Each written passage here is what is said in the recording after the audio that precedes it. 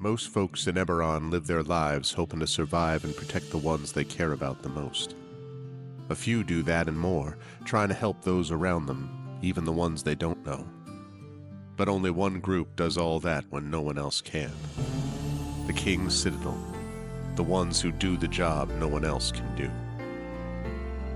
Valerian, the Shield, a star-forged Aegis whose strength lies in their shield, their armor, and their will to keep the Citadel and its mission safe, no matter what the cost.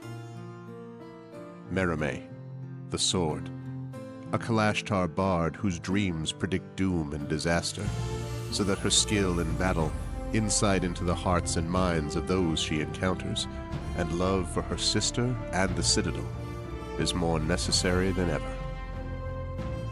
Tantin, the Brain, a dragon-marked human artificer whose jovial demeanor conceals a deep curiosity, razor-sharp intellect, and long memory. He knows what he did for the last war, and he knows what it did to him, and how much worse the next war could be. Nisiana, the Heart, a dragon-marked halfling healer whose love for her sister is matched only by her desire to help and heal the members of the Citadel. She's grown wiser and more wary, yet even in the midst of doubt, hope remains. Rowan, the Wild Card, a human wild magic sorcerer who's played a dangerous game for most of his life. He's gone all in to save his friends, but they aren't the only ones sitting at the table. As the shadows gather, will he have the chips to pay if his bet is called? These 5 elite operatives came together to aid the salvage outpost of Salvation, where the Grey hovers nearby, a threat and a promise. With the Oracle of War, they found an artifact powerful enough to end a war, or begin one. They traveled to Sharn, City of Towers, to unravel the Oracle's mysteries while stopping assassination attempts from the terrorist organization known as the Emerald Claw. They found Sky Blue, the daring thief tied to the ancient Draconic prophecy, and stopped the Claw operative Arulan Karnak before traveling back to Salvation and into the Grey to repel a Warforged invasion and take the fight to the Lord of Blade's secret fortress Razorcrag. Capturing one of the Claw's most powerful lieutenants and sent to negotiate peace with the nation of Thrain, they survived another assassination attempt and saved the Thrain's leader from the continent-wide vengeance of the Undying Court, only to discover they'd been betrayed by an ally who was not as she seemed. Now the King's Citadel must stop the Emerald Claw once and for all, using their new knowledge and new allies to finish the Claw and gain the information they need about the Oracle of War before it's too late. But can they learn the Oracle's secrets, stop the Emerald Claw, and discover the deepest plans of the Lord of Blades? Only if they remember that in the end all they have is each other and the King's Citadel. Long live the King. Welcome to Eberron. Welcome to Corvair. Welcome to the world within and without Salvation.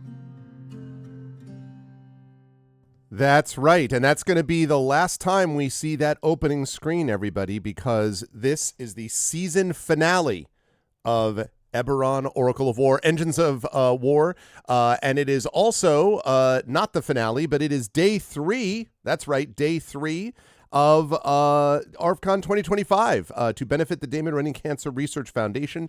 Today is our marathon session, and we are very excited for this because, okay, I'm glad to hear it. That's awesome, Triffid. Thank you. Triffid has worked tirelessly as per usual on this here. So it has been very much appreciated, but it's one of those things where, there's so much work being done that I'm doing so much in the front of the camera, so to speak, and also running production of things that I don't have time to do all the other giveaway stuff and all of that. And that's what Triffid and Dragonspear and Prince Justin and some other Shadowed Mage as well have been able to do. And I always feel incredibly grateful to the best mods in the business and all that kind of stuff. So thank you, Triffid, for that. And I'm just putting a note to myself. Speaking of what I was just saying, There we go. I was just putting a note to myself to remind myself to do something which is related to this, and that's just one example of how that often happens. But not tirelessly. No, I know. I can imagine. I mean, I know. I was there for much of it myself, but I had been at that point streaming for about 11 hours, so 11 and a half hours, so I was in there myself. But we're back, and we are ready to go, and I'm super excited for this today. And I'm especially excited because we've done very well so far in these first couple of days. We really have in getting things, not just in terms of turnout and stuff like that, but in terms of donation amount. That has been great to see, and I am super glad that all of that is happening because we have some work to do, folks, to get to our goal. We are right on track, though, for what we've done. Thank you, Thordax Mommy. And Thordax Mommy, you're going to want to stick around because we have a little bit of a reveal that you're going to want. A little bit of reveal you're going to want to see. So let me, excuse me, turn on this. I'm fine. I'm okay. Welcome, everybody, to day 3 of ArvCon. So today we have got some special things that are going to be helping to boost donations, but I do want to mention to begin with, in case you're like, what is this and why are we here? Well, in addition to this marathon session, we are here to benefit the Damon Runyon Cancer Research Foundation, which is a foundation that has high-risk, high-reward research from young researchers, really smart people from all across the scientific fields that make a real difference in how we approach and understand cancer and how we treat it. And over the time that Damon Runyon has been around, they have had multiple Nobel Prize winners. They fund multiple people in cancer research and have done actual, real, legitimate good with the overwhelming majority of the money that's donated going directly to that research. So it really, really, really does make a difference. And everyone here who is a part of it and contributing to it, no matter how small or how large, is a big part of that process. So we're so grateful to everyone who's been able to do that so far, and to all of the wonderful people who have sacrificed time and effort and energy to be able to contribute to this. I am so grateful to all of you. This has been an amazing experience so far. As you can see, that number right there is sitting at 2474.40.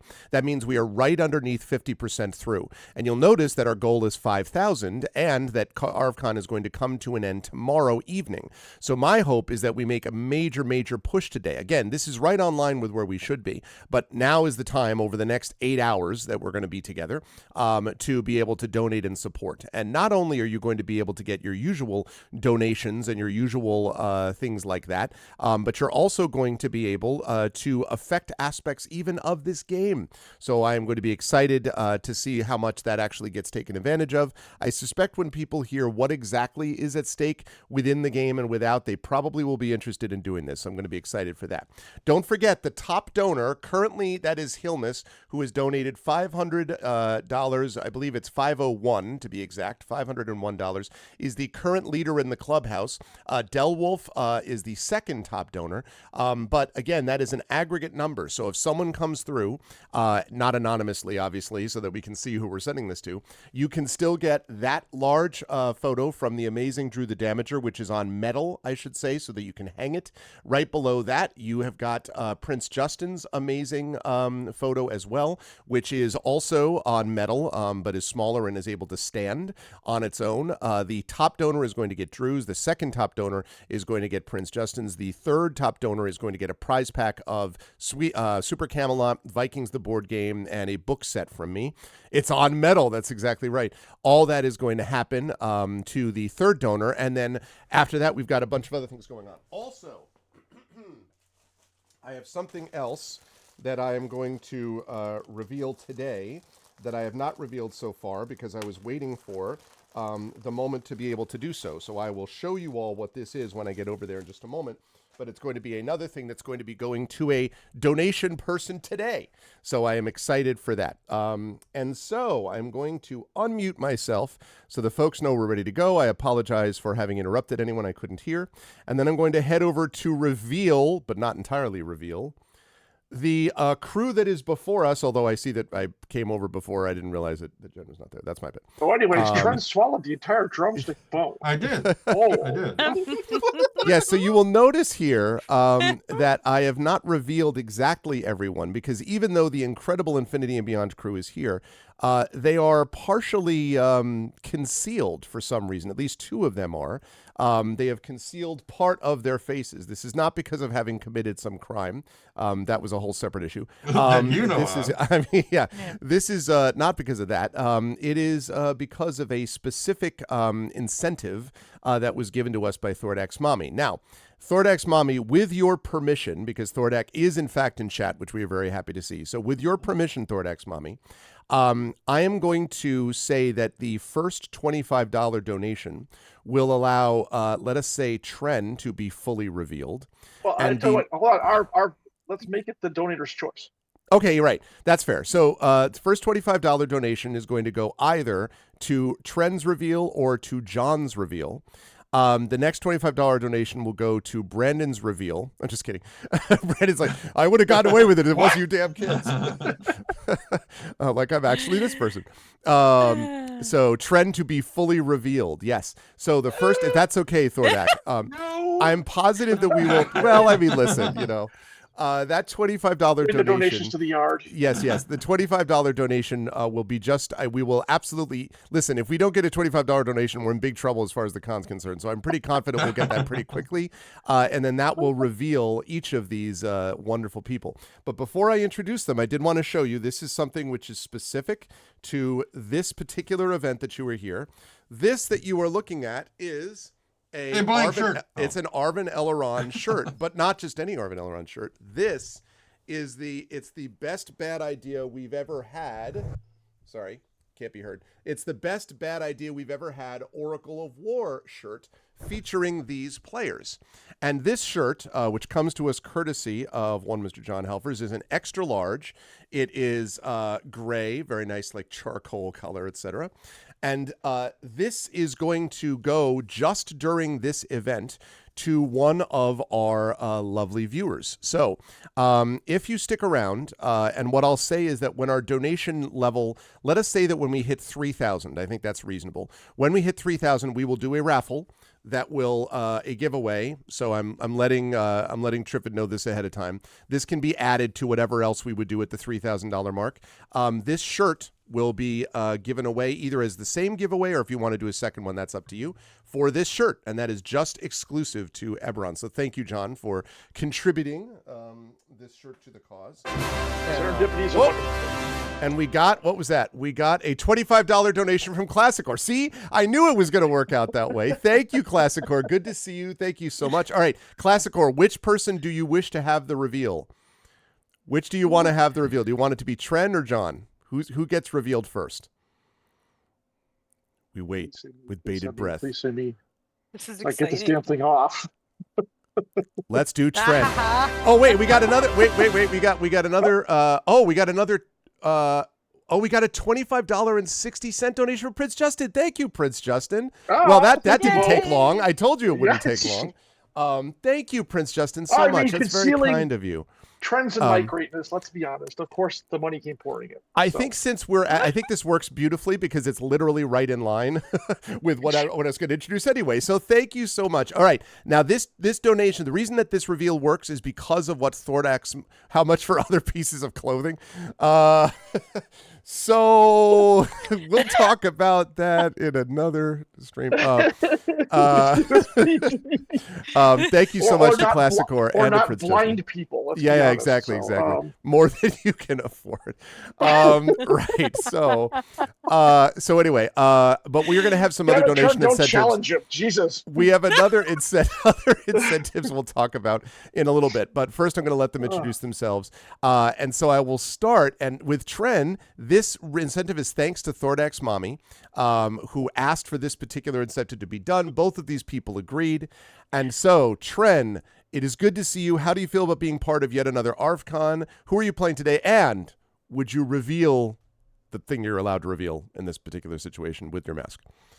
What was the first question? Have feeling about being part of ArvCon, because you've been part of a lot of these. I love it. I love it. It's great. It's always wonderful. It's fantastic. Who am I playing? I'm playing Mia Tanton, and no. Yes, I will. Let's get that part out of the way first. Okay. Here we go. I've been covering my chin because you can see the tails of it there. So I'm waiting. It's gonna be great. Yeah, let's go. Huzzah! I will. It is 100% Hetfield or ZZ Top. Oh man, so That's good. amazing. Okay, Like- I don't want to be rude, but the first thing I thought of was Walrus. What But it walrus? looks it If- looks good. Dude, I Prince wish look I awesome. had a big pair of tufts. That would really be funny. I could have kept them hidden behind my nameplate down here. Oh my god. Oh, but I couldn't. That is tremendous. And of course, Thank you, this Thornex part Mommy, for that. is where the white in my beard, because normally all of this down here is white, except for over here. I don't know why. It's just my fur pattern, I guess. But yeah, since I got rid of all of this, now I've just got this white tag right here. It's like, Yes, that's where Rogue, touched Right. you or something, right? Right, Like that's, exactly. Yeah. Exactly right. So to actually answer the questions, I am deeply honored, as always, to be part of the ArvCon experience and to raise money for all this stuff. I've had quite a few people in my life who have suffered from cancer, including my oldest younger brother, who's 2 years younger than me. He is, I believe now, he's probably about 8 years cancer survivor. Wow. I think. Yeah, that's great. Do you know what kind of cancer, Trent? I'm just curious. I don't know. I don't remember. But it is important to note for everybody, I love those stories too. It's not just those we lost, but the survivors who are here because of the research that's been done. Yeah. And he's a nurse. So awesome. Like whatever that highest level of nurse practitioner, like the highest rank of nurse you could possibly be, that's what he is. Yeah. And he was living in, I think, Seattle maybe, but because of bullshit, he had to go back to Texas to deal with stuff. So I think he's still there. From what my dad told me in January, which is like the last time I talked to him. Anyway, my family and I don't communicate very much. Anyway, so let's see, what was the next question? Who am I playing? I am playing Miatanton Tagashon de Cannith, Battlesmith, Artificer of the House of Cannith. And he is, if all things had been left to their own, like the way they were going, he would still be desperately trying to be like not an apprentice, but a journeyman Santa Claus. He just wanted to build things to make people happy. Is what he wanted. Then the war came up, and then he had to go and do stuff he really didn't want to do, but he was more than capable. And now after kind of gypping his boss over because of Rowan, he kind of got sentenced to be part of this crew. Oh. The truth comes out. And I've been living out my sentence for 16 long levels. It came out before, but it's fine. No, I know. It's just funny. So I don't remember what episode that was, but it was a while back. Yeah. Battle Santa, exactly, Battle Santa. Yeah, Battle Santa. Ooh, I like that. Funnily enough, I read it, but it didn't register until you said it, which kind of rhymes. Anyway, so will I do the reveal? Duh. Yeah, I guess that's kind of me. Very, very awesome. Thank you, Trent, as always, for being such a big part of this over the years and for being a good sport about Thordax Mommy's fully legitimate request. Thank you, Trent. Always a pleasure to have Trent. It's a horseshoe mustache, not a handlebar. Handlebars curl up. Right, does this thing, and it does that. Right. Mm-hmm.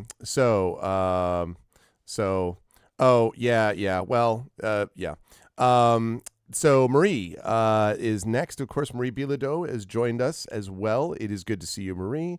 And I guess no, you don't have that particular kind of reveal unless you want to reveal secretly. Yeah, right. I secretly have a mustache that I've just added or something. That sort of thing. Hang on, I've got some pins here. Well, no, the little bits of hair hanging down your face. You could put them. Kind of slide them over your lips. Make one. Right, exactly. There. See? Perfect. Yeah, exactly.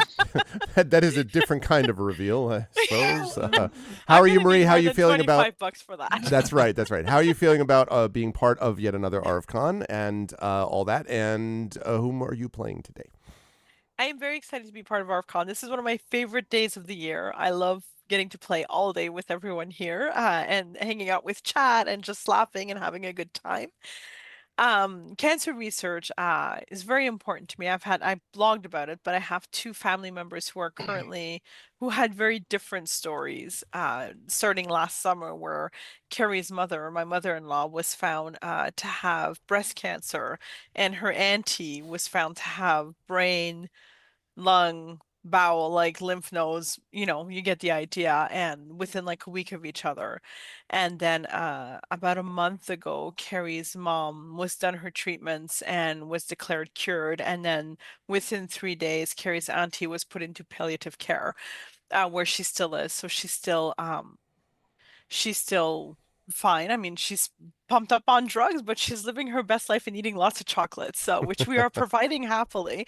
So yeah, so it's been a weird year, but this is important to me. I know it is to a lot of people as well. And it's interesting. I agree with Trent's story about, celebrating the survivors, because Carrie's mom has like a second lease on life. Yeah. Like, and that's beautiful to see, and that we get to enjoy that much more time with her. And Carrie's auntie is going with Grace, so there is. It's weird. It's a weird, weird time, but thank you all for being here. Thank you for participating. Thank you for joining into the fun of the fundraising, because there are a lot of really, really, really cool prizes available in this too, some of which will impact this campaign and the players directly in fun ways. So I look forward to that. And today I am playing Mirimi Hawksmoor. I am a College of Sword bard. I am Kalishtar, so I am telepathic. I am still stunned from last time, where I was stunned for 2 hours of gameplay. It's a long stun. So, I believe very strongly that I will get unstunned at some point during the 8 hours of today. I do firmly believe that. So, stick around. I'm very excited to have that happen. I just had this image of people carrying around Merime's stunned body and just like, all right, put her over there. It's like Weekend at Bernie's. You just put her over there and then just wait for, Well, I'm like spouting gibberish and like gibberish in the telepathic language. How was ArvCon? I don't know. I was stunned for all of it. I don't really remember. I went for a snack. Yeah. It was stunning. It was stunning, yeah. Thank you, Marie. Always a pleasure to have you on board with us, as always. Also a pleasure to have one Brandon O'Brien with us.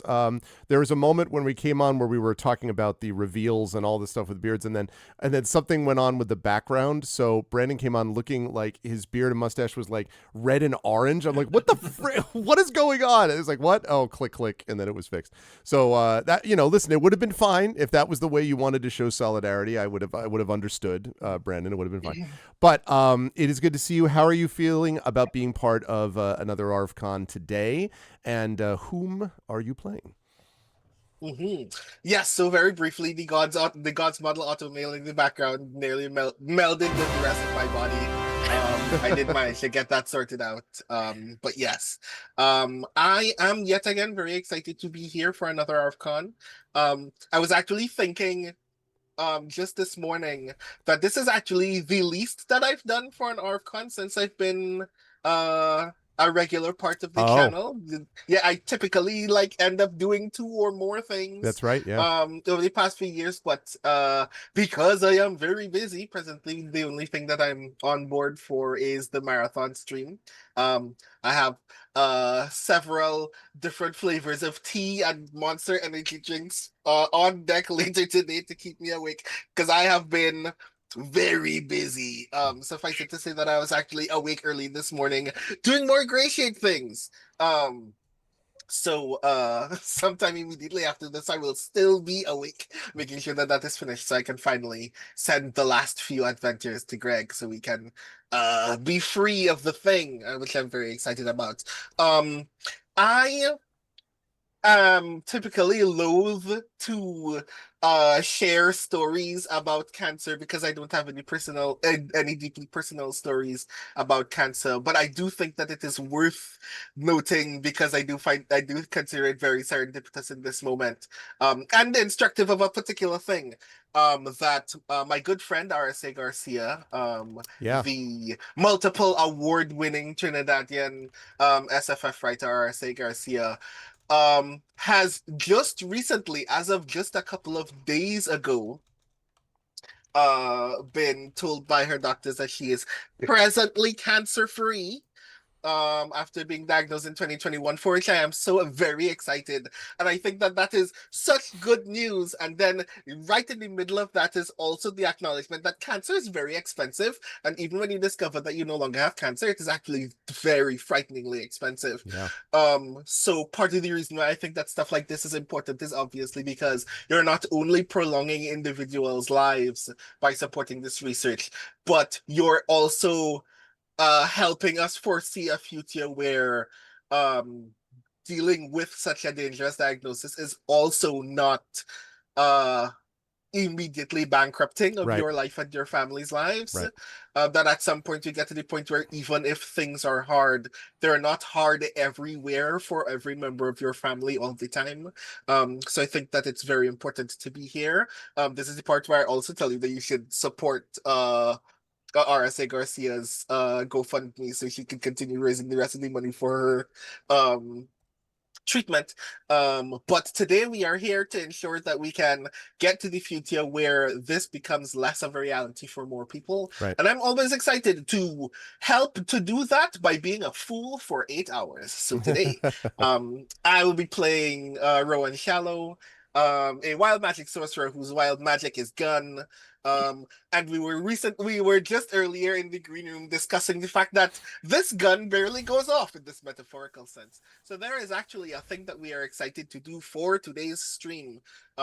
If you're willing to throw some more coin at this fundraiser, suffice it to say that very wild things will be occurring later today. We are going to talk about that in just a moment. I am excited, along with several other incentives along those lines. Yes, and agreed with Arce Garcia, because I did think about that when you brought it up. I'm like, that's right, because that has been everywhere on the feed and on the timeline. So I'm very glad that that is, again, another survivor story, treatment story that probably wouldn't have happened 15 years ago. Like, we're not talking about ancient history where it's like, oh, 100 years ago, this and this. No, we're talking about changes over the last decade to 15 to 20 years. So it's this really has a profound effect. So thank you, Brendan, and I'm for being here. Very excited, of course, for more details. After ArvCon is over, I'm going to be turning my attention to Gray Shade coming up, which is going to be releasing in August. I'm super pumped up for that. And as has now been officially announced at the symposium, Gen Con Writer Symposium, Brandon is going to be GMing a Gray Shade edition for the person I'm going to introduce to you in a moment, and myself. I'm going to be playing, and Richard Lee Byers, and Karen Menzel, and Toya Kristen Finley. So we're going to have us going to be playing in the world of Gray Shade, which is going to be just a little amazing for me. I'm just going to tell you how cool it's going to be sort of gaming in a world that I initially created, and having it with this exceptional game designer and all-around good person, Brandon, being the one doing it. So super pumped. It's going to be great. Thank you, Brandon. And before we move on to Jen to introduce that other person that I mentioned, I do want to note that we just had a $6.66 donation from Classicor.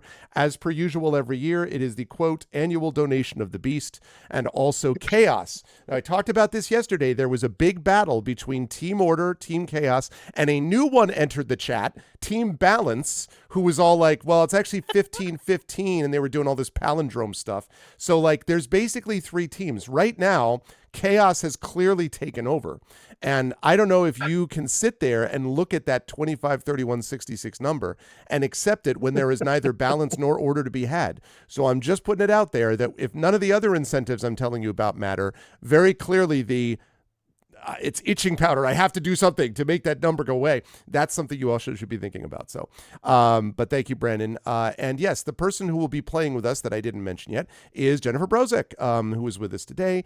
Hi, Jen. Welcome. Again, thank you as well for giving us your time, etc. And I think there's a couple of things. One incentive that's specific to you, but also beyond that, how are you feeling about being part of another ArvCon, and who are you playing today?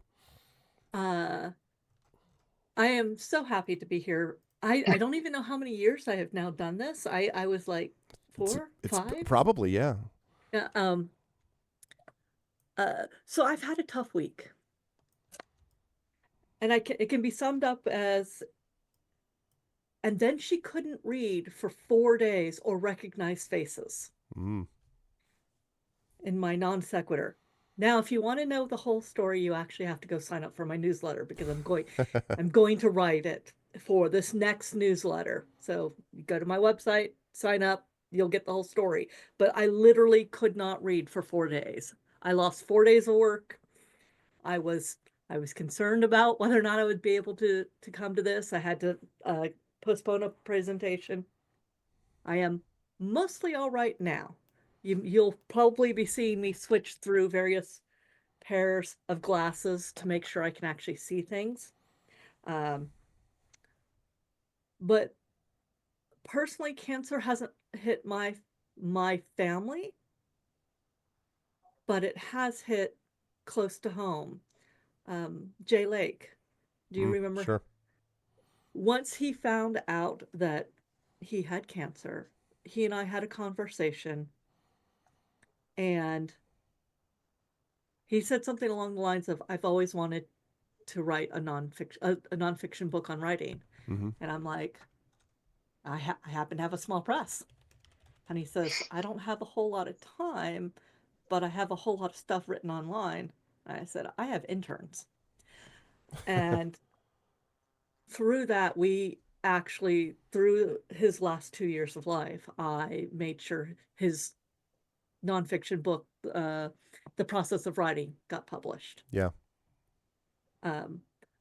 More immediately, my neighbor's daughter, 21-year-old, beautiful, vivacious daughter, is finishing up treatment for Hodgkin's lymphoma right now. And so it is important to me that we raise as much money as possible, that it touches every life, even if it's not your personal family. Right. So I'm very hopeful for that.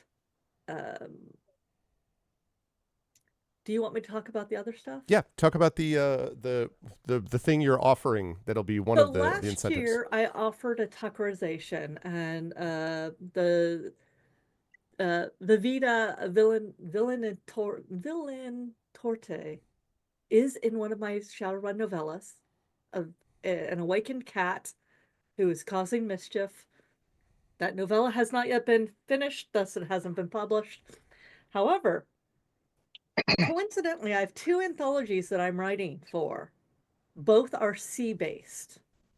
One is Pirates for Zombie Needs Brains, and then one is Waterborne, about waterborne monsters. So I'm actually writing two sides of the same story. Lovecraftian pirates, or pirates versus Deep One hybrids. And so now I have two Tuckerizations to raffle away at your discretion. Okay. You can be a pirate, male or female. You can be a Deep One, male or female. Or other. Or other. You could be but The deep one, like, after all. yeah, it is. Don't necessarily expect to live. But remember, I only kill those I love. Anyone who's read Jen's work should know that going in. Yeah.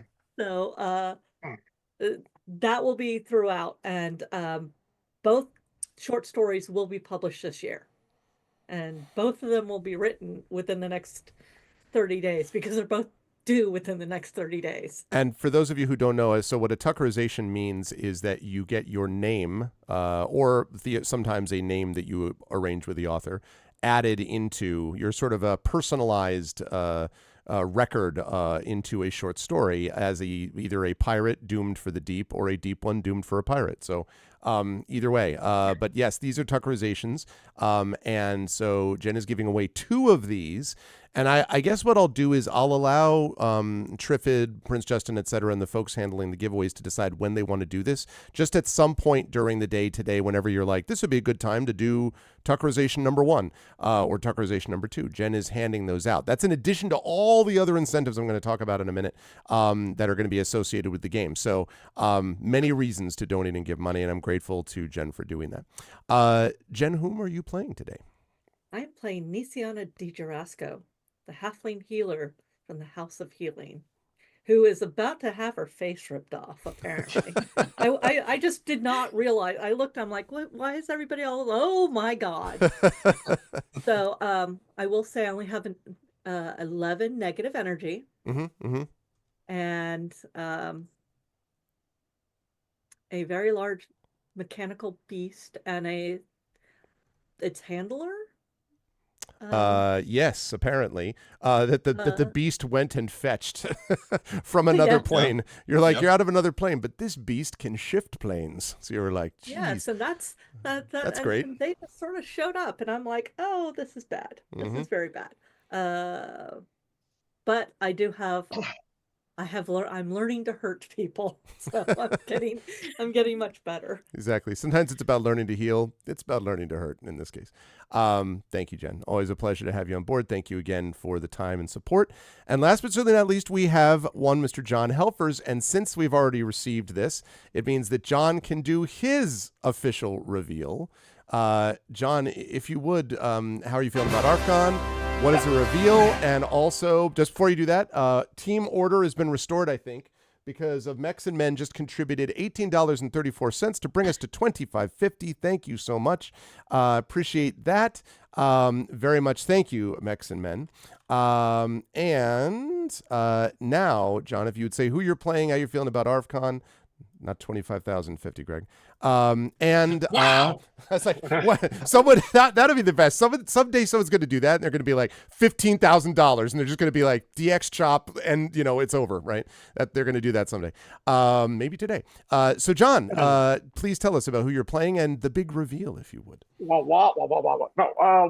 it is always a pleasure to play with these fine folks, but even more so today for obvious reasons. I got to get this damn thing off. So you saw trends. And I don't know, Trent, how difficult it was to make this happen. Mine was challenging, let's put it that way. But I think I pulled it off. So without further ado, and let's not take my.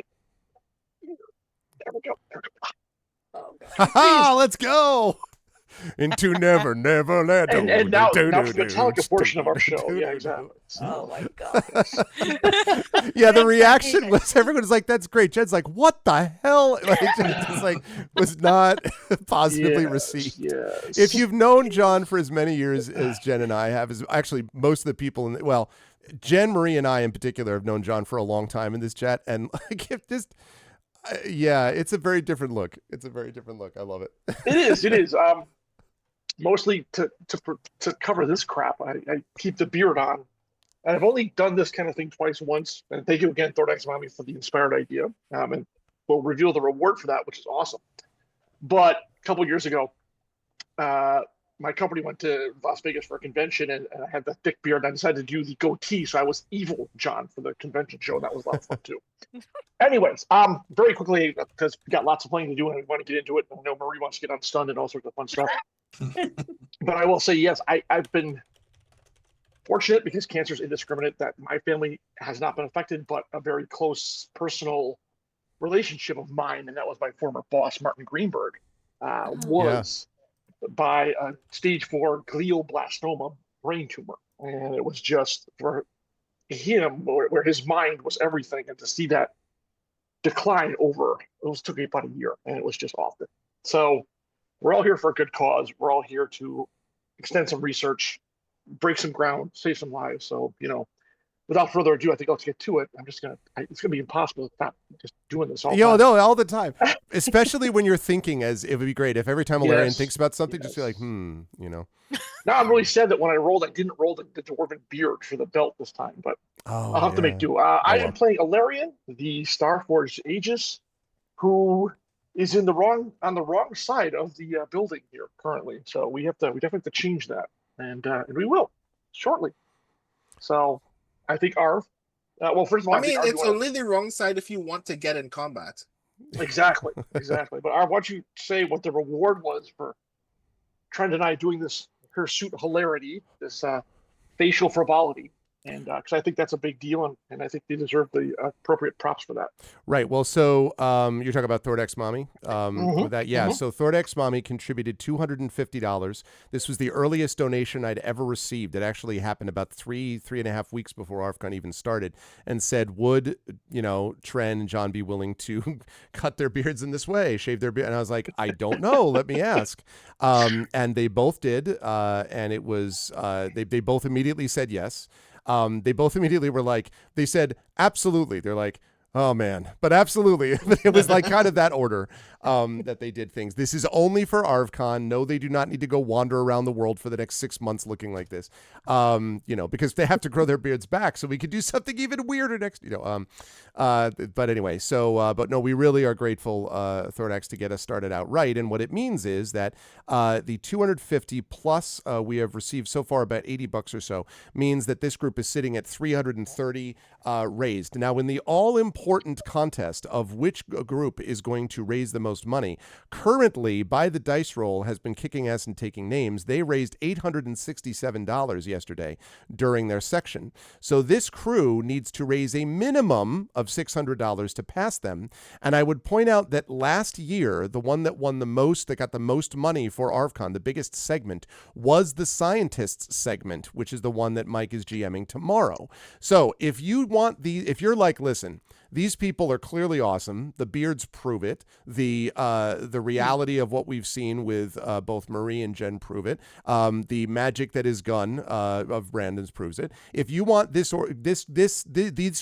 happy few to do this, if you love that cat, if all of those things are true, then you need buffer to make sure that they don't get passed. So that means that we need to raise some money. And you may be asking yourself, okay, fine, Arv, but besides helping cancer research and making myself feel good when I look at myself in the mirror, what's in it for me? I'm glad you asked, because what's in it for you is that every $25 donation, you will note that there have been 2 of them so far, incidentally, there are 2 things that are going to happen. Number one, every $25 donation, I am going to give, now these do not stack, but I'm going to give an inspiration in order. You see the ziggurat, 1, 2, 3, 4, 5.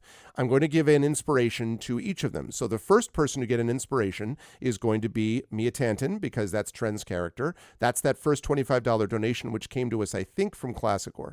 The second $25 that we raised, which came to us from some combination of Classicor and Prince Justin was the second one. That's going to go to Marie. So Marie now has an inspiration as well, which will be certainly helpful, as Marie will enjoy it when she when Marimay recovers from being stunned.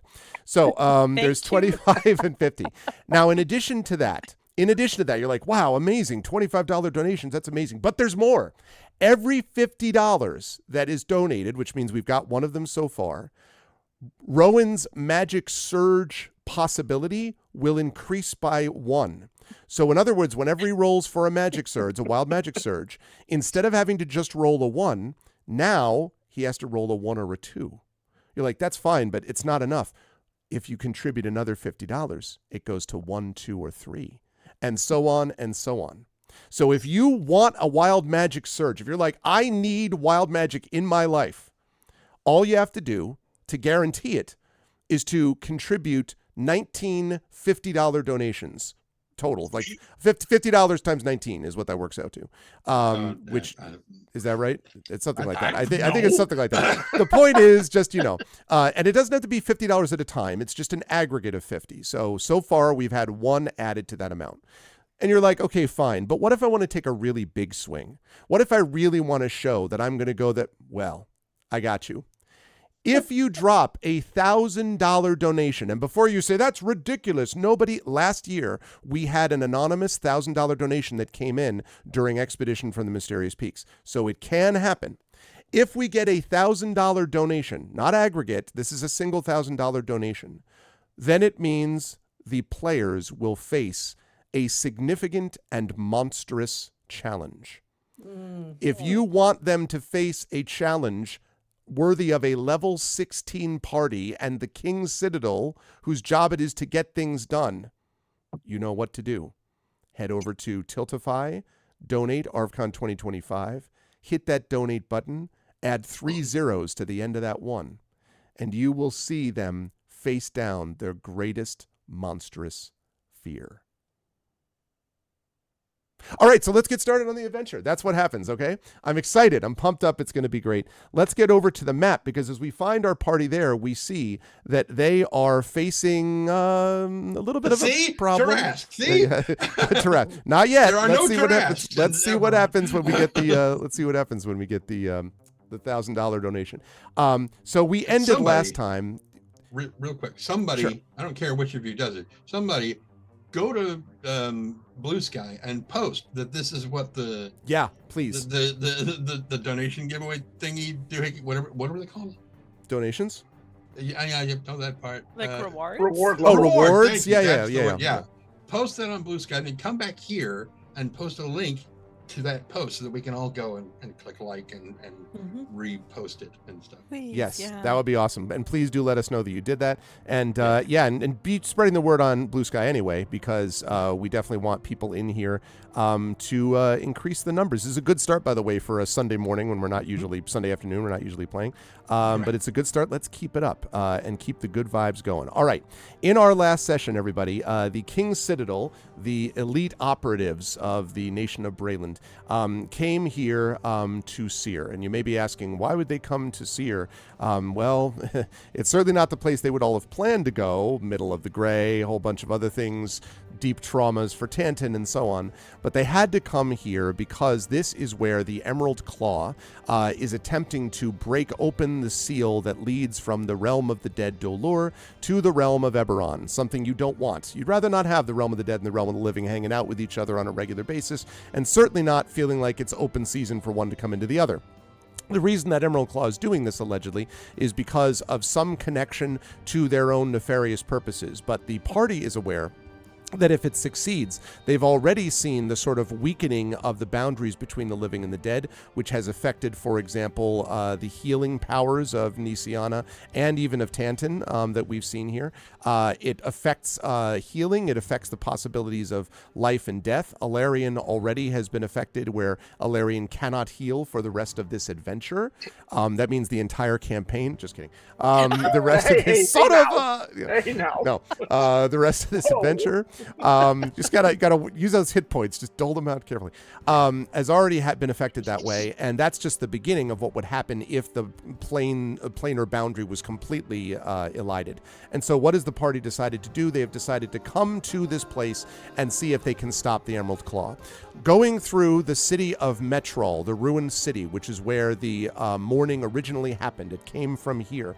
The party has been walking through this horrifying city. I've already mentioned what happened to Alarian. Marame was also affected, losing her hero point, having seen these children running down a street, apparently away from Marame, and all these sorts of things. There have been all these things happening that have had a profound effect on the party.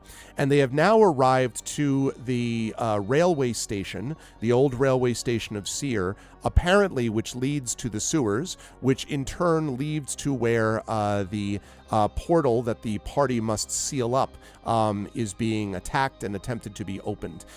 Thanks to Dream Eater, they may have a way to restore that seal, but not if they don't get there first. But strangely enough, the Emerald Claw apparently doesn't want people bothering them, and so they left behind a rear guard.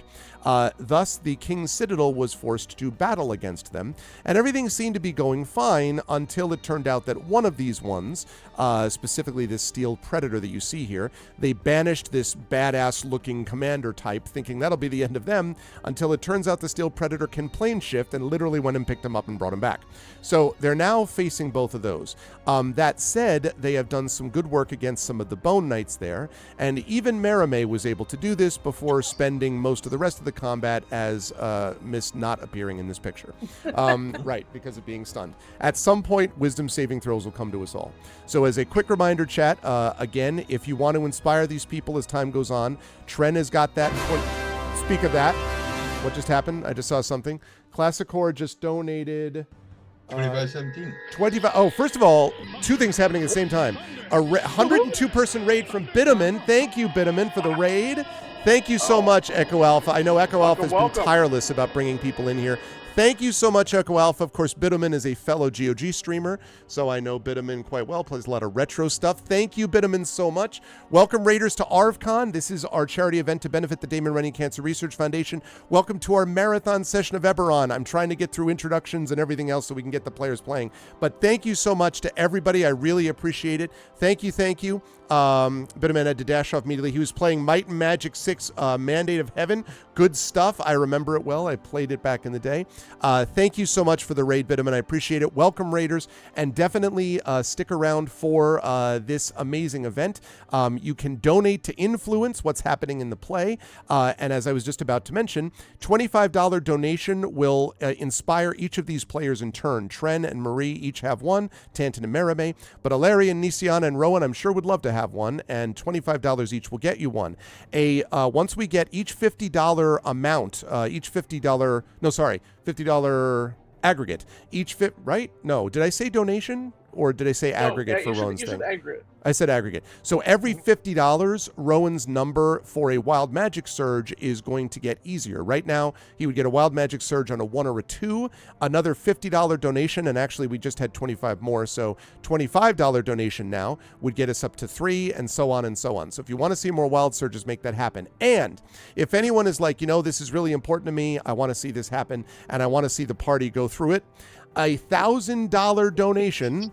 That's right. A $1,000 donation would cause the party to face a monstrous fear. I don't usually do this, but this is something that's important, and the party is signed off on it, assuming that it is that, signed off in the sense of, yes, really?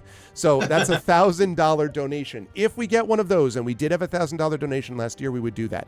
We are at 75-17 out of 5,000. We're over halfway to our goal, but ArvCon ends tomorrow night, and so it would be lovely if we could make a huge push today. So please donate. Thank you for being here. Thank you for the raid. And thank you, last of all, to Classicor for the $25.17 donation with the comment, let's get closer to those wild surges, shall we? Chaos made manifest. So there we go. $25 away from another number up for Rowan's Wild Surge. And we are now up to 2575.17. And I will say to my players, as I've been saying to everyone all weekend, I apologize, as part of this will end up being somewhat disjointed as I acknowledge donations. I hope everyone understands. Okay, now you all know what's going on with everything here. We're facing these things down. We're going to see what happens, and it's top of the round in the middle of a combat. So as we face the top of the round, we are facing this thing over here, which is a steel predator of some kind. And in fact, Tantan knows this to be, I believe this is one that we said you actually worked on, right, Tantan? Mm-hmm. Like you knew about this one? Yeah. That's right. He made the roll. He actually made the roll. So the steel predator then is going to be the first to operate. First I need to see if let's see if it recharges something. Is it going to recharge something? Who knows? We'll find out. Imagine you do. Yeah, well, I know. Who else? Why did you ask? Who else knows? Is what I should have said. Right. Who else? Who else among us here? Okay. Right. So the Steel Predator, which is facing Nisiana, is going to do the thing that might be expected because we've seen this before. So going to make 3 attacks. First, it's going to attempt to bite Nisiana. Okay. So currently my AC is 22. Okay, that is a like 25. I am going to use reaction wings.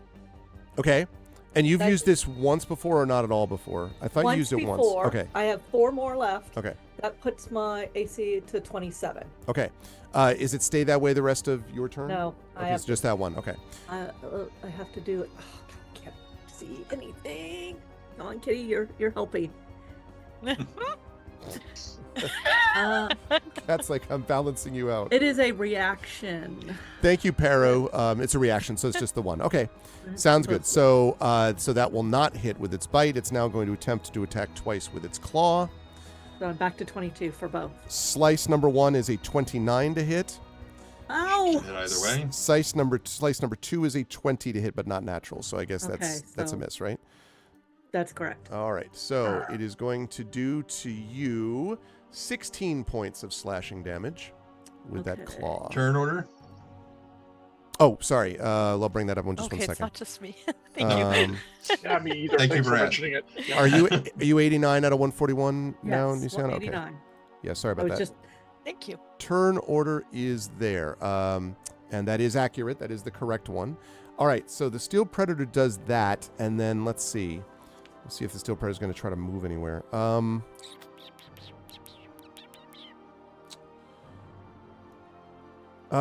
No, I don't think so.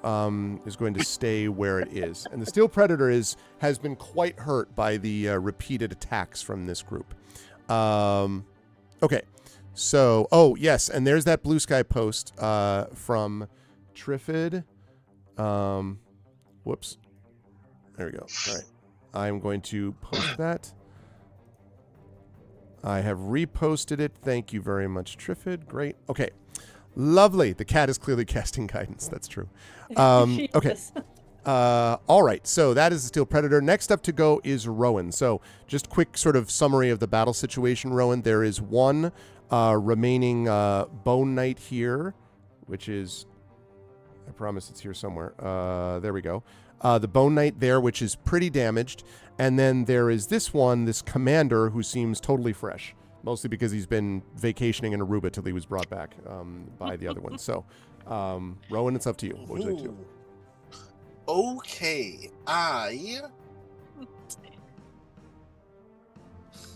every time someone asks, Rowan, what would you like to do? The answer is something stupid. It's an excellent question. So, just to be sure, right, I am going to spend 2 sorcery points. Okay. So I can quicken spell Etherealness. Okay. Etherealness. Let's show you everything that does. Wow. Oh, wow. Yeah. So I'm now in the ethereal plane, which allows me to move through objects that are presently in the material plane. Okay. Because they're not in the ethereal plane. Living in a material And because plane. I'm not moving up or down, my forward movement is the exact same. So I did all of this simply so I could run through this wall. Okay. Yeah. And Prince Justin points out the last time you contemplated this, you were falling to your death. The last time we were true. contemplating this, I was moving down, and I was like, so that means obviously I'm moving down slowly, right? And then I learned, oh wait, I have momentum. That's not how that works. So I'm gonna come here. Mm-hmm. That should be about 30. Right, cool. Amazing. Cool. And then, so that was as a bonus action. Yep, because of the quicken. So now I end etherealness. Awesome. And now, as a normal action, I am now going to cast. How many? Aha, I do. I'm going to cast a 5th level Wall of Fire. Oh, Okay. Where? Here. Just curious. Nice. Chat, Very if I just want to point out, chat, this is going to give us not 1 but 2 wild magic surges, and if you donate because of etherealness, if you donate right now, it could be a 1 to 3 instead of a 1 to 1, 3 out of 20, I should say, instead of 1 out of 20 chance. So just letting you know, $25, that'll do it. Okay, so Well, it where is is 2 the out wall, of 20 right now, correct? there it's 2 out of 20 right now. It would be 3 out of 20 if you donate another Yes. $25 because we have. Or if someone Sip- donated another $100, it'd be 4 out of 20. I mean, yeah. I'm just saying. And 1,000 would be that plus a monstrous creature that. Yeah. Okay. So you want Wall of Fire. This thing which Which way I is the literally wall bought specifically for Rowan, because this happens so often that I'm like, all right, we're going to just do this. At some point, we do need to actually replicate a wall of fire, yes. Right. Okay. Mhm. All right. How Which way far is the are wall we doing facing? this? Yeah, exactly. The wall has defined characteristics. Wait, it says up to, so I'm definitely not making it its entire length. So this is good. Okay.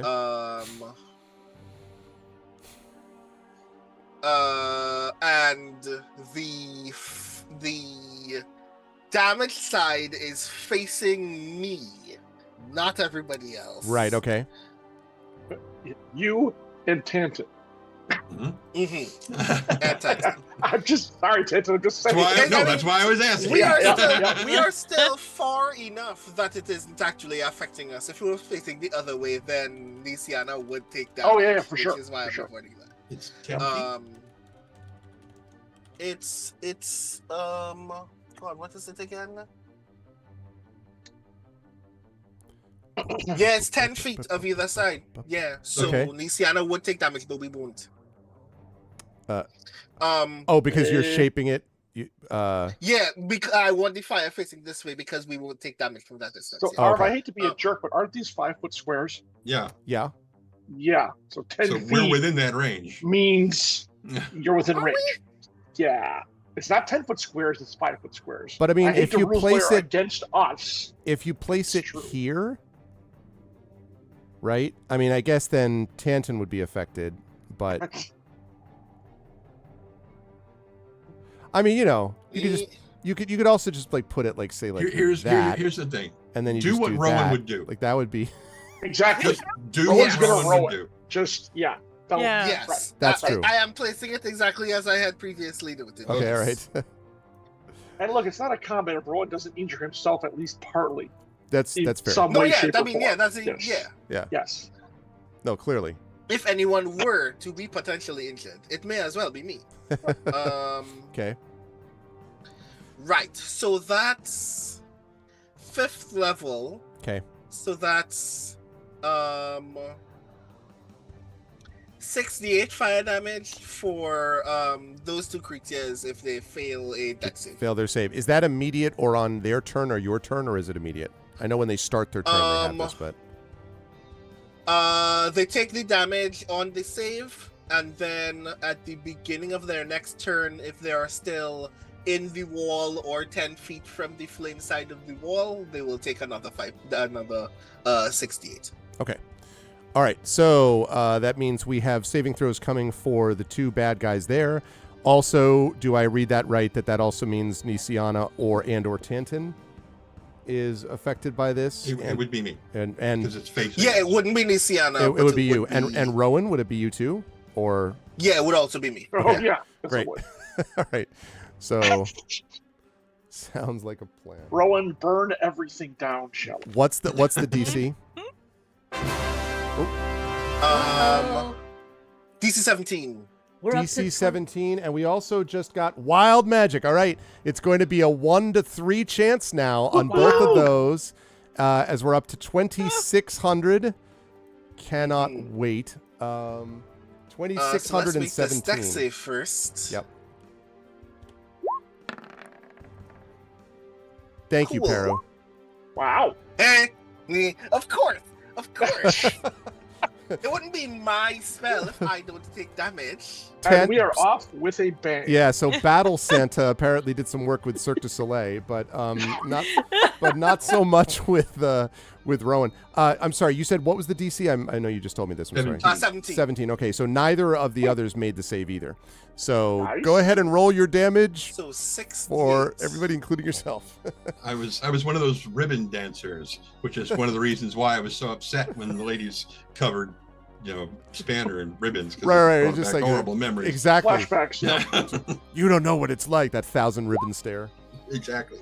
Okay. Right. So that's 27 damage for everyone but Tantin, who gets 14. Yes. Hey, Shatter Mage. Okay, so okay, so that is you said 27 damage for everyone except Yeah. 14 for Put me Tintin. as 41. Okay, and I'll have you do the surge in a minute, but just give me a sec. 113. Yeah, because I owe you 2 searches, right? Yep. Okay, so 113, right? I have you at now, Tantin. Because I think that's the first time you got hit. Okay. Yeah. And then let's see. That is going to. Yep. That is going to destroy, really melt the. The steel predator, which just basically to the ground. Yay. If I knew he didn't need that much, I would have used Wall of Fire. But Rowan did not have that knowledge, so all of this is still within character. Okay, and then has taken. Let's see. Okay, and then the champion there, the commander there, takes that damage. Okay, and now we have. And you did not make it, so you take 27 points of damage yourself, Rowan, which puts you at 41, I think. Yeah. Okay. Mhm. All right. Now we have not one, but 2 wild magic surges, both of them at a 1 to 3 chance. Oh boy. This is the first. Okay. 18, and the second. 10. Okay. See? Yep. So now we have set the bar. If you definitely want me to experience a wild magic surge, we're aiming for at least 10 at this point. Got to get to at least 10, which means that we need that's more. What, you owe me $450 more? That's right. And remember, folks, every $50 aggregate increases that point by 1.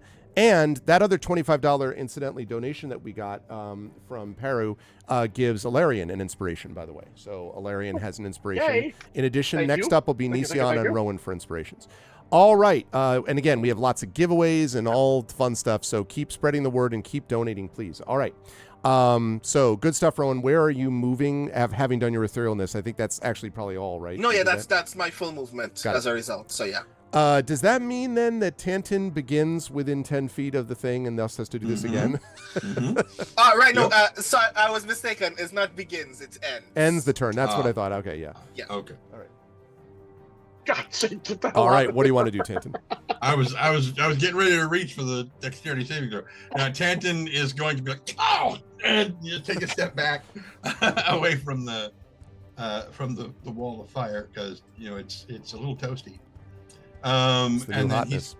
I tell you, and he was going to take care of the steel predator, but now he doesn't have to. I had a whole plan. It's okay. It's gonna be beautiful. It was going to be great. If you've ever seen the movie Red Planet with Val Kilmer, Terrence Stamp. Wow, that is a deep cut. Right. I love Yeah. that movie. Amy, the robotic drone that's with them. Barely remember that movie. When he says when Val Kilmer's character says flip over for me, sweetie, and she turns over and he like pulls out her battery to show it to the other guy, that's basically what Tantin was about to do, is to tell it get into servicing position and have it flip over so that he can right, work because you on knew it. the words. Yeah, this is what you were saying last time until it was roasted by Rowan. Right, yeah. So I don't have to do that now. Yay! Anyway, gonna shoot this dude. Okay. So excuse me while I shoot this guy. I have a question too. Does your marksman allow you to shoot through a wall of fire? Yeah. Yes? Yeah. Okay. Just making sure. As he can ignore cover modification. Marksman allows you to do so many things. I just want to make sure. Okay. It's kind of crazy. Sharpshooter, not mark. Sharpshooter, I beg your pardon. Yeah, sorry. I thought class 20. 20. Non-natural. Let's see. Will hit, yes. Okay. And so we'll do this. It is the net Libram shatter, although there is a little bit of a twist in that Rowan has some abilities in this regard regarding the nature of the wild magic. But we'll talk about that when we get there, when we actually get the surge, which we will do because of all the donations. Right. So that is 10 points of magical piercing. And since I still have the plus 2d6 fire damage because of the hallucination that Tantin had, that's an additional 7 points of fire. So that's 17 points. Like double fire as it Basically, goes through. yeah. Okay. Excellent. Good stuff. Are you moving anywhere? No, I'm going to take my second shot. Oh, right. That's right. Yeah. Level 16, everyone. Level 16. 16. 16 will not hit. Yep. Okay. And no, I'm staying right where I am. All right. That's going to bring us to Nisiana is up and ready to go. All right, Nisiana, you have seen the situation. You see a wall of fire consuming this commander, and there is a bone knight behind you. And, of course, your sister is still down for the count. Maybe that will change this time. I don't know. Well, Alarian is on top of the Bone Knight. So I'm going to trust him to take care of my sister, and he will get held to pay if he doesn't. Later, assuming I survive. Just point at the wall, point at him. The lass in front of me, I am going to do harm to her. Okay. That's it. I'm just going to do harm. That gloves are off. I'm going to do harm. A lot of When harm. you cast harm on Mary May? Oh my God! The lady the handler. Oh. Okay. So, DC 18. Okay, let's see. What's the DC 18 and what kind of save? It's a con save? That's not going to do it, and they had a reroll thing, but they've used both of those up because of earlier stuff in the fight, so that is a fail. Okay, so I guess I'm rolling 14d6 necrotic. I think it means we can put your negative energy down to 0, right? Yeah, I was going to say, that's going to be pretty much So I'm it. just going to do that ahead of time. Okay, I'm going to have to type roll /roll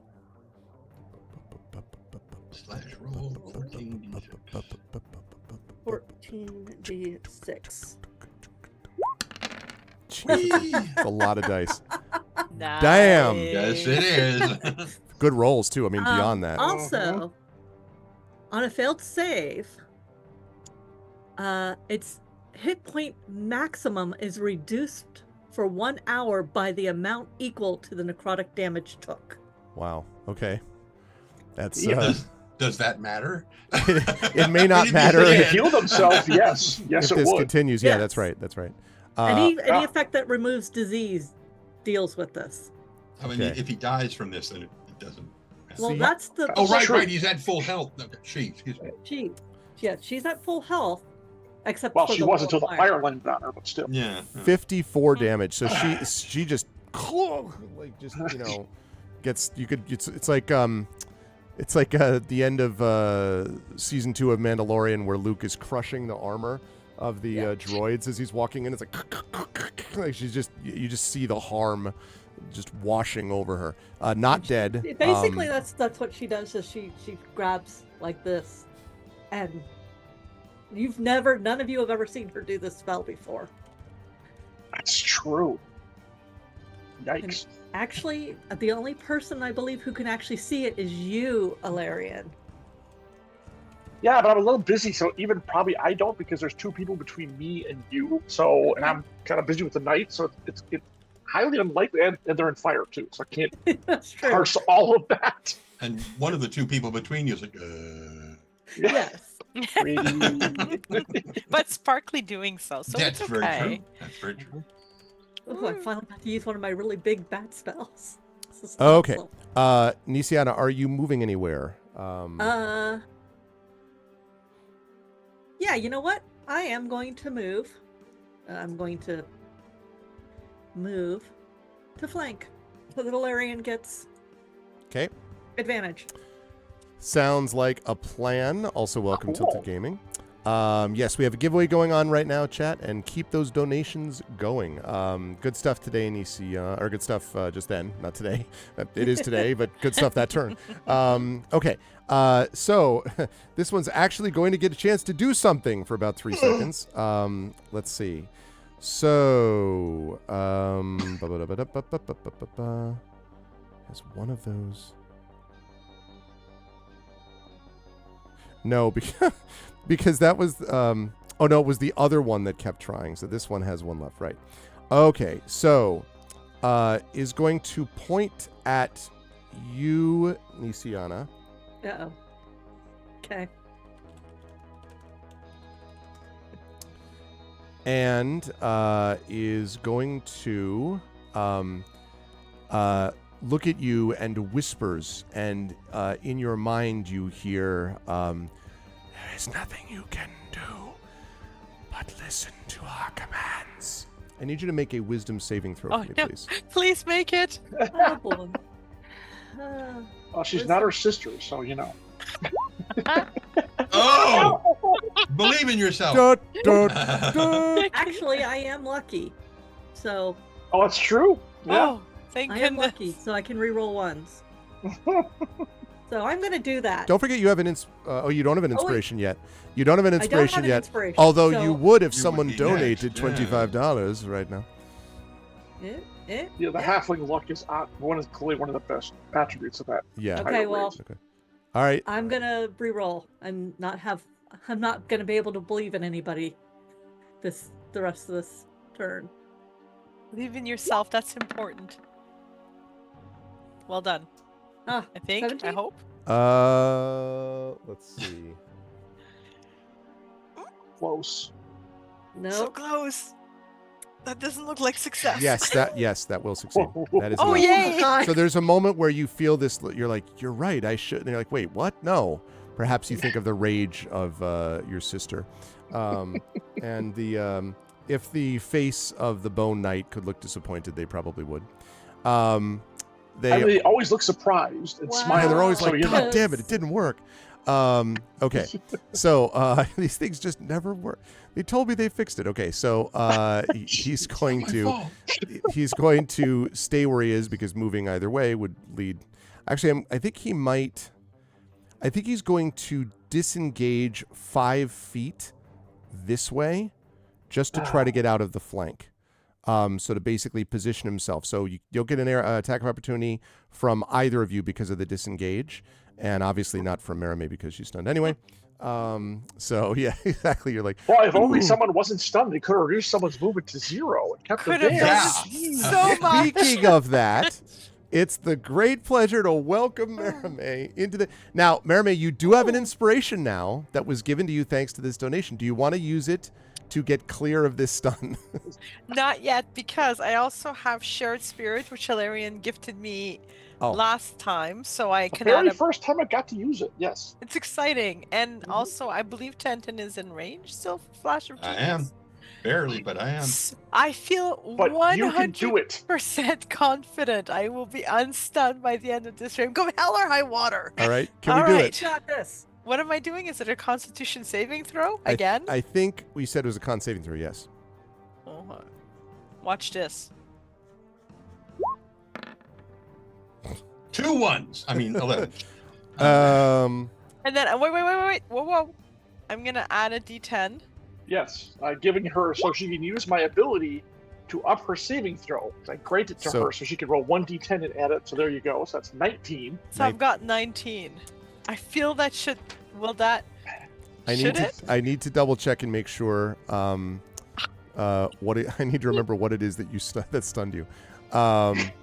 Something that I don't like anymore. Yeah. Yes, Merime, you sort of you like look at this, and you look around to see there's like a fiery wall to your right, and you see a sort of disappointed looking skeletal knight and a commander that's on fire and all this. Your turn is used up, but you are no longer stunned. The stun is gone. The stun So, is gone. The stun has gone On away. the on the telepathic link you all hear, I missed something, didn't I? Stun is gone. Okay. All right. The frustrated Bone Knight statue is my favorite. Oh, no kidding. That was the best. All right. Good work, Merime. You'll be back in it next turn.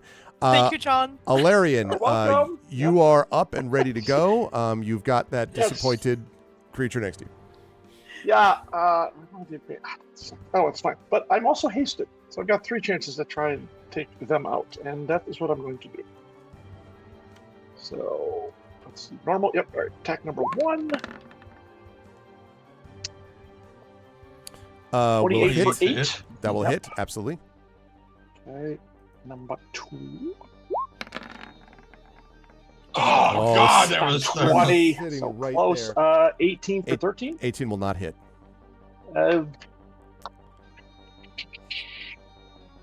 Screw it. I'm going to spend a die to add a d10 to that. All right. Because I rarely do that. So And makes that a 23. That will hit. So I'm total not of gonna do that. 21 damage, is that right? Yes, that's correct. Right, You now I gotta- smash it out of existence. Oh, It was already there we go. very, very hurt. Okay. It is obliterated. What do you want to do, Larry? All right. Well, since I haven't moved yet, I will. Since I'm hasted, can I move and actually get my third attack on what's her face over there?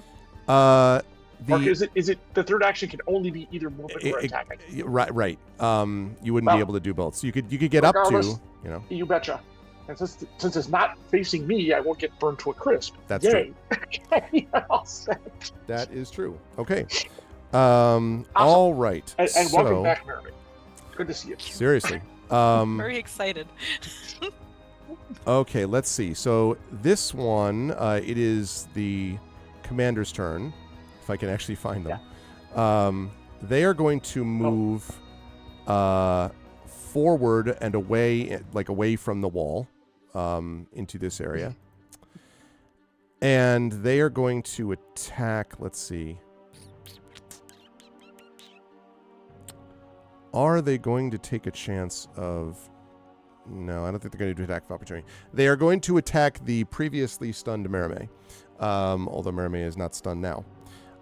Okay, with the greatsword, it will bring down 3 attacks with furious anger and rage. That is plus 4 armor to her. Okay. Oh, thank you. Yep. We're looking at a 27, 23, and an 18. Well, two of those hit, Okay. but one does not. All right. I- So let's see. I can't use another reaction this turn, can I? Nope. Okay. Cannot use 2 reactions in a turn. Oh, good. I can take it. I got 126 hit points left, and I'm not stunned. 9, 10. and I used 10. my reaction to glare. 20 slashing damage, Merime, as from those attacks. Slash. Hey, And my ribbons. it is moved exactly and then it catches the ribbon. It's like no. The commander is not feeling good about anything right now, so it's not going to do any kind of gloating. All right, that's going to bring us up to the top of the round with Rowan. Rowan, there is one creature remaining, and they have stepped out of your wall, but I believe you are within 10 feet of your wall. That's right, Brandon. You are within 10 feet of your wall. Yep. Brandon. Brandon's so busy. You are That within is, in 10 feet. fact- You're within 10 feet of your wall, I think. So I think you need to take the damage or make a saving throw or do something because of being within. I need to make a dex save. You can do it. An 8. I'll I take don't- the damage. Meh. That's Okay. You roll the damage. It's your This wall. is such a Rowan That's thing six- to do the most damage to that's himself. 68. 6d8. I'm gonna have to heal you. Hey, just be thankful he didn't roll a 1 while coming in here. Mm-hmm. 25. All right, that's going to give you 16 damage that remains. All right, now what? You're still alive, although a little toasty.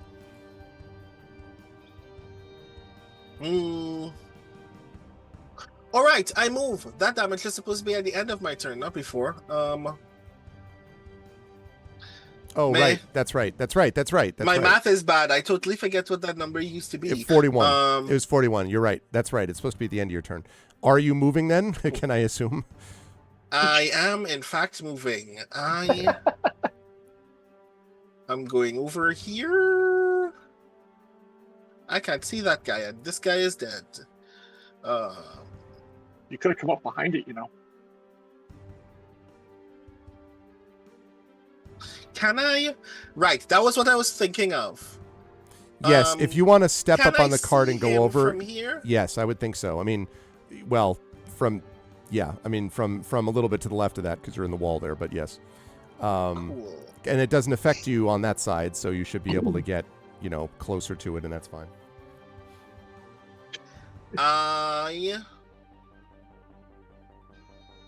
Also, hi, Imaginary. I What know you level came in am I? before. I'm level 16. Last I checked. Cool. I am going to. Oh, 120 feet. I am going to firebolt this guy. Okay. firebolt away. This is a ranged spell attack. Do I have a button for the thing? I do.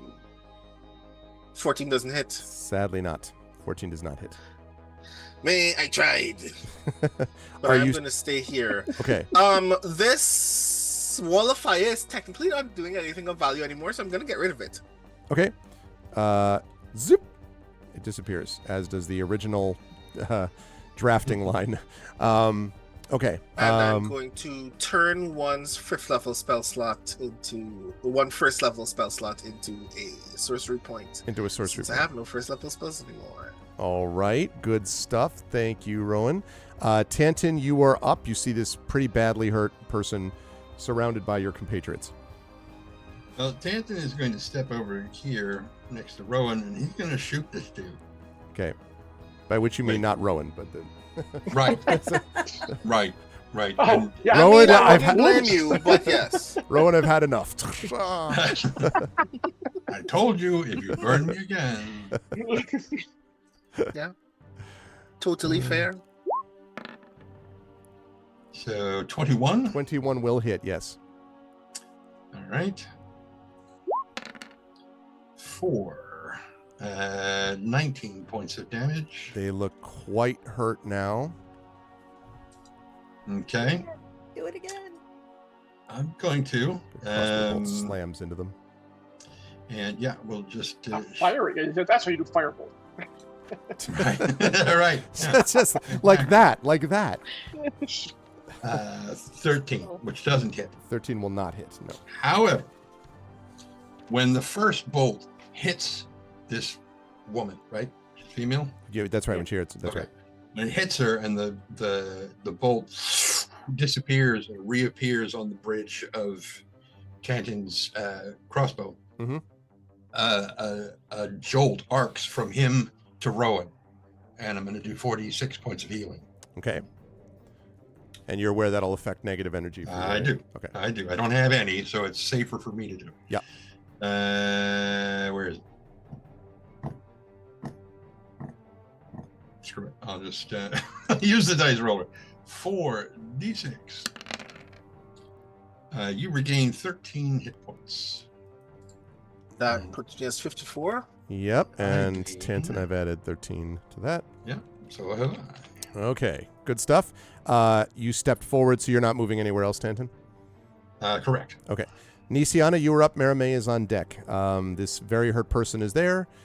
You are here. What would you like to do? I will sacred flame her. All right. You probably need to come out from behind that corner of the Oh. wall, by the way. That's just like 5 feet. It's not a big deal. Because that's a wall that you're behind. So you need to be Sorry. here. This way? Yeah, exactly. Yeah. That's fine. Okay, Uh, Sacred Flame. Let's see. DC 18, dexterity save. Dexterity save is.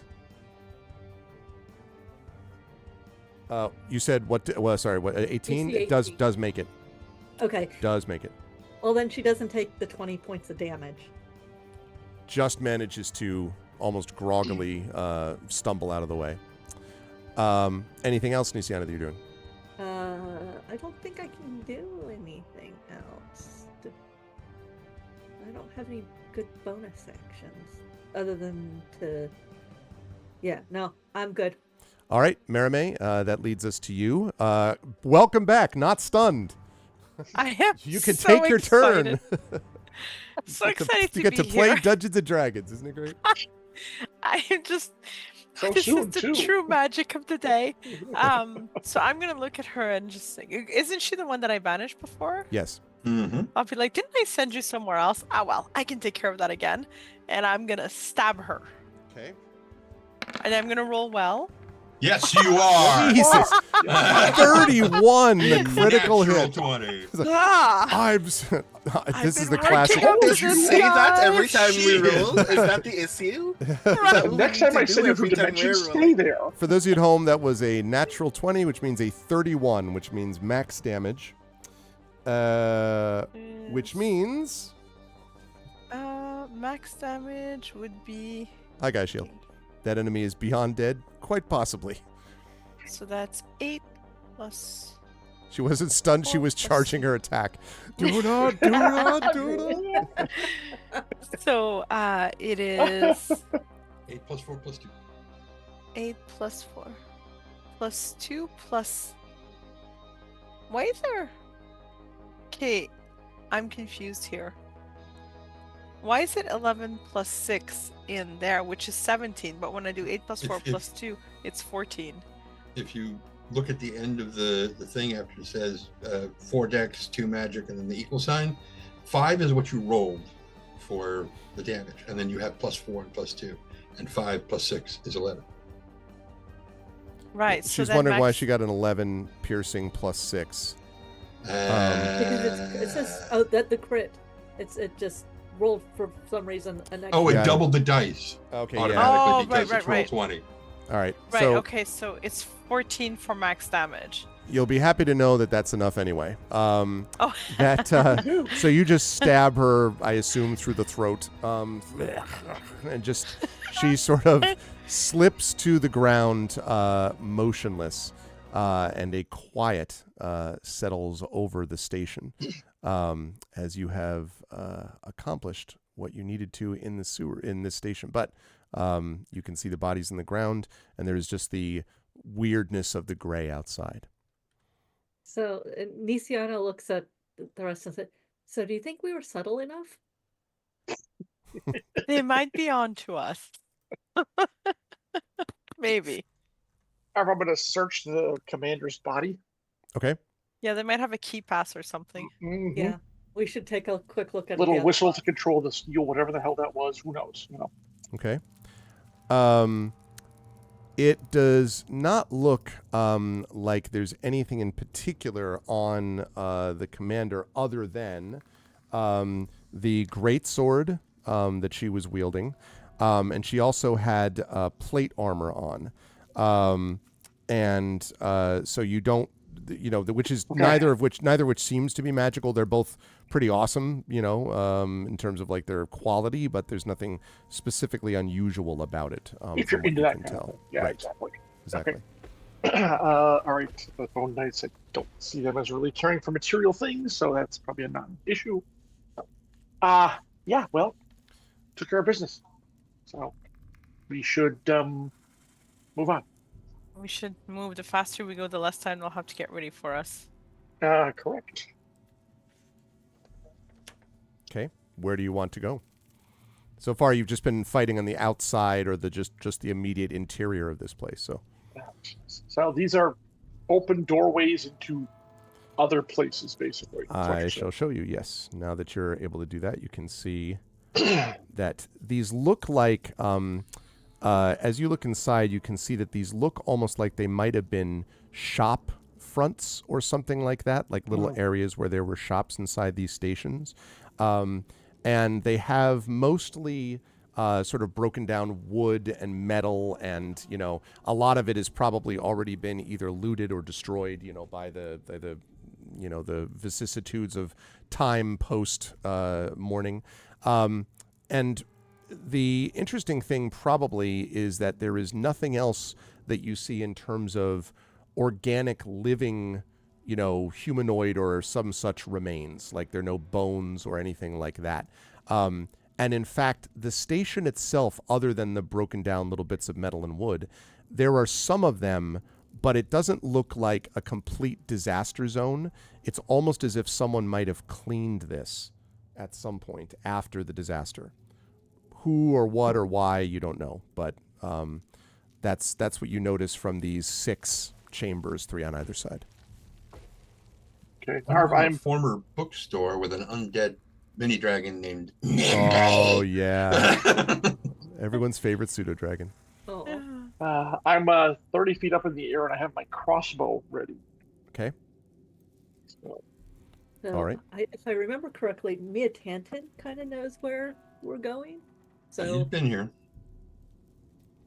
Yeah. So if you're going to where you think the entrance to the sewers would be, that would lead further down. As you recall from the layout, that's in the back side of this towards here, Tanton. One of these 2 places. You may not directly exactly remember it, but... I didn't have cause to go down there, but... Exactly. having it's like you may not have gone through every corridor in Grand Central Station, but you understand kind of, if you've been there multiple times, you may know where they go. Exactly. Roughly, yep. One I mean, thing there that you were can know for signs. sure is that there is right here a stairway, but it seems to be sort of rubble filled, might be the way to describe it. And so it only goes back to this. You can see this area here, but there's just tons of stone and rock that's sort of completely blocked off this stair. And it's pretty obvious that no one has passed this way for a number of years. Oh, that must be it. We spend the rest of the episode clearing it. Exactly. What an incredibly fascinating way. season finale. The GM is trying to lead us astray. Exactly. So the only ones you're not sure about are these two rooms. Now, these two rooms, well, it depends if you go into them, but as you recall, Tanton, these two rooms are probably like privies, you think? Pass that information along, because privies never lead to the sewer. What's wrong with you? And I've been holding it for 16 levels, man. Right. Well, I mean, is it even worth it to try to stealth into those places, or do we just walk in at this point? Methinks the smell will give us away.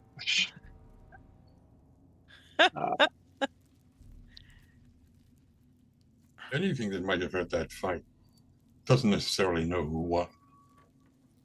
That's true. I'm going to Actually, real quick, Arv, I kind of hush everyone and take a listen. Do we hear any kind of in the distance clanking of things being, coming our way, or any kind of Or noise, klaxons or something? Yeah, sure. Go ahead and make a perception or the activity check of the Goblin War Drums. Oh wait, sorry, wrong film. Go ahead and make a perception check While for me. that's happening, I want to make an Arcana check Okay. just to see if anything vaguely magical is about the room. Okay. We will check that as Alarian becomes I one with see the all, cosmos. I hear all, I know all. Go ahead and make that Arcana check, Rowan. And Alarian, you hear quite a bit of sort of general disruption around the city, but it's that typical confused, being in the morning. And you don't hear anything from either the stairs. You do hear sort of a hollow dripping sound from both rooms, but particularly from down here. Kind of bloop, doop, Okay. doop, bloop. I land, 3 inches off the ground, and I head to this doorway. And Crossbow's Rowan, still ready, by the way. And Rowan, that Arcana check, there's, as is sadly often the case in the Gray, there is a great deal of magic here. And I think I may have mentioned this too, that it was something that Tanton sensed also. A confused mixture of conjuration, of alteration, of illusion. It's kind of this miasma of magic, if anything, that's around the area. So I can't tell anything between the room and the grate. This is just the general sense of all of it. Except that it feels like this is definitely stronger than when you would have felt it at the outside of this city. That you're moving closer to the epicenter of this magical, I don't want to call it vortex because it's not sucking it in, but this magical epicenter, you're moving towards that clearly. So the experience of it is stronger here, Rowan. One slight question to kind of augment Ilarian's natural 20. Augment, you say? Yes, or at least augment the results. Branding. You said that. Oh, yeah, good point. Yeah, I didn't even think about that, but there it is, right over there. I do what I can. So you said that as we were getting in here, that night was falling.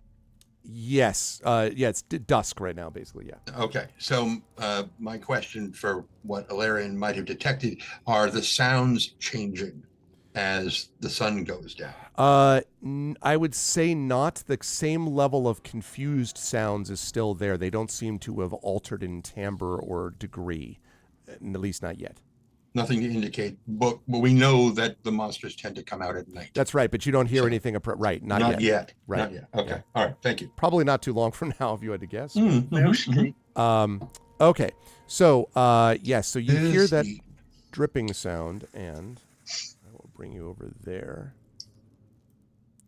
So toilet. over in this southeastern privy, there's a vague scent here, but not very strong.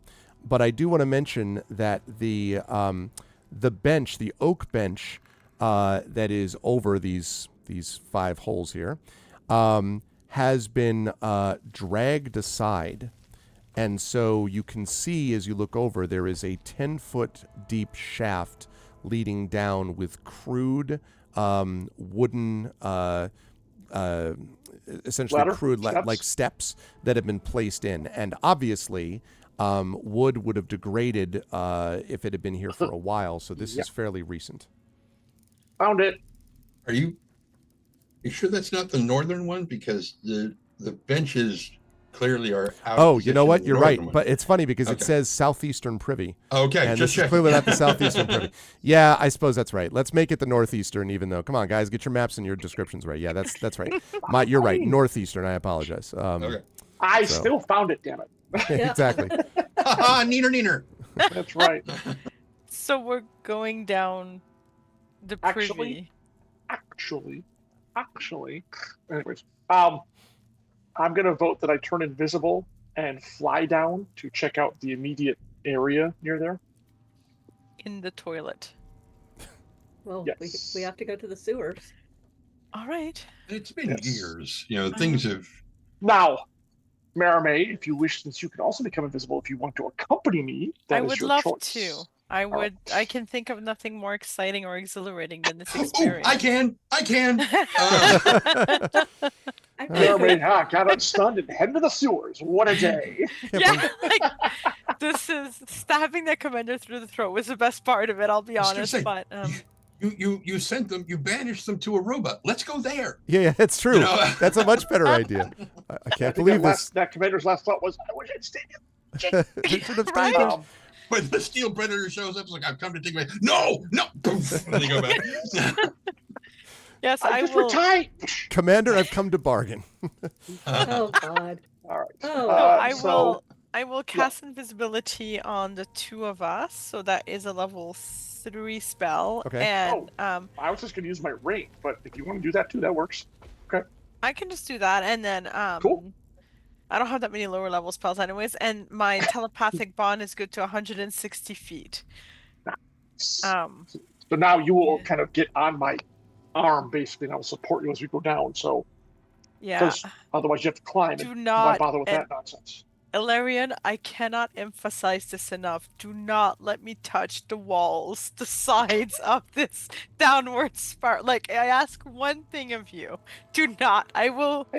Yeah. Come Do you on, think I Larry. want They to didn't. get my beautiful armor journey? No, not at all. Prestidigitation is an action, and I will stop myself from being invisible to use it. I want to be real clear. Yeah. Okay? They didn't pay her to put up with this crap. I take like 5 minutes to position myself in the exact center of the 10-foot square, the 10-foot area. Who took Febreze as a cantrip? Exactly, approximately. All right. Well, so you're going to All sink right. down into it now. I should say Yes. that it does. The scent is definitely there, but it's faint. You don't. This is not something which has been used for that purpose as of late. And as you perform this Once very again, glad I don't breathe. high stakes game of operation, let me remind everybody that as they're going down this shaft here into the land of the Underdark, just as a quick reminder, don't forget we are raising money to benefit the Damon Running Cancer Research Foundation. Every $25 donation is going to give one of these players. Alarion has one, so the next one up is Nisiana, and then Rowan is going to give them an inspiration. That's $25 each. And then $50, every $50 increases the chance that Rowan's Wild Surge is going to actually fire when that spell occurs. And don't forget that at the we have giveaways at various levels. If you want to get one of those sweet, sweet shirts like this that I mentioned before, the best bad idea we've ever had shirt that is part of the D&D with INB Oracle of War Eberron campaign. If you want to get this extra large shirt, that giveaway happens at $3,000. And also, if anyone drops a $1,000 donation, I should say when, clearly, these folks will face a monstrous danger. So if you want to see these folks face danger and laugh in its face, then a $1,000 donation will make that happen. So, all right. When you descend into the sewer, you are, as you go down, the light above you is still visible, although it's pretty dim because it was just lit by the ever burning light, the ever bright lanterns above. Keep in mind, Arv, I still have my moats on, so we can see you regardless. Okay, because otherwise you would be in complete darkness. And when you get to the bottom of the steps, which is about 10 feet down, you can see there are tracks. Very clear, doesn't even require a check, made by many booted feet that are walking down this path of dirt and mud into the sewers. But no one is here, like guarding. Nope. Okay. Why don't we scout ahead until at least we're 160 feet from everybody else so that the telepathic link is still up? And then we'll make sure at least like 100 feet or so is safe. That's kind of what I'm thinking too. So okay. And cautiously, crossbow still out, start going down the passageway. Okay. Okay. Like, we go like, what'd you say, Murray, 100 feet? We can go up to 160 feet. That's what my... Oh, we already got the vertical. So yeah, so we're at 10 crazy. feet. Well, we're at 10 feet vertical, right? So let's say like 100 feet. We should be more No, it was a 10-foot space. How deep do we go? Was 10 it only feet. 10 feet down? It was 10 feet. It was 10 feet, yeah. Mm-hmm. All right, So. For some reason, I thought the sewers were lower. My mistake. Do you want me to start triangulating? the path is like sloped slightly downwards, so it's quite possible that it goes further. Yeah. So shit really does roll downhill. Okay. Of course. Gotcha. All right. In that case, we can do like 120, 130. Yeah. So, or until we encounter something. Yeah. What you encounter at the time until it starts to glitch out, right? You're like, we're here. You know. It's static and bees. Exactly. Yeah. But as you go down the slope, see if you can fix your headset. As you go down the sloped passageway, though, it is pretty much up to that 106, more of the same, more booted feet going down this muddy track into the darkness. That's not mud. Oh, sorry. I'm so glad I fly or float. So, I'll report back to the others. Yeah, there's nothing so far. So why don't you come and join us and try not to slip? Are these tracks? You said relatively fresh-ish? Probably. Yeah, you think so? Maybe not within the last hour. Not last of hour. Yeah, exactly. Yeah, exactly. Right. Okay. Yep. All right. So yes, we will wait for the rest of the party. Okay. So everyone is going down below to join them, if I understand that correctly. Just what I wanted to do. Wander through. Oh, these were brand new boots. But for Nician, it's chest deep, so it's fine. Wow. Wow. Okay. Let's see. So you make your way down the sewer, and after you walk for quite a while, about 10 minutes or so, there is a heavy door which is broken and resting on one hinge, and it is at the start of a dirt tunnel that is 10 feet wide and 10 feet high and sharply declines into the earth. So there was a slight slope. Now it's a pretty deep slope down below. And as you follow that, again, still booted tracks there are, it's clear after walking for probably almost close to an hour following these tracks, that you have entered the fringes of Kyber. There are strange sounds that echo from smaller branching tunnels, and the main tunnel becomes smooth and rounded out as if it was made by some large burrowing creature or something like that as you make your way down. A worm. I was going to say, like a purple worm. That's the thing. Okay, so we're such nerds. Nerd. After about, I would say, after about another half hour or so of travel. Are we out of like the city proper now? Holy crap! It's way down and below. Yeah, you hear this chirping chorus of unseen crickets echoing down the tunnel. Crickets. Okay, that's one of the weirdest things I think we've encountered yet, and I'm not even kidding. Brandon, I'm going to throw you a thing here. So, Brandon, song. Give me an example. What would be Rowan's favorite type of song? Like I'm burning for you. Oh God. You say this. Mind you, I forget the word. The words no longer come to mind, but at some point when I was making Rowan, I had rewritten um the lyrics to Marty Robbins' Streets of Laredo to Streets of Salvation. I Oh, totally wow. forget what those words are now in my head. Um but I do believe that the answer to that question is whatever the equivalent of a country ballad is in this universe is I Rowan's see. favorite type of song. Country. So then you Ah. would hear, Nice. okay, so then you hear the chorus in the cricket chirps of that song, Rowan. Nisiana, what song would your favorite be?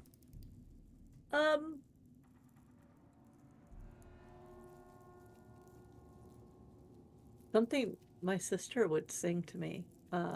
Probably like silly ballads and just Don't fun. tell me it's not worth dying for. Like that kind of silly That kind- ballad. Like, Yeah, just fun, romantic, silly ballads. Remember, she's only 18 years old. She's very much in that swoon, but I don't Okay. have time to swoon. So my sister sings me things that I think is fun. so you hear the chorus of the not in excess. Oh God, what is the There's a whole in extreme. You hear the chorus of the extreme. Oh, It's not Wholehearted? that I God. want to, right? The cheesiest conceivable. You hear More the than chorus. words. Oh, you. More than words. Awful. More than Awful. words. Yeah, thanks. You hear the chorus of that in the crickets. Actually, Um, Black Velvet. Let's go with Black Velvet. Black I like Vel- that. Okay. So you hear the chorus of that. Alarian, having sped the. John, what would be an example of a? Actually, no. I would, as soon as you started asking people, I know exactly what it would be. It would be some sort of parade march song by like a military band during their time in the military. Right. So you hear. Yeah, Battle Hymn of the Republic. Yes, Yep. Pomp and Circumstance. Any of those would work. You Yes. hear that with the crickets. Marimay, you as a musician, of course, would know something about this. What's the favorite for Marimay? Really easy. It's my life, and it's now. I don't want to live forever. The Bardic version. All right, great. So that is what you hear the chorus of, and then Tren, what would be the chorus that Tanton, or what would be the song that Tanton? Maybe a song that you listen to while doing work. I don't know, something like that. No, actually, it's older than that. Okay. Unfortunately for him, it is basically the national anthem of Sear, Oh wow. Oh, which he yeah. loved. Yeah. So He you. loved that. That's a good one. So you hear the chorus of that as well. All of you, having heard this, receive this following trait until the end of this adventure. Quote, I hum my favorite song at inopportune moments. Nice. I mean, that's like real life. Yeah. Mm-hmm. Yeah. Wicked. Oh, that's a good one.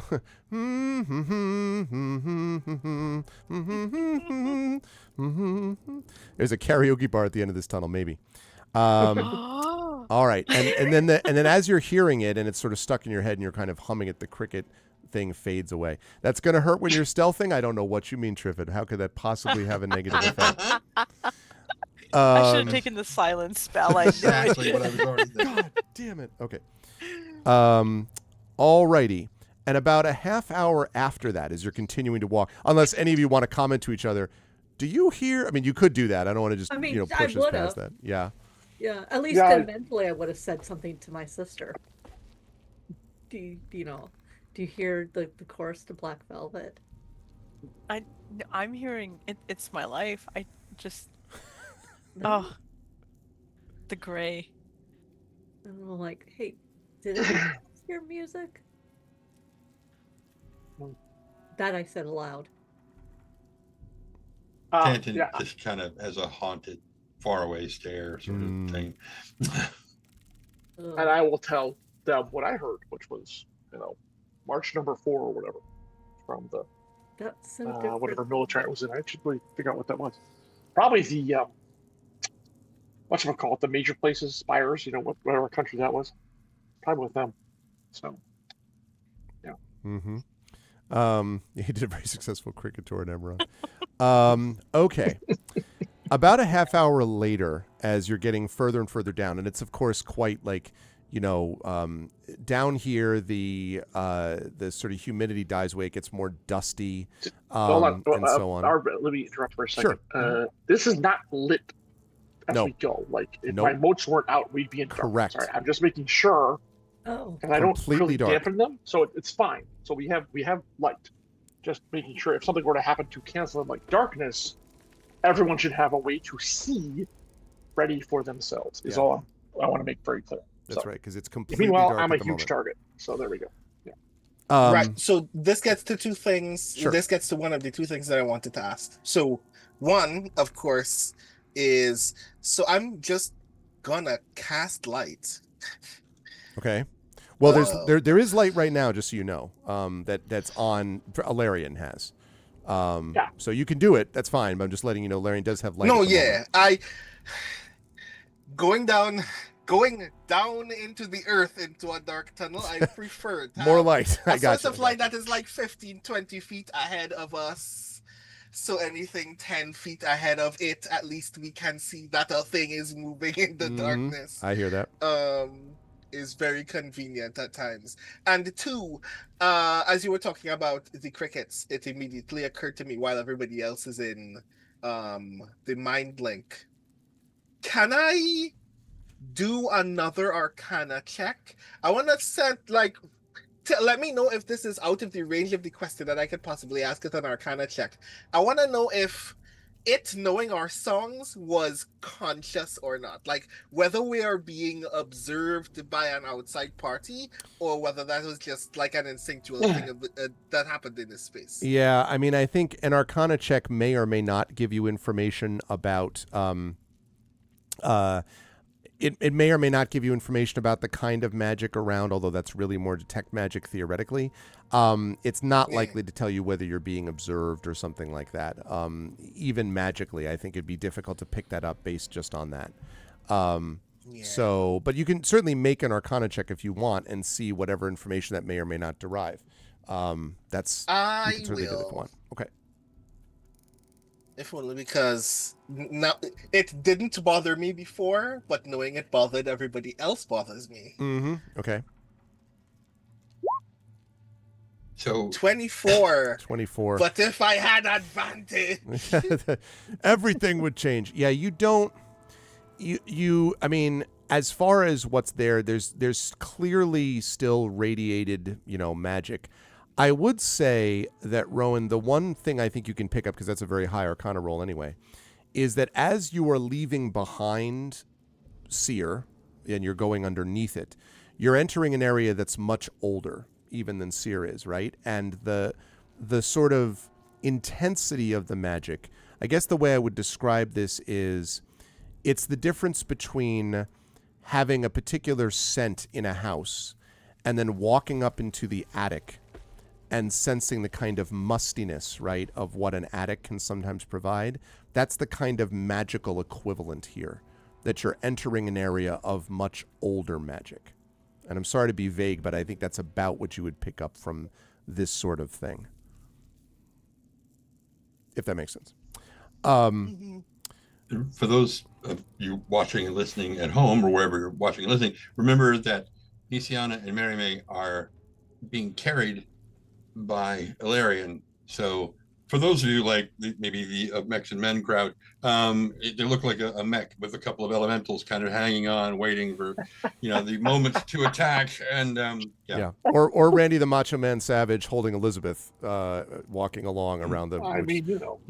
That's there's also that extraordinarily random reference that for some reason popped into my head. So after about another half hour or so, there is a moment where you all sort of are, you've been walking for a while and you probably collectively just, pause briefly just to take a breath and kind of take stock of your surroundings. And there is a moment. That's right. There's a moment where all of you experience a flash of dizziness where you're just sort of like, sort of thrown off a little bit.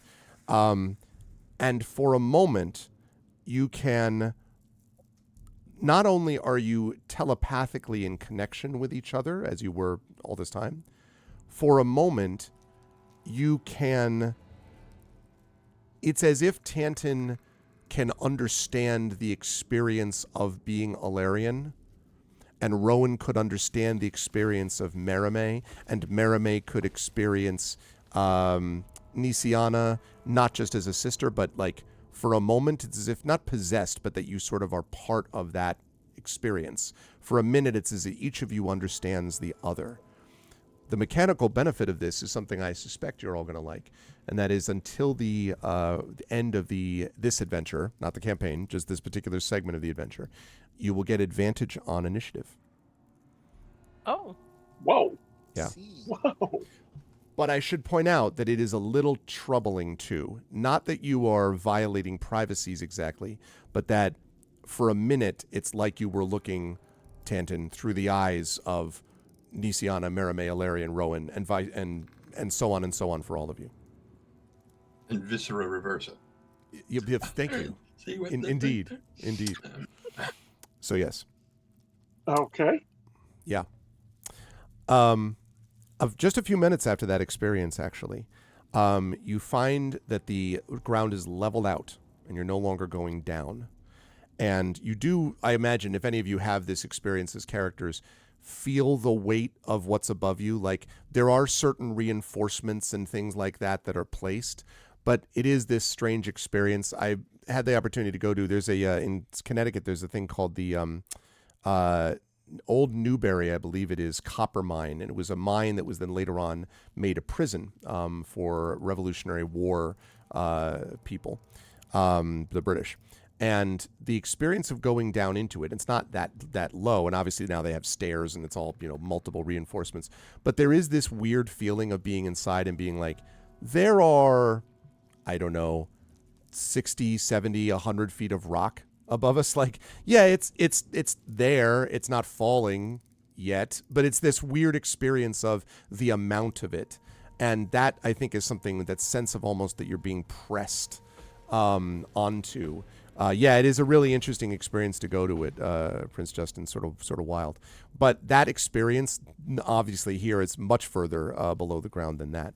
But a few minutes after that, you find yourself entering a tunnel that is leading to a door. And I happen to have a map of this for you. Secret tunnel. Not secret, but whatever. So if you folks want to...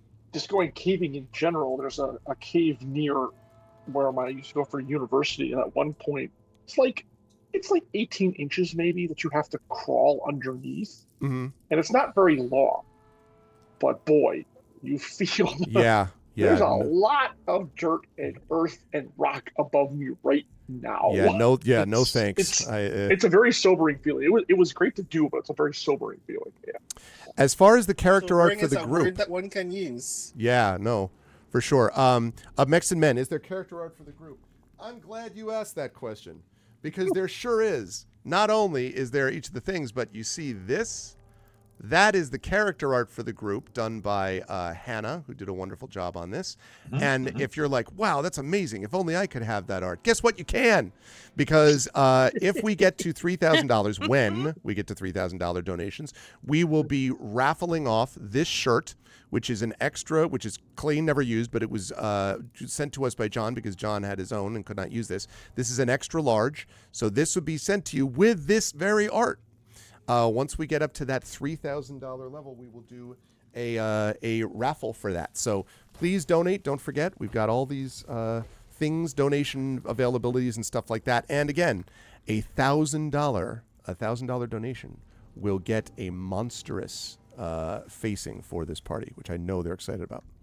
Many wild stories. And actually, you can't be up at that door yet. I will. I thought somebody clicked over there, which is what? Wait, which is the door? This is the door over here. You were in the right spot, okay. Tanton. But I need folks to be over like here-ish. Oops, sorry, Nisiana, I just accidentally highlighted you for no reason. Okay, So the tunnel ends in a pair of large double doors, and you can see even from here that they are engraved with depictions of writhing maggots.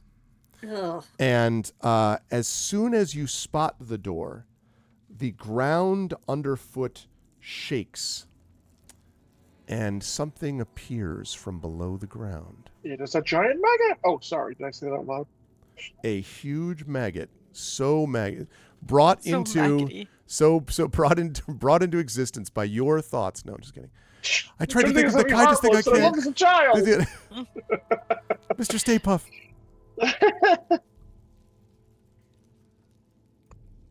Yeah. Mm-hmm. I was going to say, hopefully it's a bait. Cool. Nope. Ah, there's that worm. Okay. I was wondering It's when he'd show up. Oh, it's just the size of a very large dog. Wait, nope.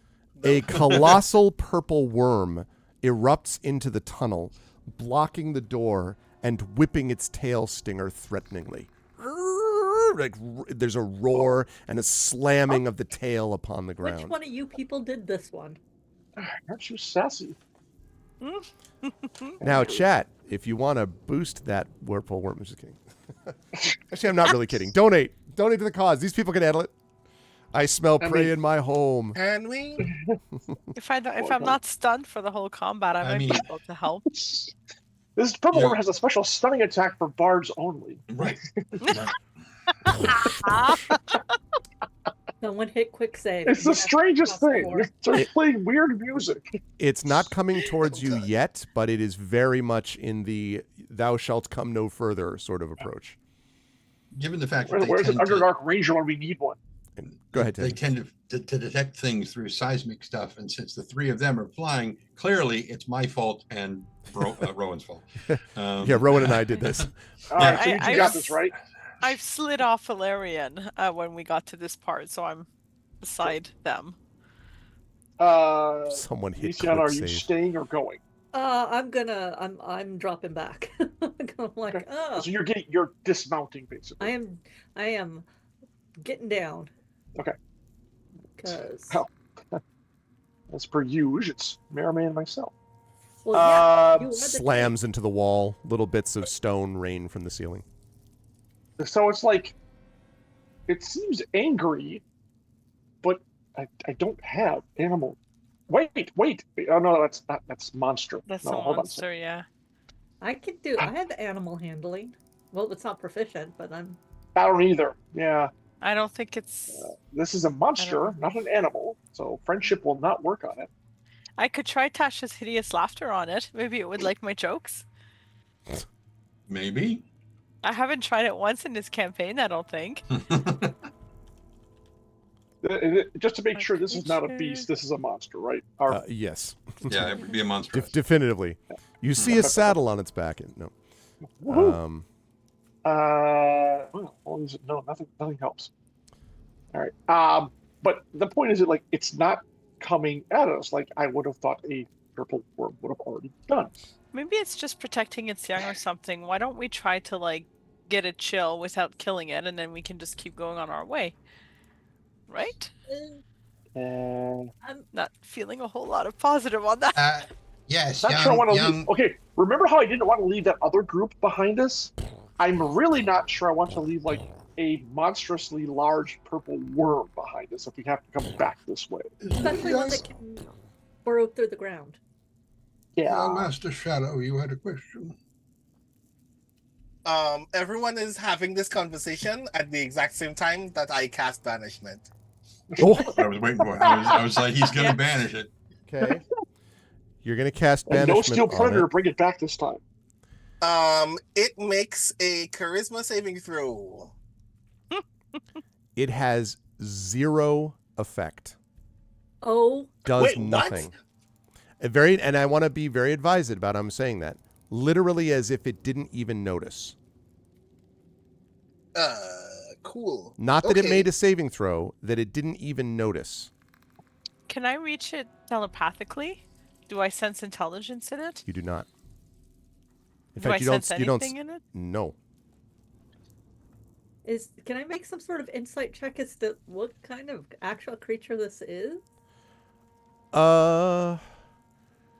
Well, you could try to make, I guess, a nature check to see whether, if you want to see what kind of creature it theoretically is, although pretty definitively it looks like a purple worm, if that's what's actually you're looking at. No, I'm trying Power of Arcane Insight on it For what purpose?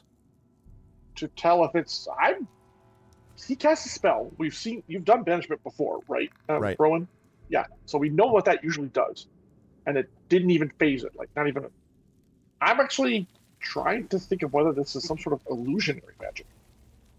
Yeah, while that's happening, while my light is still ahead of us, I just want to put my light over and into it I want to see whether it's passing through it or not. It does not seem to pass through it. That's true. It's not like not that, but something is in fact. So I got a Galarian, 16. What did you roll? I'm sorry.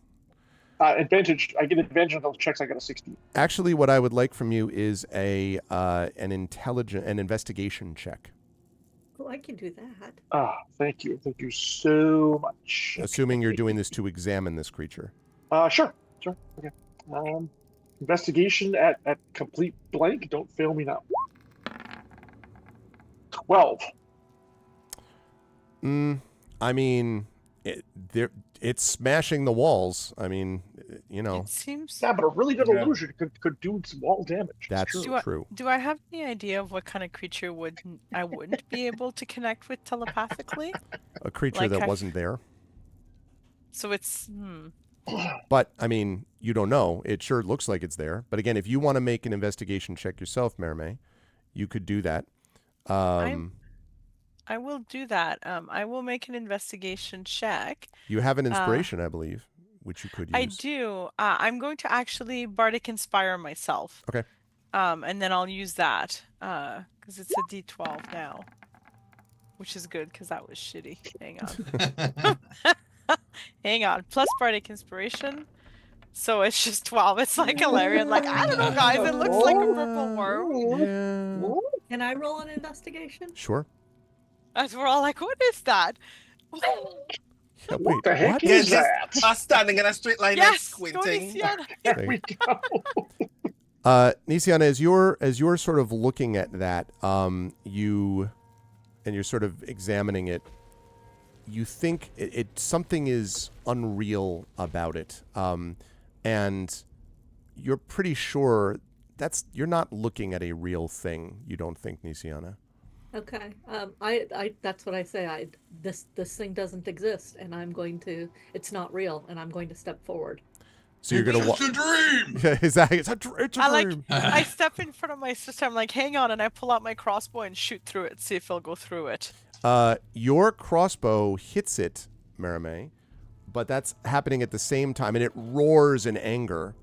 But Nisiana, as it roars, are you going to allow yourself to enter it, be hit by it? Yeah, I'm going to go by it.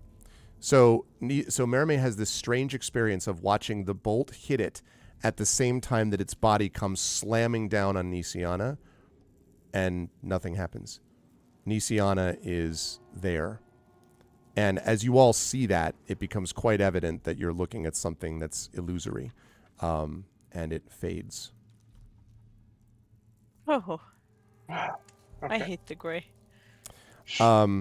It's so Nisiana, fun, isn't it? I mean, we're pretty deep underneath the gray right now. good times. Now, if you had that $1,000 donation, it would have been fully I was real. just gonna say. I know. See It would have been that? fully I'm just saying. operational. Just keep that in mind, Chad. If you're like, I'd like to see them fight that for real, $1,000, and it's yours. Okay. When you approach the door, Nisiana, you see something. At first, it looks like it's sort of shimmering on the surface. And then as you look closer, you're like, no, there's something else. And then you realize that it's not a shimmering, it's a movement. There are thousands of tiny, translucent, centipede-like creatures crawling over its surface. Oh, I think Centipedes. Not What spiders, happened not to spiders, centipedes? centipedes. I want to be I clear, know, not spiders, centipedes. And she just sort of goes, oh. There is no lock or handle visible on the door's surface, but there is a small dark hole that is roughly 4 inches wide set into the right-hand wall that you can see as this. Hey, is, that like, rod crawling over. that Ilarion picked up off of the person wand? in the desert? No, so or was it staff? Wait, So it's a staff Oh, of the person Woodland- that we the staff of the flew about. woodlands you're talking about? Yeah. I mean, is that 4 inches in diameter? It probably would fit inside the hole theoretically. Yeah. I'm like, well, it appears to be covered in centipedes, and there's a hole right there. So, Yes. are these normal-looking centipedes but giant? No, they are tiny and translucent, and thousands of them. And these do not look to be. I mean, you don't know whether they were conjured magically, but they do not look to be illusory. I mean, other than the fact that they're bizarre and a little troubling. So, this is going to be weird because I can only tackle one, but I'd like to use a charge for my staff to cast Speak with Animals. Okay. Can I speak with one of them? Remember that Speak with Animals is going to assume a certain level of intelligence, though, on the part of the animal. So in this case, what you get is like you get a lot of like crawling and eating and crawling. So not smart enough. Okay. Yeah. All right. That's fair. Except for one. Finally, someone of my own level. No. The genius level centipede that's waited all their lives. I've hit the Fraser Crane of centipedes. Yeah, exactly. Okay, and they're obviously crawling in and out of the hole as well. Yes, they sure are. Yeah, the whole door and the hole is coated with these things. The hole's large enough to like it's 4 inches in diameter, so you could look inside, reach inside. But yeah, I think and Ilarion turns to Rowan and says, "Flame on."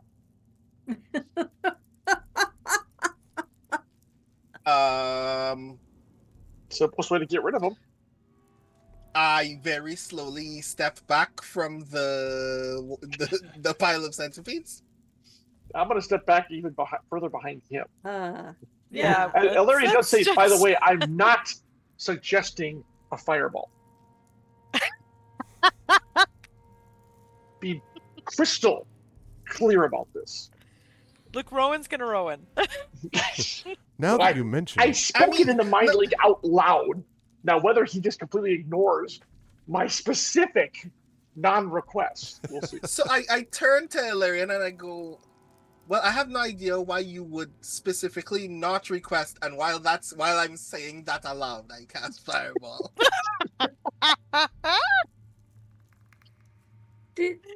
I mean, Fireball solves the problem that we were... I don't know why you would not ask for that in particular. That's like being thirsty and insisting you prefer anything but water. Like I can't count how many centipedes are here. I think Fireball is like the obvious solution to the problem. But we're in a small enclosed space. You will hit all of us. As Dragonspawn says, I didn't ask how big the 4-inch wide hole is. I said I cast Fireball. That's right. Now, here's the thing. As he says that, yeah, that'll work. Ilarion actually holds up a hand and says, "You make a very good point. That does seem like the easiest," and they actually do the quote marks in the air, and therefore possibly might set off something else, i.e. the obvious approach possibly is the most dangerous one for us. Notwithstanding a certain radius of a fireball filling up this enclosed space, as Nisiana wisely mentioned. Yes, very fair. This is part So where do we have anything I else noticed that that would... I actually don't have fireball anymore because I traded for Sunburst. So yes, we're fortunate anyway. But yes. So is there something else that would clear those away? I would imagine they have some sort of poison, which I think I'm resistant to or immune to. Let me see. I can't remember. Can you be poisoned? Do you have a nervous system? Yeah. I have advantage on saving throws and resistance to poison damage. So it can. I mean, I am. There is an organic component. Thank you. That's exactly yes. So I can be hurt. It takes a lot more to do it, but I can be hurt. Even though I have to say, and they look all buff and 7 feet tall, I don't relish the idea of sticking my arm in that thing. I just thought of At that, all. Prince Justin. Ilarion is the murder bot of Starforged. Yeah, I just thought of that. Exactly. When Merrick Stikkaneth was making all the Warforged, he couldn't give them life, and it was his son Aaron who came upon the idea of incorporating organic components, which is what gave them their sense of will and genuine life. Except I'm not from this realm, so I'm Yes, that's evolved somewhere else. Right. So. Okay, see you, Pyro. Thanks again for the Okay. donation. I appreciate it. Thank you very much, Pyro. Take care. Let's see. So do we have if anything this- else that would clear them without potentially setting off Okay. any secondary trap or effect? Right. So I guess I just kind of point at the hole where these centipedes are coming from. I'm just gonna firebolt a small portion of the centipedes and see how they respond. Nice. Okay. Good start. Sure. All right. Yeah, so that's ready for anything to happen. Right, so that's a ranged spell attack and then 3d10. Okay. So go ahead and make your ranged I mean, spell I'm attack. point blank, so I don't No, know I know, what I know. happens at this point. Basically, it just don't crit miss, I think. Yeah, that's fine. So when you hit it, go ahead and see what your damage is. 22. So yeah, just like 100 of them at least just crisp immediately, and you see some of their like little corpses dropping to the ground.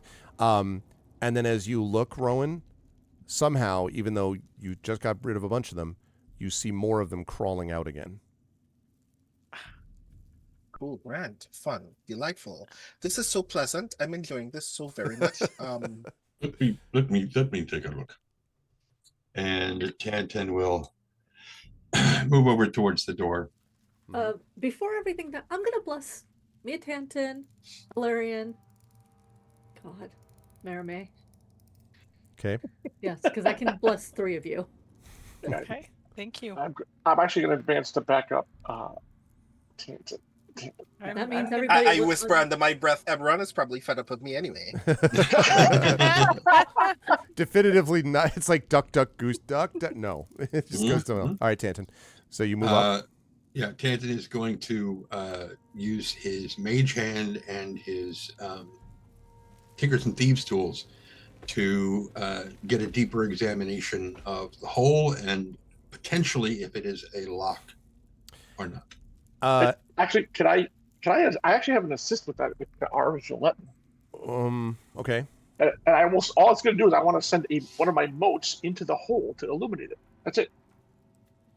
I mean, I suppose. I think that Tantan's able to using the tools, but probably that moat might help it sort of illuminate a bit anyway. Okay. That And there still is no ready to- there is no lock inside the hole, but there is what looks like a lever. It's not a large one, but it looks like there is a lever which is currently totally covered Tupperware in translucent centipedes. Well, that mage hand is Okay. So you pull on it, and of course, this translucent centipedes are like going through the mage hand and all this stuff. Okay, sounds good, Classic Core. Pulls down the lever, and when it does, the double doors fly open, and yeah, almost, not quite, but similar. And Ilarion and Tantan are pelted by translucent centipedes. The rest of you, like Rowan, a couple of them land at your feet and scuttle away. Well, brush that off. Yeah. it's like And the door is now open. Behind it, you can see The mother. a hall. Yes, behind it. Behind it is yet another hallway. But I should say that there are guttering torches lining the walls of the hallway on the other side of this door.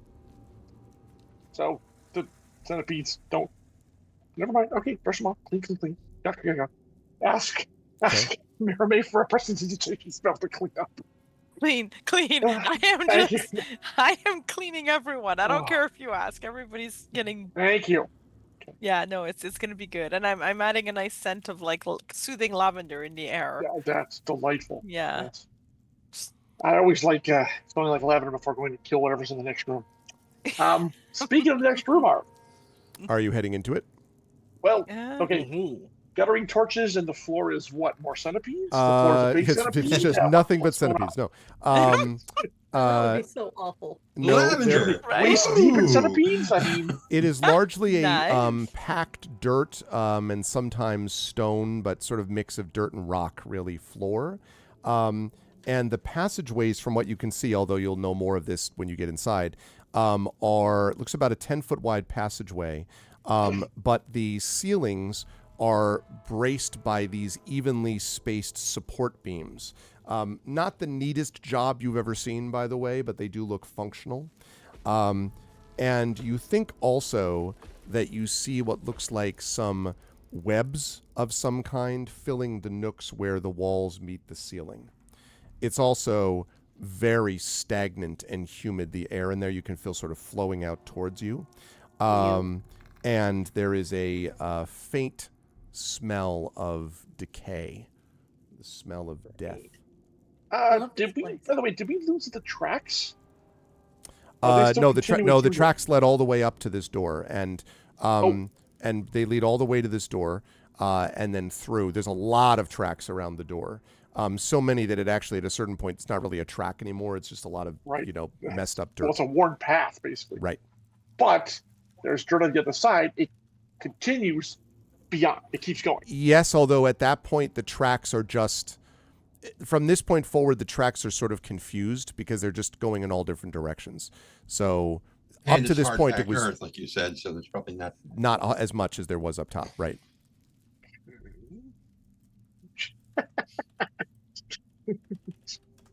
Anyways, and this room is not any larger. It's still the same roughly size as the corridor we've been going through. That is correct, and I'm going to show you a map on that in just a minute. But Oh no! Yeah. although first, what I'm trying to do is find. Do I have a?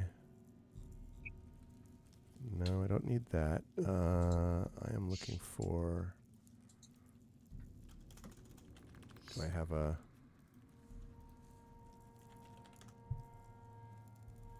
No, man. I'm looking for a. That might do it. Let me see.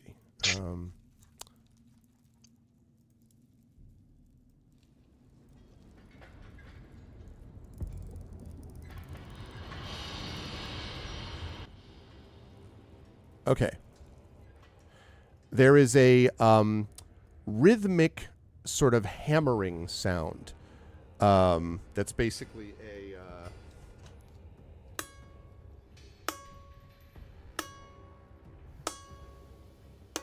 etc.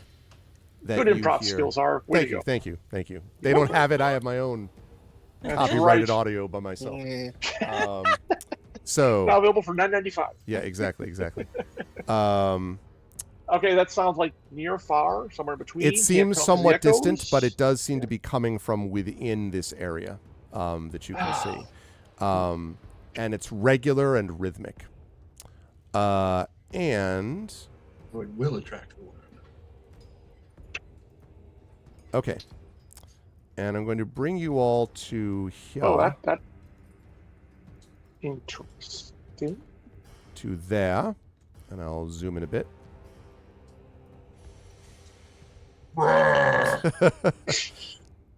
Oh, dear God.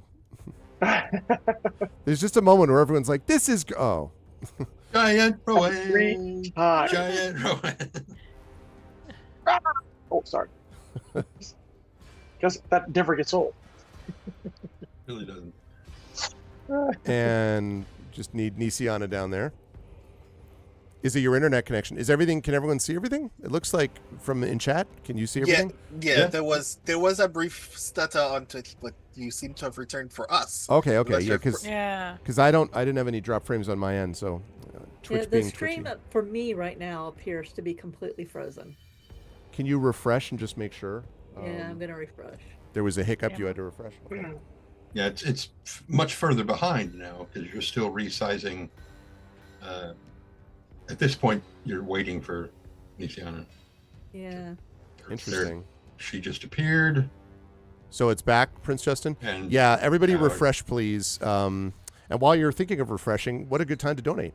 Refresh and actually donate to ArvCon 2025. Yes, refresh the donate pool. Let us get that number continuing to zip upwards if we can, everybody. It'd be a good time to do both. And thank you all for doing this. Don't forget, we have more donation capabilities. When we get to 3,000, we'll be giving away that shirt that I mentioned. We've also got other giveaways over every $100 till then. Also, every $25 is another inspiration for one of the players. Also, once we get another $50 of aggregate, which I think we have another 50 to go, then it's a 1 out of 4 instead of a 1 out of 3 chance for Rowan's Wild Surge, etc., etc. So there's all kinds of good stuff that happens, not to mention moving us towards our goal of for a good cause of 5,000. So let us continue to put those donations to work, everybody. And we do have an official request back channel for a laboratory break at some point soon. Oh, yes, I have that all set. Yeah, before Okay. yes, I got that. Yeah, and I actually was planning that within the next 10 minutes or so. So I got you. I see it. Our club? Okay, so we must get into almost trouble first, then we'll break. Right. Yep. Then we split the party into 5 different levels just to make it harder on out. Exactly. Okay. So the passageway extends out this way, like this. Are we on steps? You are on steps. On the other side of the door, there are steps that lead a little bit further down. Of course, always down. Always down, but just a little bit. It's much more flat here, so you get the impression you've, at least for the moment, have gone about as far as you can. So Yeah. okay. So this, and again, that sound of that hammer striking or whatever it is, the metallic sound of something hammering against something, is continuing to echo through this regularly as time goes on. So, as I said, stagnant and humid. And you have now, as I get my map out, you can see what may be theoretically in front of you. There is a hallway tunneled out that you're standing in by many hands. Velara's cultists probably toiled for many years to reach their crawling queen. And as you all sort of enter, the doors close quietly behind you. And there's another hole that's visible on this side of the door, which also seems to be filled with those translucent centipedes. Didn't we run into the crawling queen in our very first adventure, or minions of them? The ones underground in that area where they were doing experimentation. Yep. Yeah. Maybe. We came out through Big Mo and had our cleric nearly killed. Yeah. Yep. That's right. So let's see. That is right there and there. Yes. So that is what you see, but there is also a clear T-junction ahead that continues to lead east and north and south. And of course, you don't know who's actually in here, but presumably there are people. That would actually be a complete crossroads. T-junction, we couldn't go ahead. Oh, that's true. I'm sorry. That's right. At crossroads, yeah. Get all nerdly pathways on. Yep. Well, quite right. I guess Solarian and I can walk forward and. Are you still invisible? Does that only last for? No, because you used press. That yeah, that's what I thought. Yeah. Way gone. Yeah. Okay. We've been traveling for like an hour now. So, do you want to recast?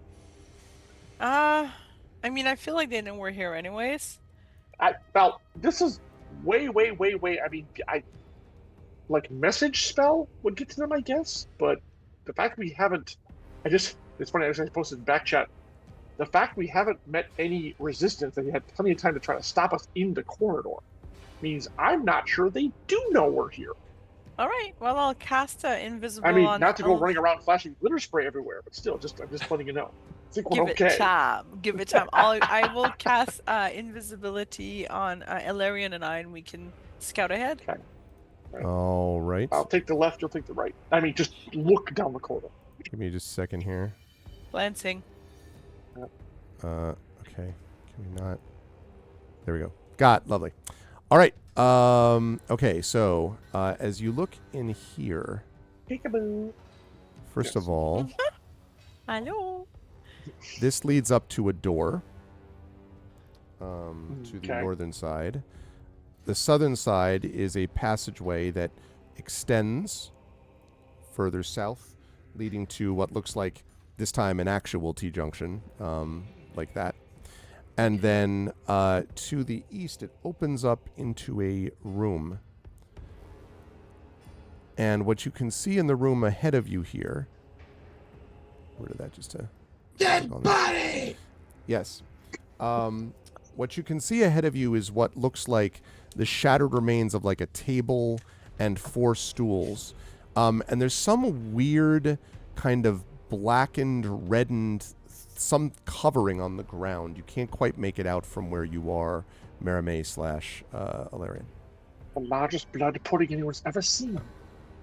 Can I just go to like the edge of it to look? Sure. And there is what looks like a corpse in one corner. I mean, it's probably a cultist. It's fine. That clanging? Any louder now? What you No can direction? see, same. It is maybe slightly louder, but there's no direction to it. It just echoes through the hallways. Maramé, as you get closer, you see what it is. There are hundreds of cricket husks littering the floor here. Oh. And in the southeastern corner, you can see this corpse half covered in said husks. Alarian, you can kind of float over that. So I can, yeah. just Cover me. yeah, no So, problem. and I will go up and around to Labade. Okay, But they're all, every cricket here is dead. all of them are dead. Yeah, but they're crunchy. You don't want to step on that. No, I totally understand. And plus you. But still, it's strange that they're all somehow came down here, deep in the bowels of the earth, and then died for their ghostly chorus to accost us on the way down. I thought Well, if about it's that, Brandon, by the way. Yeah.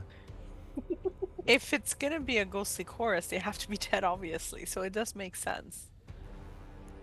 All right. So you're at the corpse now, Larian. Right. So they didn't like eat him. He's desiccated because he died of some other. Depends. Do you want to make a medicine check? You can if you wish. Sure, why not? I'll inspire Check him. his pulse and see if he's okay. Remember, you He's are gonna make it. blessed.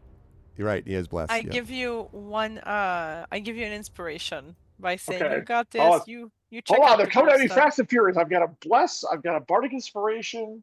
What does the bless do, Jim? Plus D4 on attack checks. rolls and Is it ability checks? I'm checking. Medicine. Oh, actually have some unskilled points that must be on the battlefield. Oh, okay, it's only attack rolls and saving throws. Oh, Well, I mean that's still good in case the ghosts of Cricket's past coming up attack me. All right, medicine roll. I've got bardic inspiration. Standing Which by. is a D12 now. Hey, sweet. I know. Here we go.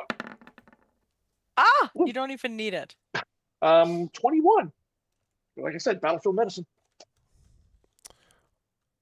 Okay. Little cricket knob on the boat. Oh my god, they're carnivorous. Sorry, I'm just getting a charity-related thing. Give me 1 second. Okay. Is it $1,000 that will kill us?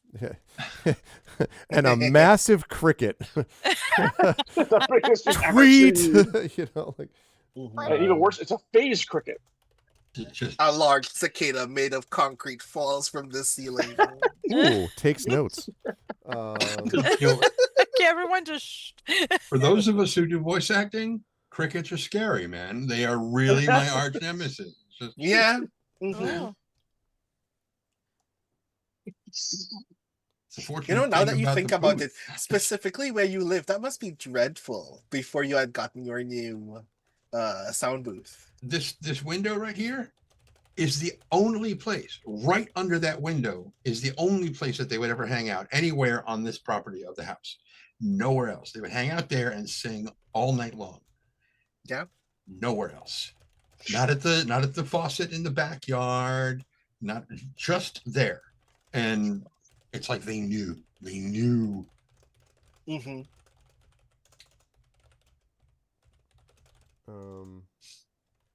And so my thought was, oh, I'll just go to the hardware store and I'll go to the aisle where the insecticide is. And I found some stuff that was non-toxic to people, but was supposed to be very bad for like crickets and stuff.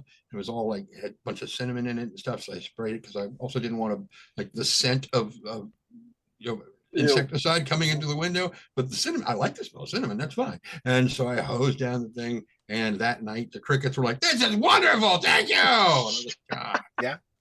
Mm-hmm. Now it's a party. Yeah. Yeah. You got the non-toxic one. That's our favorite one. It's like cinnamon toast on these leaves. It's amazing. Shut up, Jiminy. Yeah, I remember. Didn't you have like a cricket like haunting you for a while that was like in your place like the longest time? Or was that It something wasn't else? in here. He was outside that window. Which is outside the First it window. was one. Yeah. First it was one, and then They brought a couple friends. weeks later it was two. Yeah, and then it was like 4 or 5. And I thought, why can't I just like go to the pet store and buy a lizard and bring them out here and just let them go find them, kill them, enjoy. Yeah. Take a drink. Oh, that's Water. true. Okay. Yay. So, sorry, that was all a little bit complicated because of how charities process things. So, are you? we have another. Let's see. $850,000. We have because this is a direct donation and not coming through the campaign, and for reasons I won't get into because it's complicated. We have another $26 donation, so that brings us up to actually, even though it says 2,600, it is now 262617. Nice. And thank you to Dragonspawn for that contribution. Thank you, Dragonspawn. I've seen the receipt; it's legit, it's there. So thank you, 262617. That also means that Nisiana now has an inspiration because of that 25, and we are Yay. also And that should only make my wild searches up to 4. I think we needed 50 more, right? So it was 25, and we have 25 more, and then it will be up to 4. I believe is what it is. I think. Okay, cool. Yeah. So Well, I one. think So you're thank right. you, I think Dragon's you're right, Spawn. Arv. So $25 more, and Rowan will be up to 1 out of 4 on that wild magic search. Sorry, folks. They're having to run multiple things here. 4 out of 20. So anyway, what did you roll? You rolled a 21. Then was that? Yeah, 4 to 20. Yeah. From what you can tell, it seems that first of all, why is my music stopped? Okay. You need to pay for it again. Yeah, exactly. One more time. I think because I didn't have it on repeat. From what you can tell, Alarian, you're pretty sure that this was originally human at some point, but there is this oddly chitinous plating around its right arm, which is missing below the elbow. So its right arm is missing below the elbow, and there's this weird chitinous plating around it. And this thing's been dead at least 100 years. Well, it's obvious what happened. He was a were-cricket. Yes. Indeed. I was transforming when he died. Okay, mystery solved. We're all good. If only our cleric was still a werebat, she could have just eaten all those crickets and it would have been fine. No. And a were cricket, yeah. But that's all that you can see Okay. here, other than these husks of crickets. He's nothing but bone, or they are nothing but bone. They're just bones. Right. And nothing on them. No, I mean, obviously the one arm wouldn't have a ring because it's Just- gone. No, I mean, it's all long since. Desiccated, tattered clothing. Oh, and we got another donation from Classicor. Thank you, Classicor. 4 out of Yay! 20 it is, Classicor says. So it's another 2612, which Woohoo! means that we are now up to 26, 26, 29. Yeah, but also up to 2612. Oh, God. So that's 2652, 29. Thank God I can do math. 2652, 29. You're even an English professor. At That's least impressive. one writer in It's- this room has to be able to.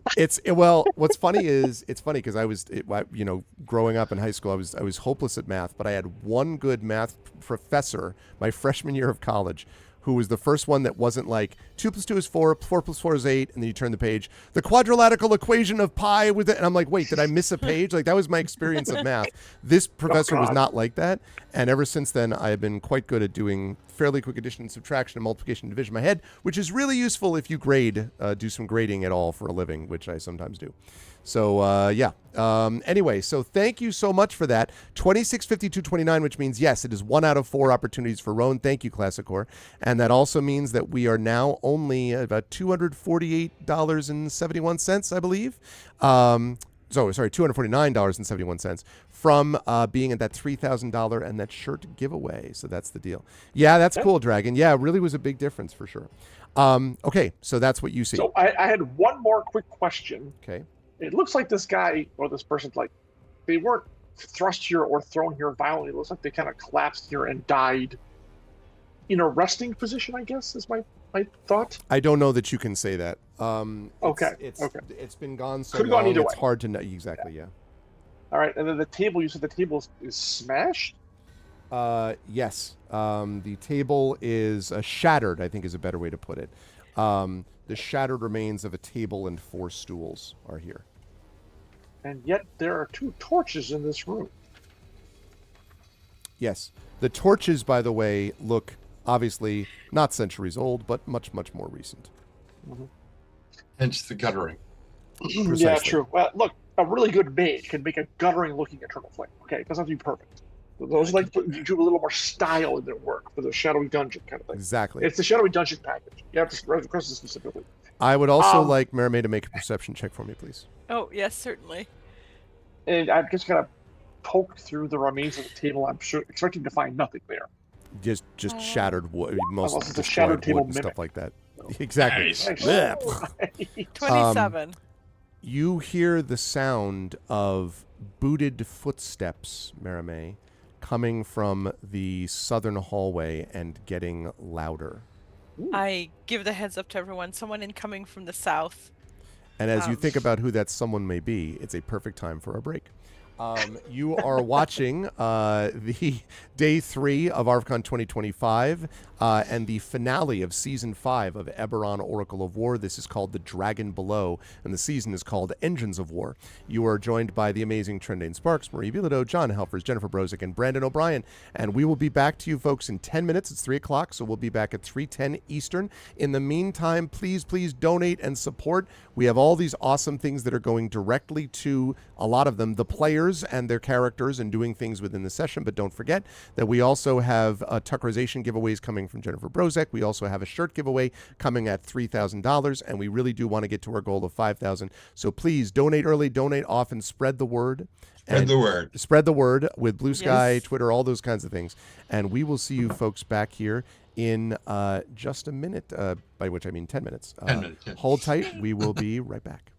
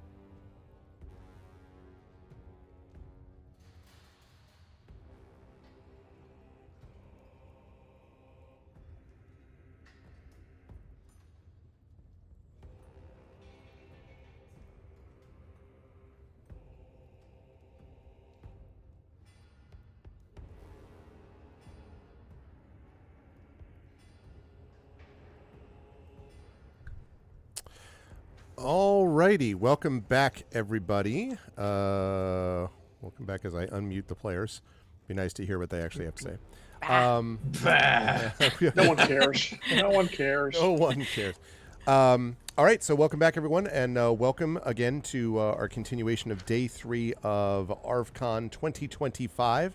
And again, as a reminder, folks, not only spread the word and let people know about this event, let's get people in here, but also please remember to the extent you can, if you're able to donate yourself, again, something that you're capable of doing, not something which would put you in distress financially, but please do donate if you can, spread the word, and remember that these donations have a tangible effect. Not apparently enough of an effect for me to have room on my desk to put everything up that I need, but when you but do anyway. spread the word, come back here and share the link of you spreading the word so we can all kind of go along and re-spread it, as it were. The word. That's exactly right, to re-spread the word. And the good word is about ArvCon today.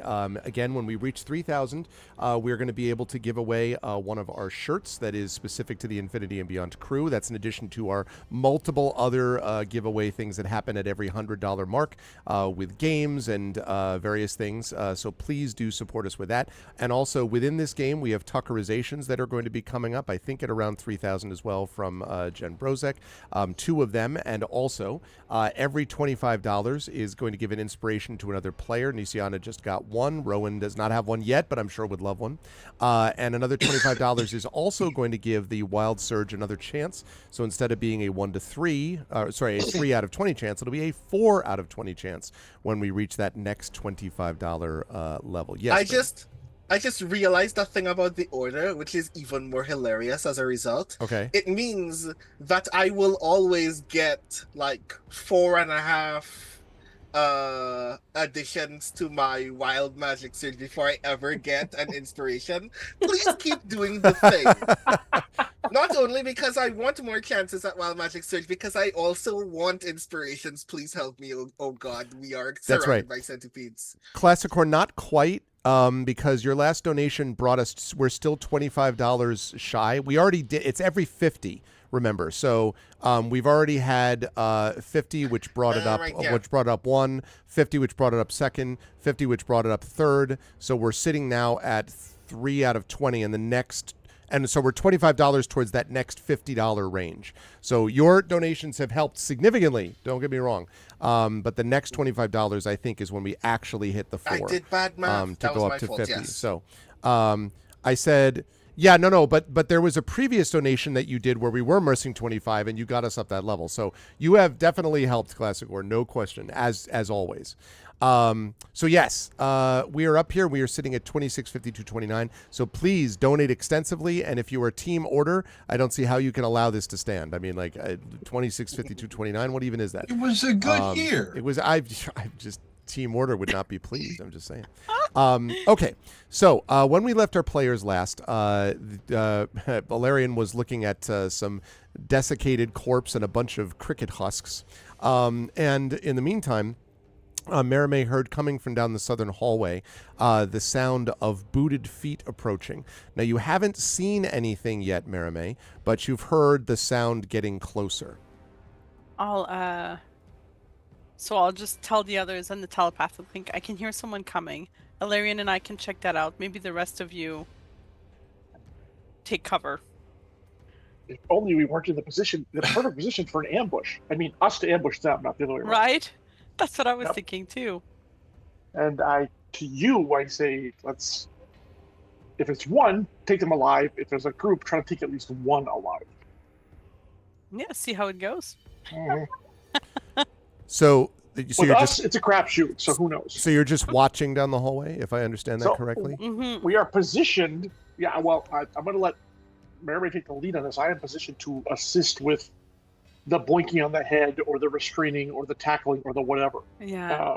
Depending on what is coming toward us. And I'm going to look down to see if I can spot who it is. Okay. Friend or foe or neutral. The sound of booted feet comes closer and closer, and you're pretty sure now that it's coming from here. Okay. And then there's a pause, and then you hear the sound, but it's now receding.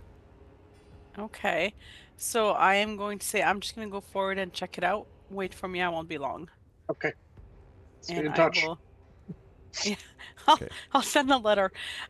So I'll just go down and kind of peek. And they leap out to reveal. No, just They kidding. all have true sight. Oh my god! Son And of you a- are stunned. Ah! yeah, exactly. You're just stunned from what's there. Okay. Oh no. So first of all, there is this way. There is a door. But, and you were going pretty quickly down to see Merame. I just want to make Yeah, sure I'm. but stealthily. I would like a stealth check from you, please. At advantage because of the invisibility. But compensated for the fact that you are, I imagine, at this point humming. You know. I say Tanton is. Oh, It's what was my it? life. It's my.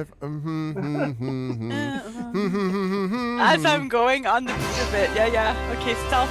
No, got it. Oop, Definitely hold an on. We also got something opportune else. time. What happened? But I rolled 25. Okay. I said 4 and 20. Thank you, Classicor. I said 4 and 20. Nobody ever listens to me. Okay. Wow. That's really funny. All right. So that means it is now official. Thank you. Rowan now has a 4 out of 20 chance. Also, Rowan has an inspiration, which has just arrived.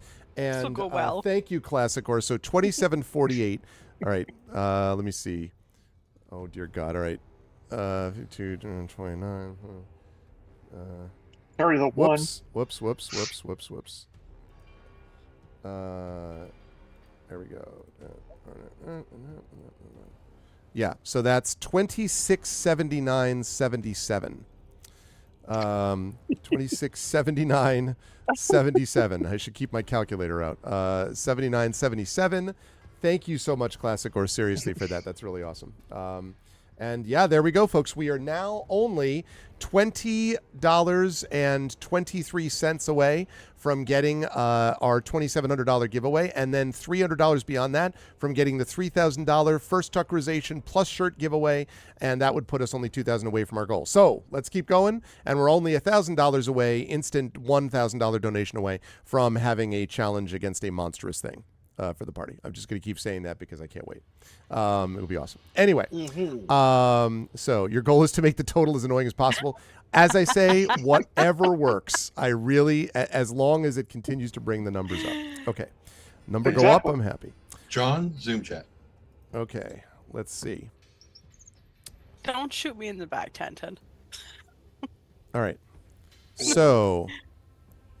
I can't see you. Just take a shot. Okay, I think there's a little more like that. Yeah. Okay. You see, walking away from you, Merame, 3 armored but clearly skeletal soldiers. Okay. And they seem to be wearing like some kind of half plate. They have sword and shield, and they are marching away in a clear formation from the exit. And you can see from where you're standing. You can also see that their path seems to be leading through the center of a room, and there are lights in the room. You can't really make out more than that, though, without getting closer. But they are just making their way downtown. Making away. I'm Going fast. gonna go just kind of sneak here and just have a look in and then report back. Okay. Because nothing will go wrong. Yeah, sure. What could go wrong? Okay. What you see here is what looks like essentially a room with 2 statues in it.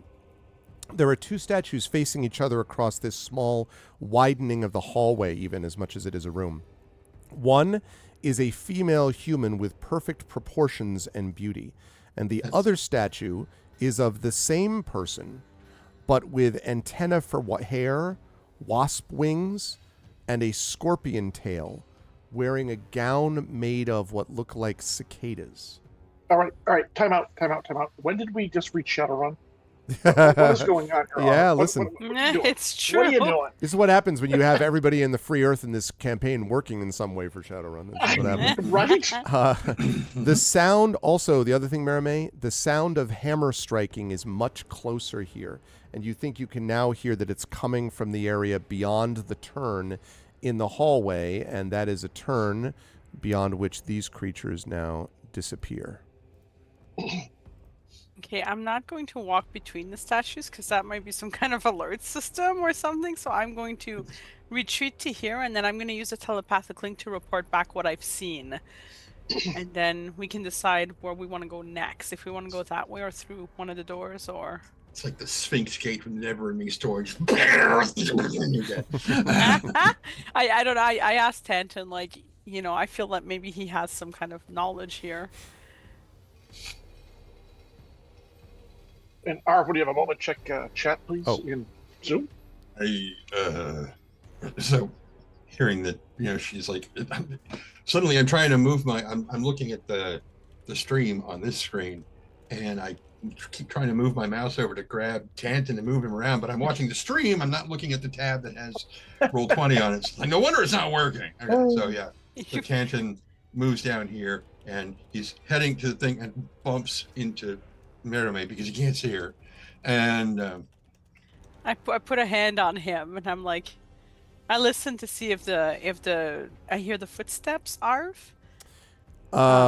So yeah, and let me just quickly note: am I at liberty to mention this, Yes, John? Okay, absolutely. All right. It's wide So open. Mechs and Men has given us a Mech Warriors 5: The Clans game key for us to give away, which I assume is a Steam key. So thank you very Yes. much for that, Brent. What I will say is that when we get to our next tier, which is going to be at the next $100 mark, which is only $21.23 away. $20.23 away. When we get that level, we will give that away in addition to what we would have given away elsewhere. And I will handle that for the mods. I'll handle that giveaway code and everything. Once we get that, I'll send that along and note who I have to give that to. So thank you very, and it is a Steam key. Okay, great. Thank you very much, Mechs and Men, for doing that. I appreciate that. Mech Warriors 5: The Clans. Let's Ghost go. Bear. It's the Ghost Which Bear. I've heard is an deals. awesome game, by the way. Yeah, So, I was watching Sledge LP play it recently, and Brent and Aaron. Just fantastic. Great. There's no contractions in the Really? planner's speech at all. Yeah, it's they consulted with us on it to make sure things were IP accurate. They did a really nice job. They were That's very, interesting. very detailed. Yeah, they really love the IP and it shows. I should And try they that wanna at get some it point right. because I liked So, yeah. Nice. the game that I liked that was BattleTech by Harebrained was awesome, and I really enjoyed that a lot. And but I played a little bit of Mech Warrior back in the day, the original. The video game. This one Mech has Warrior. one has a very character-driven story where you have to make a lot of moral choices. Very interesting. Okay. What they decided to do. That's Yeah. cool. Okay. No, this So base what- game, that's fine. So thank you. So that'll happen, chat, when we get those donations. Let's rattle those. Let's ratchet those, not rattle. Let's ratchet those up, is what I meant to say. So thank you very much again for that. Trend, who is visible, trundled down there. I broadcast everyone. Well, I guess we're advancing, so Misiana and Rowan can come with us. So let's keep the party together. So Ilarion wants to tell them to move forward behind him. I can't see him. you can see me. Trend is visible. You can see I'm Tantan. not. I thought you said Yes. behind him, meaning No, the Trend. area. Follow Trend. Follow Tantan, follow you me, mean. attention. Works for me. Tanton, yeah. You And I'm follow holding- Trend. You're Because going we out to the attempted to Bay be Area. and- I've touched Tanton just because he bumped into me, so I'm like, I'm Scared just the gonna hell out of check. Is this the I'm just gonna- classic bump bump bump bump like everyone? Right. Her hand is just like, what? I'm like, yes, that's me. Okay. Sucker! So there is a door here to the western side, and to the eastern side you see these two statues. Ned's to your earlier question, Merime, you don't hear them right now, but because of the sound of the hammer, it probably would be hard to hear them anyway. You only heard them before because they had moved far enough away from the hammer sound that they were, coming so that you could hear them. So Okay. Tanton looks back at Rowan and kind of points towards the door and is like you listen at this door, and he's Okay.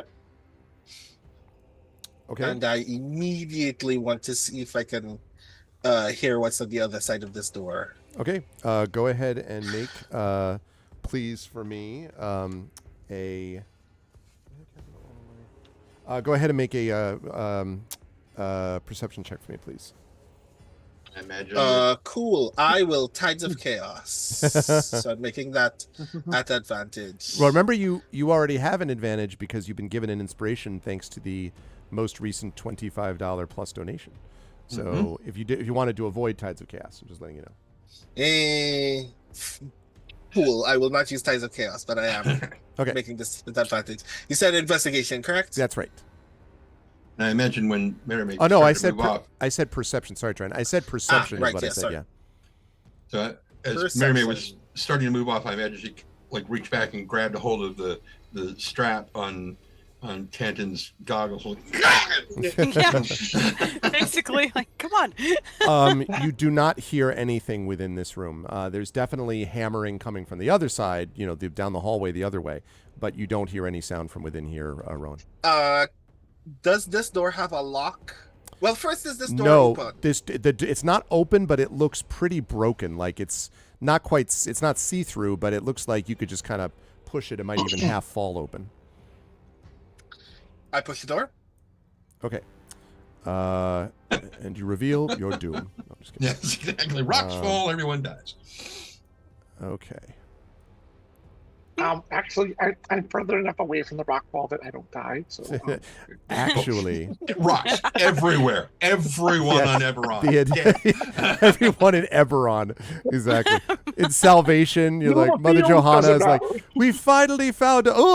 She's just crushed by rocks. An Somewhere airship flying in the air doesn't matter. Yes, somewhere there's some undead thing comes up and it's like stone fire. Ah! Yeah, exactly. Oh man. Okay. So let's see. Right. Okay. So when this opened, you can see that there are a set of what look like, there used to be anyway, work tables that were lining the walls here and here. And there are also 3 moldy beds spaced closely together. And you think, Rowan, just as you peek around the corner of the door, that there is a bookcase here, although you can't make out whether there are any books in it. But you do see that there are, for a minute again, it looks like there's this weird multicolored shimmering, and then you realize that there are beetles of all shapes and sizes and colors clinging to the walls and crawling over the furniture. Cool. Fun. Bugs. Yay. So delightful. Why are you all still alive? I come to the bookshelf very quickly. Okay. The bookshelf Is there anything of value here, Yeah. either informationally or financially? There Aaron look to be beating the Beatles, obviously. There are, well, you can see that there are a lot of what would have been books at one point, but even if you were to just touch one of them, you would see it would fall apart immediately. It's basically ruined by moisture, and unless you get this wrong, the gnawing at the various portions of the wood of this bookcase indicates that termites have probably done a job on this as well. Maybe some silverfish skittering along the shelves also, That's a shame. Mm-hmm. Yeah. No knowledge, but lots of bugs. Do I get a sense of what work needs to be done in this room? I think it would depend on how you were inspecting the room and like what you were trying to look for in particular, because there doesn't seem anything like obvious tools that you see or whatever. But you haven't, looked through the room very closely yet. So, Do the spines of the books that I have not just suddenly destroyed by touching unreadable? They're unreadable now. But they I will say that they looked like they were fairly sizable, thick books. So they were like textbooks or research books of some kind. Yeah. Definitely not poetry chapbooks, you know what I'm saying? Yeah. One would dream that you could get like an A6 hardcover poetry book. Listen, if someone library, donates, we get 5. If donates right now, I'll say there are 3 totally pristine poetry books sitting next to the ruined nonfiction textbooks. They're magical. So. A poetry book as wide as a Dungeons and Dragons PhD. Yeah, sure. Yeah.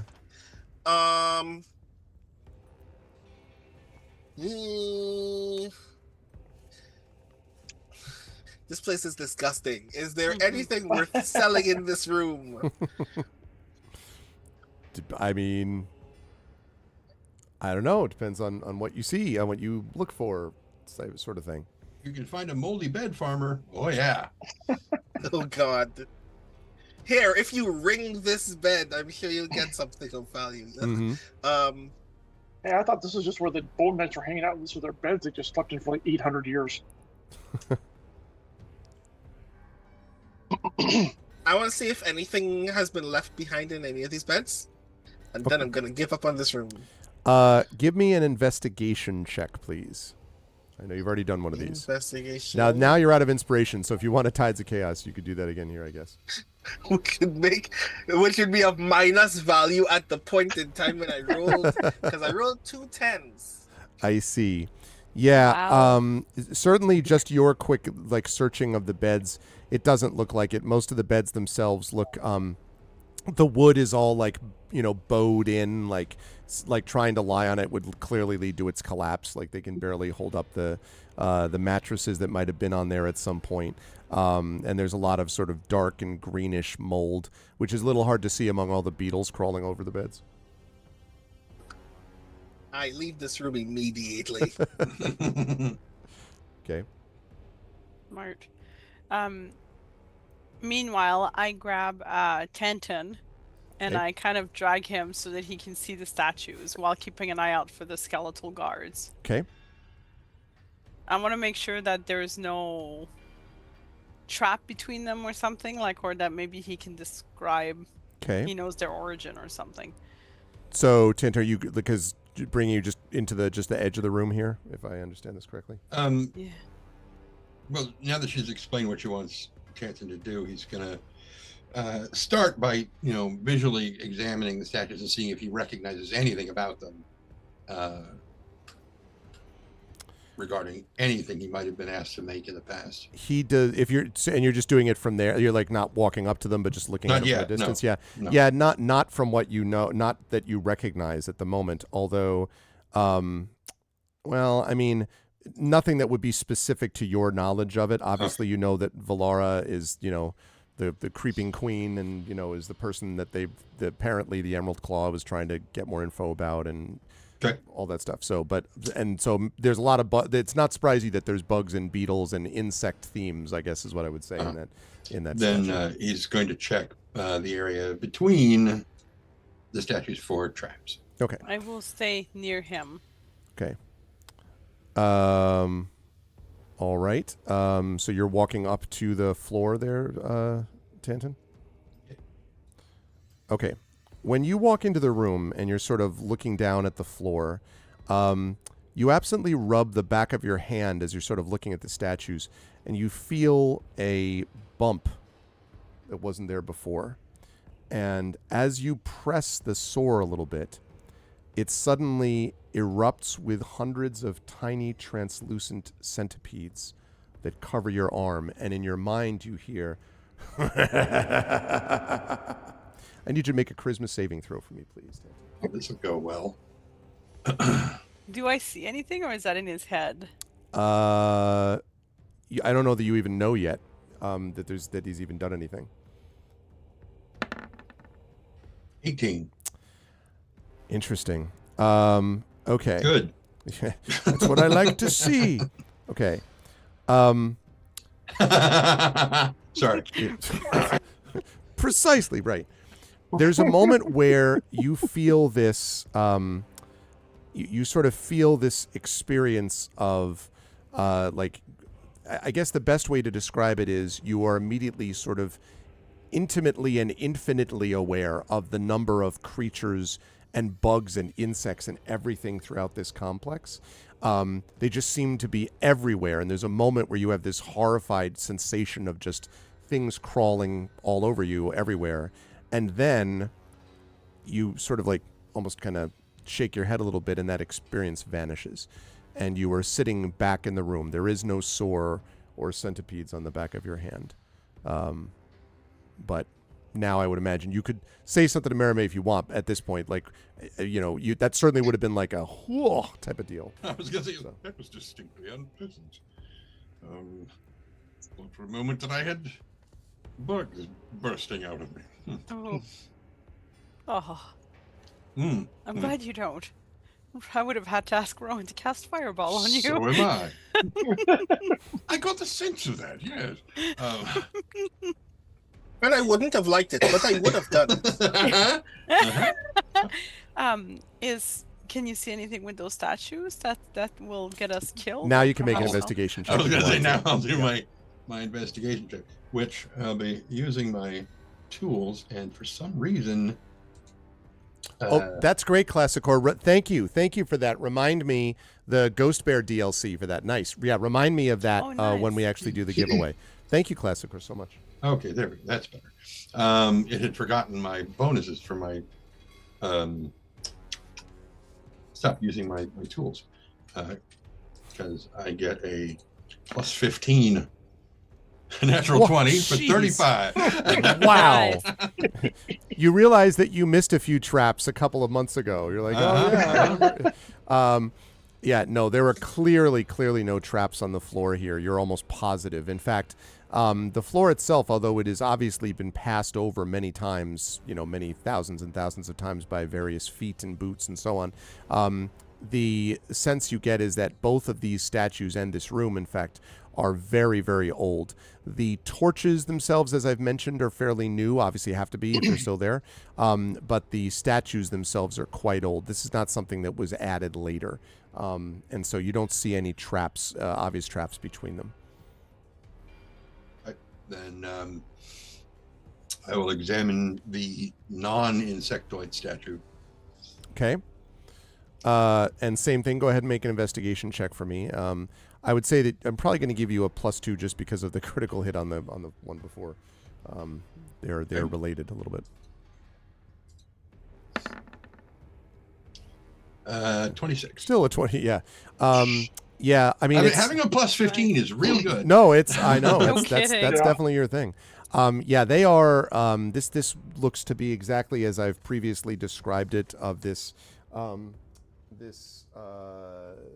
female human with these perfect proportions and societally. To whomever that is perfect. Exactly. I was just going to say that societally justified, assumed proportions and beauty.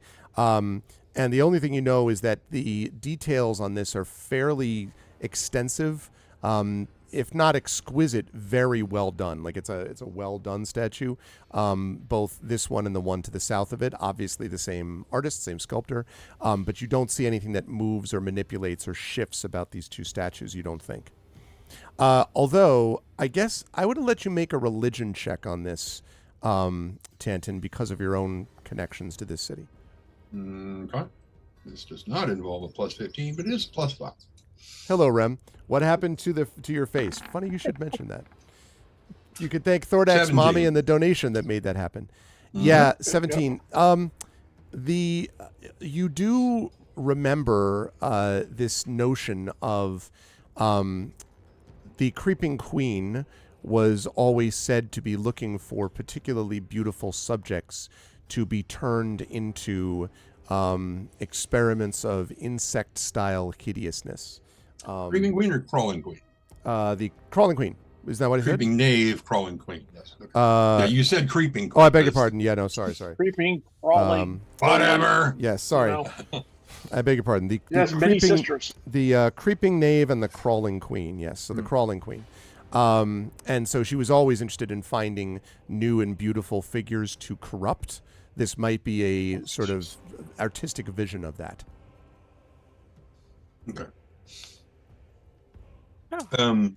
Is it safe for me to go forward and kind of scout around that corner? How beautiful are you? I don't know. We've been through a lot of bugs, so not that great right now.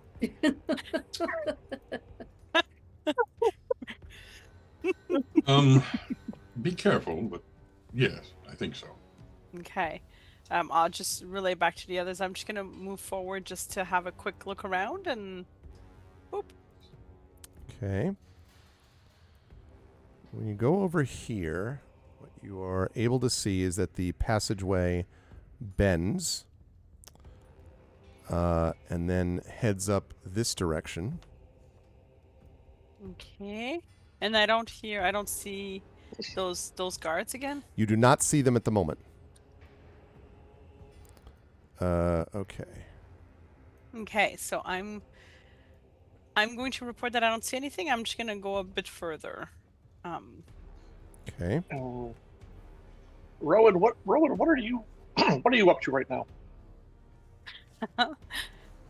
Always a good question. Mm. Rowan, hear me? Rowan, Rowan can hear you. Rowan is still reeling from the disgust of the last room.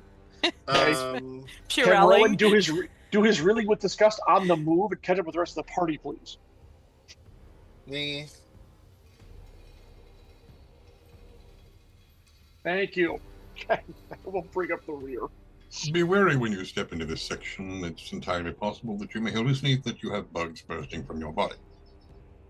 Ah, I look down at myself, and that would be Noted. unusual. Although, counterpoint. Now that you've primed me, what if bugs are really bursting out of me and I think that it's an illusion?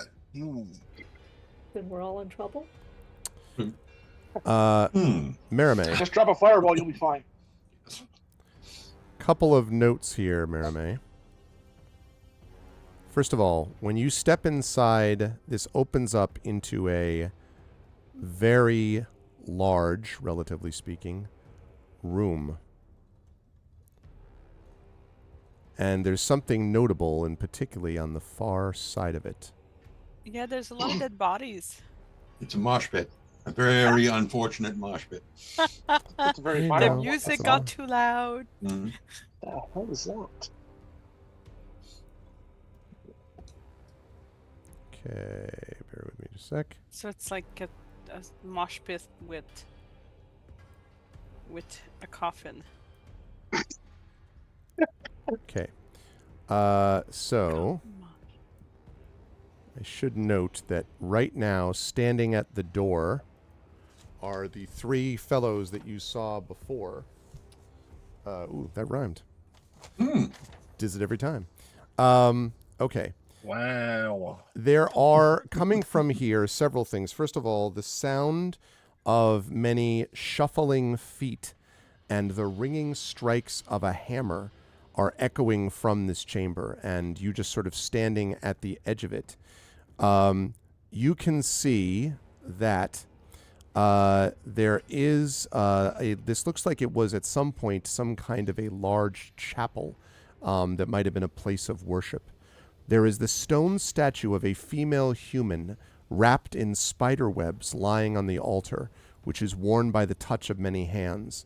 Dozens of ancient withered corpses are heaped around the floor, and all of them, Merime, as you look, at least the ones that you can see closer to you, look like they are missing one of their arms. And standing in front of the altar, prowling back and forth, their eyes glowing red beneath their visor, is someone I'm going to show you right now. Bone Defender. No. I mean, 12 bone knights.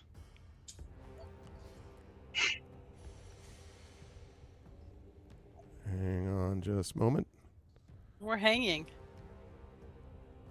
The one arm thing, though, like, that's pretty cool. Yeah, right? Rowan, if you need to fit in, you can just pop off your arm and. Oh, you can God. fit in. My God, it's perfect.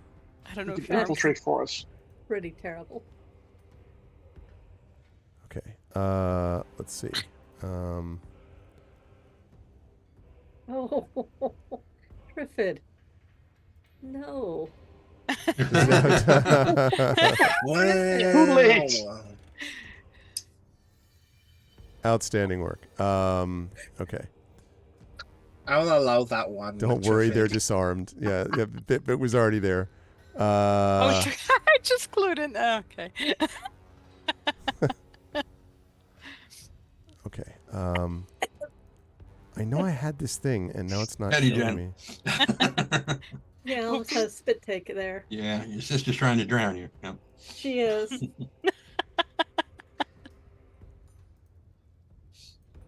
Somebody needs to donate some more money so that we can get to the next giveaway.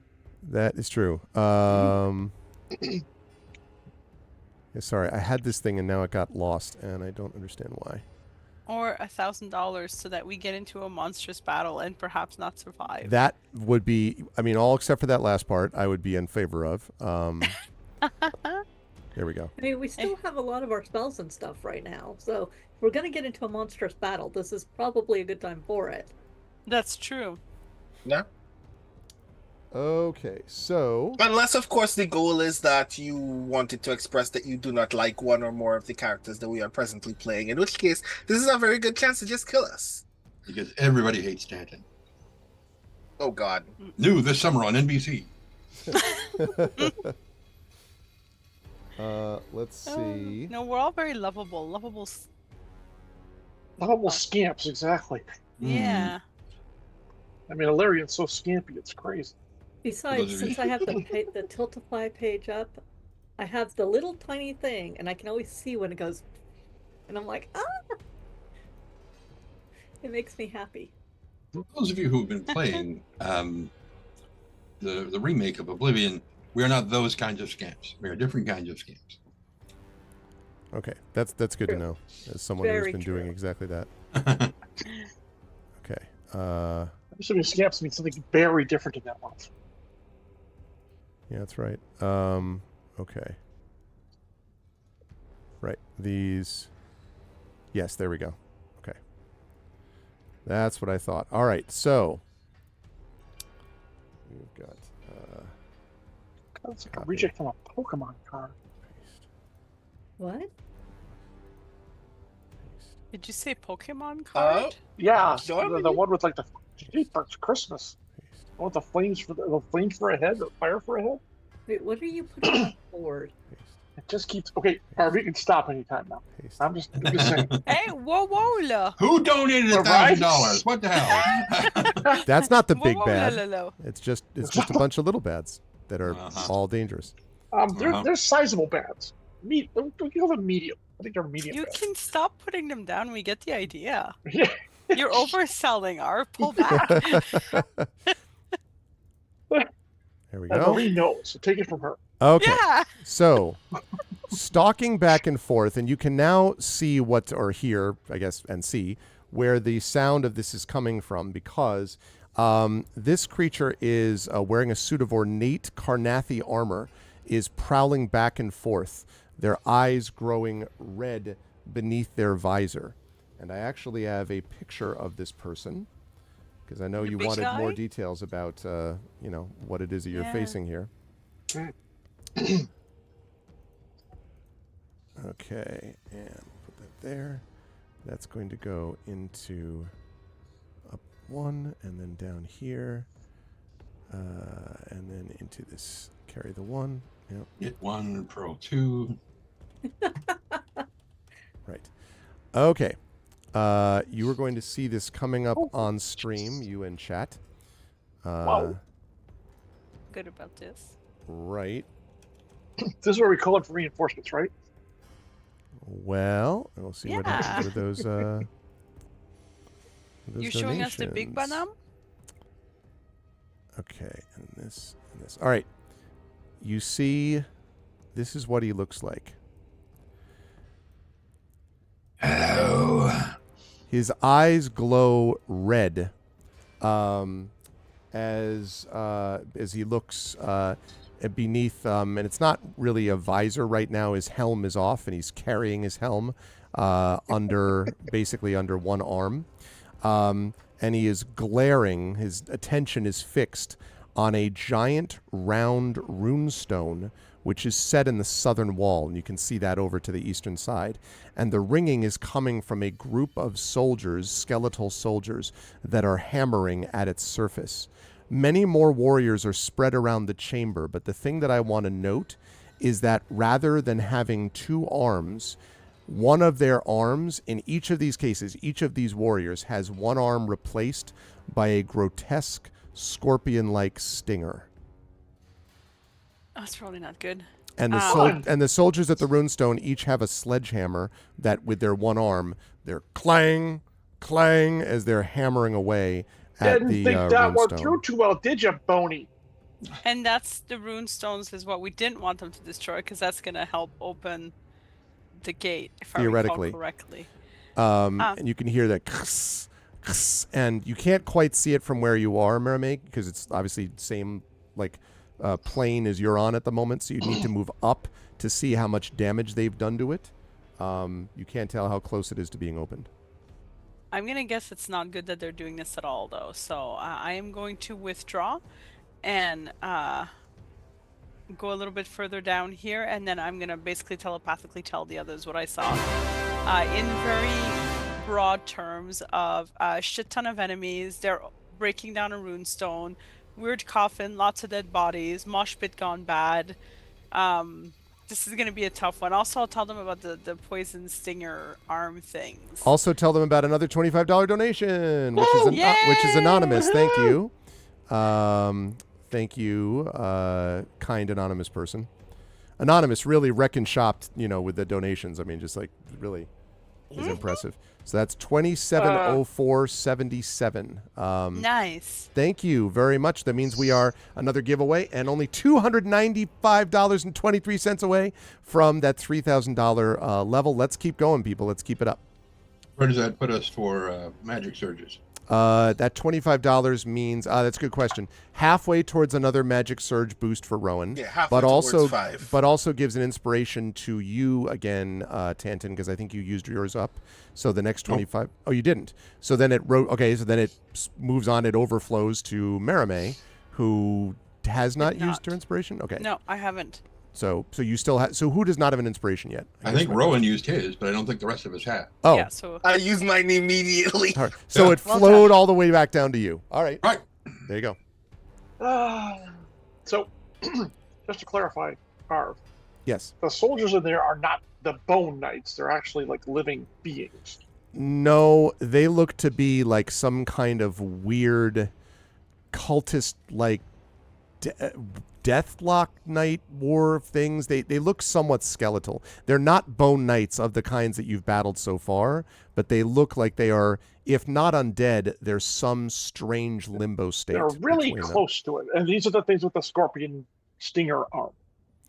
Each one of them. Correct, Right? each one of them. That's right. The Death Knight. Now, the one that you're watching, the guy who was that guy that you see there does not have that scorpion stinger. No. Nor He's do a position the of both his arms. That's This is right. Special. Nor do these undead skeletons here. These ones have just regular, arms and carrying weapons like normal. Also, sorry, Classic Or, no, we can't inspire the monsters with overflow. If you want to have a monster there, there's a way to do it, and it's to convince someone to drop 1,000 large. If you can drop that 1K, not you specifically, but if someone can, and we had it done last year, then that would give some monstrous attacks, even if the party thinks that this is such a thing. Okay, I think we need to get back together and regroup and figure out how to do this. But Let's everyone's all meet in this room right here. Echo. Everyone is just so you know, for future reference, everyone is inspired at the moment, so no one needs anything at the moment. Correct. Yep. We're gonna need to hit hard and fast, Yeah. but we need to stop them, right? Because it was the runes that if they destroyed, what kind of runes were there? Well, I have a spell called Sunburst. I can It's do a more 60-foot radius. so and I- if I'm not mistaken, and Arv, correct me if I'm wrong, they can't open the gate regardless because we have the tablet. We have the sigil. That's not necessarily true. They may have found the sigil through other means. There was a reminder that they were continuing to try to find this in multiple fashions. Mm-hmm. So Okay. you don't know for sure. I mean, we're going to stop them regardless. That is absolutely true. But I thought we had kind of a lock on it, so yeah, that does make me a little concerned. No, it's something which would allow you to relock it if you're able to do the rune, the thing that the Dream Eater taught Right, you. which is a different rune. Yeah. Just so you know, Arv, I'm keeping an eye on the corridor here because I know that the patrol came down once, so they might do so again. Okay. Yep. So, and we're all talking telepathically, so. Oh, How and many people are sorry, in this room? sorry. I'll tell you in a sec, Rowan, about that. One other thing I wanted to mention, sorry, that I didn't note about this hallway, Merame, as you were walking down it. There are several gongs, like about maybe 2 foot in diameter, I would say, gongs that are hung in several places down the wall. 2 on the western side here, 2 on the eastern side here. And there are also, as you look, it looks like there's 1 gong behind this statue, which you would have noticed, Tanton, sorry, and 1 gong behind here in this statue. Like, just Maybe. literally hanging on a hook on the wall. Do they look newer or older? They look newer. Okay. I vote that we recreate the Gong Show and invite them all on as guests to play. Ooh. Nisiana, it might behoove us for you to try to turn them and scare the ones who are at the gate away. To start they- with turning? I mean, I can start with the sunburst. I think we start with as much massive damage in that room as possible, and then she turns on her And next.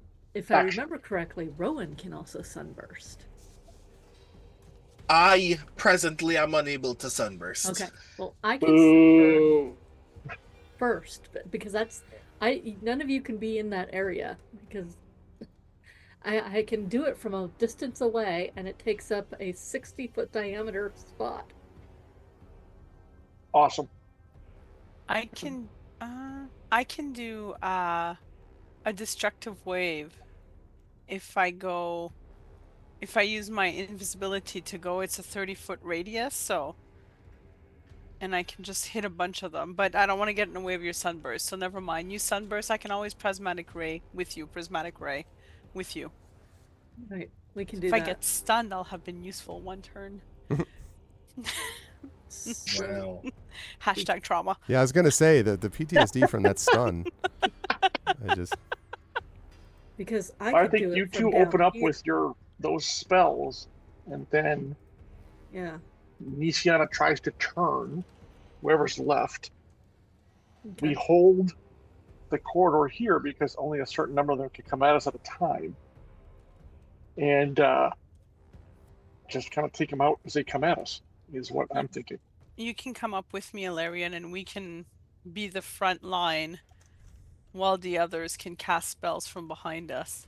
Yep. Are you drinking from a pot? It's ramen. Oh, delicious ramen. I'm so happy.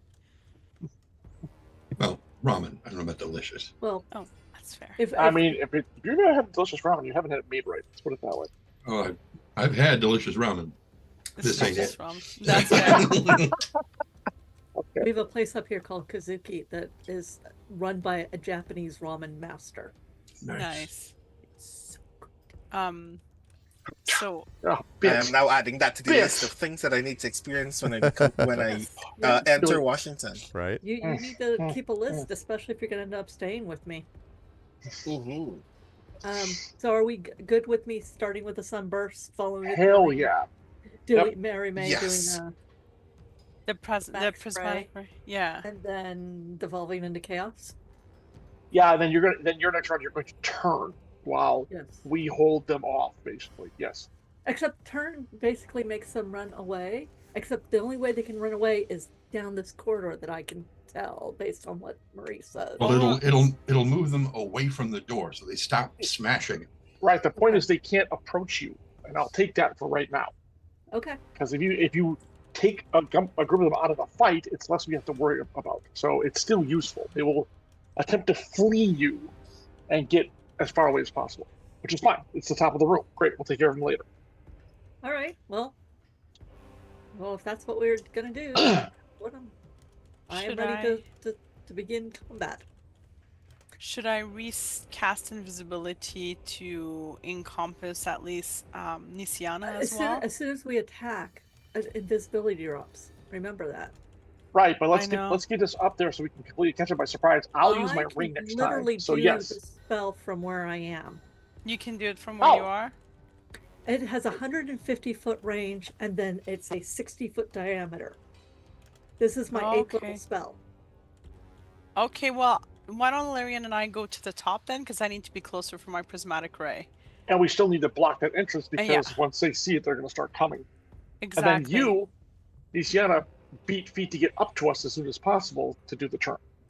Yeah, I mean, and then I can. Okay, yeah, you can put me invisible, and I can walk up there. I just There we go. to make sure that I don't catch you guys in this or myself in the sunburst. Right. That room looks. Arv, again, how big is that room, roughly? I mean, we're ballparking, obviously. So these squares are, what do we say, 5 feet? 5, So yeah. 10, 15, 20, 25, 30, 34, 40. It's about 80 by... About 80 by 80. It's almost not quite square, maybe 80 by 75, something Okay, like that. So you're gonna do some good damage. You So know, basically, yeah. maybe she's right, and we just kind of hang back here. I need to go up to use my prismatic spray, which I'd like to do. Marimay, you see these ones are starting to head Oh. down. The patrol is coming back. Fall back, fall back. Okay. We're gonna lose our... Oh, they're gonna see you, Nisiana. They came all the way to the end of the corridor last time. You need to go back. All the way back to the other room. Seriously? Run. Yep. Yeah. Go. Go, go, go, go. Fall fast. Fall Real further, time roll Rowan. 20. The thrill is... Look there, in case they do get spotted, we have to They're attack. gonna We can hit see them you, from behind. Rowan. They went all the way to the end of the corridor. Yeah, Rowan, you need to go. They're still gonna see you there, You guys. just take a running slide across this giant yeah, I was just concrete. going to say. Yeah. Dude, they went all the... I'm gonna tell Go them they back went all to the the way cricket down the room. corridor last Go back time. to the cricket graveyard. The cricket. Oh, this. No, Oh God, we you have to just run were into there. the You were just cricket there. room? The room with, yeah, believe me, you can't miss it. As they get to this Yep. spot, they stop. Uh-oh. And there is this moment where you're where you're watching them. Whoa, what just happened? I don't know. I don't know what did just happen. Marimay, you just vanished. I'm still Oh, here. she's still here. Really? Oh, the invisibility is true. I'm She's invisible. right there. My God, Can't see me. Can't see me. Yeah, she's still on my screen. Yeah, but looking at the stream, she's not Oh there. yeah. And Oh, there you Larry's are. I don't know what happened. Zip. Okay, Okay. there we go. That's hilarious. Um, I'll give you invisibility. that was impressive. You want the ultimate invisibility. Okay. So they stop and they turn back, and for a minute you get this sort of expression of this staring at these spots, and this one does the same thing. And for a minute you feel like Alarian, that one's looking at you, that one's looking at you, and this one looks this way. And then they turn back as if on some prearranged kind of organized pattern. And they proceed out of the room again. You just stay real still. Come Because they here, don't breathe. Oh my God. and then they turn. Run! No, just kidding. They don't do that. Sorry, couldn't Just resist. immediately rushes 80 feet ahead. Oh. Oh, boys! They ethereal through the wall. No! Only I can do that. All right. I don't tell you Fireball, against me! Yeah, exactly. Oh my God! It's Rowan's brothers have been destroyed and brought back as these. No. They pass by again. This time they do not pause in the room, and continue up and out of sight. And these things are. What are they? Since I can get a really good look at them this time. They look like they're the bone knights they here. look well. No, they look like not quite. undeads. They're wearing half plate. They're sort of like undead soldiers. It looks like to you, at least if you had to describe them that way. But they are, and this is important. And I think Tanton, you would have recognized this too. They are wearing the livery of Karnath, but they're clearly undead. I Yeah. think it's now or never, guys. We're gonna get spotted if we wait longer. Let's do so it. Right. I have to go up to do prismatic spray, which I'll do right after Nisiana. If you want to come down here and then. I'm moving. I'm moving as fast as I can. And So, then and once then- I get here, because I can do this from here, Yeah, I'm gonna drop Okay. the sunburst. I'm gonna be going to Basically the on the top. center of. Man, that's a big ass room. Yeah. I think, Marimay, I think the sunburst is actually going to encroach on the corridor. I think you need to pull back Yeah, I need you to step here. back. You do not need to be taking. I think it's something What D8. Could you give Crazy me a damage. 6-foot diameter? 6. I think here I'd be okay. Isn't Right. it 100? Did you say 120 feet? Right? 150 feet. And then Oh. it's a And a 60-foot 60-foot diameter. diameter. Oh, 60. Okay, no, yeah, true. You should be okay. Yeah, because Should- I want to be able yeah. to see, like, I trust that my sister won't hit me if she can avoid me. I'm gonna hang up here. Okay. Because I want to, like, as soon as her sunburst hits, I want a prismatic spray. Well, don't look Prismatic directly spray. into the sunburst. Yeah. It'll be real difficult from there. I mean, for real. For real, yeah. Yeah, I am ready. Okay. I think we're all in position, except for Rowan, which for some reason is That back can't be in right. the other room. That's No, because only- the room is like 80 foot, he said, right? Yeah, Yeah. the circle is not going to be accurate. This is because this map is a drawing that's been added to it, like a later battle map, so Okay. it's does not correspond. Does not compute. You So can if you see drop sunburst in the center, you should get just about everybody. Yeah, this guy comes I back guess this I'll way. go with the center 8, then. 16, 20. At least 24 people get hit. Yeah. And Marimay, you can see that these 3 are going into this door on the western wall here and closing it behind Okay. them, and these 3 are starting to head down this direction again. Time to burn. Yeah, All right. I will relay that. I throw a sunburst. I look down. Yeah. Kapow! Pretty good. All right. Constitution So let's save, take a look at the skill 18. description. Must make a Constitution saving throw. All right. Hold, please. Right. Yes, time to Constitution saving process some throw. dice. Okay, let's see. And DC of what? 18. Okay. This is why I upped my wisdom, so that my DC would be higher. Smart. An excellent choice. Okay. Okay, Number transfer. 1 at the top 20. left, miss it. And you're positioning it, I believe, here is where I it's need starting. You never gave me an actual circle. Oh, okay. Yeah, but literally, yeah, it's pretty much going to catch everybody. Exactly. It's literally right Yeah. in the middle of the room. I can't see how anyone can escape it. Yeah. 5, 10, 15, 20, 20. Yeah, I guess that's right. Okay, so let's start with these guys. Number 1 top left misses. Number 2 top left makes it. Number 3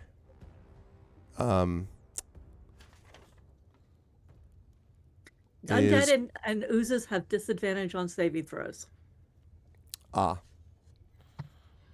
Does this change things? Possibly. It means that one that I just rolled that nope, still makes it. Yeah. So I'm going to mark the ones that actually made it so that I don't get completely confused. That's probably a good idea. I'm going to be like, let's see. I made it. Okay. This next one, because more of them are going to miss than are going to make, I would suspect. You said your DC was what? I'm sorry. 18. Yeah, okay. So that one also misses. That one definitely misses. Okay, next set. That one on the left misses. Second one on that group misses. Third one on that group misses. Fourth one in that group misses. So far, we've only had one make. Bottom set. That one misses. Damn it. Okay, that one misses. Third one in that group is going to miss. This disadvantage is definitely helping out you folks. That's a miss. Okay, and then finally, the next set. There's a lot of them. That's a miss. That is a miss. That is a miss. That is a miss. And then the ones hammering away at the door, at the runestone. That is a miss. That is a miss. Amazing. That is a miss. Some of them are rolling okay on one of them, just not on both. And that is a miss. Okay, one grand total of all of those made that. Nice. And then the soldiers miss. Miss. Oh, this one made it. Hey, everyone Yay. cheer for the one who actually made it. Ooh, tough guy. Oh, Kill him next. And the 3 down there. That is a miss. Second one. That is a miss. Third one. That is a miss. And last but certainly not least, the big guy. Big guy. Made it. Probably not surprising that the big guy made it. Okay, so grand total in this room, we had one of these, and one of these make it, and that's it. Everybody who did not make it they're now blind. Ah! And 51 points. They of also damage. take 12d6 radiant Yeah, 51 Wow. points of radiant damage. They all look at you with their sightless eyes. Oh no! No, just kidding. Why? They were always blind. Okay, Okay. so And on the go ahead and successful roll. save, they take half as much damage, but is not blinded. Okay, so So they're all going to 45. take 51 damage. This is all radiant damage, you said? Yes. Mm-hmm. Yes. As a Good courtesy, stuff. how many of these are now severely wounded? I will let you know that Someday. at some point So much math. in the Like, discerned future. I want to feel bad for Greg, but Greg populated this room. Yeah. And he I'm enjoyed just balls and strikes. Just balls and strikes. Okay. Focus on yourself, buddy. Right. Okay. So let's see. So first, let's take care of the damage. Then you can give us a ballpark estimate of how heavily these strikes hit. Yes. Okay. So I'll come back to him. Oh, I'm really surprised that Brandon let that slide. Yeah. He's just worn out with all the puns. At this point, I am barely conscious. Some of them will slip past me. What's up, Dragon Spear? Well, that all happened because of donations, just so you know. Yes, that is very true. Yep. Okay. You know what would be hilarious? Another $50 each for you to just for people to just get rid of the rest of the beard while Right. they're still being freaked Yeah. out. Okay. This guy. So Easier. To play that much. annihilated, annihilated, annihilated, annihilated, and annihilated. Wow. That one up there is not annihilated. Mm-hmm. But he took 25 points of Yep. Mm-hmm. Yeah. radiant. But now we know that 25 or less damage is necessary just to kill that guy. Okay. This guy took the damage, and then this one. Oh, right. So that was 25, right? So okay, there we go. Right. The rest of these all look like they've been hit, and like definitely harmed, but are not that close to death. They do, however, as this happens, so we get this, massive sunburst that goes off, and that causes them all to be blinded. And they're blind for a minute, but every turn they need to make a Constitution saving throw at the end of their turn. Okay. So he, not having been blinded, turns to you, and all that, so like, just like this massive explosion of light, a bunch of like, the sound of bones cracking and smashing and so forth. And then this guy turns and looks at you with his burning eyes, because obviously when you do that, you become visible. No, I did. It was me. Nisiana who's all the way It down wasn't there. her. Oh, that's right. Okay. I was I'm That's right right. here. That's I right. will That's be right. running up there. That's but right. I- No, that's fair. So, sort of And I'm- looks, and then and this slow, cruel smile spreads across his faces, multiple faces, his Oh, face, God. and he says, "It appears we have company, my brethren. Let us welcome them, and the end of their existence and Eberron's. Roll initiative." He says. With advantage, because we all That's have right. advantage That's on right, it. because of we that thing that do. happened. Can I bring up a point here? No. Sorry. I mean, great speech, Art. Don't get me wrong. hmm But Marie said that her spell was going off right after the sunburst. So wouldn't that be like the surprise attack where she'd get that off before he did all that? That she may be able to get her surprise before the round, but I still want an initiative taken. Oh, okay. That's fair. Leading up All to right. that. Yep. so. That's all good. It's all good. Okay. Can we 21 advantage There we initiative rolls? Just hit Oh, advantage right. and I forgot. initiative? Okay, let's see. Well, I guess I should roll again. I guess it doesn't let us do the advantage too. Yeah, just roll it twice. On initiative, okay, doesn't? good, 'cause I'll roll it That's too bad. twice. Remember to touch Much yourself better. before- Never mind. Much better.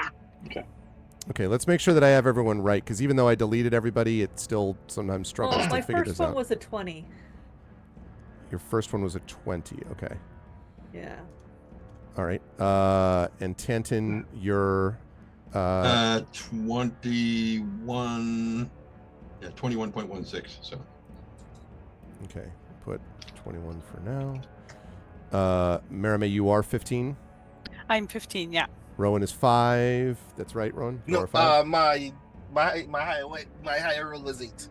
Oh, okay. I see it. Not And much then- of a difference, but still. still, you know. And Alarian's a 7. No, 19. Oh, it the is one that's 19. currently up there. Yep. It is 19. Okay. The first one was a 7, and I re-rolled it and got much better. Okay. So this is accurate. 21, 20, 19, 15, and 8. Yep. Yep. Okay. Yeah. All right. Give me a second whilst I'm going to move. I'm going to move this guy out of the way. Okay. Alrighty, and don't forget, everybody, as this fight happens, you can get inspirations. You can also give the players inspirations as time goes on by donating, and please do that because we still have a ways to go to reach our goal. You can also get a lot of giveaways at $3,000. We're going to have a bunch of giveaways, and that's only less than $300 away, actually, before we reach that goal. You can also get giveaways at every $100 mark and so on. So there's a lot of stuff there that's available for you. So please do donate, and let's continue to push forward with ArvCon here. Okay, so let's see. That's going to be the one guy in this one group that remains that actually made his save. Okay, let's see. And then let me know if I get my surprise. Yeah, I'll get there. Yeah, no worries. You've got like 50,000 people. That's on you.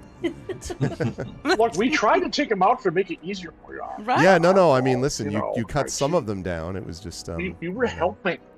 We're very helpful. We were helping. Right. Yeah. Okay. Sometimes. Take all that nasty math off your plate. Yeah, I know. You're always thinking the best of me. Yes, absolutely. Let's see why you think any different. Right, okay, that's what I thought. So that's going to go up here. Okay, and then these guys. Huh.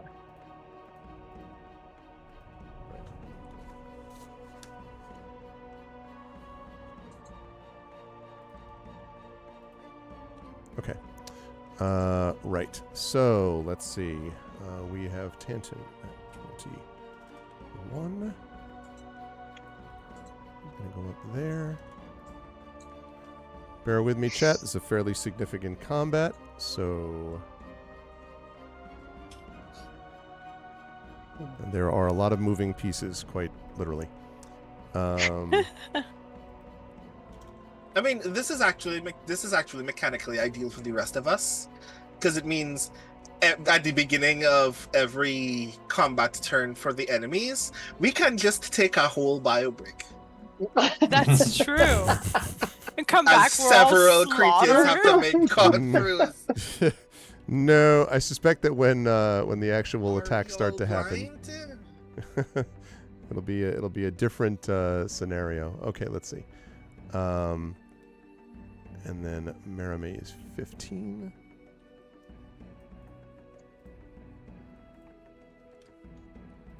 Right. All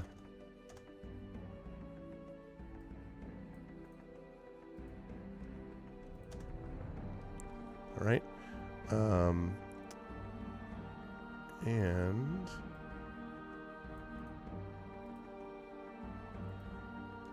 there's that. And then that and that. Okay, lovely. Wonderful. All right. Yes. Okay, let us start with Tanton. You are up first. What would you like to do Well, as you're down here? yeah, he humming kind of steps around the corner and looks and sees what's left of. I mean, he doesn't really know what it looked like before, so this is just what it is. Yeah. But he's going to take aim at this dude here on the end. Okay. And he's going to shoot the guy. Okay. One thing real quick just to make sure that yes, okay. His bonus action will be to cast Branding Smite on his crossbow, and he is going to fire at this douchebag. Okay. And he's going to 24 to hit. Will hit. Okay, and this is going to be okay, 12 piercing and 14 radiant. Wait a minute, is that 14 radiant and 14 fire? I think it so counts as both, I guess, if that's what if I'm understanding. No, it's not it. radiant fire. He's got the extra fire damage from Right, the right, thing, which is a 2d6 that's separate from the holy weapon branding smite. The 2d6 I don't understand here, though, because it's 14. I don't know where because it's 2d6 is what you should be getting, right? Yeah, 2d6 additional fire damage. So 26 plus 2d6 is what you're saying? 2d6 holy damage. Did it combine maybe the radiant and the fire damage? That's 2d6. That's Yeah, what that's happened, what you I'm think? That must be what holy it is. damage plus 2d6 additional fire damage. 'Cause So 2d6 can't make 14, so it would make sense and that it might have combined both. It looks like it did. It looks like it's 6 plus 1 plus 3 plus 4. So the 3 plus 4 was the additional fire damage. The 6 plus 1 was the holy weapon damage. right. That's the Right. radiant. So that gives us Okay. 14 total, and then the 12 piercing as well. So Nice. 26 total, I think, is what Right. we're looking at. Yep. All right. That strikes them, and they clearly do not like it. Mm-hmm. Well, guess what? I mean, they're already dead. Do they really have any reactions to anything? Oh. You know. No, I mean, they definitely are like they're definitely physically affected. These are not illusions. So. Well, he's gonna get it again. Natural. Nice. Natural 1, which came along. It was really funny. It was natural 1 at the same time. Ba-ba! Team Order Anonymous has added $100.33 to the cause. Whoa. That's what I'm talking Wow. about. Thank you, Woohoo. Anonymous. Team Order has Also, returned to glory, I has can returned to believe in regulate. you, Tren, if you would like. I would like. $100 I believe in you. 33. So that's That's 705. So that should be 20. I think that's 33. That's 6 and 20. That's 28. So that's 2805.10 is what we're sitting at now. Again, because it's slightly off from the above because of another donation. So 2805.10, which means another giveaway. It means that we are now only $194.90 away from that 3,000 number. So keep it up. And yes, it does mean that now we have a 6 out of 20 chance, I believe is what it is. 6 out of 20 chance. And the top 3 donors list that you wish listed, I couldn't figure out how to coordinate it, Dragon. I have just the top one. But I can tell you right now that Hillness is currently in the lead with $501. Second was Delwolf, who is currently sitting at about $300. And then I'd have to calculate who the third donor is right now. So that's the situation as currently stands, Dragon. Looking at Nice. the thing, there's Anonymous, and then Brahms. Looking at, sorry, at what thing? The Right, top no, yeah, donor on the at bottom. Tiltify website, it's...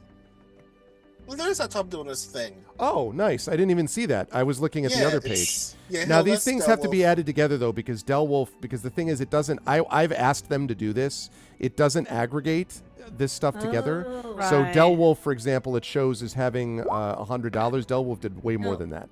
Well, his Oh. 260. From here, I have Hillness at 501, Delwolf at 260, Where are you Anonymous seeing at this? 250. Oh, I see. There's the leaderboard. They did do it. Oh, cool. All right, they didn't have this last year. All right, cool. So yes, so the leaderboard actually is there. In fact, let me put that there. Thank you. I did not even know that existed. No, it can be done. Here it is. So there's the leaderboard. Hillness 501, Delwolf at 260, Anonymous kicking ass, but obviously we can't do anything. So Brahms is currently in third with 150. Dark Saber with 123. Bad Saber Bad with 110.59. And then we've got Classicor right behind with 110.43. So that's what we're looking at right now. Hillness in first, Delwolf in second, and Brahms in third. Yeah, thank you for bringing it up. I did not realize that we had that leaderboard. I'm looking at my dashboard, which doesn't have that. It has all the other info about it. So thank you, everybody. I did not know that was there. Jen is better. Initially, glasses. I rolled a natural one, Yes. but since Nisiana below-than me, which is the past tense of believe, Clearly. That's true. then I rolled a 13, so that probably still doesn't hit. It still does not hit. That is correct. Yep. I will try to do that, Dragon. I will try to, just for you, I will try to capture that. Bear with me, players. Sorry, I warned everyone I warned you all this might happen. ARV crashes the whole thing. We're gonna start all over from scratch. Yeah, exactly. Okay. There we go. That's that. And then I will put the top... I'll put the top 3 right now is what I will do. We should have quick saved. And Tanton will use his last 25 feet to move up here. All right. I wonder if I can't shrink it. I can't shrink it. All right. Let's see. If I put that here, I'm worried that it's gonna. I'm worried that that's not gonna be visible. I'll fix this in a second. But can anyone on stream see those numbers? If I put myself into the big mode, I can see the C3 of the. Can the you? Okay. 1, 2, 3. 501, 260, 250. What if I do Like an that? eye test. Is it still Then it visible? reads. Okay, I was afraid of that. There we go. Yeah, No, it's no. still legible. Is it? Okay. Yeah. Because I'm trying to shrink it a little bit. How about that? Is that visible? And I'll leave it there. Yeah. Okay. All right. Sorry, I'm doing that on the fly since I didn't even know that existed until just now.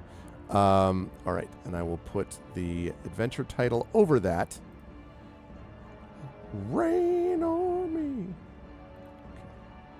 You've got a lot of empty space between the names and the numbers, so you could shrink that window down to the left quite a bit. Well, but yeah, but it's going to squash it though. You know what I mean? Like if I move the window, it's going to squash the numbers and the names. Because that's just coming from one window. Uh-huh. So God, how far up? There we go. All right, I'll have to move that. So like that's like if I do this, like I could do like you know what I mean? Yeah, I could try to resize the browser window, I suppose. I want to take too long. We can mess with it as we go. I see what you mean. I see what you mean. Okay. That may have fixed it. I think you're all right. You're all correct, sort of. I mean, it's not correct now, but no, that's because I have the wrong thing captured. But just you wait. I was like, wait a minute, hang on.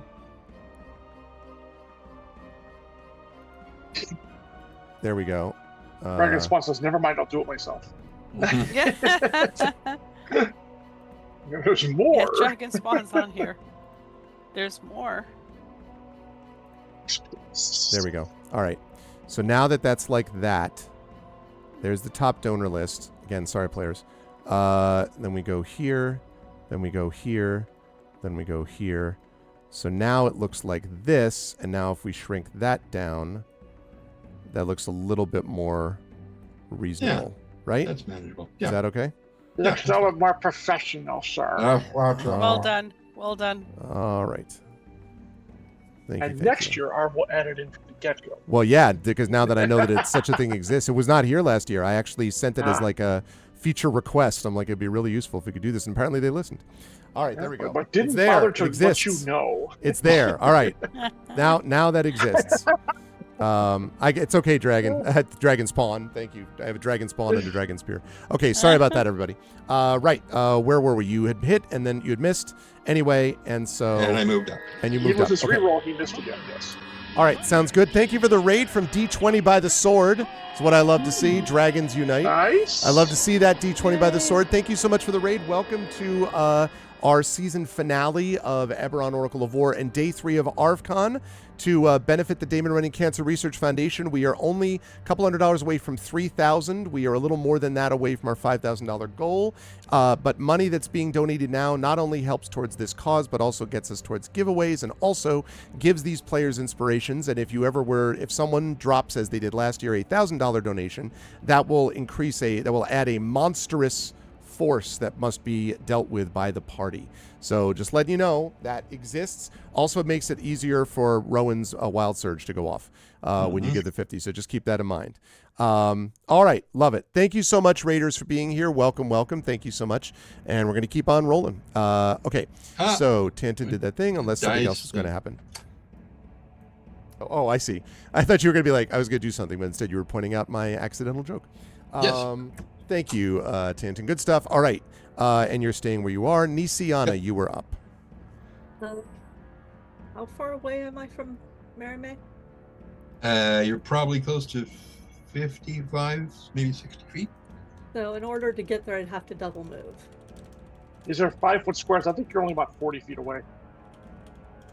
It's not that far. 5, 6, 7. That's 6.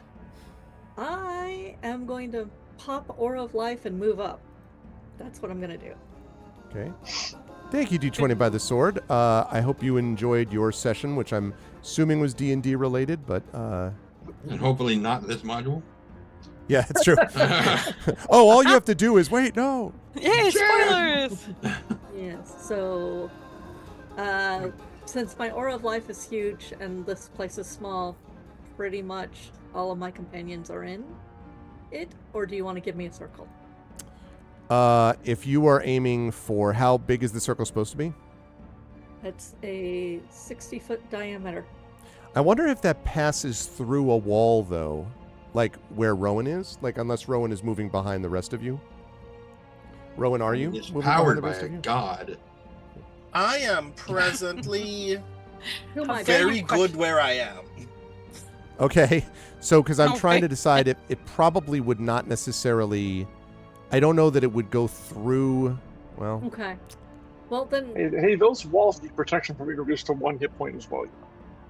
yeah, well, in that case, everybody who's in the tunnel with me. right. As soon as Rowan gets around the corner and enters the aura, which it's not like it's subtle. Poorly. Yeah, described. I Yeah, mean, and yes, Triffid, that that's will fine. happen at some point, just not yet. That's fine, Triffid. There's a slight discrepancy because of a donation that doesn't get accessed. Yeah, the tally is because the donation there was a donation that didn't go through the usual thing. So the tally is slightly off. That's why we're keeping a separate one at the bottom right. Nothing we can do about it. So yes, the 2,800 should be the giveaway. That should be the tier that we do. Yes. Okay. So you're going to do that thing, and what is it that you're casting? Me? Yes. Aura of Life. The classic. Okay. Yes, the classic before we go into deal with the big bad. So if the big bad knocks me out, it's still going. Okay. It's a good spell.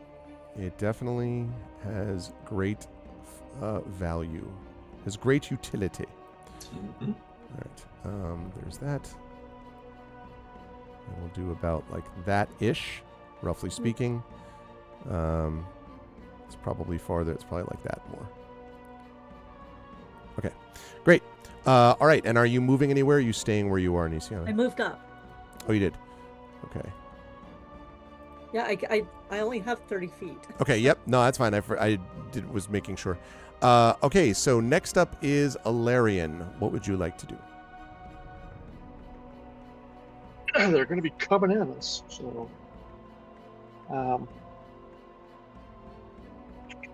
Stay in my aura? doesn't I'll help move me out, anyways. but- Remember? because he can't be healed. I can be in it, but I can't be healed, and I'm assuming the aura also counts Wait, for that. you can't be healed. Right. Yeah. That's right. That thing happened. Yeah. Wait, what thing happened? Why can't you heal? He Because each he had that rolled little badly. hallucination. Yeah. And when I did mine, I rolled a 1, which took away, I can't be healed while on this particular adventure. And Arv, I'm going to try, I'm not sure it's going to do anything, but I'm going to shoot a silver quarrel at the one that Tantin Okay. hit for. Okay. With my big ass crossbow. And I just always drop to the ground, assuming I can hit the thing. Let's find out. That's a natural 20. You get advantage on that? Oh, because of them being Oh. blinded? Oh, yeah, you're right. Well, I mean, I'll take 20 anyways. I hope they can't really get better than Yeah. that. It's maximum damage. He was They're also blinded and he's invisible. So Yeah. That's right. So I don't think he's invisible anymore, though. not anymore. No. This is true. But his that's fine. first shot.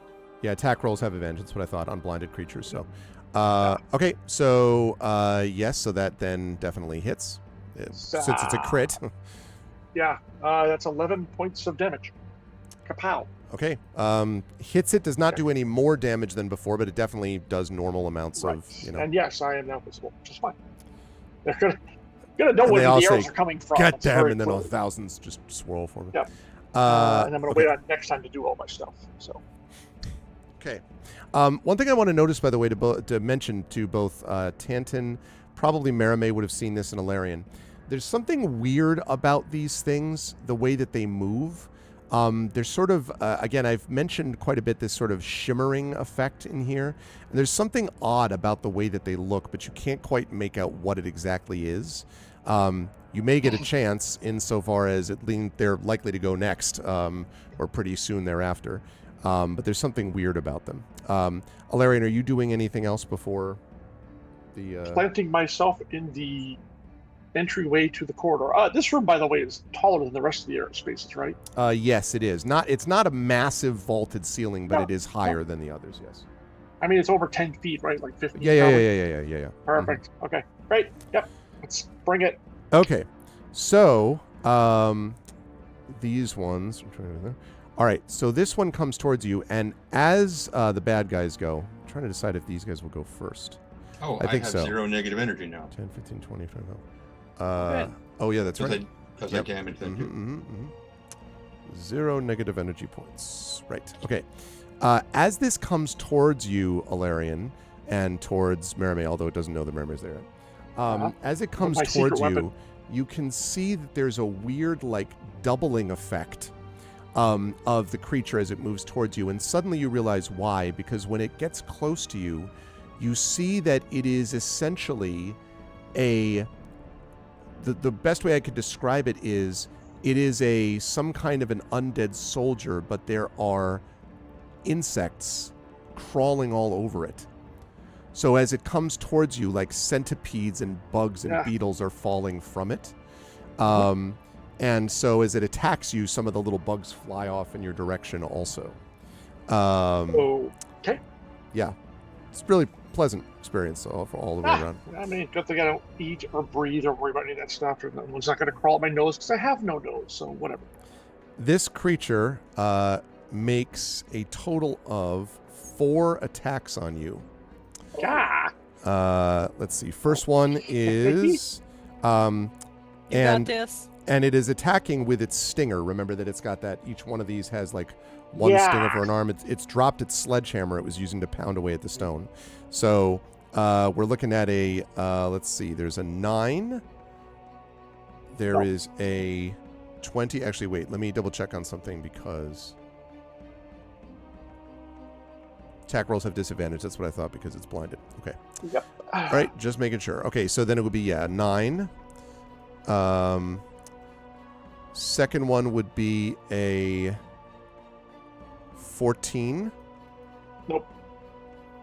Third one would be an 8. That's obviously a miss. Uh-huh. And the fourth one would be a 16. Nope. Okay. Alrighty. This one comes running towards you. And does the same thing. Yeah, they seem to be sensing you somehow That may, I mean, with all the insects, I'm not surprised. Right, Don't forget, by the way, exactly. Arv, at the end of their round, they do get the con save to try to shake off the blindness. Right. Okay, that Sorry. first attack is going to be a 7, which is obviously a miss. Second attack If you get above 20, let me know. is another 7. Yeah, exactly. Third one is disadvantage is rough. How about 19? Close, but no cigar. Okay. I said above 20, sir. Above 20. All right, this one comes to. So this one is going to attack as well. Exactly, Triffid. Yes. Okay, 8. 8. There is one that 21.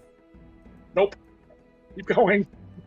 You said above 20. Okay. 17. It's actually 25 or higher. Okay. I'm at full armor. Folks, I'm not sure I can give anyone bonuses this time around, so just letting you know. Okay. And then this one arrives to do the same thing. I'm invisible, just so. Yeah, no, I know. It's all going. It's a good thing because they'd be attacking him more than just Alarian here. Yeah. I'm just hanging.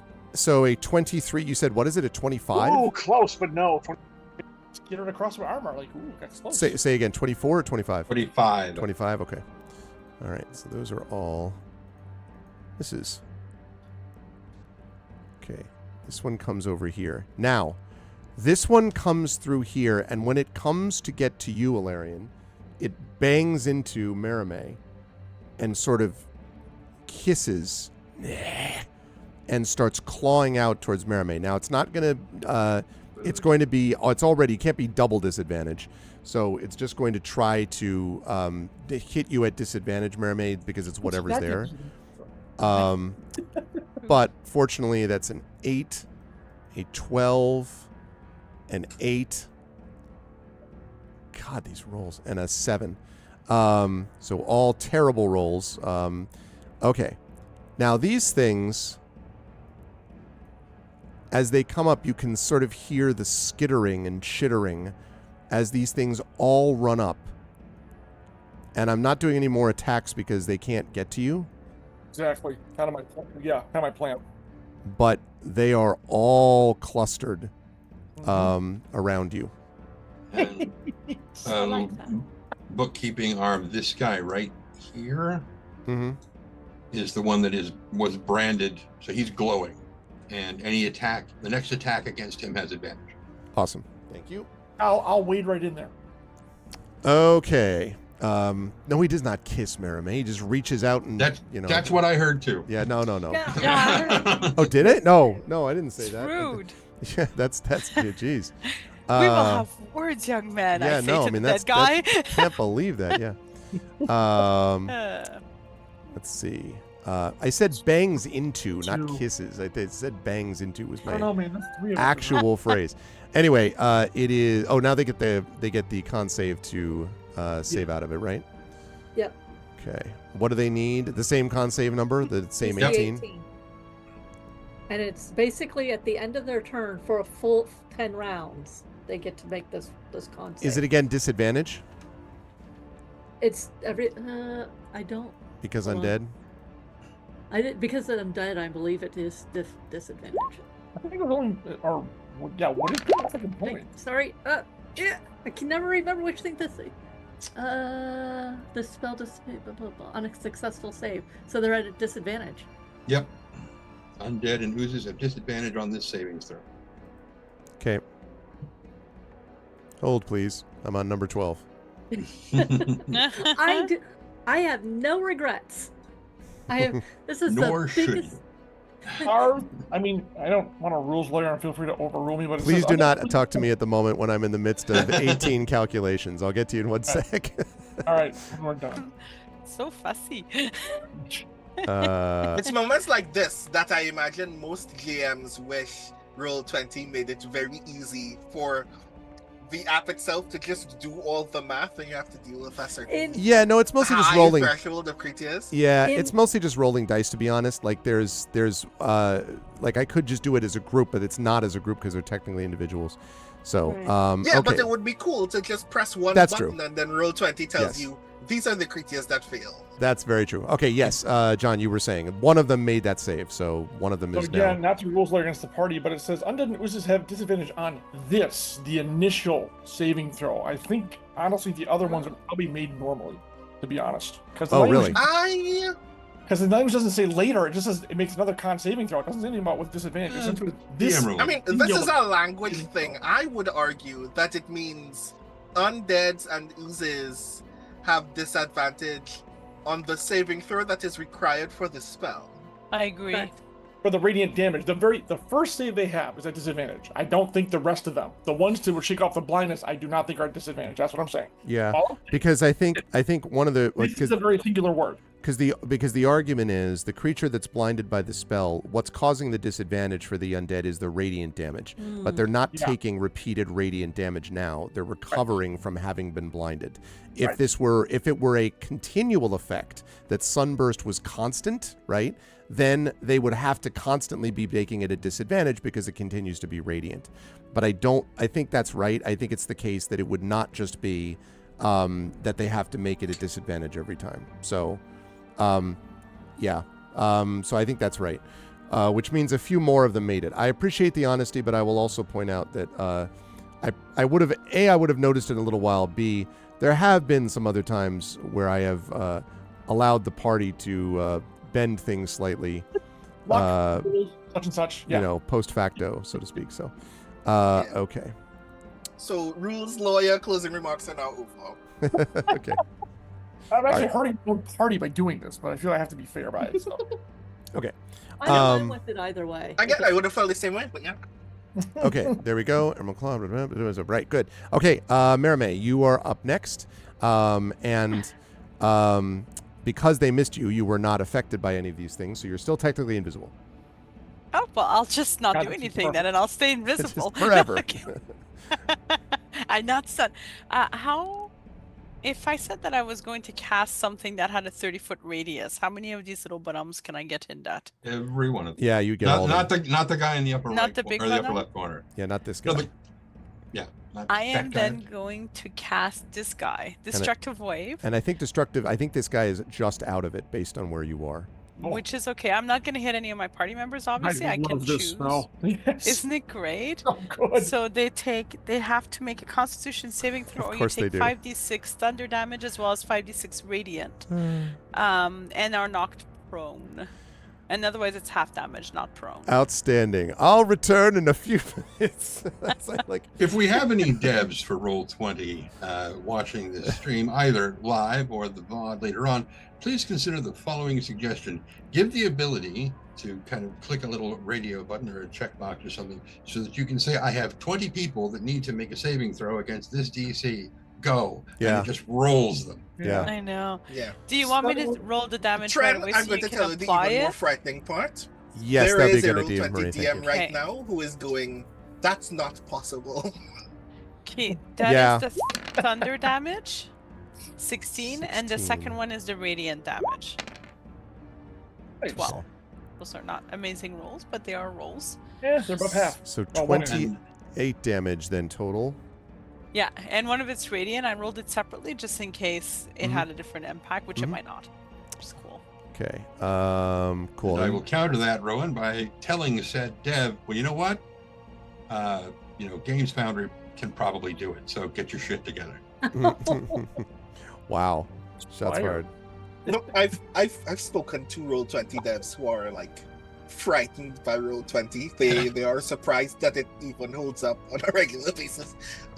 So yeah. Well, so when I opened up Roll20 today, I got something about Jackalope or something that you're supposed to upgrade your campaign to a whole bunch of new crap and blah blah blah. Yeah, Jumpgate, which I've thought about doing. Not Jackalope. That's a whole different thing. Jackalope was the open source version. No, Jumpgate, which is really good actually, and I'm starting to do new campaigns I'm opening up with it.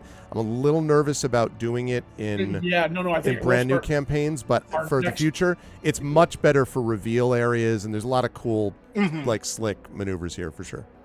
Okay, still rolling. The good thing is this dice roller that I'm using lets me keep the dice on the screen, so I can actually see them as I'm like, you, yes, you, no, you, You two fight to the death. You two. All right. Right. And DC for you again, Marimay, was what? DC is 18. Okay. Blammo. So. Oh, 4, and knocked prone. Nice. 7, That'll that's their Those move. who fell are knocked on their Yep. bums. 7. Bony rumps, exactly. Which I can imagine is not pleasant. 8. 7. 4, 7, 8, 12. Okay. So, 4, 7, 8, 12. Make it. Everyone else takes the full. The nice thing is so many failed the original one. 2, 3, 4, 5, 6, 7. That they all have the same numbers. 1, 2, 3, 4, 7, 8, 12. Okay, so 7, 8.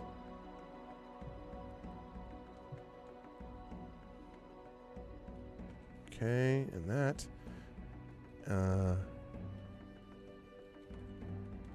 Okay. The all right. The branded one. Oh, let me also give the other. Okay.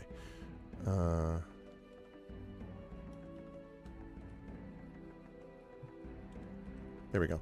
The branded one is destroyed by that attack, which is this Hey. guy. Smash. Okay. Nice. Oh boy. Basically everybody except I'm going to put again the ones that are like still standing. They're going to be there's more that are not standing than are. So I'm going to put the ones that are standing. Yeah, I don't fall. 4, 5, 6, 7. I said, wait for it. Yeah, I don't fall. Somebody screen cap that. And yeah, I didn't fall. 1, 2, 3, 4, 5, 6, 7. 5, 6, 7. And then this guy, yeah. Okay. These guys did not fall. Whoops. All right, there we go. Everyone else there that does not have a check me out is prone, except for the Death Knight guy over here who was not affected by that. Right. There you go. Woo! There's Everyone who has no symbols on them is down and blinded still? correct. Okay. Okay. It is a target-rich environment. I Yes, love very much. And No, Yeah, yeah, me. because I immediately have a question when it is my turn. Okay. Question will be provided. Answer will be provided in a moment. Although first, Marimay, do you have anywhere you want to move? Now, of course, you are not invisible. correct. What were you gonna say, Tran? That's what I was going to point out. You're not invisible anymore. Mhm. No, I am now. I'm going to kind of grin because that was fun. I am going to put my hand over my rapier, but not like on the blade, or like, and then just like, zhunk, and then it's going to start glowing. I have cast Holy Weapon as a bonus action. Ah, very nice. Nice. Love it. Holy weapon. All right. Holy Weapon. Okay. Not holy diver, holy weapon. I was right. going to say, with you and I having the facial hair we do, we could probably go with that. Absolutely. Okay. So Holy diver! you're I'm not. gonna Oh yeah. Go ahead. Yeah. No, I'm gonna stand beside Alarian and kind of hold the ground while everybody behind us can do their thing. This guy, our brave single survivor, charges forward. The hero of all Carnathi undead soldiers Right? is going to move up to here, which is his. Actually, I guess he could double move, but then he's just gonna. So he's going to arrive here. Smack. And he's just gonna. Excuse me. He's gonna. Well, yeah. Well, he can't because like if he double moves, he would get there. So he's just there and glaring at you. All right. Now the big bad gets to go. And so, let's see. Oh, that's really funny. So, something here is funny that would not have been. Let's see. Ooh, interesting. Okay. So, what he is going to do is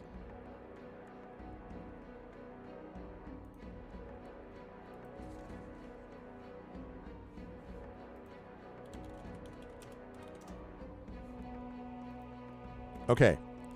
He is going to look at you, Alarian. I am the tallest one, so probably the most visible, yes. And he is going to point at you, and you can see his eyes burning fiercely. And he says, "You are not welcome in this place, unbeliever. Be gone." I need a charisma saving throw at disadvantage. Make your saving throw. Trust me on this. I am an expert. I'm gonna burn my. Wait, does that mean that if I Tides of Chaos, What? if I bend luck, it will go back to a normal roll? Not when you were standing Wait. behind a wall I and was 60 gonna say, feet If away. you're up Yeah, there, you All right, can't yeah, see I don't see any of this. Don't worry. Yeah, I can't really help you. I'm You gonna roll haven't- inspiration. Yeah. But as an academic exercise, you're like, I wonder if someone cast that if I were to bend luck, if I could see them. that would be part of it. Right, no, yeah, it's not even an advantage, it's D4, so it wouldn't have actually helped. Yeah. So, I use my inspiration to turn it back to a normal roll. Thank you. Okay.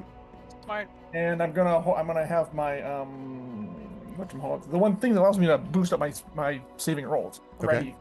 This. They were Jeez. welcoming, but then they destroyed a bunch of people. I think they've concluded that maybe they're not here for the church service, you know? Like, It's pretty good, but I don't trust this guy, so I'm gonna blow a die. I think he's gonna be one of those douchebags that you need to go higher. So, that's 10.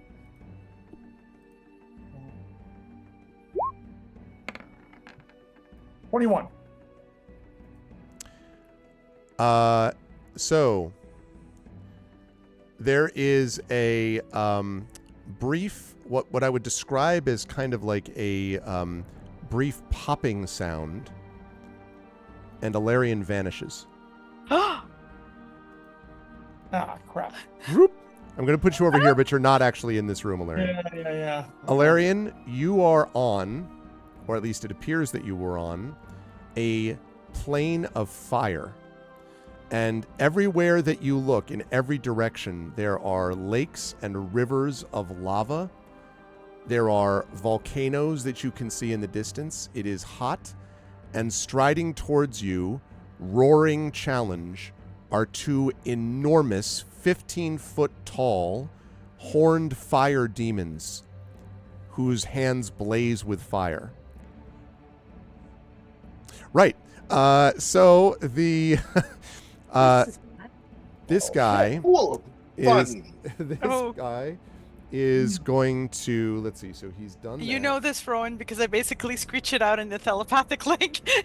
But yeah, by the way, the telepathic link does not extend to another plane. I'm going to No, I make that clear, lose so. Alarian, yeah. Like, I can't sense him anymore, guys. He's I gone. don't- I don't sense him. Okay. It might be Discord disconnection sound. Yeah, it's a yeah, exactly. Okay, he comes up behind them and he says, "Wipe the rest of them out." And then he doesn't walk up there. He says that, and then he turns and walks over to the door Oh. and picks up a hammer, one of the sledgehammers. And now, Marime, I would say that now technically you're still kind of not on the right plane, but I'll give this to you because I think you're maybe far enough into the room. You can see an enormous crack along the surface of this door. Okay, I relay that as well. I'm just full of good news. Other good news, so Larry's gone. Also, That thing's cracking. I broke an L. damn it. Rowan, it is your turn and some stuff is going down. Yeah. Although you don't know much of turned it. the corner. Yeah. I'm like, where did Delirian go? I have no idea anything that has been happening in this area since, but I am also very pleased by this target-rich environment. At which point, I would like to ask a question. Sure. Which is, because these measurements are not accurate, how much is actually 20 feet? Taller than that. What, 20 feet diameter or radius? I'm looking for radius. 4 squares. I'm looking for a 20-foot radius, yes. So if it's, 4 yeah, squares. it would just be 4 squares then of that. Yep, that's right. So it'd be like, you could get, like, Wait, radius. So if I started here, radius that is would be the half 1, diameter 2, is the 3, double. 4. Wait, no, radius is from one side. center So if it's a 20-foot radius, it's a 40-foot diameter. From the Mhm. point that he's measuring, it's 4 squares out. Oh yeah, not 4 squares total. 4 squares out in every direction. Yeah, that's Yeah. right. So that would get most of them, I believe. 1, 2, 3. Yeah. Right. yeah. I want to get It would also get so I can Merime. get. I just want to make sure you're aware of that. No, yeah, I have. I mean, it's Ron. What did you expect? Of course, I'm supposed to get some collateral damage. It's all good. I'm focused.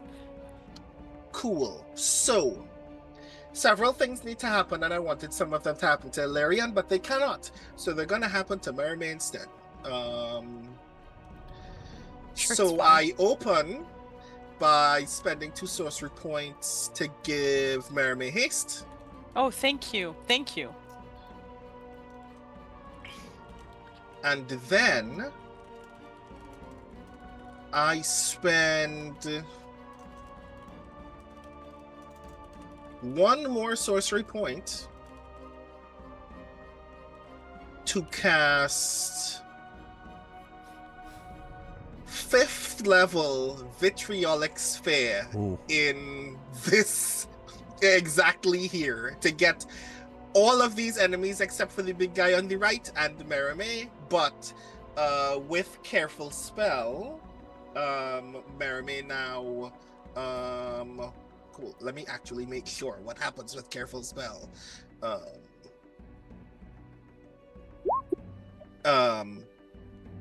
Succeeds on the saving throw, so we'll take half of the initial damage from the Vitriolic Sphere and none of the additional damage from it. Okay. Which I am sorry. That's totally fine. Mhm. So now everybody makes a dex save, including Merime. But Merime makes it an advantage. Well, Okay. no, Merime succeeds. I mean, Merime succeeds, so she doesn't have to do the thing. Everybody else, all of your creatures now need to make dex saves. I'm sorry. Start rolling dice, Greg. Okay, that's fine. Sorry. Okay. Exactly. You're not that sorry. Don't lie. Meanwhile, if anybody else would like to call their bank, visit their grandparents, Don't send send- some mail to the, well, it's Sunday, so you don't need to go all the way to the post office. But if you need to write a letter, feel free to do so. Send anyone any important emails. And we'll Okay, be back let's with see. you in 20 minutes. I think I may have to go get some stamps. Okay. And the saving throw that I'm doing here is Vitriolic Sphere is Dex, did you say? Or Dex, Con? yes. Okay, it is Dex. Dex. Okay. Let me do the one poor sorry soldier over there first of all. No, I still have stamps. Yay! Okay. Ooh, what stamps though? That's the amusingly enough, and somewhat ironic, Liberty Forever. Ah, I interesting. see. How much damage was that for those who don't make their save?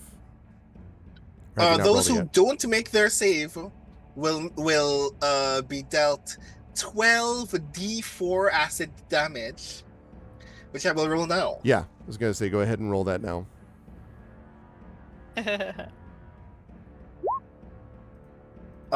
31, which Nice. means that half is 15. Very nice. 15 acid damage to Nedimini. And they will all take 5d4 acid damage at the end of their next turn, which I will roll right now so we'll just know what it is. Okay. This guy is obliterated. Our one heroic remaining guy Nice. that was of that group. Okay, so Right, so everyone that fails will take 13 additional damage at the end of their next turn. Which is Okay. a while, but still. but for the moment, anyone who misses takes 31, and if they make, takes half. Is that right? Yeah. Okay. All right. Let's see. How Blinded. many of these people suddenly disappear? I was gonna say, yeah. Blinded guy, or not? Sorry, not blinded guy. He made it! Yay! All right. The second guy, and the DC on this I'm sorry, I know I keep asking these things. I have a million Oh yeah, numbers the in my DC's head. for the roll is 17. Yeah. 17. Okay.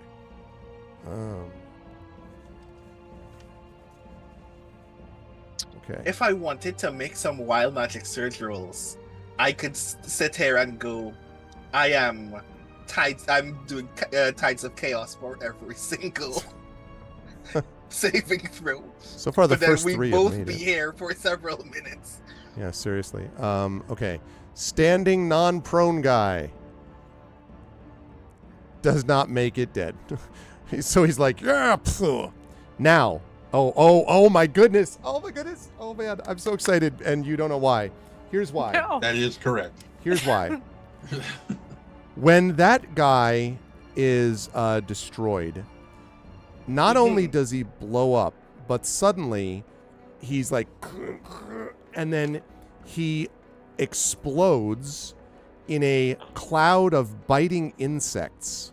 Oh no. The cloud of biting insects deals 4d10 poison damage to each creature within 10 feet of that creature. Now, if you look carefully, kaboom, kaboom, kaboom, kaboom, kaboom, kaboom. Well, be careful what you wish for. Kaboom, kaboom, kaboom, kaboom, kaboom. I'm not even going to roll it. That means Mermaid Kaboom, gets kaboom, 4 of these kaboom, straight kaboom, to the I'm face. gonna make Kaboom. a face. And Merame is going to take 5, 6, 7, 8, 9, 10, 11, 12. 12d10 points of poison damage, which works out to 71 points of damage, Merame. How many? Pardon? 71.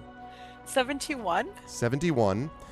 Just making sure. Sorry. And I need from you, please, I need a con saving throw, please. I am going to use my, knowing how good I am at Constitution saving throws, I'm going to use my inspiration. I'm going to roll it once, and then I might roll it again if it's shitty to use my inspiration. Is that okay, or do you need me to declare it to begin? I didn't understand what you just said. Can I roll it and then decide that I'm going to use my inspiration and roll it again, or do you want No, me to you roll? need to no, you need to decide ahead of time if you're going to do I'm it. using it. Okay. I am. I have Seems smart. I would agree. That is prudent. Natural 20. And that's why. Yes, okay. You are going to take an additional 10 points of poison damage, but failing that save would not have been 20. It would have been much worse. So you managed to brush these centipedes off you, Merame, that seem to be trying to burrow into your skin. You're just like... So, yes. Merame is covered in dead centipede insect creatures. I didn't even think about it until I saw it. I'm like, oh, that's called a chain reaction. Boom. I've got Okay. some in my bag. Yeah, seriously. I mean, the good news is those are all destroyed. The bad news is almost was Merame. So, okay. So we had Alarian, we had Merame who did that. That was actually Rowan's vitriolic sphere that was doing all of this, I believe, right? Well done. Yeah. If I'm not mistaken. Which Okay. is funny because it means that at that point they all started killing themselves, which means that the end result of the vitriolic sphere is just kind of lingering in the air around them, surrounded by dead centipedes. Yeah, that was something. Okay. So I'm at 25 hit points, I think, now. that sounds about right. Just mentioning it. I saved you from what was my fault. I couldn't help you about everything else. No. You I hear think a you lot did of good, and they're explosions gone. and a lot of squishing sounds. I just say a lot of juicy pops start just going off in front of me, and then I start seeing people disappearing. Okay. And then just a gentle ew. So, on there. So, Rowan, are you moving anywhere before I talk about what happens next? I'm pretty sure just turning the corner was my whole. That was a 30 whole feet of movement. Yeah, that's right. That's right. So you and the others then, except for Alarian, about whom more in a moment, get a front row seat as rising from the bones over here near the altar are two creatures that look very similar to each other. Might almost argue almost identical, but not quite.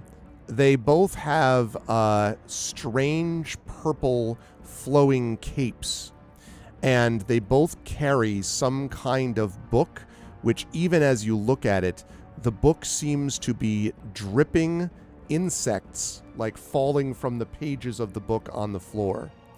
And they stride forward. Let's see, they could actually go... Let me see how far they go. Let's find out together. How long would they actually go? Yes. Okay. So. All right. They both look at you, and they have that same red-eyed glare that you saw from the Death Knight. Okay. And let's see. Right. The one on the left points over at Merime and raises, as it almost looks like it's looking down at its book, and then it raises its other arm. And appearing next to you is a black globe, is the way that you would describe it. In fact, That seems bad. can I find something like that? Do you have such a thing? Oh, If that's what I think it is. Excuse me. Allow me to rephrase that. If that's what I'm terrified that it is, Yeah. Am I in trouble? if it's what I think it is, you would be. Okay. It's Yeah. not then. It's a warm glow on a So summer day. this thing appears right next to you, and next to, as you're seeing it, you hear. Come forth, join us. It is essentially what feels like a warp in the fabric of space. And they actually are going to put it on top of you, Mermaid. I love the image there because it's actually sort of isolating you. You are currently blinded just because you're surrounded by it, not because you're blinded. But right now, you are in this thing. You can see no light. You cannot hear anything outside it. Everything that is with you is this thing, and you feel tentacles sliding around you as you are standing in the middle of this blackness. Ew. Yeah. This one is going to come up a little further. Oh, nice. 150-foot range. I wonder no. who talked about this extended range they had just recently. 35, What I 40. thought. Does the exact same thing, except this one appears on the two of you. Oh no.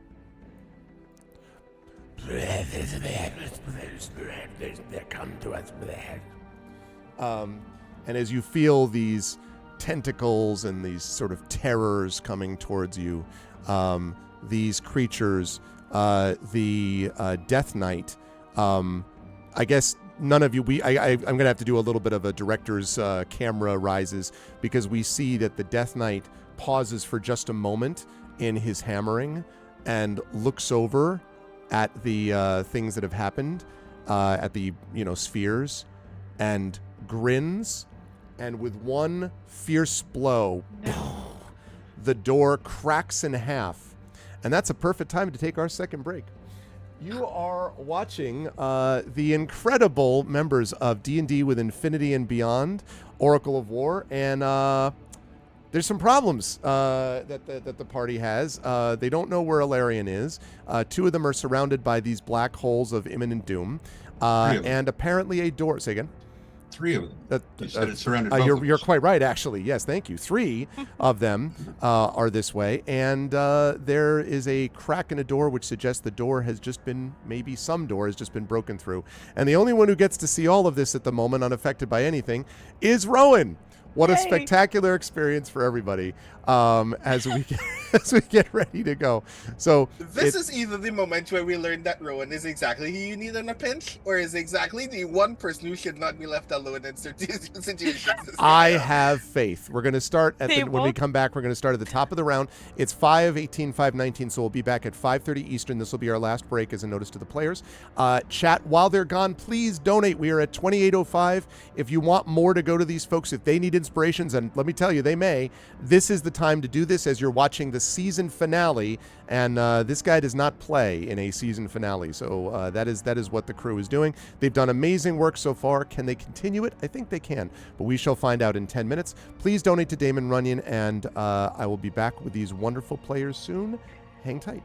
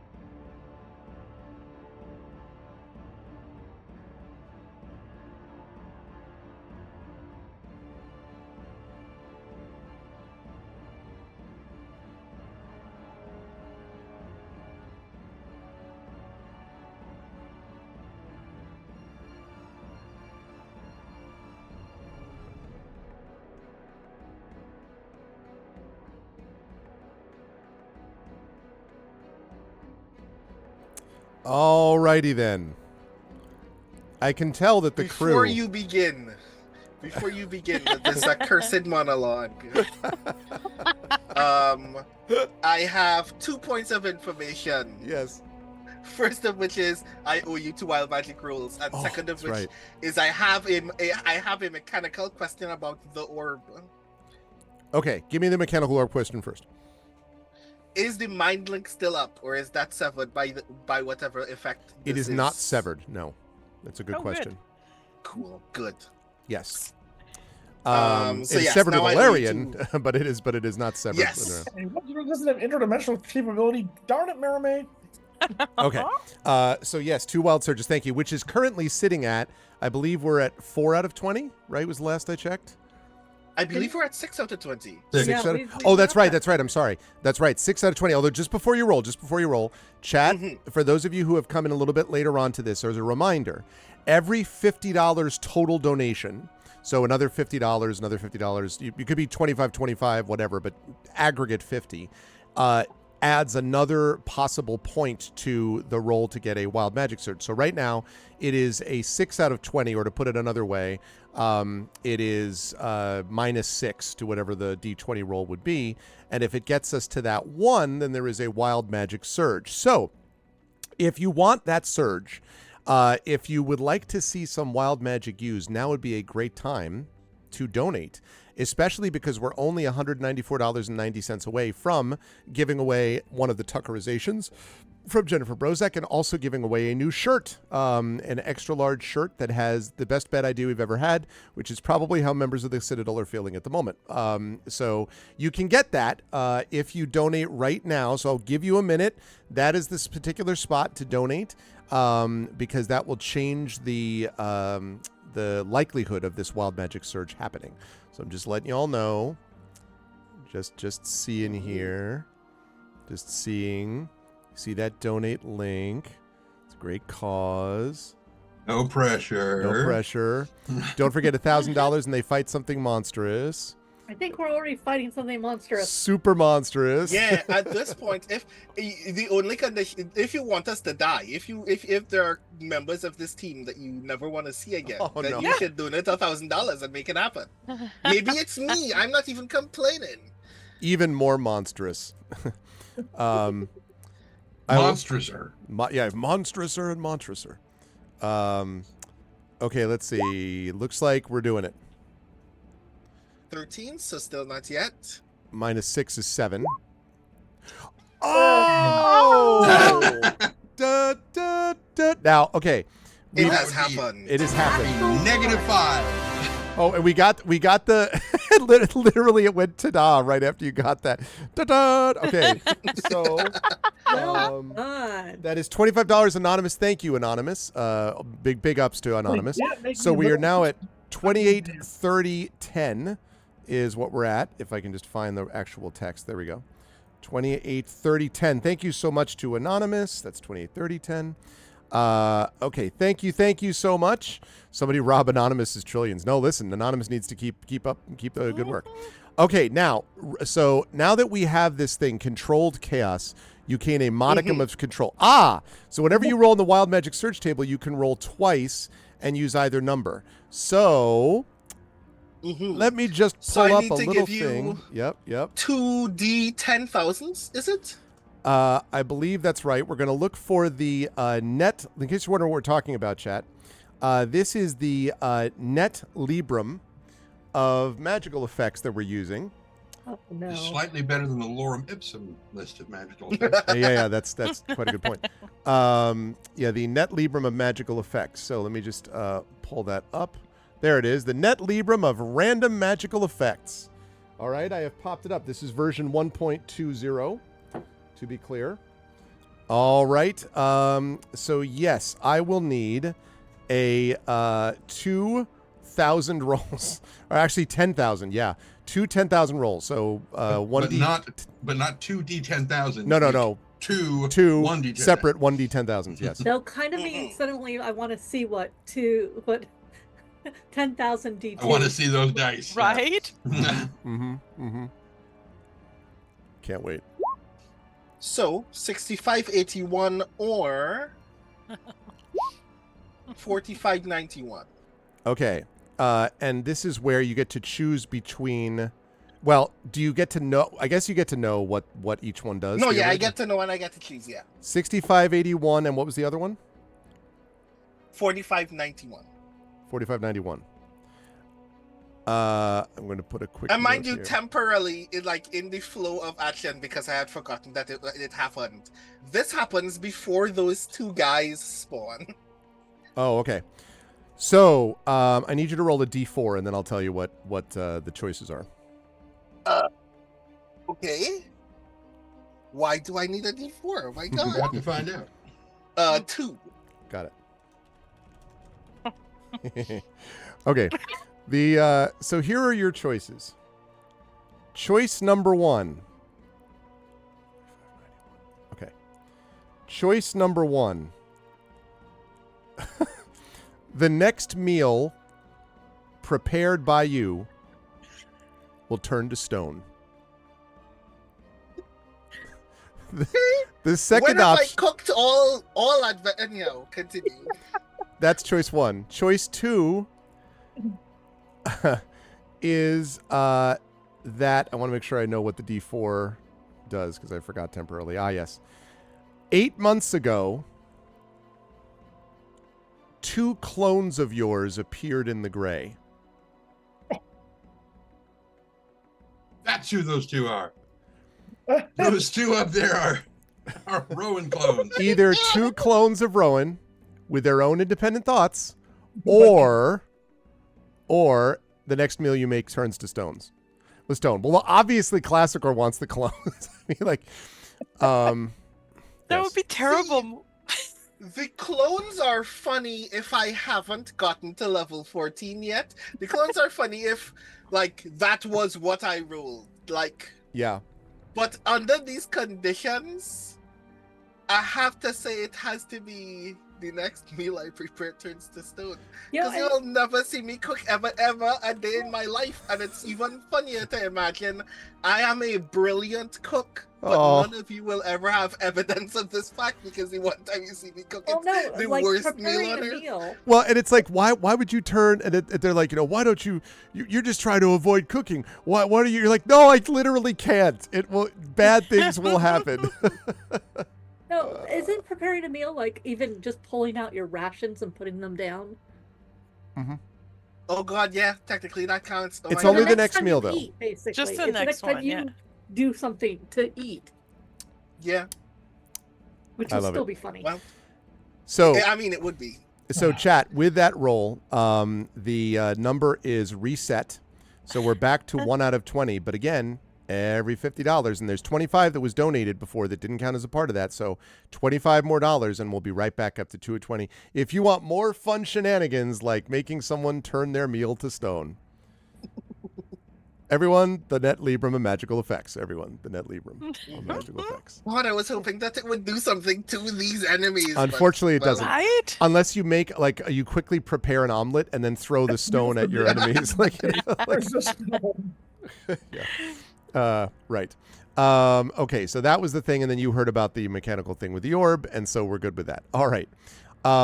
Let's see. We were back up to the top of the round, and it was Tantan.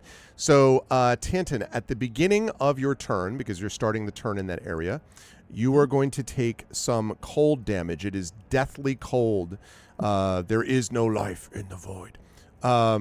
So it is deathly cold, and you are going to take only 4 points of cold damage. This area, by the way, counts as difficult terrain, but you are currently engulfed by it. However, it does not incapacitate you or keep you from moving. It's just harder to move, but you could move out of that area if you wish. No, You're going to stay in it? have a very specific plan. Oh, okay. Oh, cool. What are you planning to do? I'm pushing Nisiana out of it. Oh. Nisiana, are you going to allow that, or are you going to resist it? I'm going to allow it because I'm really concerned for my sister. And I need to take at least one step up so that she's in my aura. All right. Well, then I would say you could definitely push her, the 5 feet or whatever it is out of the circle. So if you want to go, sorry. Yeah, exactly. Yep. Oh. Okay. So you have done that. And then you did push. You could still, Tantin, move out even doing that action because all you were doing is just pushing her. So Right. you could still move if you want. Yes, I will. Okay. I'm going to try to move forward. I don't know if there's like resistance. Like to that row. It's 'Cause just you said difficult, difficult yeah. terrain. But you can still like go 15 feet then. That's what that would mean equivalently. So you could get out here probably. out Yeah. there. Yeah. So you emerge kind of, and look back and you still see the thing. Occasionally little tendrils sort of float out of it and then back into it. And there's this cold that radiates around it. Okay. That was what happened to you. You did the thing, you moved around. Unless you have a bonus action, then we're going to move on to Nisiana, who was just pushed out of said place. No. Unless you have a bonus thing. No? No, Okay. I'll hold. All right, Nisiana, then what would you like to do? I am moving up to my sister, and you'll have to take my circle with me because I can't do it. Okay. Yep. I am gonna plunge my hands in and try and grab her and pull her out. Okay. I know this may be me being pushed and pulled into it, but so if you're right up on top of the okay. Yeah. So when you put your hands into it, you're going to take cold damage from it. I figured. So 4 cold damage from it. okay. And then you're kind of, because you can't see her either, just this void. But you can definitely sort of, Marame, you can feel someone's hands, arms sort of kind of go around you. I will allow you to make a perception check, but the problem is that while you're in this thing, there's been lots of things trying to grab you. So to find out for sure if it is like not terrible tentacle death things or something else, I'll let you make a perception check. Since you are familiar with your sister, I'll let you do this at +2. Perfect, thank you. And she can tell me too, because the mind Yeah, link I'm is still also up, we're right? still mentally. That's talking. true. I'm That's like, true. That's true. That's true. To your right. To your right. My hands are in here. To your right. I'm just gonna, I'm feeling good about this. Smart. +2, yeah. I Yeah, So so 20, it does sorry, I feel didn't- like it's it does just feel like it's the hands of your sister. So Nisiana, you're going to pull out. Now there is a little bit of a sort of gravitational effect on this, so you are going to have to make a strength check, even though Mermaid's not resisting it. You still are doing because of the zone. I am going to use my inspiration because this is my sister. Seems like a good idea. I am. Also, I'm not very strong, but I got heart. Yeah. Oh, Yes. and that $25 donation, by the way, did restore. Just quickly, Tantin, you had one or no? Were you still have one? Marame, you still had one? An inspiration no, I or no? used mine. Okay, so that goes to you then, because we're looped around. Yes, thank you. Oh, I forgot to put it on. That's a save. It looks like it. Oh well. It's okay if it's the same thing. I'll take that for now. It is the same thing. It's Okay. just it doesn't let me. But that's the first of since I used my inspiration. Oh, Whew. Good day. Well, I'm really glad I used it. Well, Yeah. Yeah. Let's stick with that one. Yeah. So that first one is enough. You're able to pull Marame free towards you. So I'm guessing you would go like here, and Marame Yeah. would end up right above you, like here. Would be Yeah, the that's good. exactly.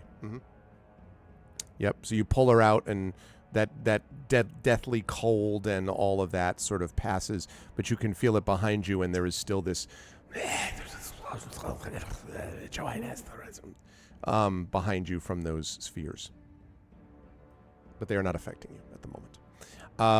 Okay, Nisiana, good job. You moved up. You did that. If you have a bonus action, you can do that. Otherwise, we're going to find out what's going on with Larian. do I have a bonus action? Spiritual weapon. Oh, I do. Spiritual weapon. I'm going to just have it manifest out here. Okay. Okay. was having trouble tracking down the... Who are you talking to, John? You're muted, so if you're talking to us, we don't hear you right. No, check your chat in Zoom. Oh, yeah, there's the message. Yeah. Oh, I should probably read it, huh? Sorry, just checking something quickly. I was having trouble getting the spiritual weapon that I've previously used before. And I don't... it's because it's causing some weird thing to happen with Roll20. So I don't know if I'll be able to put one up. We may just have to sort of imagine collectively. Do you have an icon or something? Or well, there's the problem is, okay, so I can put this up here. The problem is that it screws up. It's too big, obviously. no, I mean just a regular circle token of something. Oh, I see. Just like a regular blank thing, a blank thing or a puppy or something. Or a blank puppy. A dragon, a baby dragon. That can be my spiritual weapon. Yay for spiritual weapons! Thank you, Lord Cucumber, for the bits. Okay, let's see. I like all this animated stuff, but at least it's a little It's tough to run. I mean, I was in a game last night where Roll20 was struggling. Okay, here we go. I'll just make this the weapon for now. Okay. Okay. I'll take it. All right. So, okay, yeah, not a flickering screen. Exactly, Thordax goes, drive me up a wall. Okay, right, so you made that manifest there or somewhere else? I have within 60 feet of me. Oh. It looks like I can give you control over this, I believe. So 60 feet would be here, and I can whack him. Okay. All right. So go ahead and whack this guy, or attempt to. I will attempt to whack him with my spiritual weapon. 17. 17 is not enough. Okay. He is not whacked. Yet. He is unwhacked. But for how long is he not whacked? Okay. All right. And now you're going to stay where you are, Nisiana, because you've already done your move, etc. Okay, Alarian. When we last left our hero, he was sitting on a plane watching two figures, these large, massive horned figures, walking towards you, sort of. And that is the case. You are floating above this one sort of island that is in a sea of lava. Yeah. One of them, and they sort of seeing you isolated, one of them says something to the other. What languages do you speak, Alarian? Unfortunately, Infernal, I don't think is one of them. Yeah. Common, Celestial, and Draconic. Okay. So one of them says to the other, and the other one nods and gives an evil grin and turns and strides off in the other direction. And as he does so, you can see him pull from his belt a giant curved horn. Oh, and no. He blows boop, boop, like that echoes across the plane, and you hear like roaring sounds in answer. Meanwhile, this guy is coming towards you and looks like he will be upon you any moment. And I think I may have a picture I can show you. Yes, I do. Another thing that we're learning sucks in the moment about Roll20. You can't have two maps for two separate encounters. I mean, I could slide back and forth, I guess. So there is that, but we might as well be on 3 different levels of a windmill. Exactly. Who's ever done that with a telescope, right? Right. Thank you. The observatory. The windmill was only 2 levels. Yeah. That was funny. Oh man, good times. All right. So I'm going to show you this on stream in just a second here, John. All right, Alarian, you see striding across, and as it gets closer, It draws from its belt, so it had this flame in its hands. From the one hand, which did not have flame in it, draws from its belt a glittering and electricity-filled sword. And the other hand, with the flame, whoosh, and suddenly, imagine Balrog Flame Whip in Fellowship of the Ring film. You see this. Evan! Boy, that's fun. Striding across the landscape at you. Does have wings. Oh dear. Now, you will have an opportunity to act first. Okay, damn right. So, what do you want to do, Ilarion? Oh, thanks. And I hit my invisibility ring, turn invisible, and take off. Okay. Let's see. Okay. As you can see here, Kevin is saying, "Bakak!" Really just- Okay. Take off. I think Kevin needs to intervene. Boy, long time no see. You've lost weight. You're looking good. Right. So you turned. I like the idea that you stop for a moment. And they're like, I'm literally like, ah. but I'm out. Okay. Now, are you headed like straight up or like? Now, yes. Okay. Just, yeah. Okay. You're gonna head straight up. I We need will. bad. Yeah. Yeah. Let's see. And actually, I I should. don't think I can during flight. Flight's only 60, so I gotta take what I can get. But yes. Okay. I'm going to note its position in the initiative order. We will see what it does when it has a chance to move, which is not yet, because that was on your turn. Okay. Thank you. Larian heads directly up without passing go. While doing so, meanwhile, back on this plane, Merime, you are up next. You are clear of that globe thing. And so the question is, what do you wish to do? Whoops. In the wrong Well, I believe I can reach this Banam. I am going for him, and I am hasted. So I have 3 attacks, and I have my holy weapon still up. Thank you to my sister pulling me out of that. So I'm going to smack him. All right. That is what I'm going to do, in the hopes that I can get a Larian back. Oh, maybe I won't smack him. That is 14 is not enough. Okay, hit number 2. He parries. He parries you with no concern. 18. Does so again. Oh crap! Ding ding, and then says, "Amusing." Okay, I'm gonna use my inspiration. Screw that guy. I'm sorry. You said what? Yeah. We are so done. Oh no! This is Sting. embarrassing, guys. Wait, Weren't the haste doesn't give inspired me enough. extra. Perhaps if more donated to Damon Runyon, this would have gone in a different way. See? I mean, you're not wrong. No. I'm going to oh god, I was hoping to help Ilarion get back here.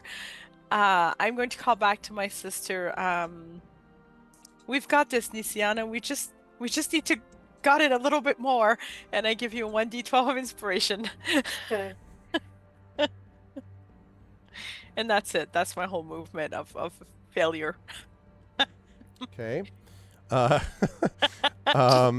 So he goes next. And Stretching.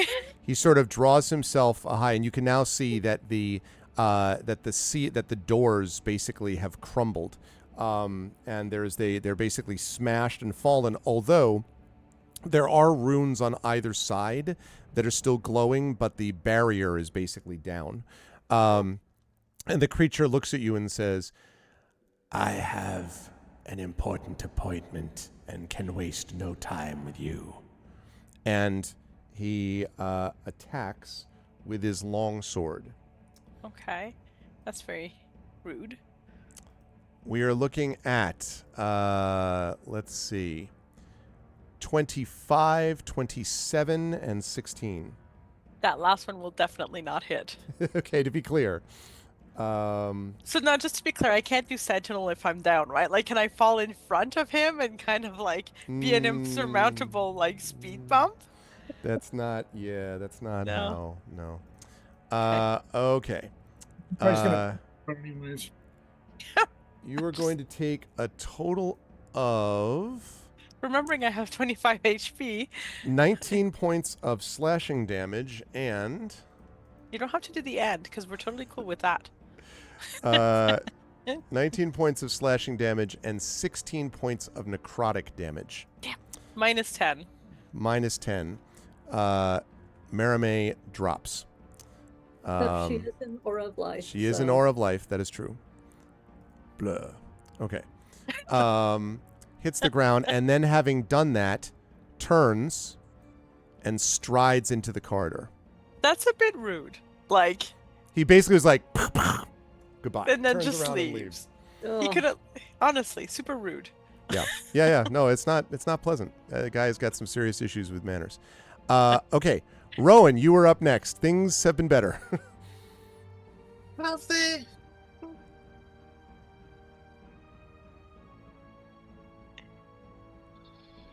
He's thinking. I think he's thinking. He's thinking. These squares are 10 feet. 5. No, 5 feet. Okay.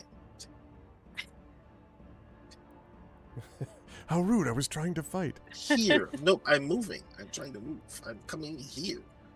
Okay. Yep. Skipping around the death globe there.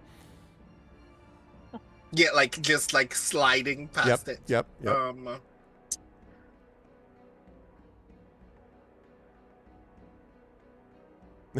Where did this guy go?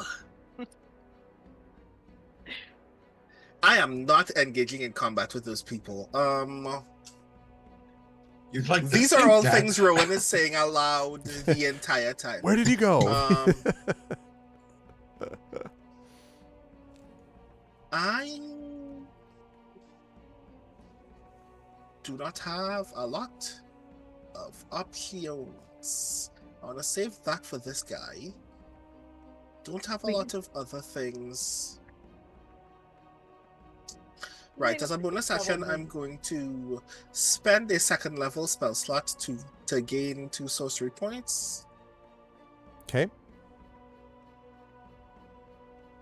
And I am going to...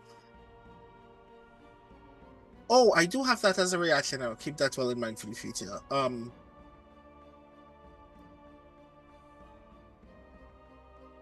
As a test of the emergency broadcast system, simply for my own edification, because I'm not even at a distance enough to do anything of value to those enemies over there and don't want to waste gunshots, I am going to dispel magic this orb.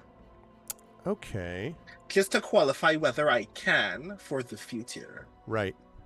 Yeah, go ahead. Let's see.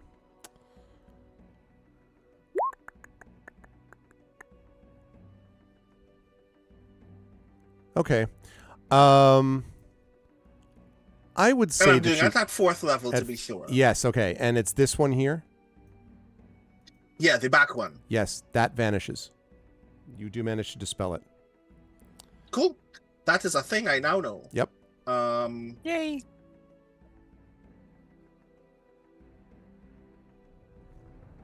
That was my action, so I can't do anything else. Well, but we did get... I heard it. I heard the sound. I think that was $10, but let me just double check. Looks Yes, like it it. was. Yes, Lord Cucumber for the good cause. $10. Thank you, Lord Cucumber. So we are now sitting at 2840.10 total overall. Thank you. We are so close, chat. $159.90 from 3,000 and multiple giveaway things. So please continue to do it, to do the stuff. And thank you. Thanks, Lord Cucumber. All right. Also, I made a wild magic surge roll, and I rolled a 20. I rolled a 20. It sucks that doesn't do anything. Yeah, that I know. Don't get anything for. You should have like for an a 20 orderly on magic that. surge or something, right? You know. Yeah, like. You know. Let me flip through the net Libra and just pick an effect that I actually desire. Oh, look, this one. Yeah. But don't- Cool. All right. So that is good stuff. You've moved. You did that. So I think that's all you can do on this turn, Rowan, if I'm not mistaken. Yeah, pretty much. Okay. Alarian, you see in your plane as you're heading up that the creature sort of looks around confused, and then with a massive flap of its wings, lifts up off the ground and begins to head upwards. You're not sure that it sees you, but as you look down at the rapidly sort of sinking below you plane, you can see multiple creatures in the distance heading in this direction. Crawling over the ground, flying. Yep.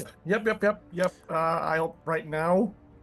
Well, I'm still ascending, so that until it's my turn, that's really what I'm doing. I will modify next time. All right. These two creatures, because it is their turn. And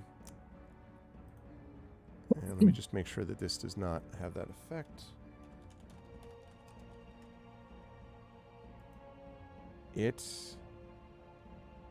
Okay. So, this creature over here, which is the one that had cast the far globe, this one suddenly disappears. You don't know why. Thank you for the follow on my channel. So it vanishes. You don't know why. This other one, though, is going to step forward. Okay. Is going to step forward and speaks in some foul language while pointing at Nisiana. You possess your mother with that mouth. Let's see. Yep, just enough. Nisiana, I need you to make a wisdom saving throw for me, please. Does the Bardic Inspiration work on that? Does Bardic Inspiration, Marimé, add on to a saving throw? It does, right? I think? Yes, she can, yeah. And it survives me because I'm inspiring even in death. Okay, and do I have to say that before or after I roll? You would have to say it before if you're going to use it. I'm using it. Yeah. Okay. Wisdom is my best saving throw, but I have more important stuff. Of course, Oof. I'm using it, and I rolled a natural 20. Oh, wait, no. No, I rolled a 13. Sorry. A 3. Yeah, you rolled a 3, there, actually. I was like, I rolled a 20. No, that wasn't me. 13, and then you're doing the Bardic Inspiration to add on to it. Yep. Nice. There you go. Okay, 22. That's good because a 13 wouldn't have done it. I didn't think so. But you do throw off whatever effect you felt for a moment, your limbs stiffening, but then it continues to, you sort of shake it off and continue to move again. You sense the disappointment on the face of whatever the hell that thing is. Okay, let's see. So that was that. That was using that on that one, which brings us up to the top of the round. Right. Top of the round, Tintin. You were up next. One globe remains. One visible creature is here. And speaking of invisibility, you don't know where the hell Alarian is. So that's kind of the state of the ground. Mm-hmm. So I'm going to step right over here and blink, fire at this dude. Because I think that's stone that you just stepped into. That's not shadow. Yeah, there you go. Can certainly do that. Because I think that's enough room that you can. This over here was wall, like that's. Room. Oh, I thought it was okay. Yeah, not shadow. I thought it was. Can you fire through the goo? Doesn't matter. I can shoot around. Yeah, because yeah, exactly, precisely. So big. 15. 15 will hit. Oh. Yep. Wow. Okay. Nice. Surprising. So, 6 magical piercing, 8 fire for a total of 14. Yes, 14. 14 points of damage. Okay. Okay. So that's that, and then we just check and see if something happens or does not happen. Okay. All right. Yeah, so you hit it, and it but it does not drop, but you've definitely damaged it. Okay, that's why I have a second shot. Second time. 20, non-natural. Yes. Definitely will hit. 9 piercing, 8 fire for a total of 17. Okay. That also seems to have damaged it a fair bit. And yeah, it continues to hold steady, although it is looking pretty wavering on its. Well, I guess steady is a relative term. It hasn't fallen over, but Right. it looks like it's been hit pretty hard. Yeah. So he basically just says, "Return to your queen." And it's like, All right, I offered. which means in its language, sounds good. Just give me a second. It's actually the Peter Falk of these creatures. Just one more thing. Just one more thing. Classic, or you spelled my name wrong in your Nisiana saves.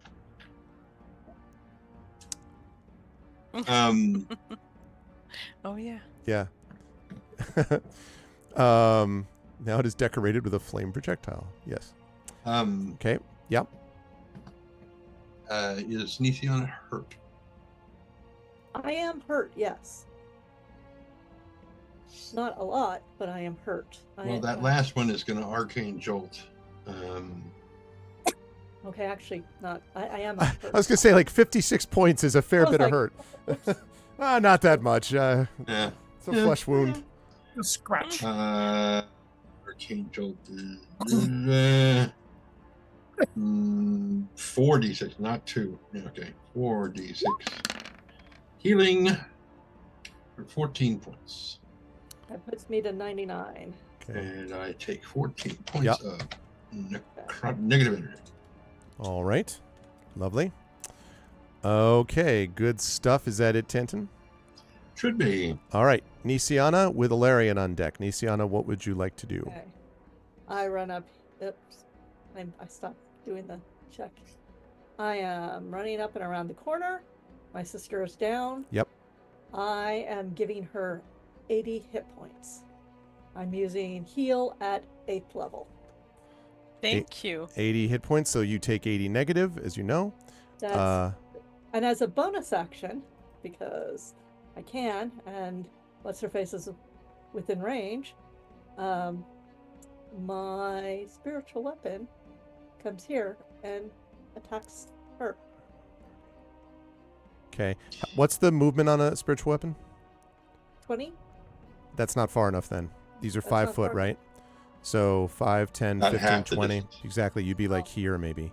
Okay, in that case, I'm going to leave it here because I guess we're going to be chasing around the corner. Okay. No, wait. Never mind. I am going to move it. So, bookkeeping question. Okay. Nisiana, you do 80 points of healing. I do 70, but I'm casting it at one level above, which is now 80. Okay. But you also get 5 yourself from that, right? Oh yeah, actually I do. Sorry. So that makes the negative energy 5. So it'd be 104 would be your total hit points, but 85 negative? Correct. Okay. Also, I heard there was a donation, and I'll get to that in a second. Reminder, Marie, that you start at 0, so it's 80 now. Perfect. And Thank you. And ta-da, we got thank you to Dark Foss for the $100 donation. Let's go. It's what I like to see. Well done. That means whoever doesn't have inspirations now has them. I love it. I love it. Oh, thank you. Yes. And it also means that we're up to 3 out of 20 now, Rowan, again, for that. And that means we're up to 29.40. Thank you so much, Dark Foss, which means that we are now less than $70 away. In fact, we are $59, less than $60 away, $59.90 from 3,000, which is a big deal, and that only puts us 2,000 from our goal. So let's keep it up. Thank you so much, Dark Foss. I love it. Thank you so much for the donation. Good stuff. Also, another donation readied for our mods. Good stuff, everybody. Thank you. Okay, so you did all that stuff. You keep the spiritual weapon where it is. You're looking down at your sister, who's no longer dead or unconscious. Anything else, Nisiana? I think that's it because you had your bonus through the weapon. door. You can see only that it is kind of broken and rubble strewn. If you look up, you can see that it leads to a hallway, but you need to go to her other side, which 5, 10, 15. Yeah, you'd have to do it next turn. But you can see that it's been broken through, and the bad guy is definitely not visible at the moment. And when the aura moves with her, Oh, yes. Rowan and I no longer within it. Yeah, sorry about that. That's okay. I think you might still be in it. Okay, I am. Okay. I think Rowan's just at the edge, probably, but yeah. Walking the line. You know who's definitely not in it? Alarian. Alarian, you are soaring up in this plane. You can feel, by the way, Alarian, just this the heat that's pushing down upon you, the oppressiveness of it, as you are soaring upwards. Oh. Yeah, and you can see the thing flapping up in your general direction. You don't know if it sees you or not. I want to angle away from it, still rising, but at a 45-degree vertical. I'm starting to distance myself from it. I would like Just a perception. like Monty Python. Make a perception check for me, Alarian, as you do all that. Just like Monty Python. I flap in your general direction. Flap in your general direction. Okay. That would be 18. 18, yes. You can see, I mentioned that there were all these creatures coming. On the horizon, Alarian, as you look down, you can see one evil-looking, wicked, jagged spire. And from this spire that stabs up from the top of a cliff, these creatures are pouring out of it and down the cliffside. Like so many, trying to think of a creatures that hold on to walls that are not eight-legged, that crawl down the cliffside and then in your direction. Yes, hundreds of them, Alarian, all pouring towards you. You also hear a roar to your left, and you can see some. It looks like a massive, almost like a dragon, but it can't be that. A flying, flapping creature that has a crown on its head that is glowing red, and it is headed in your direction at great speed. Oh dear. That's a problem. Is that what's going on here? Does it look like it's intent on me? It does. The one that's below you is kind of in the general vicinity, heading up sort of where you went. This one looks like it's looking right at you. It's possible that your invisibility is not preventing it from seeing you. Yeah. Is this thing bigger or smaller than the red dragon we took on? About the same size. Okay. You see in front of it, it holds in its right hand a massive flaming sword. Of course it does. Because why not? All right. Well, and let me guess. It's a miasmic haze, but no, not that it would probably matter. There's no cloud cover here, is there? No, but there are lots and lots of smog and smoke and things like that. You can try to duck in one of them, maybe, but long shot. Yeah, I'll try to. Yeah, there's no water at all. No water vapor. Nope. Yeah, this is all straight smoke, this type of thing. Oh, really good. I don't breathe here. I'm gonna try to get into some sort of like a smoke fire or cloud or something that might give me enough to at least get the drop on this thing, like I did the dragon. But I'm not sure it's gonna happen. So yeah, I'll angle towards that and just do my best. You're double moving essentially, as it were, as the hordes of hell pour after you. Yeah, all of my 6 seconds is dedicated to inching out as much movement as I can. You are correct. Okay, that sounds like a plan. It's amazing how epic this is and how no one knows that this is happening because right now they got their own problems. Okay, Marame, that's going to lead us to you. You are prone but awake and alive and all that. And as you look around, you see the tactical situation is still bad-ish, apparently, and also that the hallway is there. Actually, you probably see enough. Let's see. I don't actually remember if this map has it or not. No, it doesn't. Okay. Right. I have another map for that. If you want to cross in, there is a hallway on the other side of this. But I have another map if you want to go down that hallway. You can see that it extends at least 10 feet or so down. Can I see the little inspiring person, the bad guy? Can I see him? He's gone. He seems to have strode quickly. Oh, he strode quickly. He strode. Well, I know he needs to be stopped, but I also know that at this point we're stronger together, all of us. So, besides I have to get up, right? So I don't actually have movement this turn. That's true. But you can get up and if you could attack ranged or cast something or whatever, you could do that. Yeah, I'm going to get up. I'm going to brush myself off. Okay. And then how hurt does the little magic caster Benum look? Looks this one looks actually pretty hurt. Okay. Actually, yeah. Then I'm gonna save spell slots and I'm gonna shoot him with my bow. Yeah, he skipped town, had to go for groceries. Exactly, Lord Cucumber. All right, go ahead and fire away. Okay, so first hit, maybe? No, 16. Sorry, I shouldn't be at advantage. Sorry, you said it was 16? Does that hit? 16 will hit, yes. So 10 points of piercing damage. All right, two things happen. First of all, when you hit it, it sort of and you strike it, and it sinks to the ground, and just these flood of insects. Oh no. And this globe disappears. Yay. And it's gone? It sure seems to be. Like, the insects don't look like they're going to reconstitute. They're just kind of walking over the ground to join all the other insects. Okay. So I am going to bonus action myself. How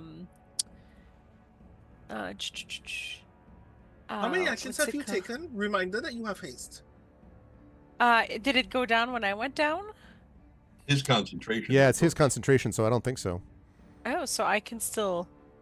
That means your death save should have been hasted. You should have done... No, I'm just kidding. Because she has a movement action, Arv. Oh, that's true, actually. So that's true. You stood up, and because of your haste, you do have a move. Yeah, that's right, because of your hasted. That's right. I should actually add that so I don't forget this symbol. So I can still move then? Yes. There you go. That's not a fly. That's a haste. I'm going to cast Kinetic Jaunt as a bonus action. Okay. Mark off that spell. Okay, so now I have 40 movement. Okay. And I am going to start going down the corridor, trusting that and knowing that my team will follow along because they're awesome. All right. Was there. I'm going to bring us into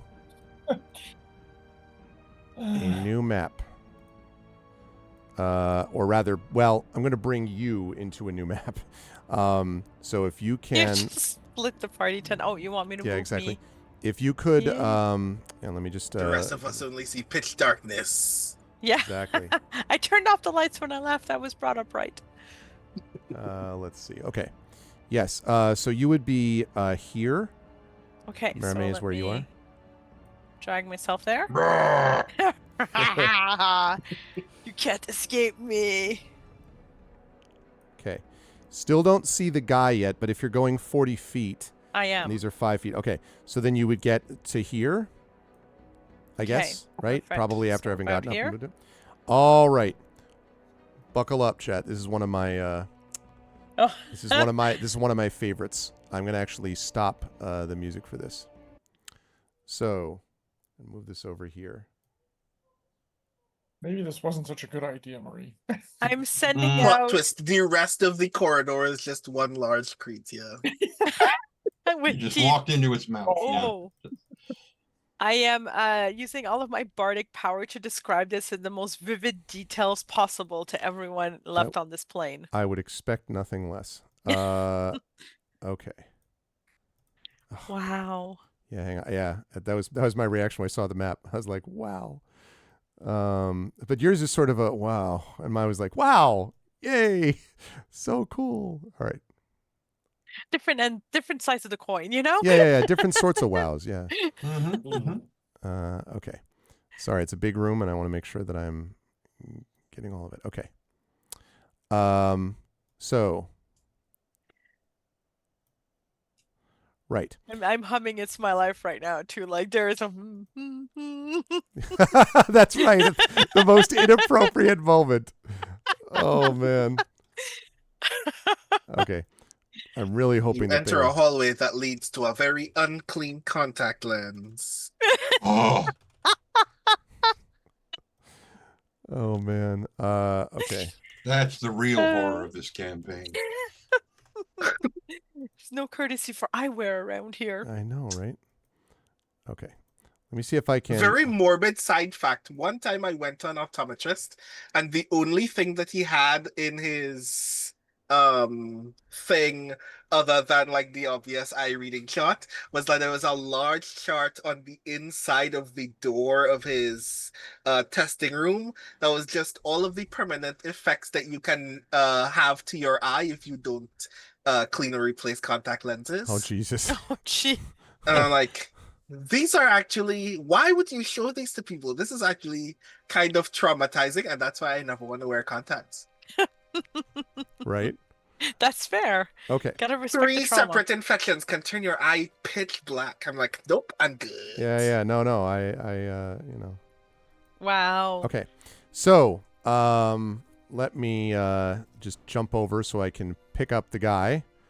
So I can pick up the person. Nope. That's reveal area. Nope. That's A hide area. former housemate of mine used to wear, way back when, used to wear hard contacts when he was in the Navy, and wasn't paying enough attention, and they froze to his eyes. Oh. And so when they removed them, they tore off part of the thing, and so he has to wear glasses all the time. He can't. Yeah, and just like, okay, thanks. I've been wearing Okay. contacts for like 20 years and I haven't had any I just want to be clear, no incidents. Good. Crossing all of Keep my it that way. appendages for you. Seriously. Counterpoint. Yeah. Glasses make you look hot. That's true. Glasses That's make for everyone sure. on Earth look hot. So like, yeah, glasses are Can like, confirm. No, there are some exceptions. I have no counter argument to that, except I live in Canada where weather is a big thing and winter with glasses is a Yeah. big thing. That's all I remember. I from, can like, only imagine needing Yeah. needing to prevent fog from Okay. yeah. Okay. All Can't right. possibly imagine why that's something that you would choose. Mm. Not the glasses part, you're living in Canada part. But yes. All right, here we go. So, you are standing in front of a perfectly circular room, Marimé, and it is well over 100 feet, you would guess, wide. There are stairs ringing the walls, descending into an expanse of sand that fills the floor. And at its center, a wide pool of black fluid moves with a slight current. There is another circular runestone, which is set into the wall opposite. And as you look, you can see that your quarry is making his way down the steps towards the sand and towards the black pool at the center. My screw to it's not your turn. He has just stopped there, I should say. So Okay. Yes, clearly I would making his moving. And also, it is his turn. But when you get around the corner, do you can see him walking away from you? Oh yeah, I'm trying to get his attention. I don't want him getting there. I know Okay. whatever that is, it's bad. You can shout as a free action. What do you want to say? Come back here and I'll give you some inspiration. Yes. Bardic inspiration for the win. And he pauses and sort of doesn't even turn towards you when he says, That's fair. Amusing. Apparently, you've been temporarily saved. It's unfortunate that I cannot find it in me to care. and he turns back towards you, and you can see his eyes glowing brightly. And you can see his eyes glowing brightly and his notes that are now available.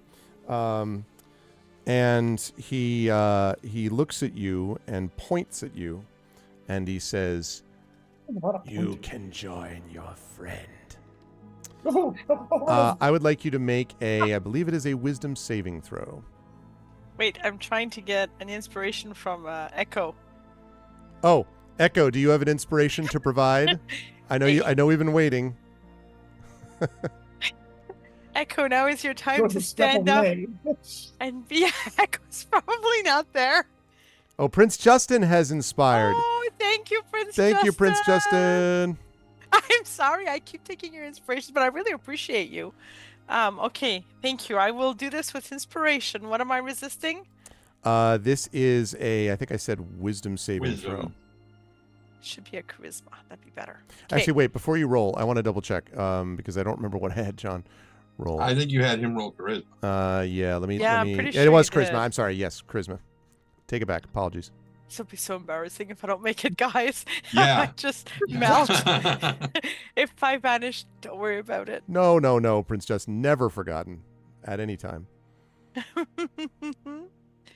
Thank you, Prince Justin. Okay, charisma. An advantage, thanks to Prince Justin. Ah, my D20, my roll 20 just froze. 29. 29. So yeah, you sort of shake off whatever the effect. Q. And he sort of like waits and then No matter. and then turns back and moves 10, 15, 20, about there. Heading towards this black pool. And I should say that as you move, or as he moves towards the black pool, you can see that the black waves, slightly, undulating, are beginning to still as he gets closer. I am relaying that and how it's not good, and we need to stop him. Yes. Meanwhile, Yes, we do. Meanwhile, back at the ranch, back with Rowan, as we get this. There we go. Meanwhile, back here, we are still battling it out, so to speak. Although Rowan, now there seems to be, you're not sure where there definitely used to be more creatures here that just sort of vanished, and you're not sure why. Yeah, but lots of things just died out of the range of my sight. Mm-hmm. What'd you like to do? These are 5-foot squares. Correct. 10, 20, 25. I turned the corner hoping to shoot a guy. And you He's see not here. Nisiana and no sign of Marame, who is somewhere down there. At which point,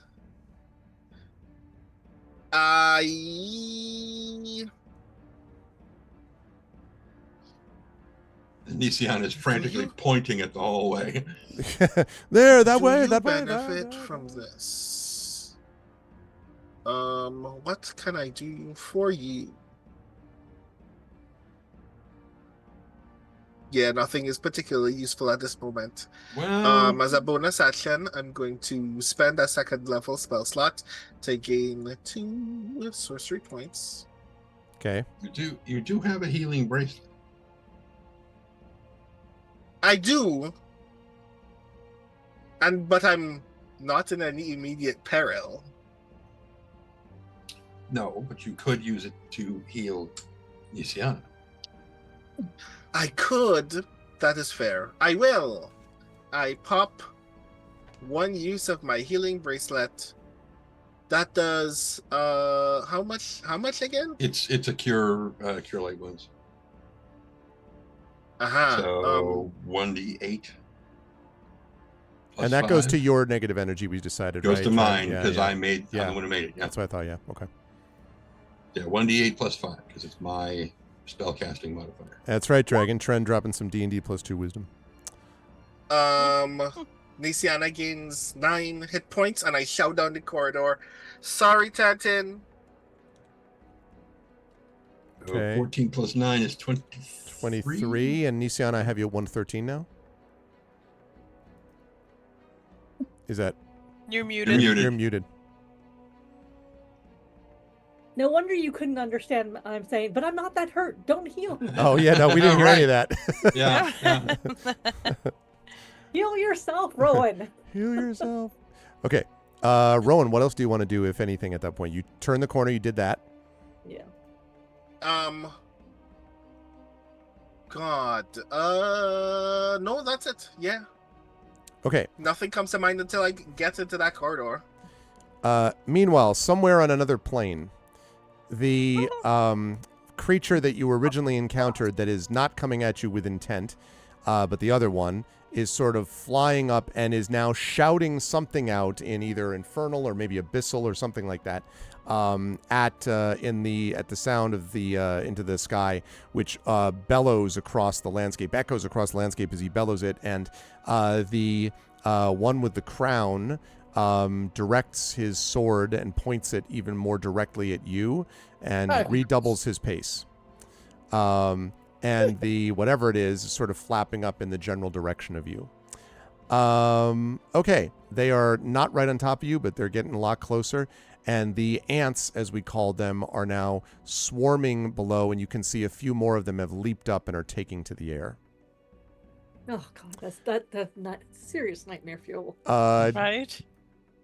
Now, Rowan, you are standing there, sort of looking at Nisiana, and so you are a little bit surprised when. Let me make sure that I can do that. Oh no. Let's see. Expecting this. Yeah. Well, what's going on? Okay. I don't know. I'm pretty sure the other one is coming back. Yeah, that's what I was afraid of. From above you, Rowan, you see tentacles reaching down from the ceiling and battering Nisiana. And as you sort of look up, you see a creature. It is that creature that you saw before. That is, let me see, where'd I put it? I put him somewhere. I think you put him in the room to the There north he of is. the I found him. crossroads. I found him. Oops, sorry. Not you, Alarian. You're still on another plane. He is on the ceiling and is reaching down with, he's holding his book, and he's reaching down with his other arm, and his feet and everything are just like connected directly to the ceiling as if he's sticking there. And his tentacles are reaching down towards you. So I need both Rowan and Nisiana to make a strength saving throw, please. Oh no. Your favorite. Just Do you still roll a have natural inspiration? 20. I have no inspirations at all. I will inspire Nisiana. All right. I Go will- ahead. I am using my inspiration. Okay. So you're using your inspiration. Trent is inspiring. Great. Okay. Good. We're all good here. Thanks. How are you? Hey, look at that. Didn't even need it. It was totally fine. You know what? I'm done. quite happy anyway. Okay. Because if I didn't have that advantage, I wouldn't have rolled that. That is true. Okay. You were going to take some necrotic damage, but it would have been much worse if you hadn't made the save. So you were going to take, let's see, just a total of just minor 3 necrotic damage to Rowan and 3 necrotic to Nisiana. Okay. Okay. And it is still it's still on the ceiling above you as these tentacles sort of dip down. Okay. That is going to bring us to the top of the round. Tanton. Tanton is going to step forward here and what do you? Oh, and look up as like, well, thinking fire. Yeah. Because no. Yeah. I'm not gonna No, not gonna that's- do that to my friends. That's inappropriate. Inappropriate. Oh, Come on. that was right. It was sort of like you were like, it's just like a lot of. Okay. Max damage. All right. What do we got? All right, that will be 8 plus 3 plus 1. So 8 plus 4 is 12. Yep. And 12. So 24. 24. Okay. So, that does not, let me see.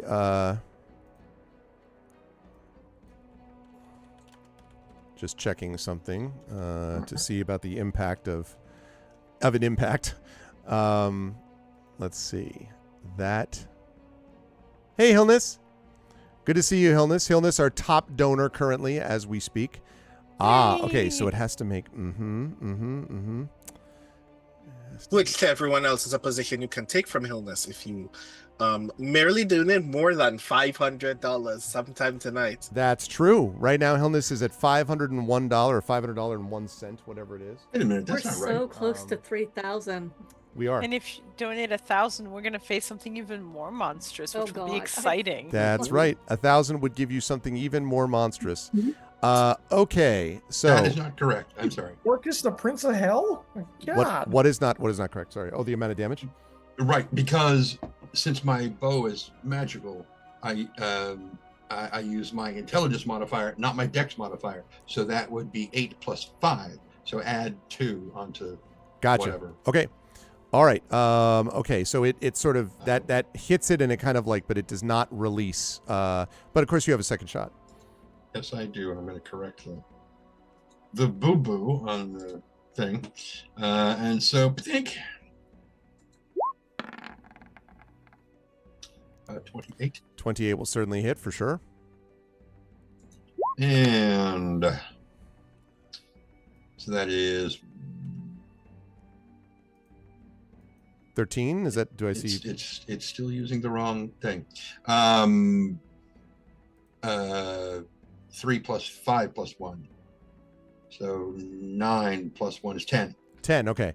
That is just enough. So you hit it, and it lets go, and falls to the ground, where it just explodes in bugs. Oh my god. Just crawling along the ground. Sorry. Okay.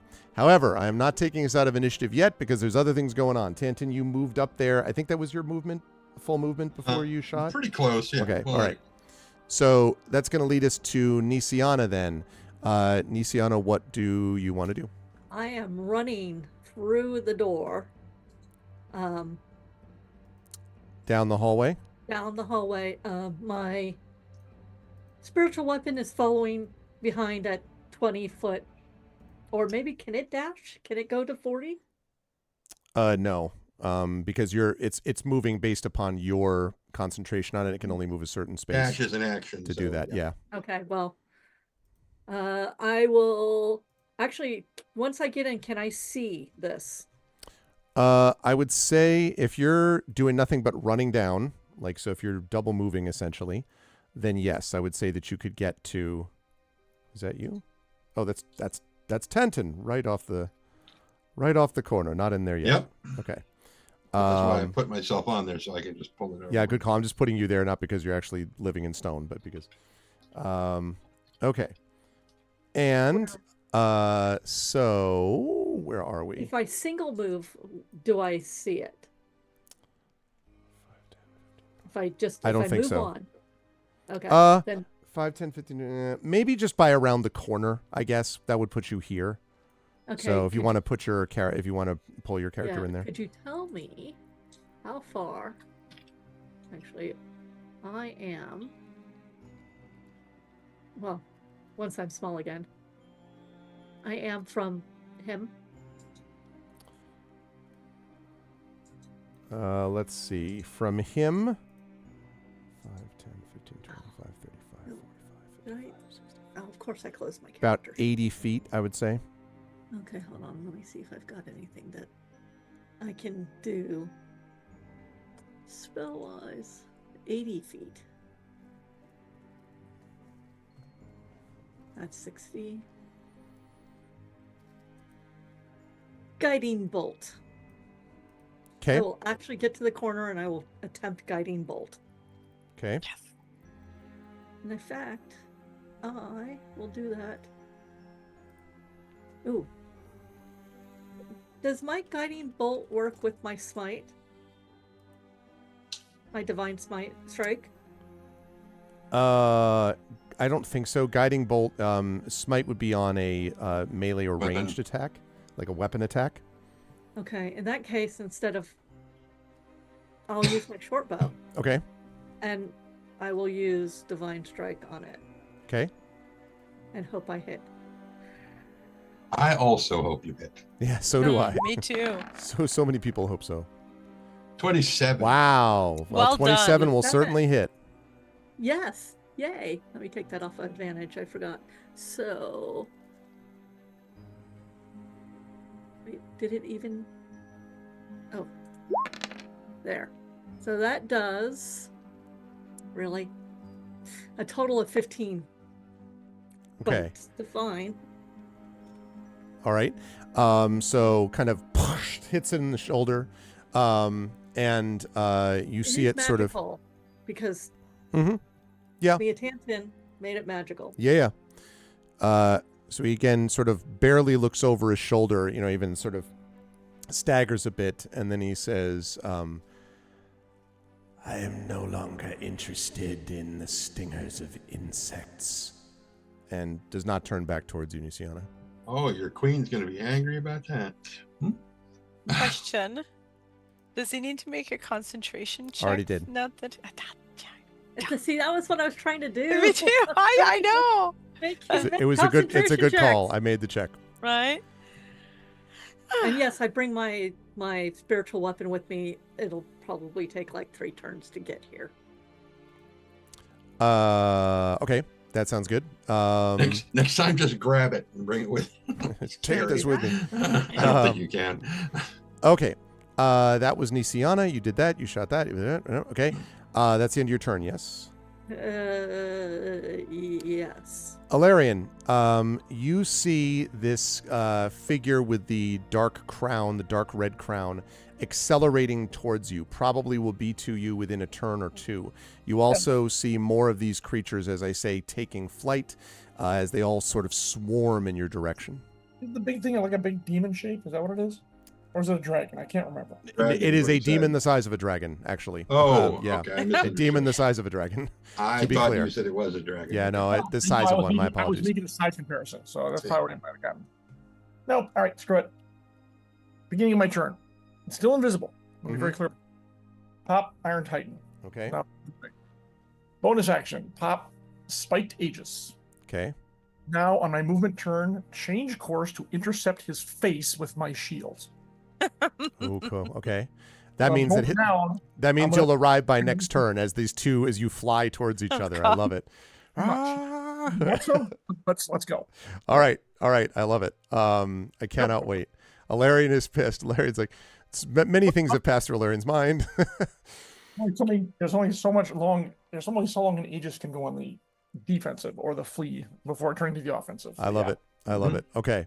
This epic flight towards each other as they race towards each other.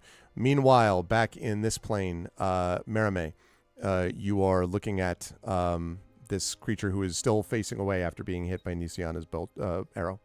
Okay. I am going to whisper a few words, hold out my rapier towards him, and I'm going to cast Rolithim's Psychic Lance. Hang on. Yes. Hit that. Psychic Lance. I'm trying to stop him. It's so much better than an ordinary Psychic Lance. Right? Not on my Psychic other. Lance. Bob's Psychic Psychic- Lance was a disappointment. Scramble his brain. Okay, so this is this. So he has to make I'm casting it at level. Hang on. 35. Level 57. Or where you Level absolutely 6. cannot lose. Okay. So level 6. So it's going to be 9d6, and he has to make a intelligence saving throw. DC. 18. Okay.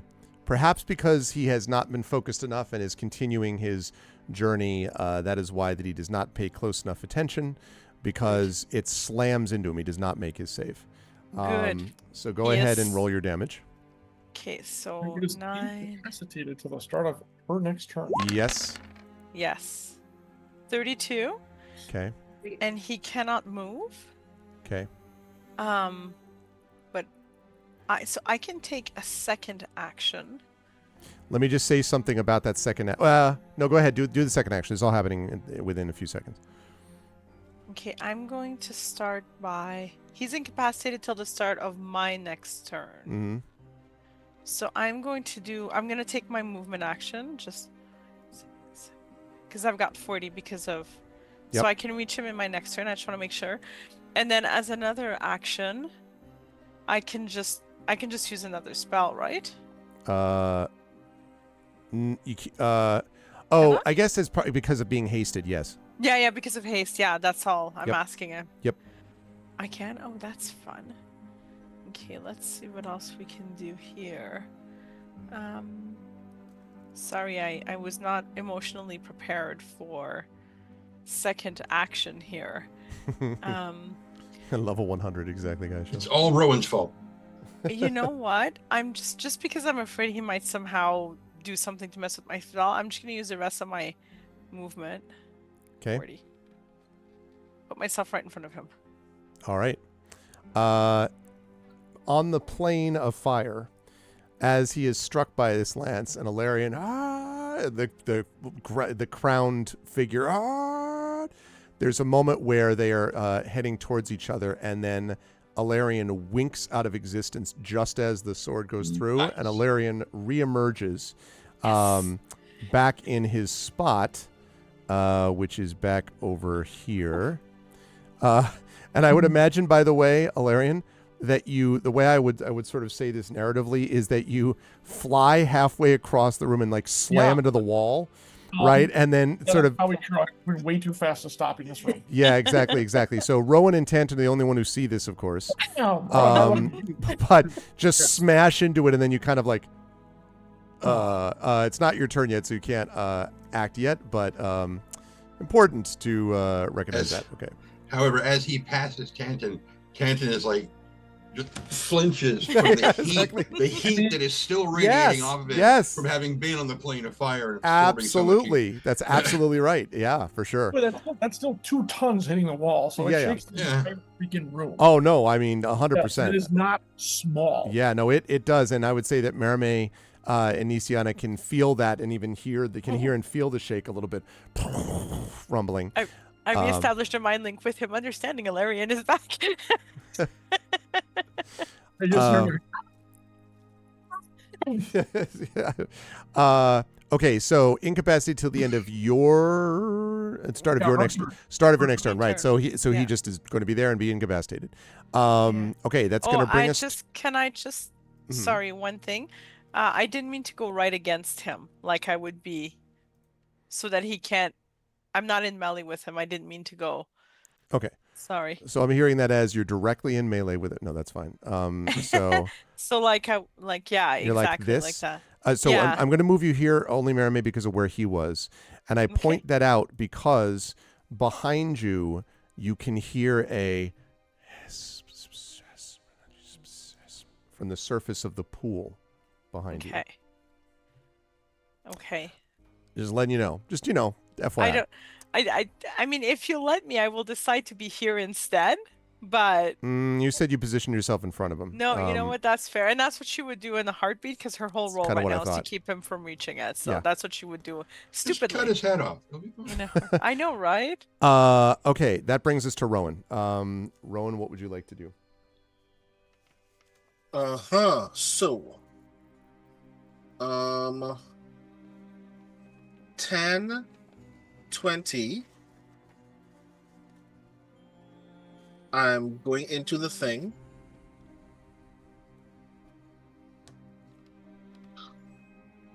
Okay.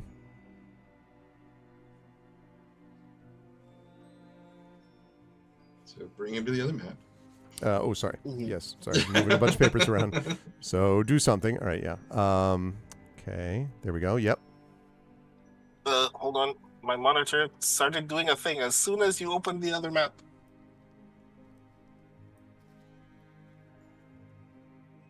Aha, there I am. Well, there I will be. Mm-hmm. Yank. Oh, that's huge. All right, there we go. All right, Rowan. Right. And these are also 5 feet? 5 feet, yep. Right, so... He's back. No, I just want to move you. So that's my 30. Okay. And now 10, 20, 30, 40, 50, 60, 70.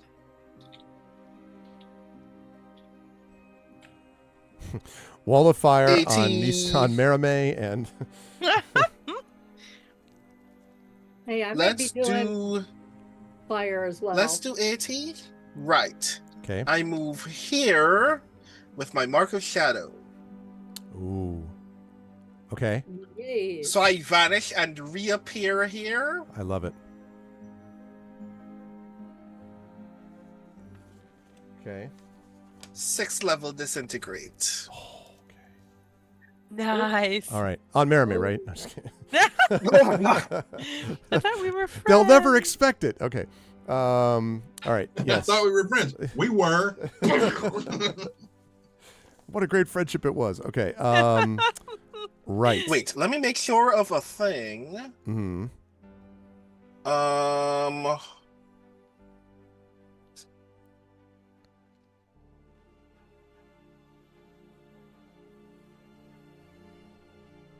Does this have to do a thing?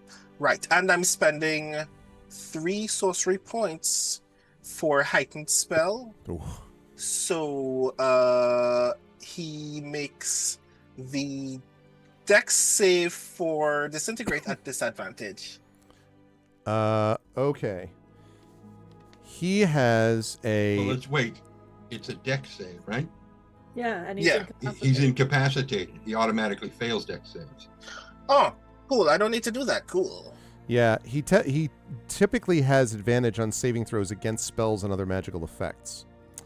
But if he's incapacitated, Yeah, he can't actually yeah, I would say that's do the right. thing. Yep. Okay, so he's automatically going to fail that. So, damage. Cool. 10d6 plus 40 force damage. 8 million. Okay. All right, let's see it.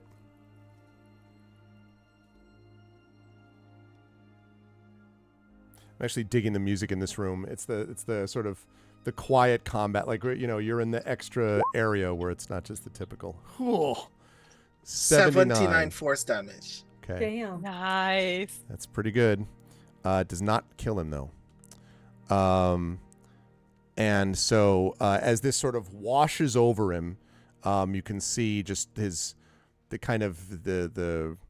what is it? The rictus grin just sort of gets, this doesn't, you know, you can't make him any more desiccated than he already was.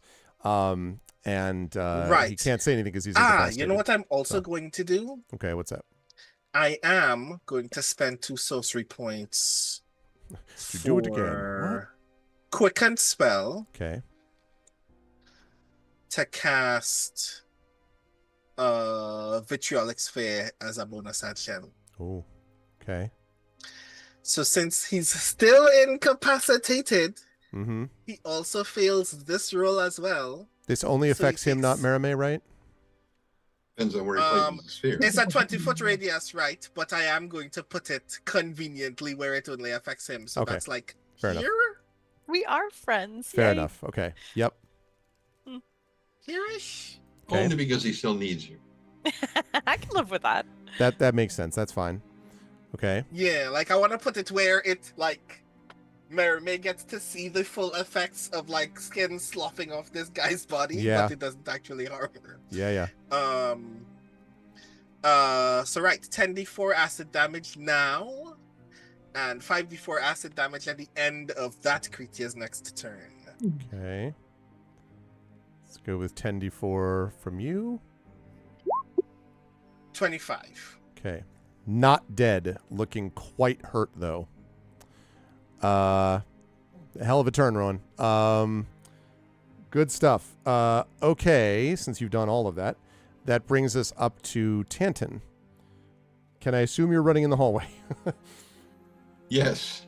For those of you who have seen the 1990s movie The Three Musketeers with Charlie Sheen and Oliver Platt and Kiefer Sutherland and Tim Curry, there's a scene where Oliver Platt says, "Come, D'Artagnan, we're going to save the king!"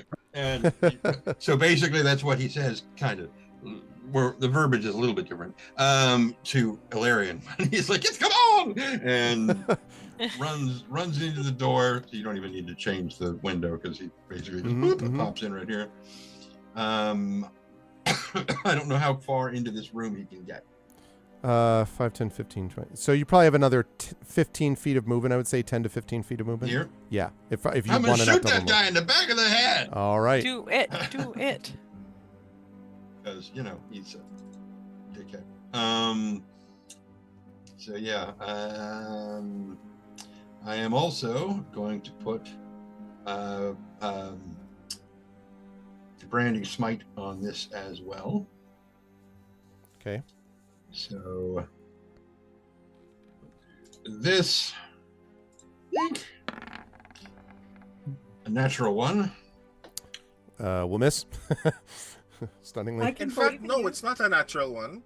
It is on mine. It is It on is mine. on mine. No, he's saying he's going to do something to make it not a natural one. Oh, but or I say could just believe in believe it. him. now. Wait, no, yeah, bend luck is just a one. It's just 1d4. I literally cannot be of use to you. I'm sorry. But Also, that's you have okay. advantage against him anyway because he's incapacitated. Oh, well done. Oh, Is that Hold on to that. So Just no in need, case I roll another one. no need to believe in anybody. Right. Of Natural course, 20. Naturally. Nice. Naturally. natural one, natural It's one? not the first time I've done that. So. Tren is not rolling dice. Tren is flipping coins. Right? Basically. Yeah, basically. All right. Okay. So Another $10 donation from Lord Cucumber, by the way. Thank you, Lord Cucumber. So Thank you. that brings us up to, I can't find my thing. That brings us up to $29.50 and 10. Thank you so much, Lord Cucumber. That's another 13, search 14 point. plus 5 is 29. Mm-hmm. Plus, Less than $50 away from 3,000, folks. We can do it. Let's get there. I had it until you started saying numbers. I'm so sorry. So 13 plus 6 is 21. Mm-hmm. Okay. So 21 plus 12 It's 33. plus 12, 45. 45. 45 points of damage. Yeah. This goes directly through him, and you can see as he kind of slumps to the ground, he says, "It doesn't matter. I will be free." And goes to the ground, and his body sort of just, I wouldn't say melts into insects. His body just sort of gradually relaxes, and you can see what's left of the skin on his face. I'd ask you all to think about Indiana Jones and the Last Crusade. You have chosen poorly. Think about the guy that goes through that. Donovan. And is just lying on the ground, destroyed.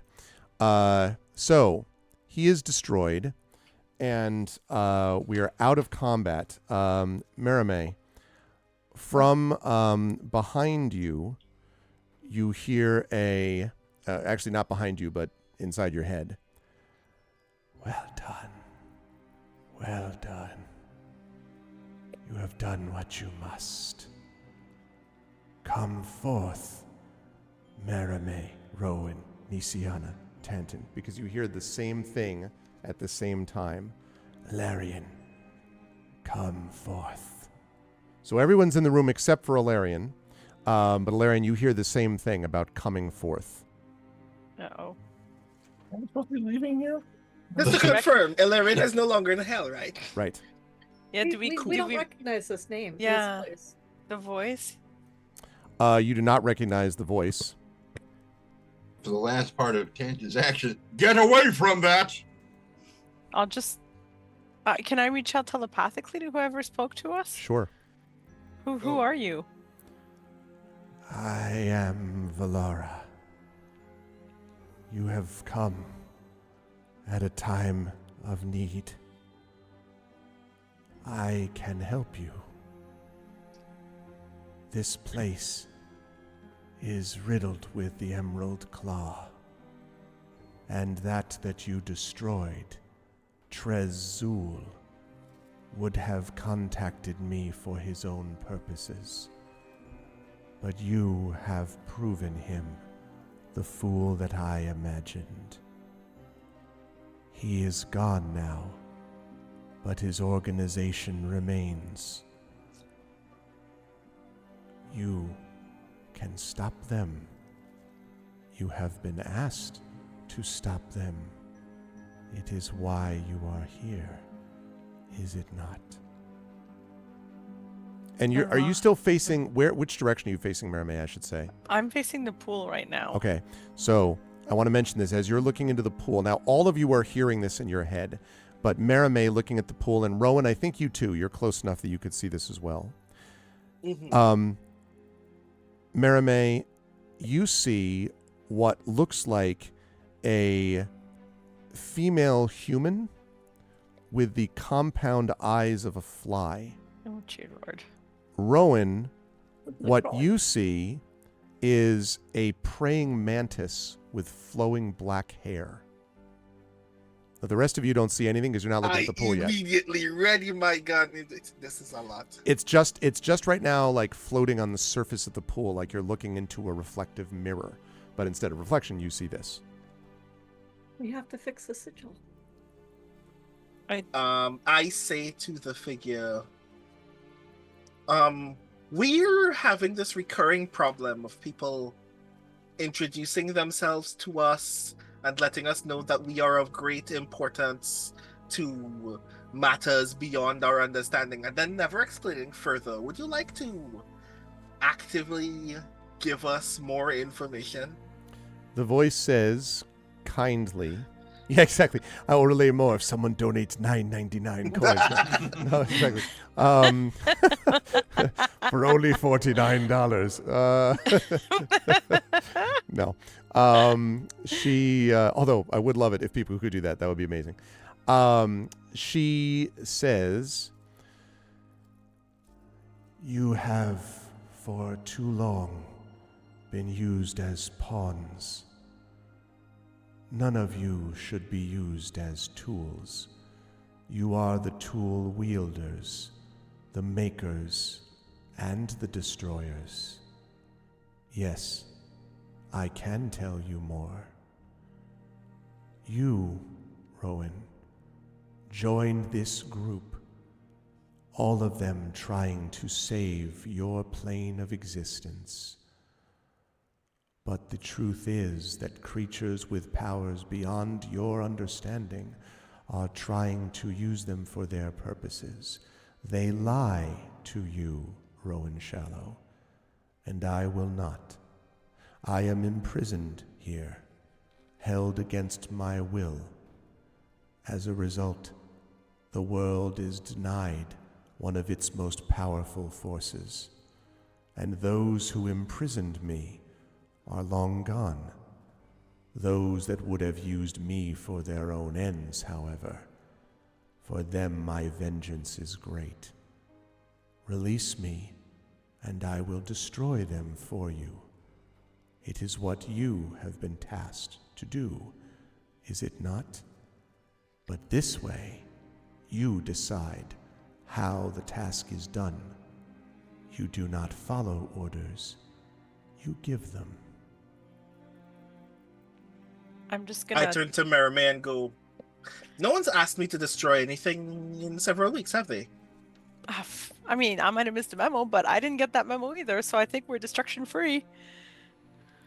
Yeah. Let's and what? Just kind of slowly back away at the same time. Yeah, we just kind of like idly dress back. Yeah, and then Ilarion just point to you to back away to you, giant self you. Oh, hi, Ilarion. You missed a lot. Come on, Ilarion, we're leaving. Is Ilarion small enough to fit back into this corridor? I mean, technically, I would be at the end of it, just about of the Iron Titan. Come on, I think we're go. I'm trying to get a reading on her. I'll take the 23 because of advantage. Did you do you did an Arcana? Advantage checks. Yeah, Arcana check. Evil goddess. To get a read on what her magic, because it would be insight is what you'd be looking for if you were trying to get a read on what she's implying or Just the intending. pool in general. Oh, I know she's lying. Oh, okay. The pool in general, I see. Almost certainly the magic that radiates from this pool is almost certainly the magic that is sort of at the center of the morning.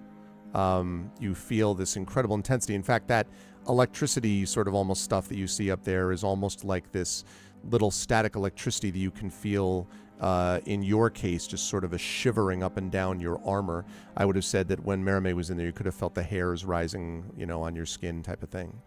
So it's almost certainly that kind of magic is centered in this place, for what that's worth. All right. Yep. And I start floating back toward the platform, moving back towards the platform as everyone else. She says in your minds, I understand your fear. I understand your doubt. It is unfortunate that people cannot be honest with each other, but I am not lying. I desire vengeance against those who imprisoned me and tried to use me. I cannot get vengeance upon the first, so I will visit it upon the second, and then I will depart. You will have received what you needed, and I will have received what I wanted. How can this be harmful? Do we know who imprisoned her in the first place? Way back in the day, the gatekeeper would have been not 100% clear, although according to Dream Eater, there would have been probably the elves would have been involved and a number of shamans in sort of imprisoning her within this place and then sealing it twice. Because there's another seal on the other side of this room and the seal that's been broken through already. Let's keep going. Yeah, and actually, then I'll address her this time myself and say, your vengeance will ruin our world. There's absolutely no way you can be allowed back into it. And she says, my vengeance is controlled. But if I am not released, Elarian, I may continue to haunt the world. You may have felt it yourself. None of your healing magics work as they should they? Do you wish that to continue? Do you wish to absorb the energy of negation? That will continue so long as I am in this place. It was stopped before, and we will stop it again. Bold words from someone returned from a plane to which he did not wish to go. You had no control over that, for all your might. I was not responsible for sending you there, but I saw it when it happened. Can I insight check her? Is this true? It's like insight. Yeah, go ahead. While the insight is happening, I just kind of say, obviously, under my breath, but still loudly enough for her to hear. That's a very big talk for somebody who's been in prison for longer than some of us have been alive. You feel... If you were of value, you wouldn't be trapped. And she sort of, you see her sort of image. Well, actually, I guess you're looking at a distance now, so you might not be able to see that well. But there's a kind of a sort of momentary pause, and then she says, I see. So one who is trapped against their will is weak. Is that it? All of the powers, I'm applying your logic, not mine. All of the powers of Eberron's greatest shamans and seers were required to imprison me. The fact that I did not break free, but brought others in, is a measure of my value. Many were sacrificed. And why? For superstition. Rather than seeing what I could have been of value, not staying here within a cage, but out in the world, acting as a source of vengeance. You will not be able to do this on your own, you know. They will succeed in the end. The one you call the Lord of Blades, he will find what they seek, and they will destroy you. I got 26 on my insight check. I get it at advantage. It's very clear to you, Maramé, that the language being used here, actually, Yeah, I okay, only got a I'm 14. gonna do a little devil's bargain with you, okay? Oh. You know that something's off about what she's saying, but if you push further because of your telepathic connection, you might be able to know the exact nature of what is wrong. If you do that, however, you are putting yourself at risk of exposing yourself to her mental power. But I don't mean that you will become possessed or anything. I just mean it's like touching the mind of a god, right? So, however, it would give you the specifics of what she's saying in terms of like what she's lying about and why. I feel like she might have information we could use, and I've touched the mind of the Corey frequently before. And this It's is not something God's you that could I be feel- consulting with anybody else. Also, this is you. No, I'm discussing it with myself. Yes. So I'm gonna share my logic with the crew so that they know. But I feel like she said something about the Lord of Blades, and she said something. You know, she obviously knows stuff about the Emerald Claw, and she knows things about the negative energy, which is hurting my sister. So I need to know about this negative energy above all. Like, it's not something Mirimi, I think, can let go of, because we might never get this bunch of information in the future. So, Counterpoint. we can't discuss it. Can't discuss it. Yeah. I'm sorry. This I has know got- you have a good counterpoint, though. It would be a I great do. counterpoint. I have no doubt it would be, but because at the end of it, the negative energy is what's affecting her sister and could eventually consume her. That said, And- Rowan, you have your own interaction with her, so just keep that in mind. That like you could also, depending on what happens here, you could further your interaction with Valara if you wanted to. So I'm just letting you know. But yeah. So go ahead, Mayor May. You're pushing. So, I whoa, want geez. to know. You pushed and immediately, da-da. A few seconds ago, $100 donation to bring us over 3,000. Yes. Let's go. Ah, 3,050. Sweet, Thank you, sweet, sweet. Anonymous. Thank you, Anonymous Anonymous. is Dun, the best. dun, dun, dun, dun. Anonymous. Dun, Thank dun, dun, dun. Also, for the purposes of this, I would like to be reminded: how close are we as Infinity and Beyond to making the most of everyone who has presently streamed so far? Right. So let's including think. the 250 from Yeah, the no, beginning. I know. So that's right for sure. So we started today at 2470, I believe is what it was. So that means that we have made so far, not counting the 250 yet, 2470 means we would have made 580 so far. Plus the 250 is 750 plus 80 is 830. You are trailing the next most by about $40. Oh, come on, help us do this. We're almost there. And don't forget the buffer, because the scientists, don't forget that, is so close. Oh. Thank you so much, Anonymous, for doing that. And now we have the Yes. giveaway of one of Jen's Tuckerizations. We have the giveaway of the shirt. The second one? Yeah, we've given one away. Oh, okay, I'm sorry. So we have the second Tuckerization. And you have 45 minutes to go, chat, before this session comes to an end. So now is the time. That's great. Let's keep it going. Thank you so much, Anonymous, again, whoever the anonymous person was. Okay. So, anyway, so Maramé, when you sort of make this push, you realize that there are two bits of information that you might be able to gather. And if you're willing to push twice, you can get both of them. So the question is, you're going to get one regardless, and then there may or may not be consequences. But if you want to push twice, you can get both of them. One of them, and I will give you this one little hint, which is that one of them is related to Trezul's plans.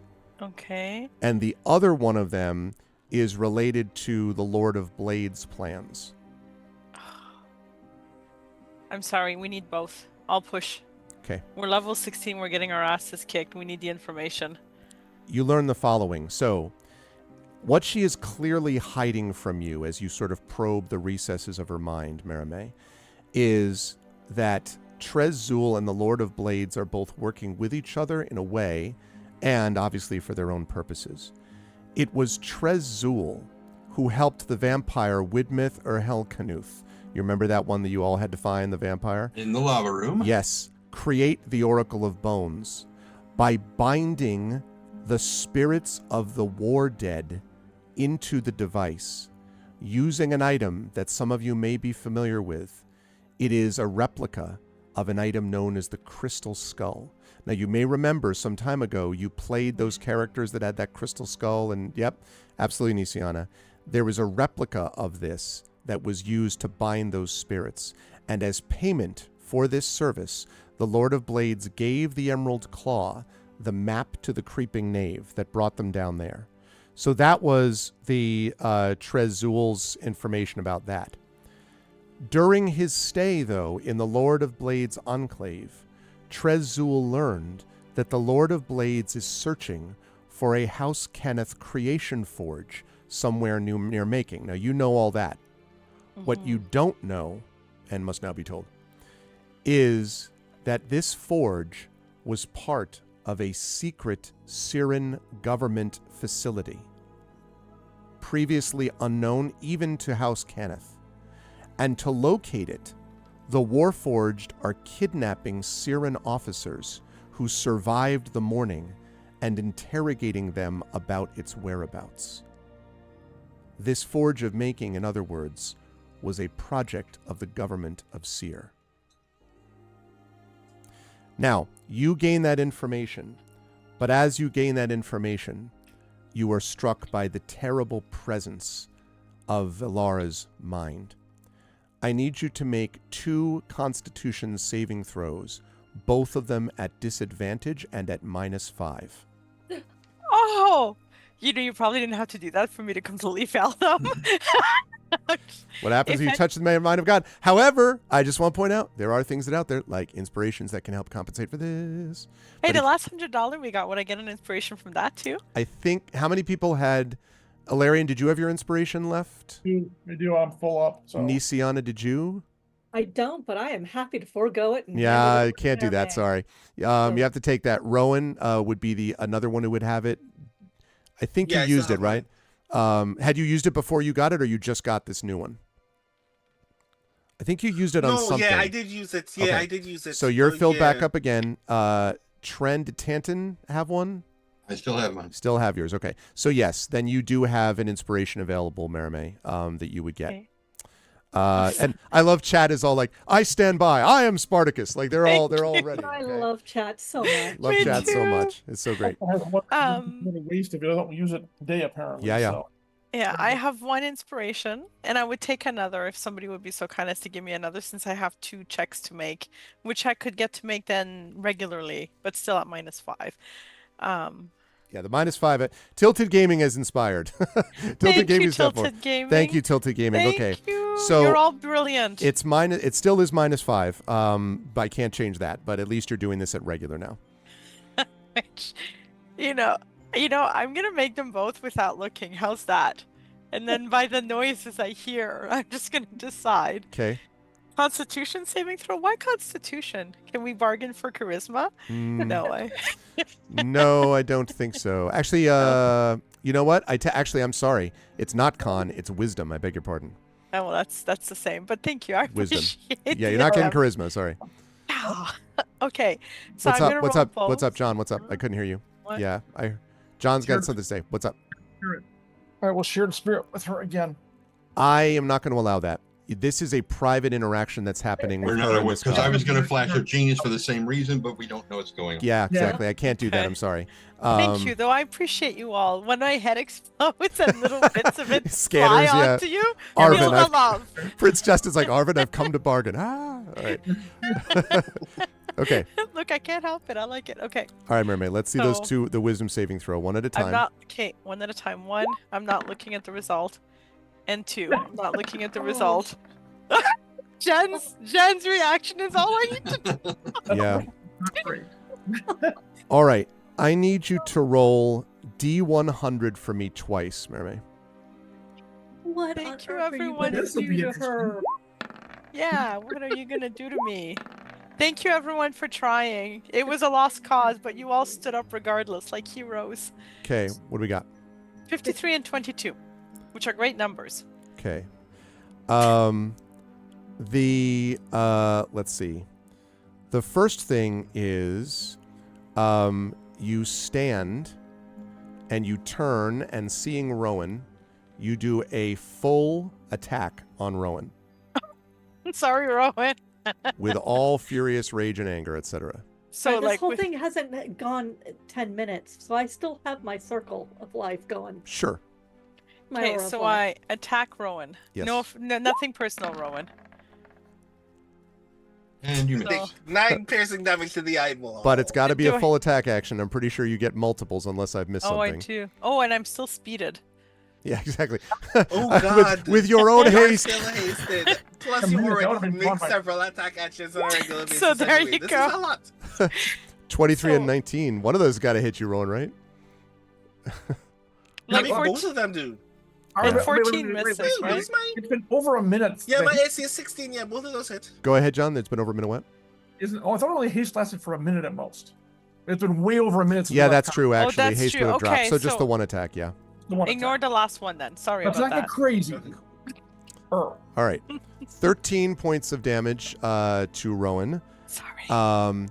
And then the second one that you rolled, you drop to your knees, Marame, and begin weeping uncontrollably.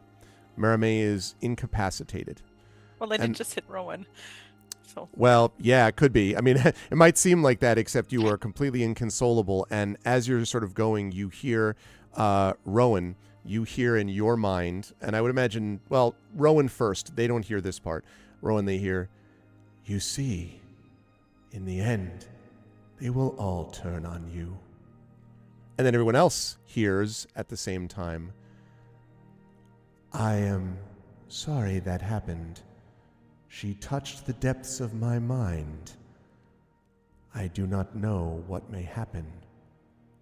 I could soothe her madness. But without this, the one you know as Merame is lost to you." Hello. Hold on.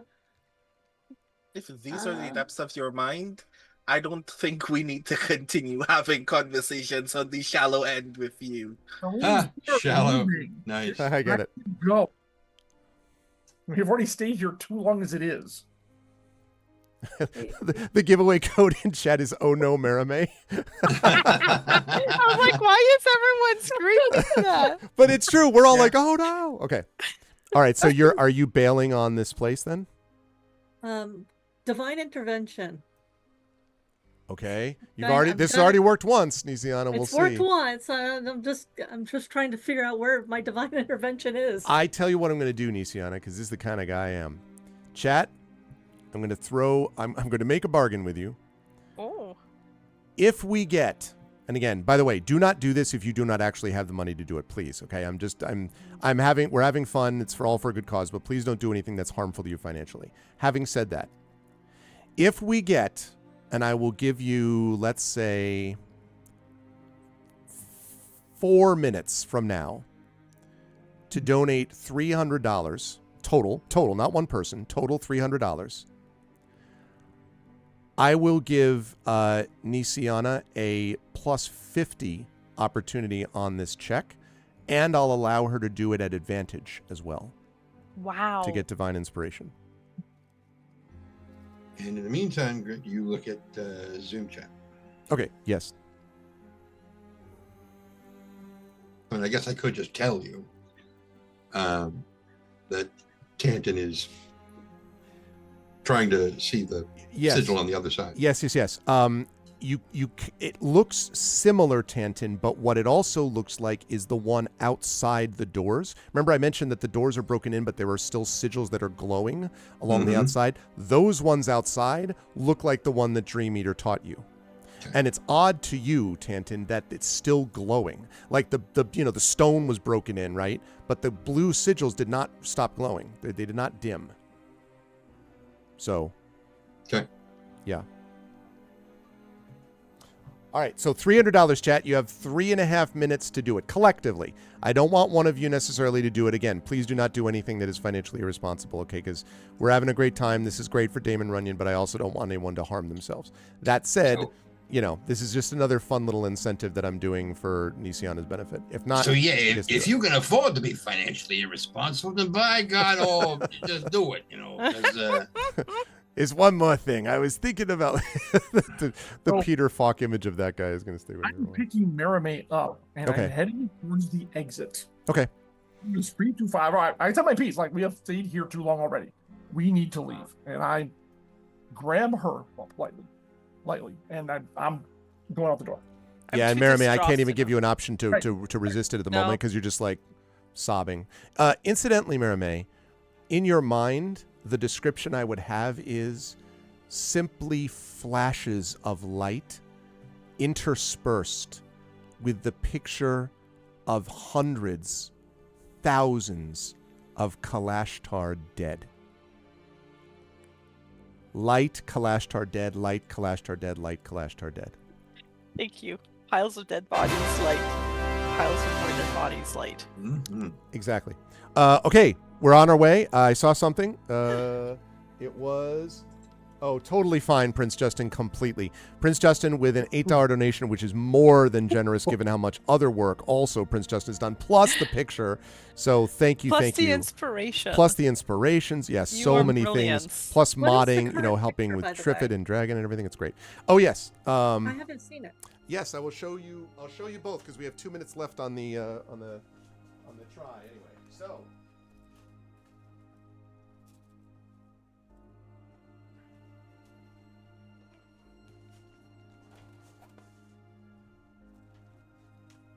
okay, so this is Oh wow. the picture from Drew the Damager. This is the one that's going to go to the top, the top donor, which is currently wow. Hillness. Beautiful. And as you can see, it's also metal, so Metal. it can be hung, framed. It is really beautiful. Like it, honestly, the camera doesn't even do it justice. Like it's pretty wild. So that Wow. is from Drew the Damager. That is super, super amazing. Also super amazing. I still can't get over like having two photographers this talented in chat. That is Prince Justin's. And that is a picture of the top, I guess, right? The northernmost point of the Mississippi River, Prince Justin, or at least one of them. And it's not like, it's not post-production. There's no post-processing here, really. Like, it just looked like that, according to what Prince Justin said. It's really gorgeous. Like, if you look at, like, that's not drawn. That's a real tree sitting out there, and like, it's pretty spectacular. Not the northernmost, but near St. Paul on a foggy and wild day. And as you can see, it's got that on the back of it. Wow. So awesome. Up there, Wouldn't the you like to waters have are that full of. stood on your office table? Yeah. Yeah, Yeah. this one is, and I got a second one because Prince Justin was kind enough to do two. So like, this is why I say Prince Justin has gone well above and beyond, as has Drew and So all of the sweet. folks. Yeah, isn't that cool? That- So anyway, that that far goes to the north. second one. Yeah. All the waters are filled with ice crocodiles up there. Yeah. He barely survived it himself. So, took the picture and avoided an ice crocodile. So yes, that's going to the top two donors right now. Hillness is your top donor. Delwolf is second right now. But again, that's an aggregate level, chat. I can't count anonymous, obviously, because I don't know who they are because they're anonymous. So They're a wonderful organization. oh yeah, Really no, they're cool. great. Absolutely. Right now, the one that is in third, technically, for right now, would be. Let's see. It's right. The one who would be in third right now would be Brahms. We got another one. The third would be Brahms, and we just got. Oh wow, Dark Foss. Moving on up the list, actually, I think, because I'm going to have to refresh this and see what we have here. Oh wow. Dark Foss is tied with Brahms now for third after Wow. giving another $50 donation, which means we're up to $3,082.10. Thank you, Dark Foss. Right now, tied with Brahms. I'd have to figure out how to break that tie. That would be not fun. I hope I don't have to end up having to do that. But otherwise, right now is that would be the person who gets the third donor, gets the game pack, which is Super Camelot from Catalyst Game Labs, Vikings, the board game from Catalyst Game Labs, and also Icarus, Greyshade, Renegade, and Heretic, award-winning books from a guy named Gregory Wilson. That you also get, and a set of dice from a company whose name rhymes with Blotzy. And so those are the things that we would get. Thank you so much for that. That means we are now up to 3158.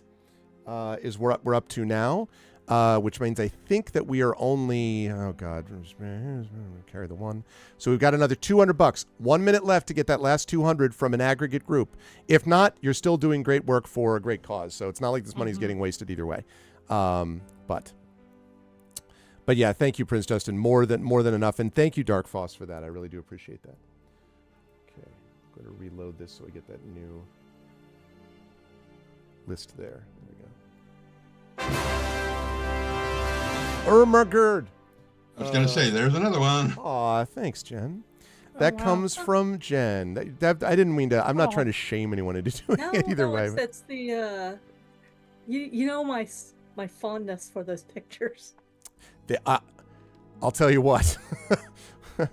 I like, seriously, I am so lucky that I have some of the replicas that have been sent to me in my office, and I'm like, these are all amazing. Like, they're just, and they're really nice. How is this session doing compared to the others? I think they have just caught by the dice roll, yes. But remember, the scientist tomorrow, that was the top one last And week. how many more for? To get to what I was saying, 300, I think we're looking at another 100, and I think that's it. I think another 100 would reach us there. But again, nobody push beyond what they can do, feel comfortable doing, really, please. I don't want to make it seem like, I don't want to be played, it's not pay to win in my mind, because this is pay to fight cancer. And also, this is a season finale. It should be epic. So. Yeah. And Mirime doesn't mind crying for a while. All good. It's good for the soul. We all have to cry sometimes. 12 years later, she's still weeping. It's like, very dehydrated. I think I'm almost through. Yeah, wow. Okay, I don't know why I cannot find it, but where is my Oh, there it is. Finally. I finally asked somebody, and then I find my divine intervention. Okay. All right, so last minute. In a New York minute. Otherwise, I'll just cry. Last minute to go, chat. Anybody want to inspire me for this divine intervention?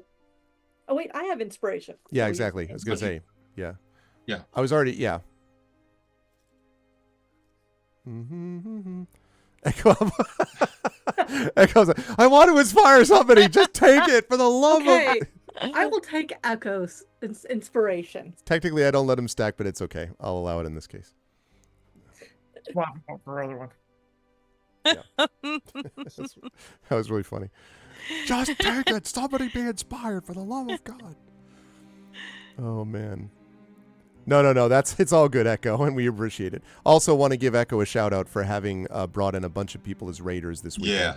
That really multiple times. So thank you, Echo. I really do appreciate that a lot. Thank you. And donations too, but I'm just saying, like, that in particular has been Echo's, like, multiple raids. So thank you, Echo. All right. I think that we're looking at, we need the top 3 list for the leading groups. I have it. I have the top 3 list. I reset it, Dragon. We've got Hillness in front, $500.01. I love the Price is Right thing there. We have Del Wolf with 260 in second. Again, the Anonymous, I can't do anything about there, obviously. And then I have Brahms, Dark Foss tied at third with 150. So basically that's it. Yeah, I have it on screen. It is on screen. It's down here. You just can't see the... You can't see top, Brahms you only because... see the top 3. Yeah. You want me to show the top 5? That's going to take up too much space. I can do the top 3. And if we get someone above Anonymous, then that, but that's where we're at right now. I'm so happy they do this aggregate total now thing. That's so good. So much better. Okay. All right, Nisiana, for the group. Right. Oh, I see what you mean. Yeah. We need to have a top 3 list for the top groups. That's a good call. I will think about that for next year. Yeah, that's a good idea. But right now, I do think they have moved into first. Okay. We are moving out of this room, right? Is that what's happening? I think that's what Alarian said. Yeah. Yes, absolutely. Because I'm not leaving my sister's side as we're going. Because then you're coming with me because I'm taking her out of this room. Yeah, I am calling upon my god as soon as we get out of the room. Okay. The The evil. other two to come with and not be. You saw what happened to her. Don't be the next one.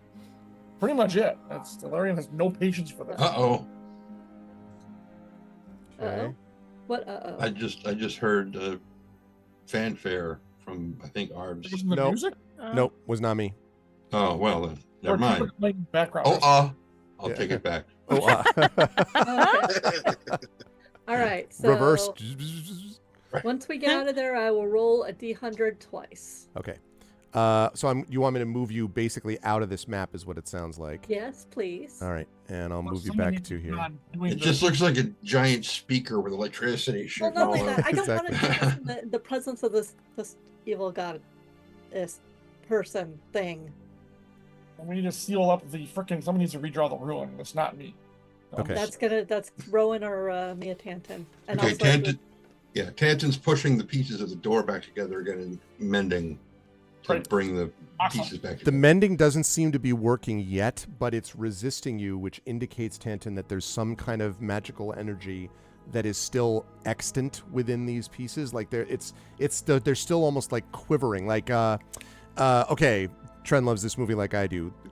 When he's trying to get the glaive back in Krull, and he's like reaching for it keeps pulling out. That's what this is doing. It's like they're trying to come together, but something is holding them back. But the rune.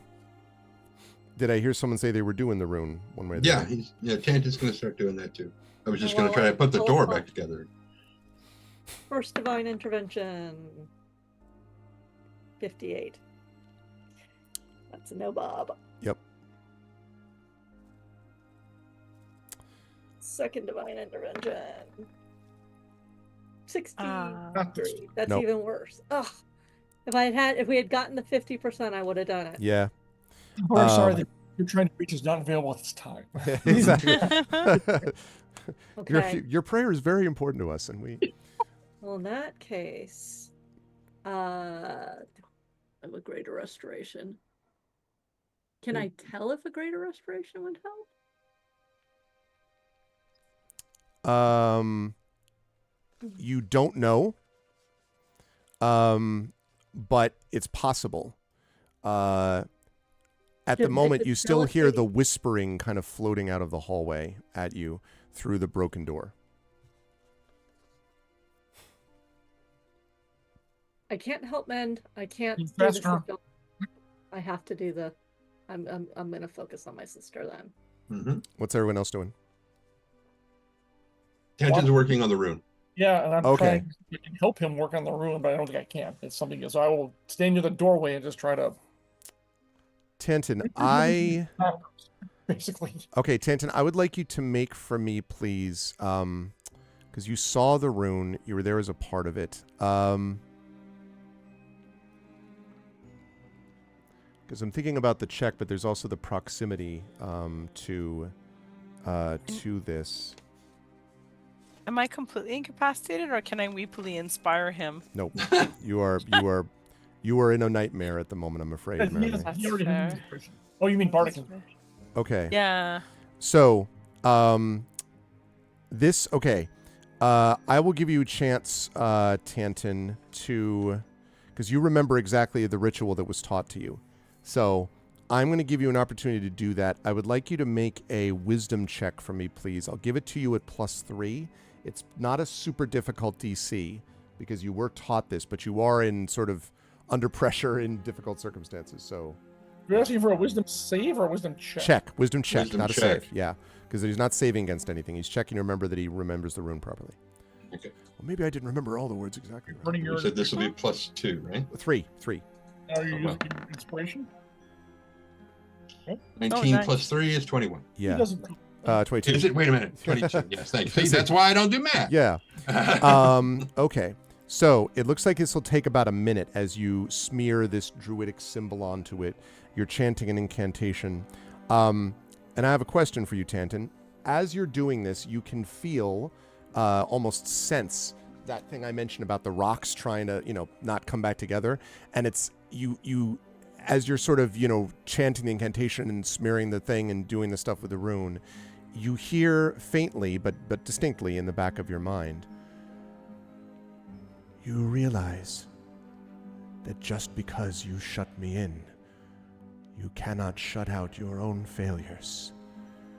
House Kenneth will fall. You and your house were responsible.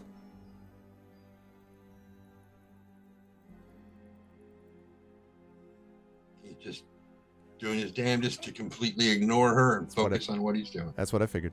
Do not engage. That's what I figured. Okay.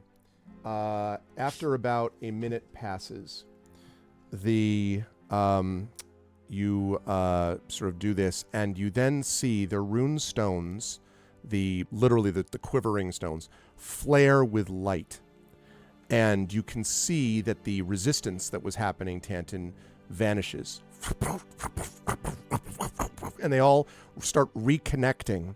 And these glowing ectoplasmic tendrils from the door reach out to the broken shards and reassemble them.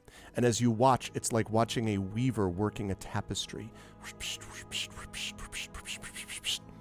In your mind, Merimee, you hear this horrified screech that cuts through like a knife. The rest of you have this faint just sense of like a wave of nausea almost pass over you. And then the door seals completely, and there's a like this light that flows over the top of it. And the door glows. Merimee falls to the ground, senseless, and we don't know what's happened to her yet. We'll see. Simultaneously, Nisiana and Tanton, your negative energy vanishes. Oh, that's nice. And the insects you can see skitter away, running into the walls, above, into the ceilings, into the cracks in the ground, all of them disappearing below like a massive moving carpet that vanishes below the surface of the stone, until all that you are left with are simply the bare stone and the altar of bones that you see on the other side. But Merimee is motionless. Greater restoration? You can do that if you want, sure. I am doing greater restoration. Yeah, you better believe she's doing it. Well, that's the first thing I'm starting with is greater restoration. Am I humming It's My Life? Inwardly? Just sorrowfully. Yeah, exactly. It's just one long drone. Whatever key the song is in, it's just that. It's that beginning, that umba. It's just like the whole time. Nisiana, when you cast this greater restoration, there is a moment where the room flashes, and then you find yourself in this, let's call it a open field. And in the distance, at this open field, you see the familiar figure of your sister. She has her back turned to you, and she is looking off at something you cannot see from your vantage point. I call to her, Mary, come back to me. Come back. Merimee, you don't hear her. I am running towards her. Okay. So you run towards her, and in this place, even every one of your steps doesn't take a century, but it's slow, right? Like you're sort of dragging through mud. But it gets easier, and soon you find yourself walking at a sort of, not running, but walking anyway, at a normal enough pace up to her. And when you look down, Nisiana, you see Merimee staring at something. Merimee, I am curious about what in your vision you think you are staring at. And here I would ask you, what in your mind is Merimee's greatest fear? Well, that's easy. I'm staring at a battlefield, and there I see Alarion is dead, and Tanton is dead, and Rowan as well. And when I stare longer, I see that between them is my sister, and I wasn't able to save all of them. any of them, and I have no magic and no ability to help them. And I can feel myself drifting away from them and from this world, and I just want to let it all go, and I don't care anymore. I want to fall into the dreams and never reawaken to this reality. That's where I am. Okay. So, Nisiana, you see a shimmering image of this battlefield. It's not clearly as, now the whole place that you're in is unreal, but it's not as distinct, as real as where you are right now, but you can definitely see it, and Merime seems to be staring into it. I put my hand in hers, and I say, "This is but a dream, a nightmare. It's not real. Come back to us. We have work to do. We have songs to sing. We have ribbons to buy. Come back to me. Come back to life." I can hear her and feel her, I take it? Yes, from a distance, faintly, but you do feel her hand. How do I know that you're real and that this dream isn't? How do I know what's reality and what's dream anymore? I can't tell. Because it's our life. It's our life. It's my life. She's been humming it this whole time. It happened. So now I'm going to badly sing it. I'm not actually going to badly sing it to the audience because I love our dear chat. But Nisiana, completely off tune. Kind of some shadowy figure of Bon Jovi on top of a tree somewhere. Do do do do do. I'm like, and I can feel your head, and it actually, like, I start to smile, like it's so ridiculous. And I know that you don't generally sing. It's not your thing. Because I'm terrible at it. And I hold your hand, and I hold it a little bit more tightly. I want this to be reality. I don't even care if where you are is a dream. I will follow you. Well, then come with me. And I will basically, two hands, basically, I will walk backwards if I need to, leading her away from her nightmare. Okay.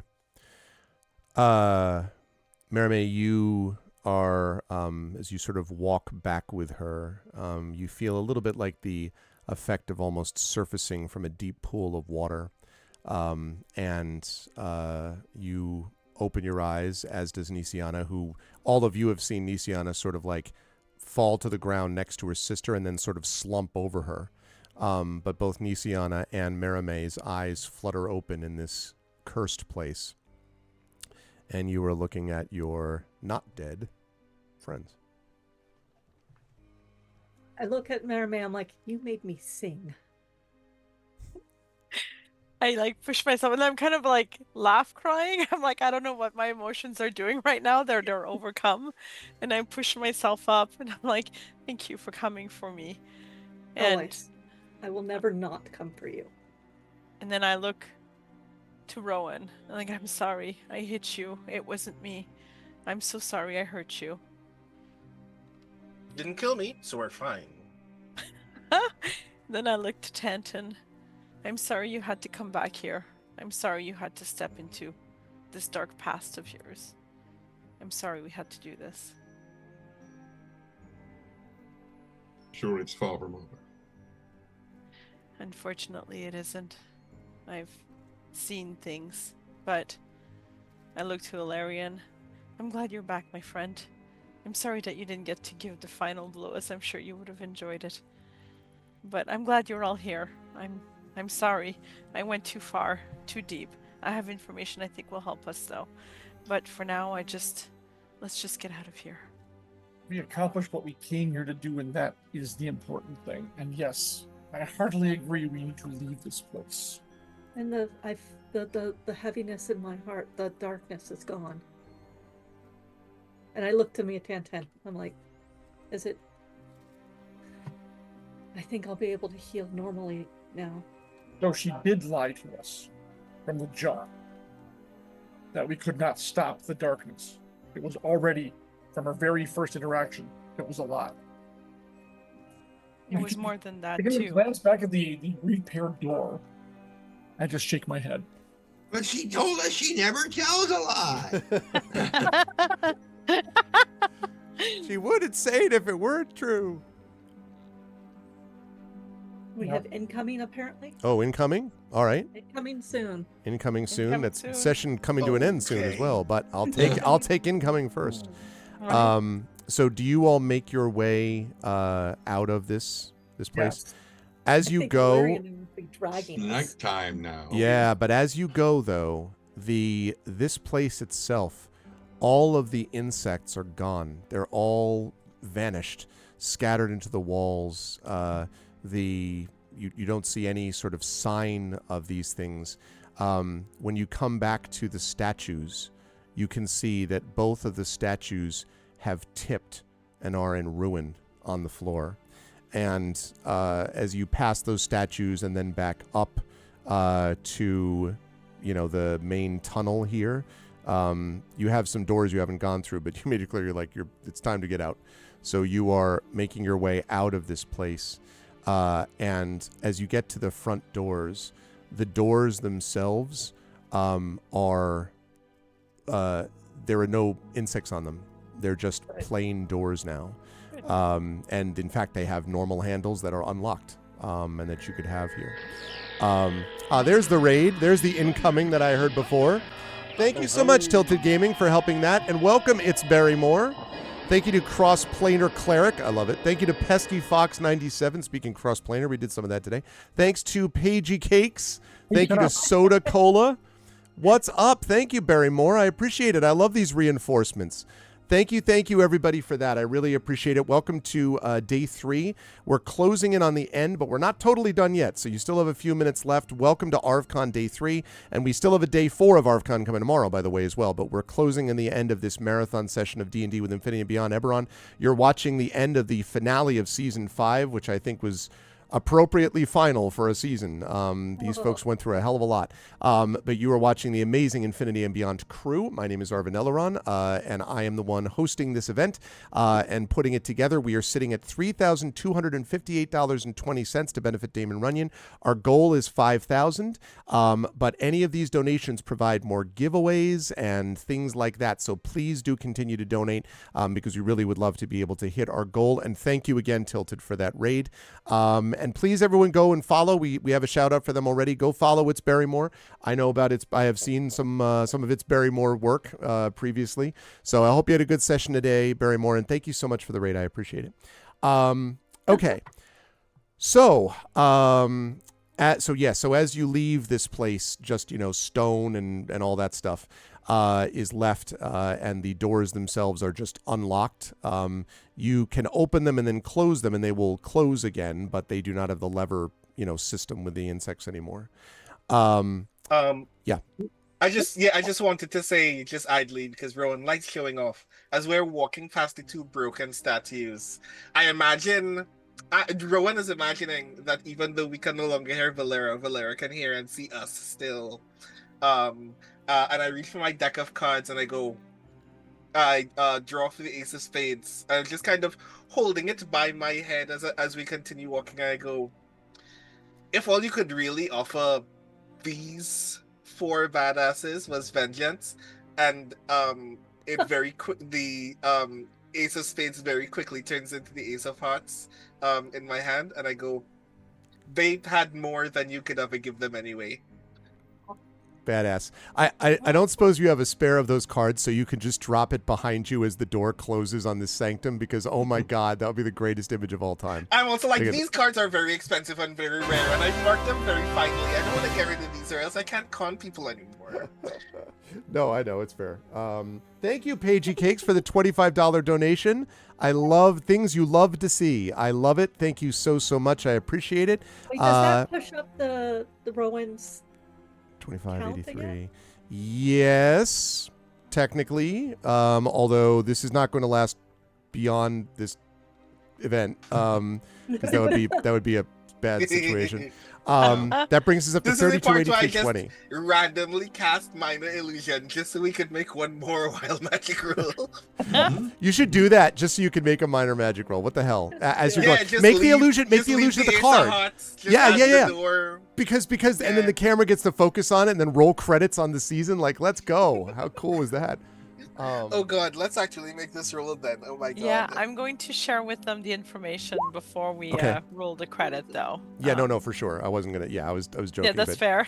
I mean, I'm all for it. 15. Sadly not, but it was still it was worth a shot.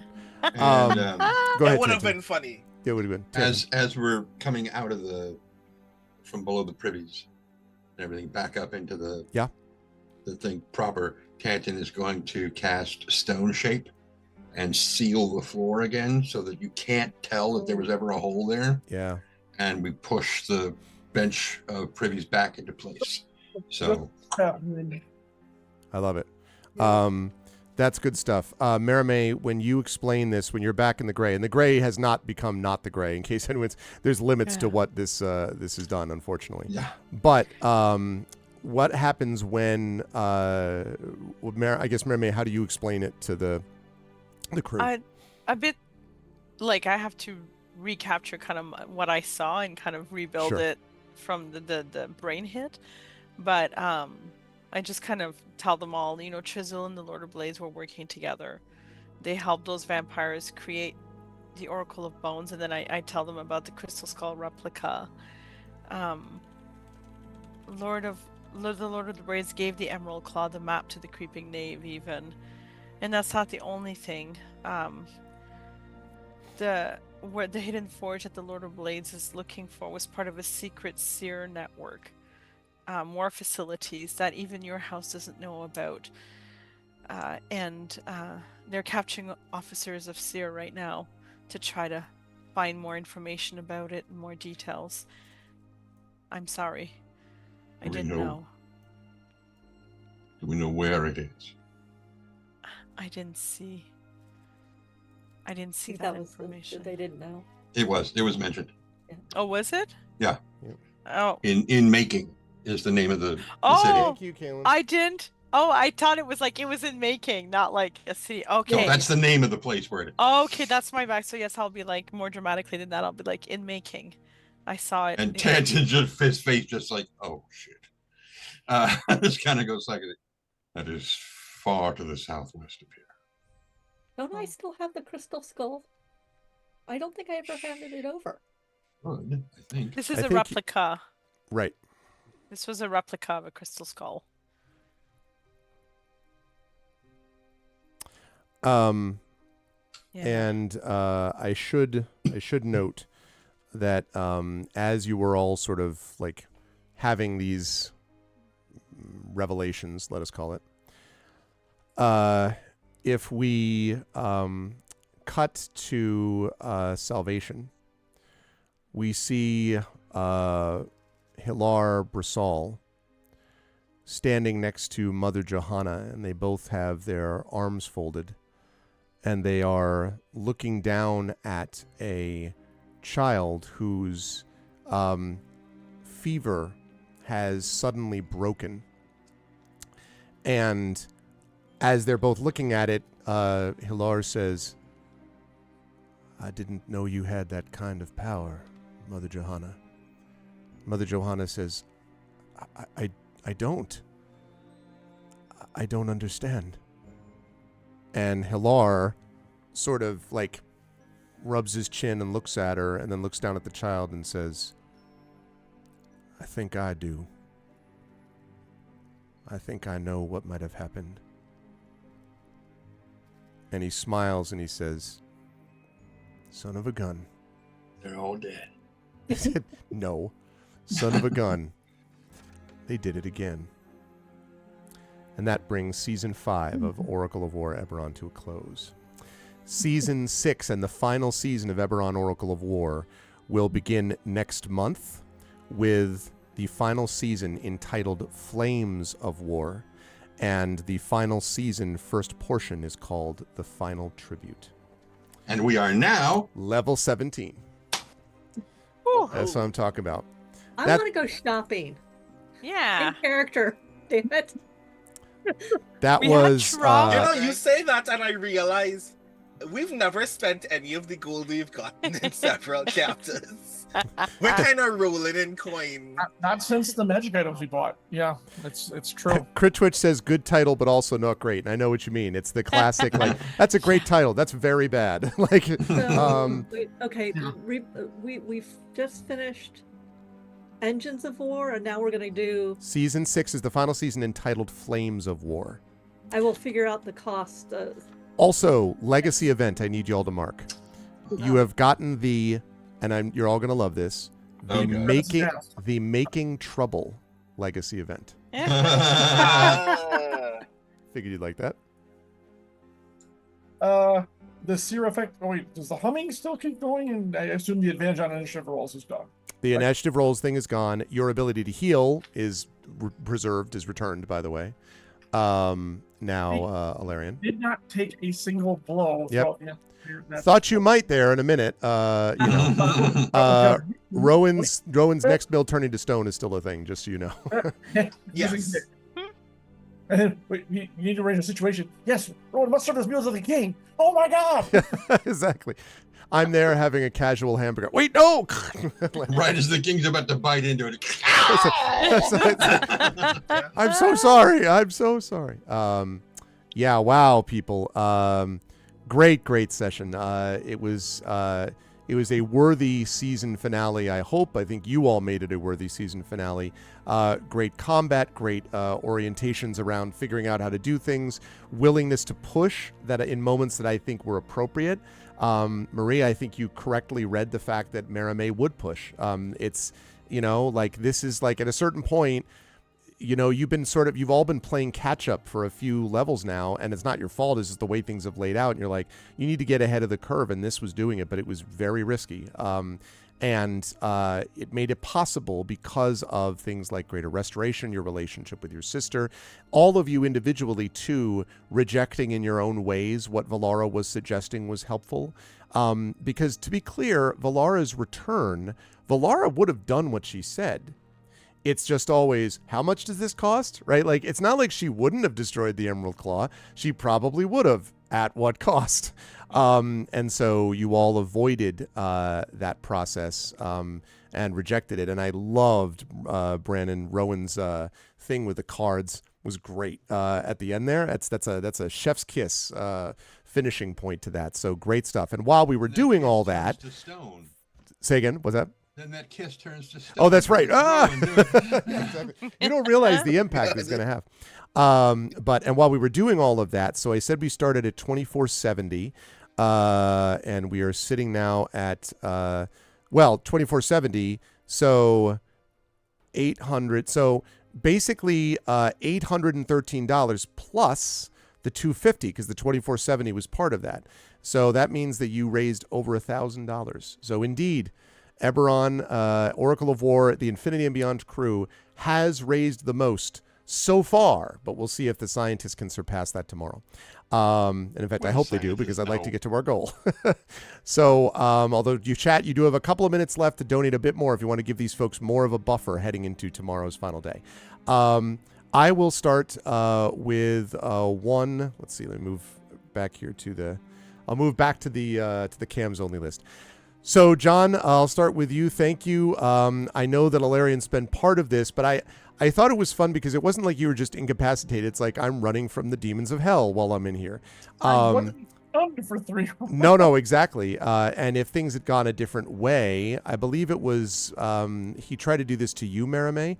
I believe was pointing at you. You also would have joined. That would have been an interesting dual thing. 3 people in this plane and Maramé and Alarian fighting off the Hounds of Hell. That would have been great. But it was obviously some serious stuff, and these people were major risks. But you also made some good plans. I think what you were trying to do basically bought time to sort of keep yourself alive for long enough. And I love the image. It is amazing to me that literally the concentration failed as you were like, like that was the first time the concentration spell that they hit and failed the concentration spell, the check. So that was amazing. And you managed to zip out of the way and return to here, smash into a wall, but still. And returned to the fold here, and obviously, did damage before all that happened in this. So, how did you feel about our season 5 finale and about this experience with ArvCon? Where will the fine folks find you next? And my son just dropped a plate of food at the bottom of my office stairs, so I'm going to go get that before the cats do. But you talk and say things, and I'll be right back. Yeah, my first vacation, and I put that in heavy quotes. But it was. I do wish I'd gotten to smack that guy, or tried to. I think that, but it was better that I popped in just at the last second and missed him. But no, it was. Of course, it's always great. This major session was always a blast, even though I was away for part of it, and I still can't believe no healing, not a single point of damage I took. Kind of hilarious. So. Thankfully, I was worried when you guys were in the blob. Those blobs were really kind of a non-entity. I was really worried because oh my god, the tension is going to start squeezing them. Really going to do something going on their throat like in that terrible Prometheus movie, or I don't know what's going on. You're like, oh no, you need to step away. That was their shtick. All right, because that was what I was really concerned with. It was just Rowan running around and no one else was around there. So this is awesome. Chat, thank you so much for all your donations, your wonderful donations. We really appreciate it. Getting past 3,000 is a big deal. So we're closing in, and of course to my compadres, cohorts, you guys, it's always a pleasure. Gaming with you in 8 hours is just all the better.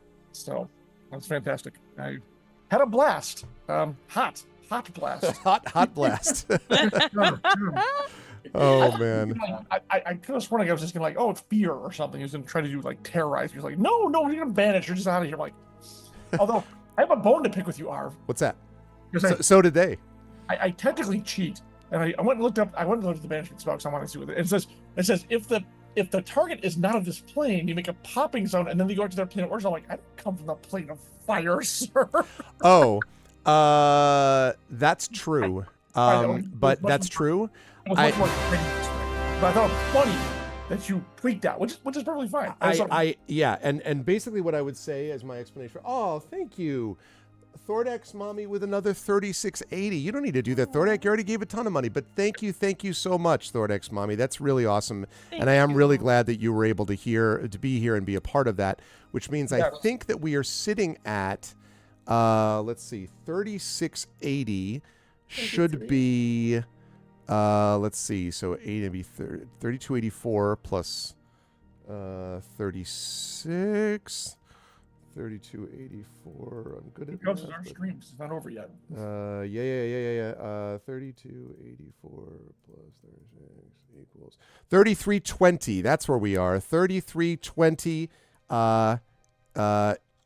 3320. Oh, and then the 1. So 3321. That's where we are. 3321. It's going to go off again.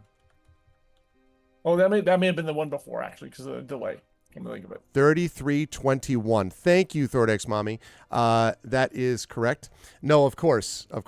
I do know that, and so I am very grateful, Thordex. Thank you, and that also means that you, I believe, have now moved into second place on the list because you had the 250 before, so 286. Yeah, so that means right now you are online to get this sent to you from Prince Justin, but from me. Prince Justin sent it to me, and I will send it to you. Depending, but again, it's an aggregate number, so someone could pass you up theoretically.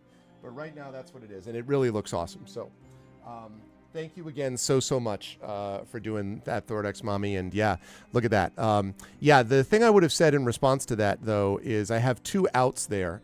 One of them is that it is in the gray, it is in the morning, and so things in the Mournland, things work a little bit differently. And secondly, there is a massive pressure being exerted by the presence of a god, which is why Nisiana's Greater Restoration did not work exactly as normal. It's sort of like the reason Tanton had to sort of battle to finish the thing so that the thing could come together. Nisiana had to battle to rescue her sister by using Greater Restoration, and in the same way, the banishment didn't send you back to your own plane, but to some place separate. So there is a resistance here in this place. So that's basically what I was imagining. So currently leading for the most donated is Hillness with $500.01. In second place is Thordex Mommy, and third place is Delwolf right now. That's what we're looking at. Currently, Hillness is in the lead. So yes, but thank you, John. Good work out of Valerian today, and I think if anyone could manage being on their own against the hordes of hell, it was probably Ilarion was the best suited for it. But I love the image where you're like, you know what, screw this. Like, it just turns around as like, Because they get to know how long you're gonna be there. And like, I can't run for this forever, so we might as well turn it around and just do it. Let's go. Yeah. Yeah, no, Hilness, Thordax Mommy has moved into second because of that donation. Thordax Mommy gave $250 to begin with. So Thordax Mommy has moved ahead of Delwolf. So Delwolf is now in third. I just had to do that donation separately because at the beginning, before the event even started, I had to do that. So that's why that is the way it is.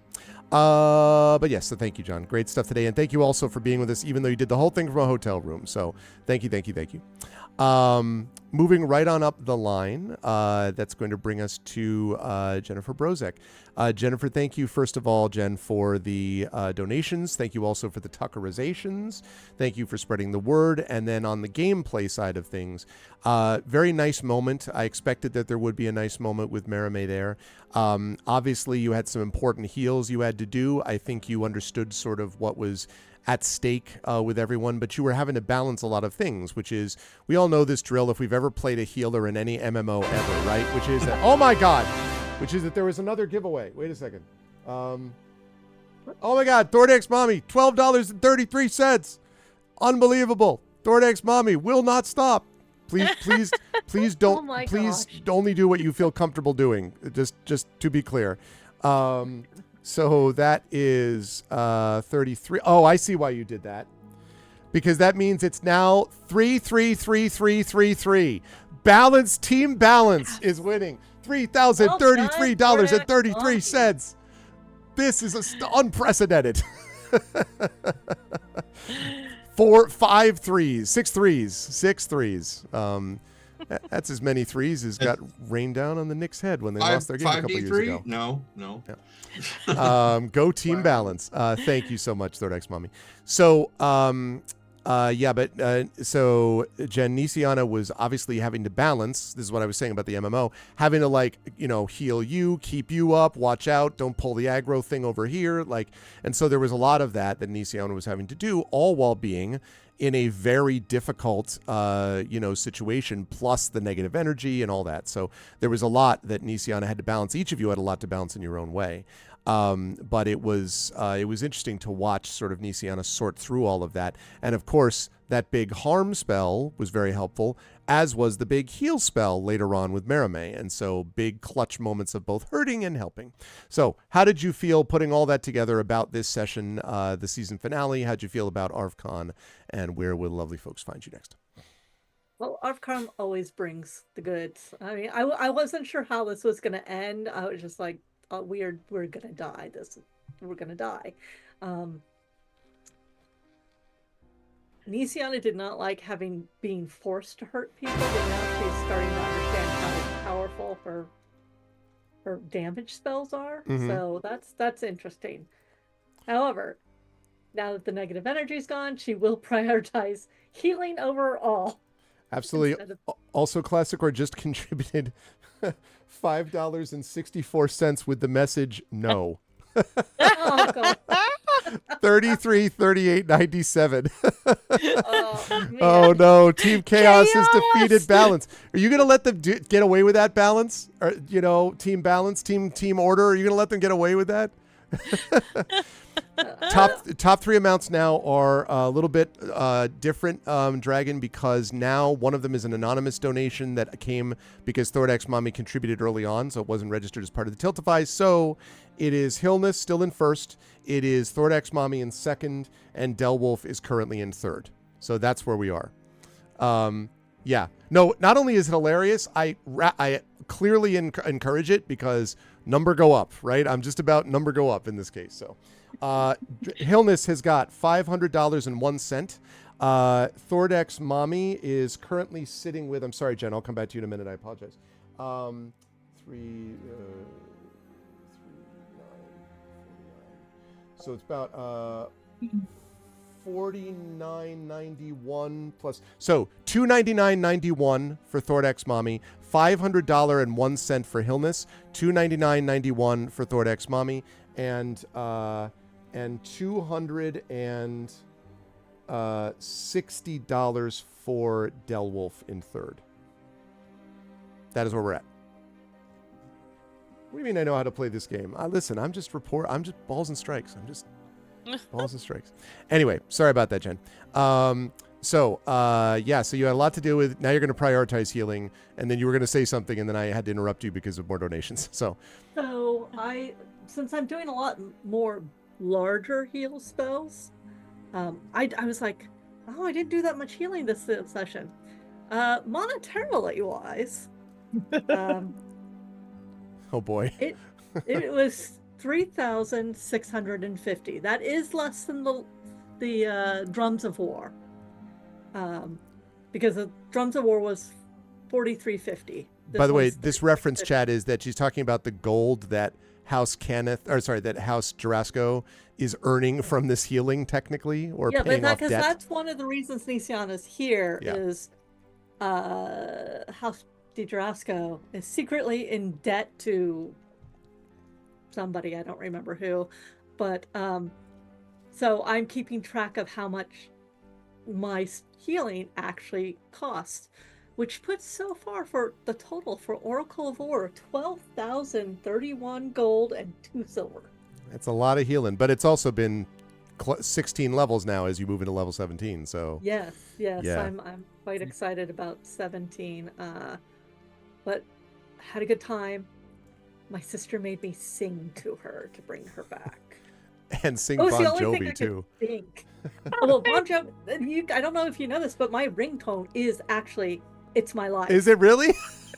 I tell you, Jen and I are sisters in real life. Oh my too. God, it's my life. It is, because it amuses me that my life calls me. Who's on the phone? It's my life. Okay. It's moments of whimsy that keeps me going. I'm quite excited about Tuckerizing Echo and Triffid. Very nice.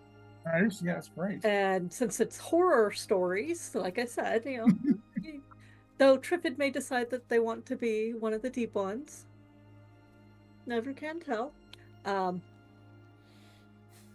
And let's see. I've completely lost the train of thought. I had a great time. I hated every minute of it. This is standard Nisiana. Let's go. I am serious about, you've got to give us some time to do some shopping. Yes, at the beginning of season 6, I think shopping time is in order. Yes, because I want Spanner back. Oh yeah, I mean that's I miss Spanner, and I have no idea how much money I have. Honestly, I honest to God have no. I don't even know where. I'm gonna have to look it up. But yeah, I really do hope that other people continue to donate to Damon Runyon. You can continue to donate after this tonight. I have links all over. So does Greg. Just say something like Eberron is awesome, so we get the credit. You can also say Team Balance or Team Chaos or Team Order, but Eberron is awesome. No, you brought it for sure. You had quite something Did I answer to all your questions? Yes, I think you did, and I'm grateful for that. And yeah, exactly. It's not quite next weekend, Thor. Next mom, he's like, you said next month the final season starts. That's next weekend. Well, we'll see how our schedule looks, but we will have a couple sessions in June as we move into season 6. Thank you, Jen, though, again, for all of the time and effort to both you and to John for that extra time. It says the channel's offline on Twitch. Are we still streaming? What? Back in and says no. So I want to make sure nothing like you haven't gone dark. I see us. Yeah. I see us. It's probably a me problem. So Okay, that's cool. Once I'm going, we're all fine. Okay, sounds good. Okay, everyone sees us. Thank God. Okay. But thank you, John and Jen, for that time again, and the donations and all that stuff. That leads us to Brandon. So first of all, like I said, Brandon, thank you for. It's almost like Brandon knows something about storytelling, also, like everyone here, and knows something about good images that sort of fit. Can you not donate with a credit card? Yes, if you have PayPal, what helps a lot, Dragon, is when you donate, if you go there and you click on the PayPal link, it then says something to the effect of donate with a credit card. Like, you don't have to sign in. You could at that point donate with a credit card, and then you can put in whatever credit card you want, because that's what I did. Yeah, no, it shouldn't matter. You don't need to sign in. If you just click on donate and then click on PayPal. PayPal is my only. No, if you click on it first though, Dragon. Sorry everybody. I'll get to you in a second, Brendan. Click on it first. Click on PayPal first, and then it should pop up a window, and before you sign in or do anything, it should say credit card like at the bottom.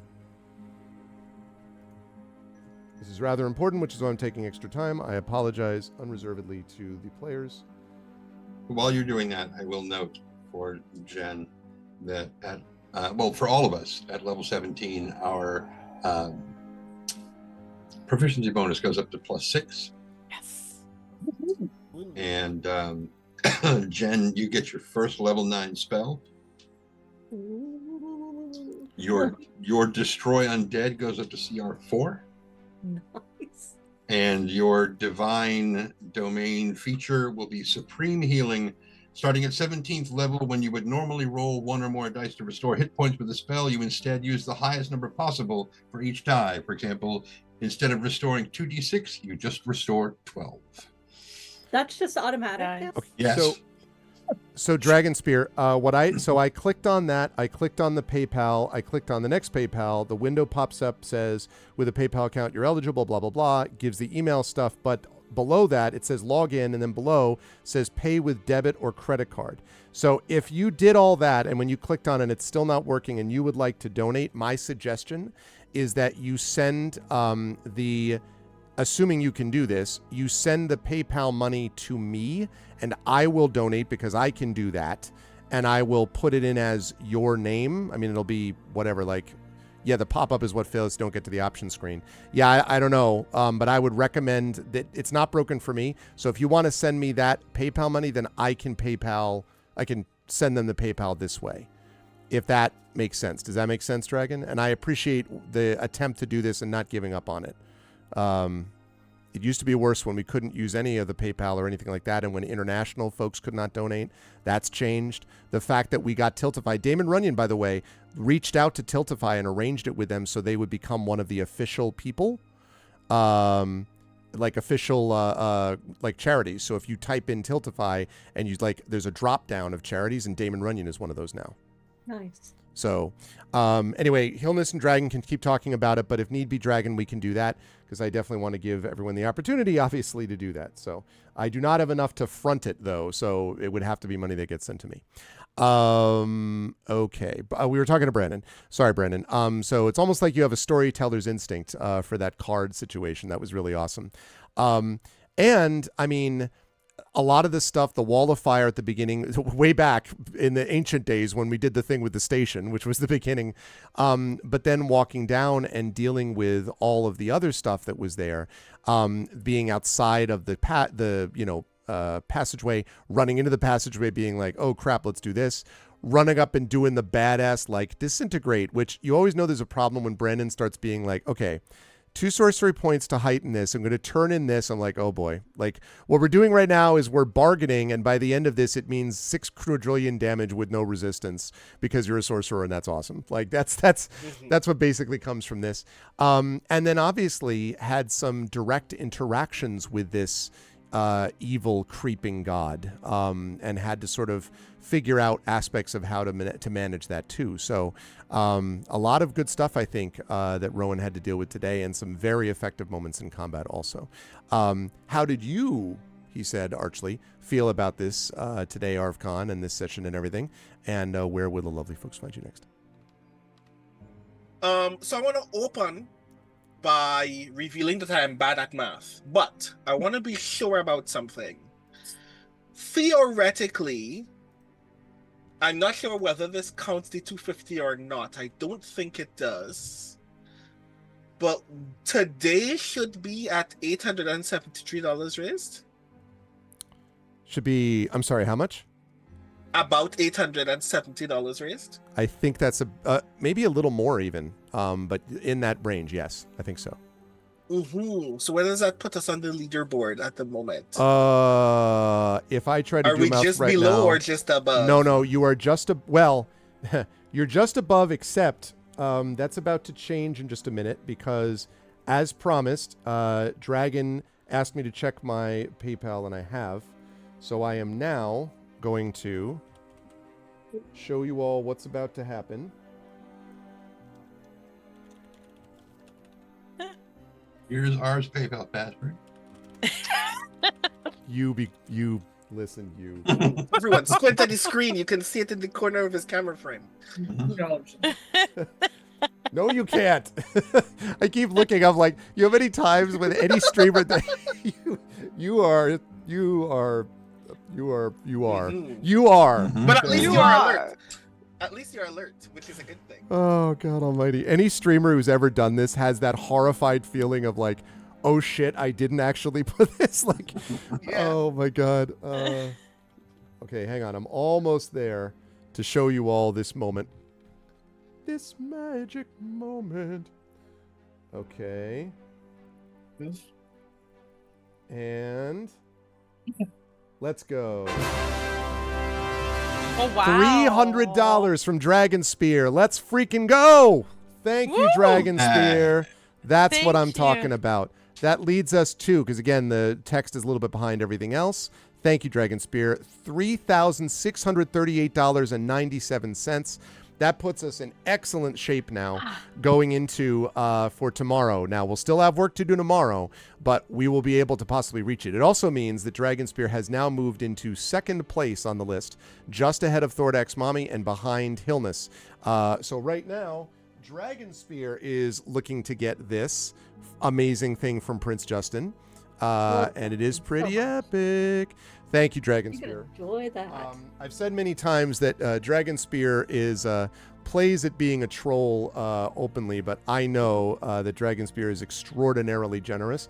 And also, Dragon and I have a bond because both of our fathers read works of Tolkien to us. Both of our fathers passed away too early, and so there's a connection that we both have as a consequence of that. We're both big fans of Tolkien, and so anyone who's a big fan of Tolkien is likely to be on the right path. So thank you, Dragon Spear, very, very much. Speedrun 2 more giveaways tonight, or save them for tomorrow. I would say it's worth doing maybe one of them, and then, well, you know what? I guess depending on if we get more tonight, Triffid, then I would say before we sign off, then I would say at least do one of them tonight. Otherwise, we can save them for tomorrow when the scientists start. But thank you, Dragon Spear, so much. Okay, that was awesome. We were talking to Brandon. I'm sorry, Brandon. That's the second time that happened. I just wanted to make sure that we were still in the lead. So we're in the lead. Yeah. Oh yeah, you're very much in the lead now. Yeah. Grand. As for combat, there is a thing that I keep understating when I play, which is there is a certain kind of joy in just kind of essentially trading a set of tokens that the game has given you for the ability to do cool stuff. Because like the way I imagine in my head every once in a while I use my sorcery points is I am literally like trading this invisible thing that only Rowan knows to just run up 30 feet towards an enemy and then oh god, that mark of shadow bullet time towards them. Oh god, that was so good. Like, sorcery points into the mark of shadow, which like me just kind of sliding towards this guy. You nightcrawlered towards them is what you did. Yeah, right. Was actually kind of cool. Like I like being able to do those kinds of things. Like the combination of all of those kinds of play moments in a narrative sense is part of the reason why Rowan is also a gunslinger, because it just feels cooler than I am now just waving my hands emotionally towards you. Like I get to shoot a guy and he disintegrates, and that's kind of cool. Yeah. But yeah, this was a lot has happened. I am still very pleased by the fact that in a combat where we were in a room with 24 combatants, 2 magic demons appeared and were obscuring people in tentacles and darkness and banishing people to other realms. And then we met this supreme other evil in this pool of water over here that was capable of totally demoralizing the bard of our team. I have not died once this entire combat encounter. Oh wow! Right. True. That never happens. So That today was a happened. miracle. and I don't Legacy think of that's to be events. repeated. Rowan survived. Like it's like Yes. So yeah, this was fun. I like there are moments that you just kind of tee up for me that just kind of reify one of the things that I think is particularly important about Rowan as a character, which is as a con man, Rowan understands that you can't con an honest person. So it just obviously stands to reason that when obviously dark powers come to us and go, I can give you all of the things that you need to overcome this obvious trial that you're experiencing, everybody goes, yeah, no, that's not cool. That's not fun. Let's just continue struggling painfully instead. Yeah. It's like, yeah, y'all are my kinds of people. I can't actually rip y'all off. Y'all are actually like good and decent. I haven't met like there's something renewing about the fact that essentially this story is the story of Rowan meeting the four most noble people he's ever actually spent more than a day in the presence of at any one point in his life. And that the only reason Rowan sticks around in the first place is because he's never met four noble people all at once. So something about being in a room with absolute evil and proving that again is actually really, really renewing. So yeah, hi everybody, I'm Brandon O'Brien. I'm a poet, writer, and game designer from Trinidad and Tobago. I do things. I'm doing so many things. I have been doing so many things. When this Zoom call is over, I am going to take a nap for 4 hours and then get back up to finish Grey Shade things. But yes, Grey Shade things, ! Grey Shade, if you want to find out more about Grey Shade, including at some point very, very soon I have an update for the Kickstarter about our next 2 adventures, and also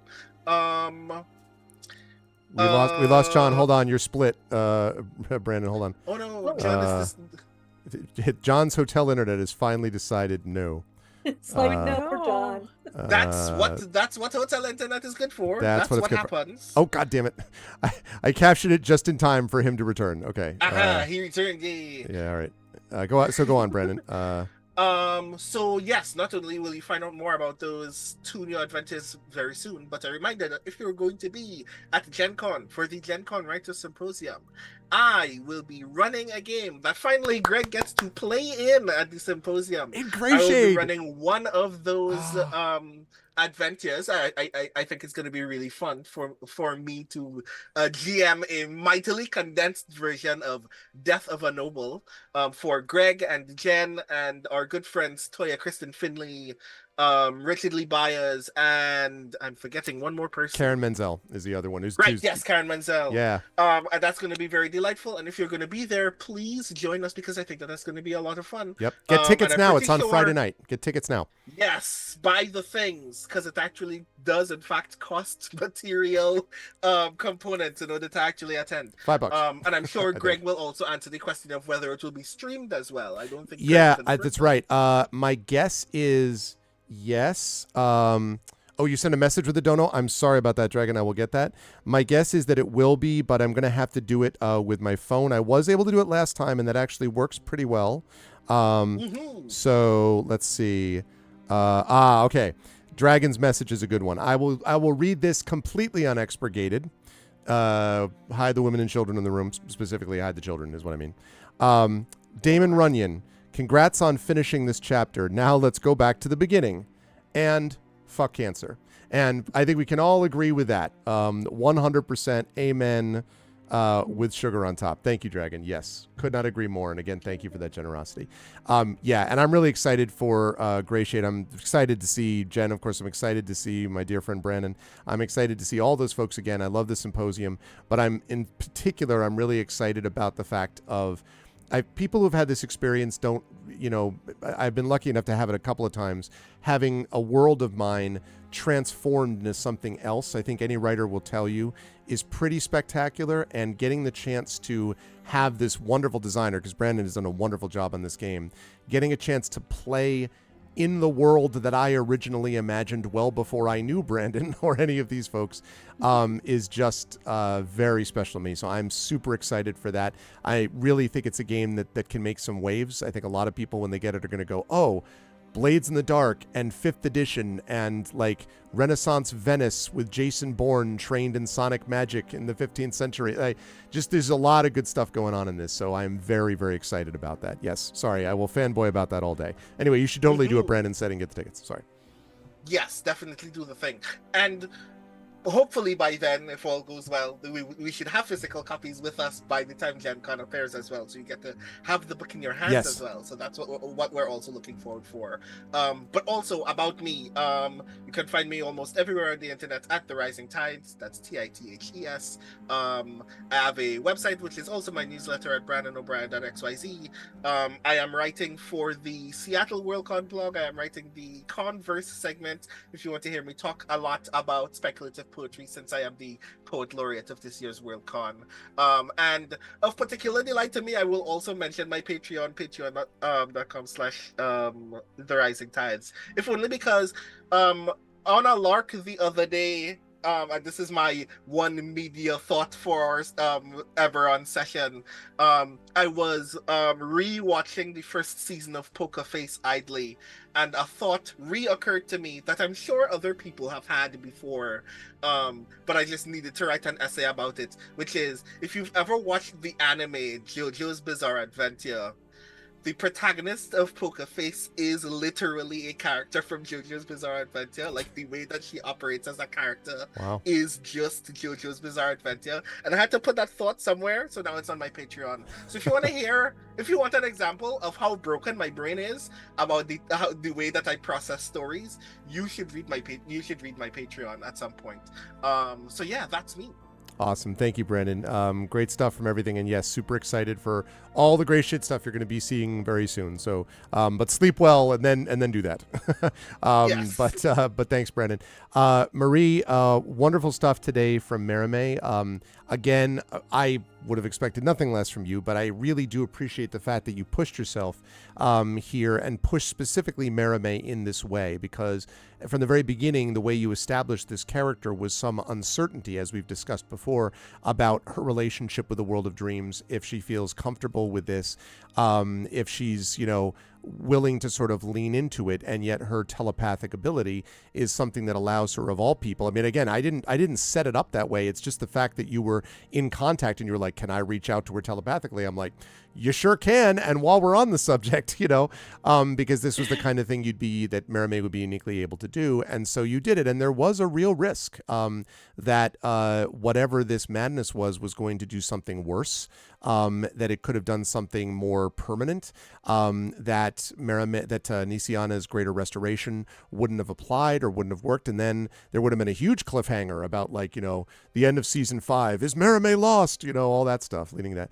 So that is a big thing that I think you pushed yourself in the right way to do. You also obviously did there were lots of big moments of taking damage, absorbing damage, the whole business of dealing with the creatures in front of you and then having everything blow up in your face, quite literally. There was that too.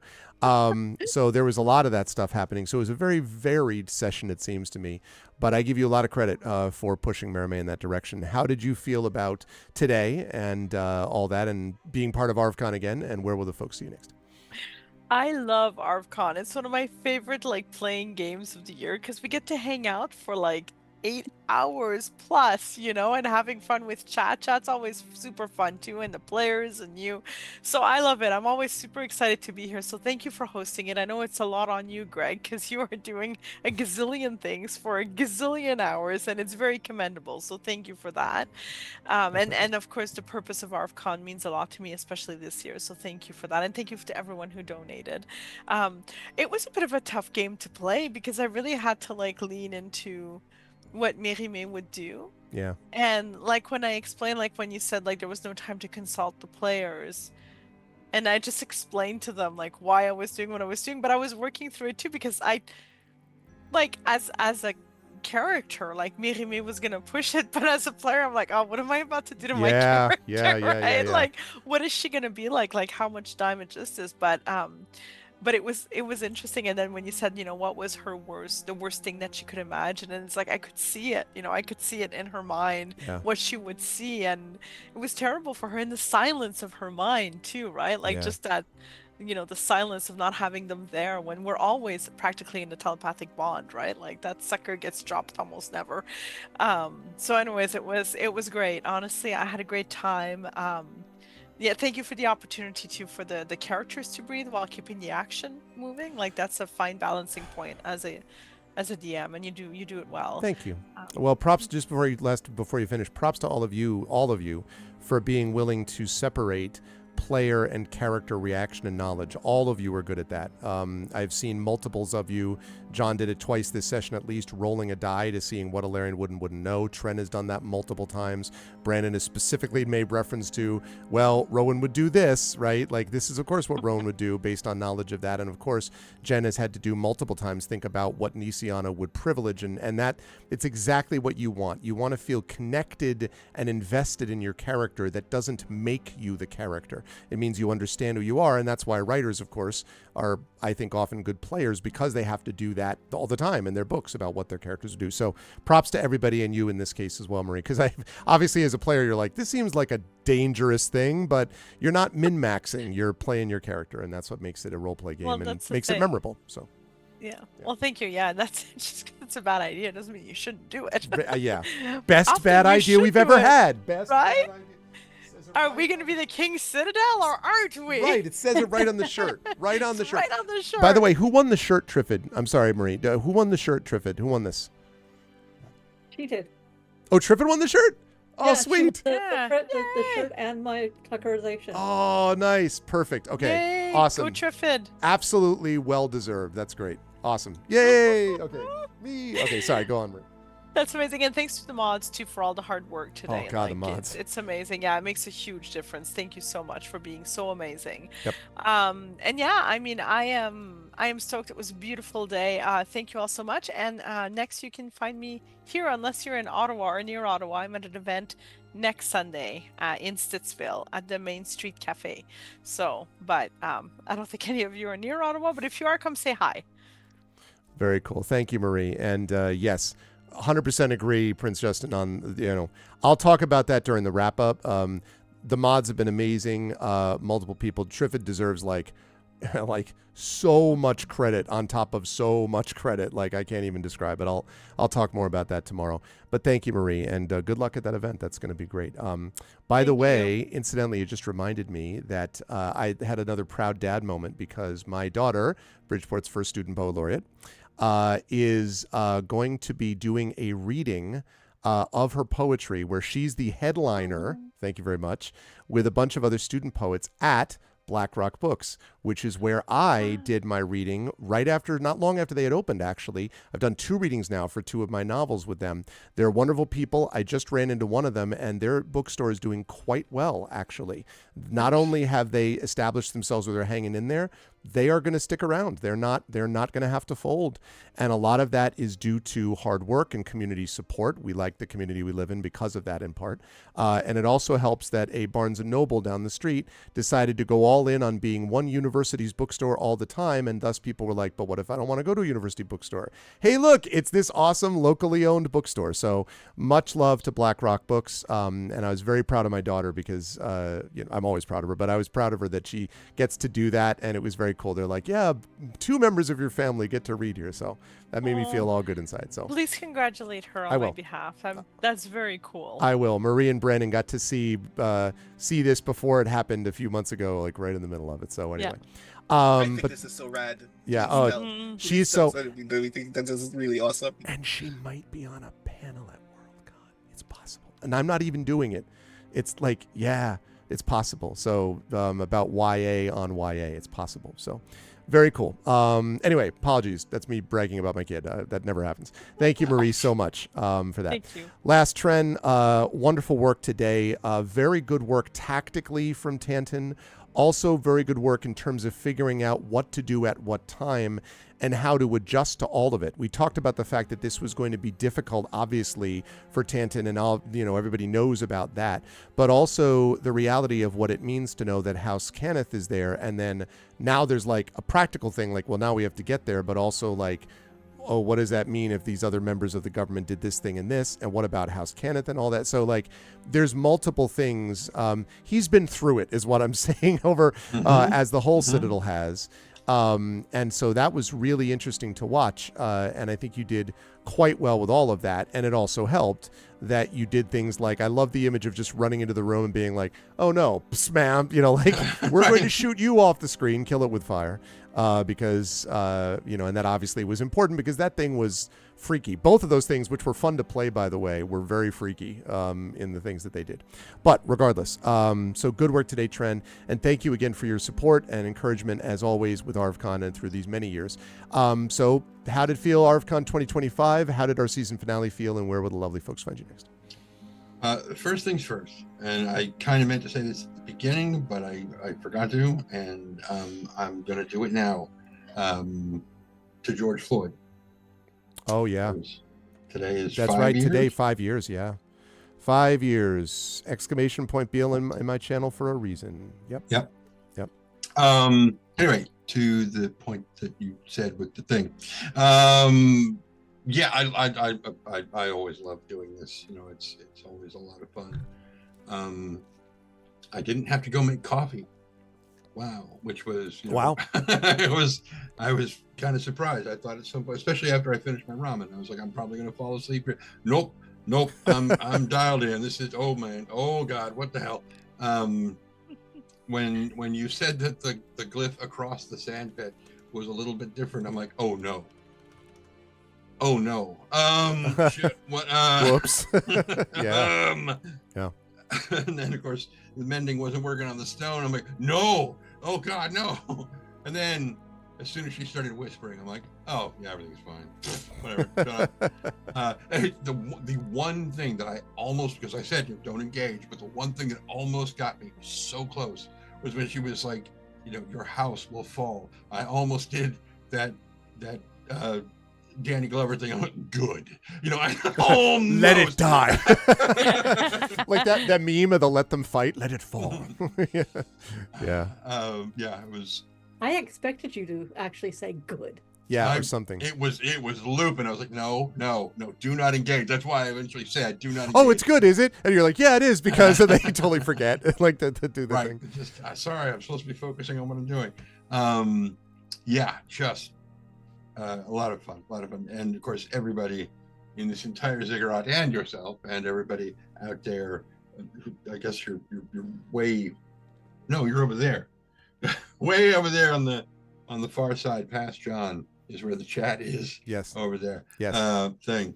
Thank you all, everybody, for making this wonderful. Where will people see me here next? Where will people see me next? Here, probably.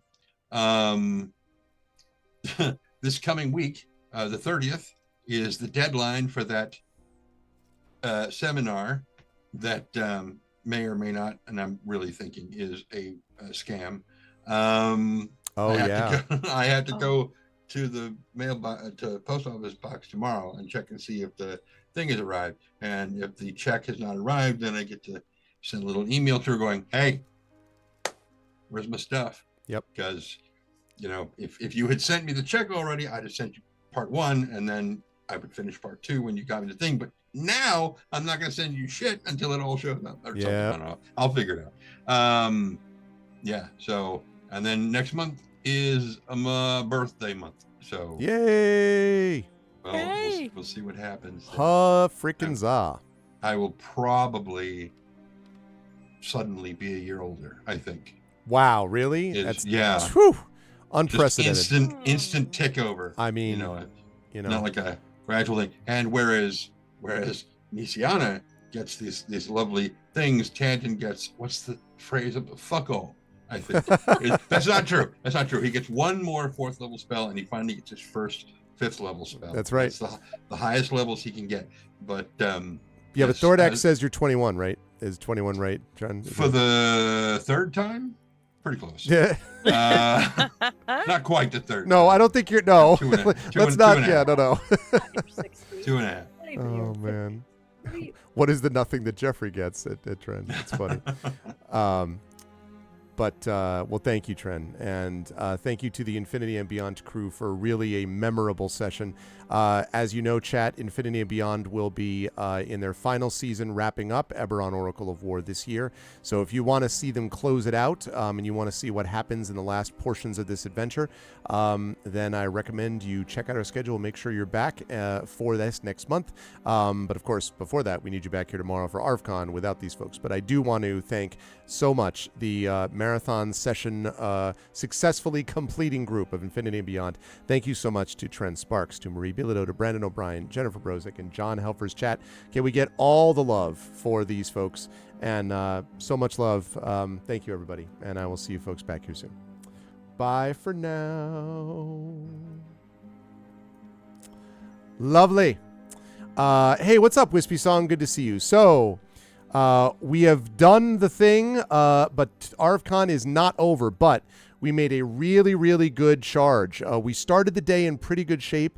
We had some slow sections for sure, and I was little, I wouldn't say concerned, but I was like, well, I wasn't sure how we were going to do in terms of the overall number, and then we started to see some real pickup there in the number. And so as we look, we are now sitting at $3,638.97, which means we are now only, let me see if I can do my math, $361.23 and 1,000. So $1,361.33 from our goal of 5,000. We are almost there. If I get any donations in the next 2 to 3 minutes, we'll count those as part of Eberron Oracle of War.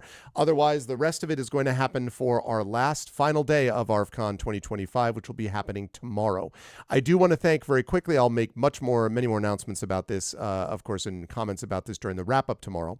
But I do want to thank not only the players today, I want to thank all of chat. So many of you were in here for almost the whole time. And in particular, I want to thank the mods, Dragon Spear, of course, Hillness, of course, Shadowed Mage, of course, Drew, of course, naturally the Rising Tides, who is playing with us, but I particularly want to highlight here Prince Justin and Triffity Mats. Triffity Mats has been absolutely tireless this entire weekend, and at times she has said, tired full, because, it's been exhausting, and next year I'm going to make sure that I have additional help added into it, because it's a lot of hours to give up, even if it's being done for charity, and so I'm really, really grateful so much to Triffid for all the incredible amount of work, and to Prince Justin for that work. And I also want to make note of, so first of all, my mods are the best. These mods are the best. They were great. So thank you. I'll say more about that tomorrow as well. I also, again, want to give a shout out to Echo Alpha X5 for all of the raids. I know that Tilted brought in people as well. So thank you, Tilted.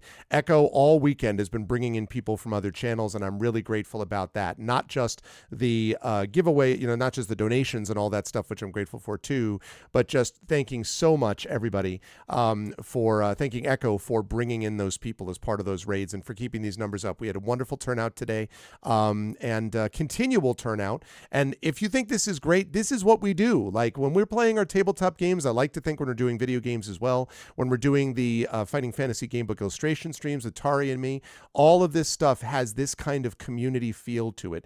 And it's not always to raise money for cancer, but it's always a community that comes together in common purpose. And that's something which is super inspiring to me. So I will talk more about that tomorrow, but I did just want to throw that shout out, thanking everybody, but in particular those people that I just mentioned for being so awesome.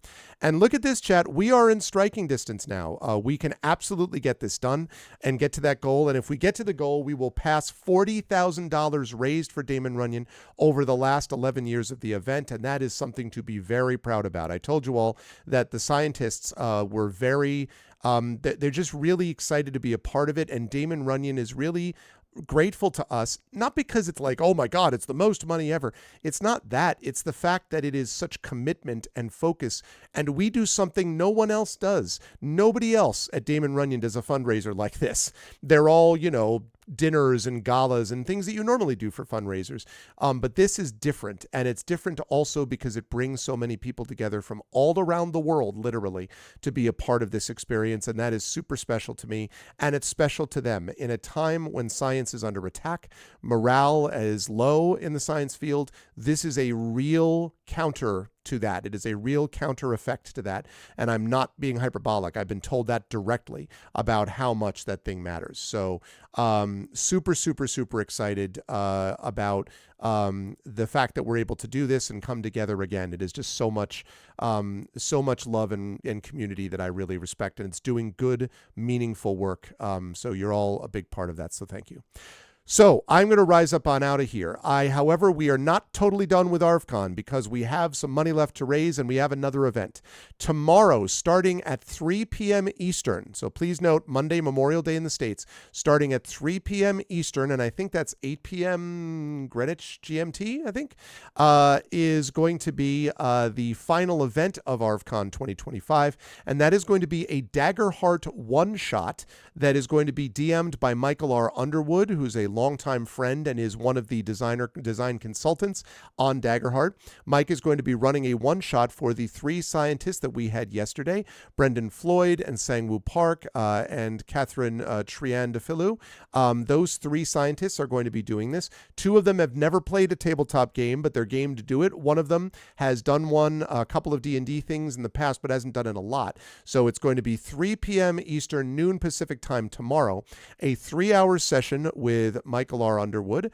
And then I'm going to be back to wrap up at 6:15 p.m. Eastern when we will see what our final donation totals are. So remember, we have until tomorrow. Just because we don't have any session live over the evening tonight does not mean you can't be donating. You can still go to that link. You can donate. I would love to wake up tomorrow morning and find out that tomorrow morning we have got more money in the till, in the kitty, and that we're going into tomorrow, say, with $4,000, so we only have $1,000 to get. That'll be pretty awesome. And can we do that? $1,000 over 3.5 hours? Absolutely, we can do it. We've proven it before. We raised a bunch of money today. We raised a bunch of money yesterday, and we even raised $610 on a Friday night when we don't usually stream to get things started. So we absolutely can do it. I'm confident that we'll get there. But again, let's bring it home. Let's do what we can because this is not just about cancer research. It's about us coming together as a community. So I want to thank all of them, those wonderful people, and I want to thank the members of the Infinity and Beyond crew, Tren and Marie and Brandon and Jen and John for being awesome and doing this. I also want to thank, again, Echo. I want to thank all the mods.